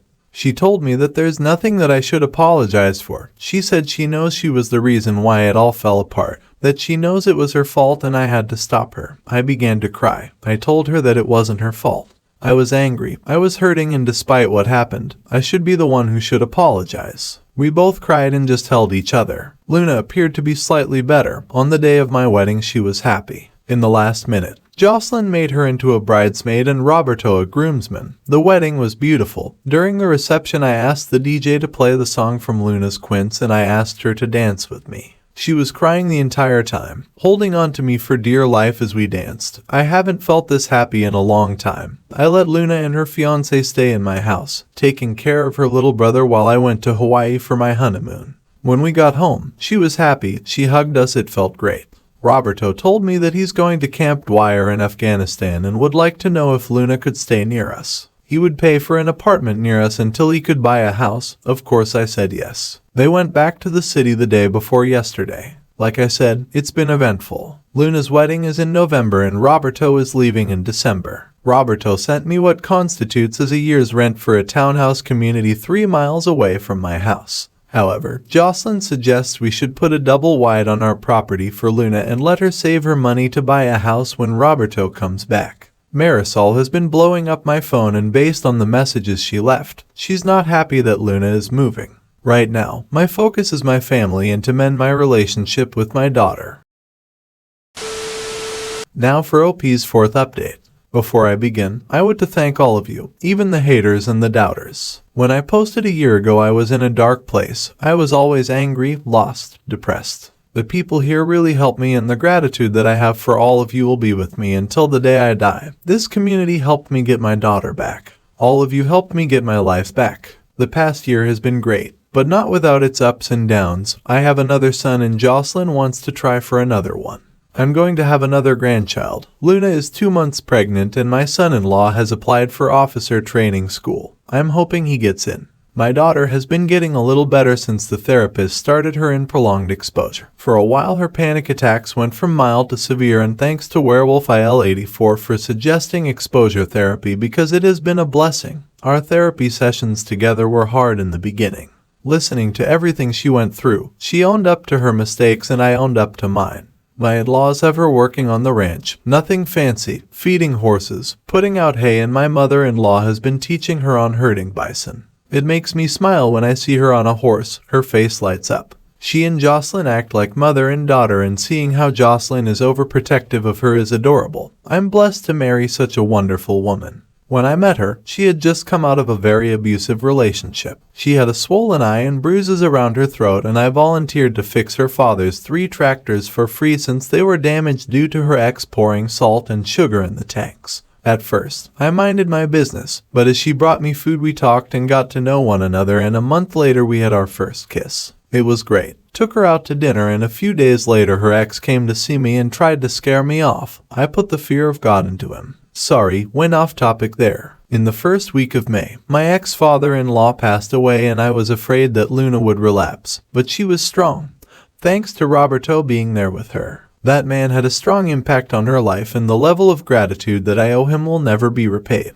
We all flew to New York, and he had his viewing like a true barricua. He had a live salsa band, an open bar, and a buffet with paddles, pernil, sancocho. All of his favorite foods was there for all to chow down. Do not mourn me, celebrate me. That was the banner over his casket that was draped with the Puerto Rican flag, and he was wearing his vanilla ice cream suit. I couldn't help but smile the entire time. Marisol was there, but she was just staring into nothing. It was like her brain shut off, only to turn back on when Luna or I sat next to her and she began talking about preparing for the quince. After a while, she realized where she is and her brain shuts off again. Her therapist told us during the second day of the viewing that her mind is stuck in a moment where she was at her happiest. When Luna walked away, the therapist told me that in her professional opinion, she believed my cousin may have raped Marisol, and her mind protected her from that trauma, rationalized it, and made her believe it was a moment of weakness. That messed me up, and I told Jocelyn what the therapist said, and she was shocked.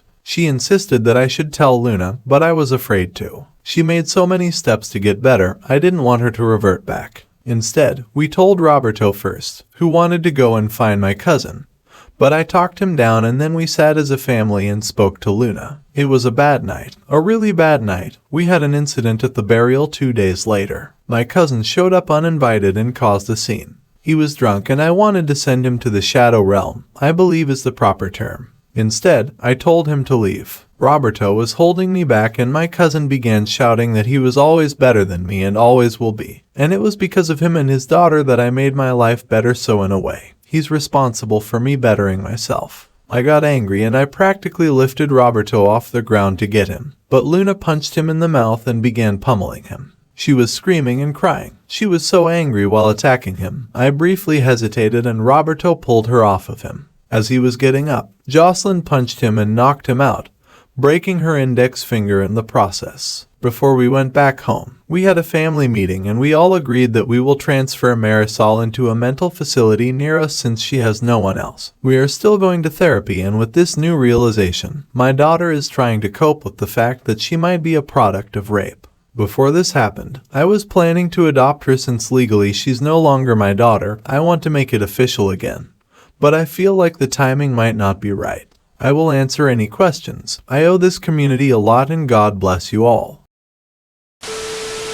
Now for our 5th update. Hello everyone, it's been a while and I would like to express my gratitude to all of you. My family continues to grow. I have 2 grandchildren, a boy and a girl, 2 sons and another daughter on the way. For a while I was guilt-stricken, being a bit depressed after being told what happened in Marisol's hypnotherapy session. From the explanation, she said no twice before freezing up for over a minute and she begged him to stop, which was when my cousin finished and got off of her. The therapist said she rolled to her side and kept repeating over and over it was a mistake, and she convinced herself that it was a mistake. That truly impacted me. It caused this cloud of depression to hover over me. I blamed myself, I blamed my cousin. I began playing scenarios in my head, focusing on the could've, would've, should've, and it hit so hard. I told myself that my cousin was right. I did ruin her. I struggled to remember every family interaction to see if there were any signs. Anything that would have indicated that he did something to her, and there was. Whenever he was in the house, she was never in the same room with him or alone with him. I never noticed it. But now, everything is so vivid. Hindsight is a real bitch. Over the next few months, Luna and I sat in a family therapy session with Marisol. Like many of you, the therapist also asked me what I would have done if Marisol told me the truth when I got out. Honestly, I would have taken him out. If she would have told me years later, I would have beaten him by an inch of his life. Finally, I was asked if she would have told me during the quints. I said I wouldn't believe her at first. However, I would have asked, poked, prodded, and eventually found out the truth. The way I was feeling back then, I would have sent my cousin to the hospital, but I wouldn't have skipped town. I believe that things would have been dramatically different. Eventually, Marisol became consolable. She cried and apologized to both of us. As time went on, Marisol confessed that since she couldn't give me another child, she focused on being the best wife and partner she could be, and when I left, she admitted that when she looked at our daughter, all she saw was my cousin. I asked her why she allowed my cousin to still come to our home.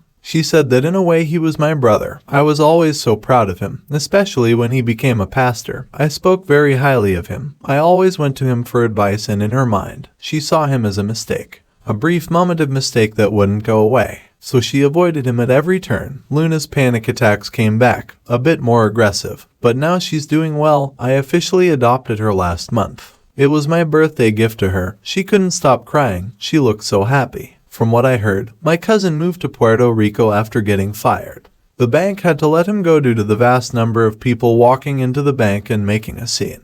We placed a new trailer next to Luna for Marisol. She was released in mid-March, and at first, it was awkward, extremely awkward. I used to watch TV shows with scenarios like this. Having your ex-wife and current wife near one another. On TV they're friendly, that's TV. Jocelyn was very civil but made a clear boundary for Marisol to follow. However, Marisol told us that she doesn't want to stay on our property. She wants to stay near us, but all she wants is to be a mother and grandmother. She wants her and me to be friends, but distant friends, and I could respect that. A few times Jocelyn and Marisol butted heads, mostly on child rearing and cooking habits. My in-laws, like me, felt awkward about the entire situation, and it's not helping that my brother-in-law is a bit smitten with Marisol to the point that Jocelyn smacked him in the back of his head so she could knock some sense into him. It didn't work. The man is 2 years older than me, a widower of 2 years with 3 little girls. He's a really nice guy, a great wrangler, and he's been around my property more than I could care for just so he could try to talk to Marisol.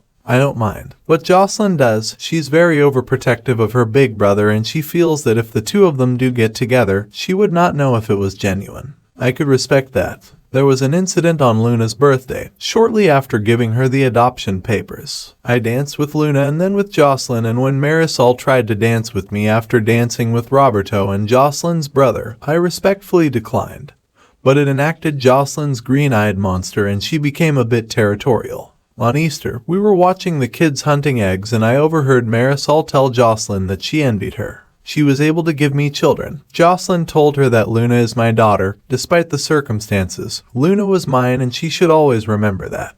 Marisol cried, and it was the first time I saw them getting along. This is where I'm at right now. Hopefully, everything balances out. And now, for OP's update, almost 3 years since the original post. Healing takes time and patience. Healing takes understanding. It also helps when there's a support system. My wife is my support system. Watching her with my daughter, the way she's there for her, and lately the way she's there for my ex-wife. Taking her to the Survivor group meeting every week amazes me with how blessed I am. I sat her down and thanked her for everything she has done. I told her how lucky I am to be with her, and she gave me a wide smile before kissing me. She tells me that I saved her as well, reminding me about her very abusive ex and how trapped she was, then telling me her being there for me and my family was the least she could do. We sat watching TV while holding each other, and that was when I got a message from my cousin. I quickly blocked him. A week later, I got a letter from him and I burned it. Another week went by and my wife tells me that her brother is heavily interested in asking her out. I personally do not care, but I told her that Marisol is a grown adult who is healing from a lot of trauma, and if he understands that and is willing to be patient, then I have no issues. A day later I got another letter from my cousin and once again I burned it. Normally I would complain about how he found me, but I am named after my great-grandfather whose name is extremely unique and my last name is not that common, so finding me with a simple Google search wasn't that difficult. In mid-June, we were enjoying a bonfire. I smiled at my daughter and son-in-law slow dancing to no music. My wife had her head resting on my chest and I noticed my brother-in-law and Marisol kissing and I smiled. A few days later, my cousin tried to reach out to Luna on Facebook and she had a panic attack. Roberto blocked him, and later on that day while we were at the supermarket, my wife's ex came back to town and had the nerve to try to talk to her. I could see the fear in her eyes and I just reacted. It was a single punch, but I made sure it spoke volume. My wife, my rock, my support was a quaking mess. The way she was shaking and terrified made me want to pounce on him. But the sheriff intervened and told him to leave before checking on Jocelyn. In the years we've been together, I've never seen her so terrified. While the sheriff was talking to us, I watched her ex walking past the window and the bastard was smiling at me. The sheriff noticed and grabbed my arm, telling me to take Jocelyn home. During that drive she was quiet, and when we got home, all she wanted was for me to hold her and don't let go. Luna was extremely concerned and Jocelyn grabbed her as well and pulled her into the hug. None of us had ever seen her like this and all I wanted to do was protect her. Later that day, her brother showed up and told us that he and the sheriff paid her ex a visit and told him to leave. That didn't work. That man showed up at my shop the next day, threatening to sue me for assault. I just smiled at him. I told him in the 10 minutes he was running his mouth, I came up with a half dozen ways to make him disappear. That shut him up. But for the next week and a half, he kept testing me. Testing us. That entire time Jocelyn was constantly afraid, thinking he might do something to her, to me. Her brother is a game warden and warned him to stay away, and the son of a bitch reported him to his supervisor. Every time I wanted to approach him, Jocelyn begged me not to. However, she's my wife and I needed to protect her, but I told her that I would not approach him. Her father soon told me everything about that man, everything he did to her. I told him that I was surprised that he never got rid of him, and he said around the time he was seriously contemplating it. His kneecaps got broken and he left town. He was smiling wide at me and I couldn't help but smile back. On the 29th we were preparing for the upcoming Western Idaho Fair when I got another letter from my cousin. This time I left it on my desk. Marisol approached me, asking me if it was okay for her to pursue a relationship with Jocelyn's brother, and I told her it was, but only if she feels that she was ready. She shrugged, telling me that she doesn't know what she wanted, but she does like him and thought about him and his kids a lot. I told her I wanted her to find happiness and she began to cry, but they were happy tears and I was happy for her. My phone rang. It was the sheriff. Jocelyn's ex and another man is in the hospital. His face is practically smashed in and the other man had 2 broken eye sockets. I was preparing for him to accuse me, but then he told me that he had my son-in-law in holding. The sheriff said there were a lot of witnesses that came in my son-in-law's defense. I didn't want to hear it over the phone and I raced to his office. When I got there, I saw Luna sitting by the front desk with a nasty bruise on her left cheek. The sheriff came to me and told me that according to all the witnesses, Jocelyn's ex purposely bumped into Roberto as he and Luna left the coffee shop. An argument started and Roberto tried to de-escalate the situation. Another man appeared and shoved Roberto, and Luna shoved the man and Jocelyn's ex back, prompting Jocelyn's ex to smack Luna and Roberto, placing the 2 men in the hospital. The sheriff is not pressing charges, but he had to inform Roberto's commander. After being released, Roberto had to leave for his 13-hour drive to Yuma immediately. Luna was blaming herself for pushing Jocelyn's ex. Jocelyn is trying to be there for her but is blaming herself for this entire situation. Marisol is surprisingly there for both of them, and the topping of this shit sandwich came in the other day. A woman who is 6 months pregnant came to my shop. She asked for my name, and when I saw her, she told me that she was my cousin's fiancé, which took me by complete surprise. My cousin has leukemia and has been trying to reach out to me, Luna and Marisol, to make penance. I told her to leave, but she refused. She wanted me and Luna to get tested to see if we're a match to donate bone marrow. She burst into tears, telling me that she doesn't want to have a child grow up without a father. I told her that she will be doing her child a favor. She slapped me. She said that my cousin was completely honest with her. She knows everything that he has done, but she wants him to be in their child's life and again begged me to get tested. I could pretty much guarantee I'll be a fucking match because that's my fucking luck. When I went back to my office, I opened up my cousin's letter. I was expecting to read a plea for mercy, for me to save his life. Instead, it was a letter confessing everything he has done. How while growing up, he looked up to me, loved me, but when I began rebelling and joined the Latin Kings, he hated me for the pain I placed our grandmother in. I took everything for granted, and even though I always had his back and scolded him to make sure he stayed in school, he saw me as a hypocrite because I never took my own advice. He taking Marisol away was the straw that broke the camel's back. He didn't expect me to actually try to make my life better. When I got stabbed and arrested, he saw that as divine intervention and admitted, despite her telling him no, he had to have her. He placed in the letter that because of him the woman he loved was broken. He ruined his daughter and destroyed the only man who loved him unconditionally. He also placed in the letter that if his fiancé ever comes to see me, telling me that he was sick. It's true, he is sick, but he doesn't want me or Luna to get tested. This is the path he chose and the outcome will be his. He ended the letter profusely apologizing to all of us. I saw my pastor soon after, venting everything, and he compared me to Job. This is ironic because out of all the biblical tales, I hated the book of Job. My pastor told me that everyone struggles like Job, some more than others, but it teaches us to comfort those who suffer and how we become better people through adversity. This morning I went to the hospital. The benefit of a small town is that everyone knows everyone's business. Without asking, the nurse escorted me to Jocelyn's ex's room where I sat there waiting for him to wake up. He was shocked to see me. I had a conversation with him, and even though his jaw was wired shut, he completely understood the man I will become if he ever crossed my family again. I forgot how easily it was to become someone so dark. And as of this moment, I am sitting in the cancer ward, just typing this long tirade on my phone, thinking about getting myself tested to see if I am a match, wondering why must we always be tested? Why must we constantly endure? Why must there be people who want to ruin everything?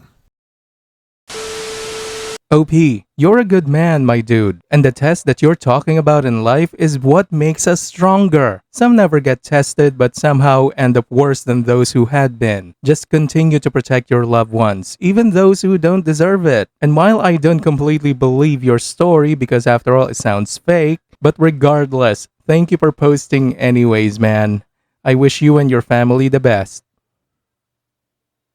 Viewer support is the best way for me to remain independent and continue bringing you these daily videos, which will always be here on my channels for you to watch absolutely free. So please consider subscribing to me on Rumble and on YouTube. Both will be linked in the description box down below. Thanks for listening, everyone. If you even somewhat enjoyed today's story, make sure to give this video a thumbs up, and if you really like it, consider subscribing to PattSun to never miss a future upload. Stay strong.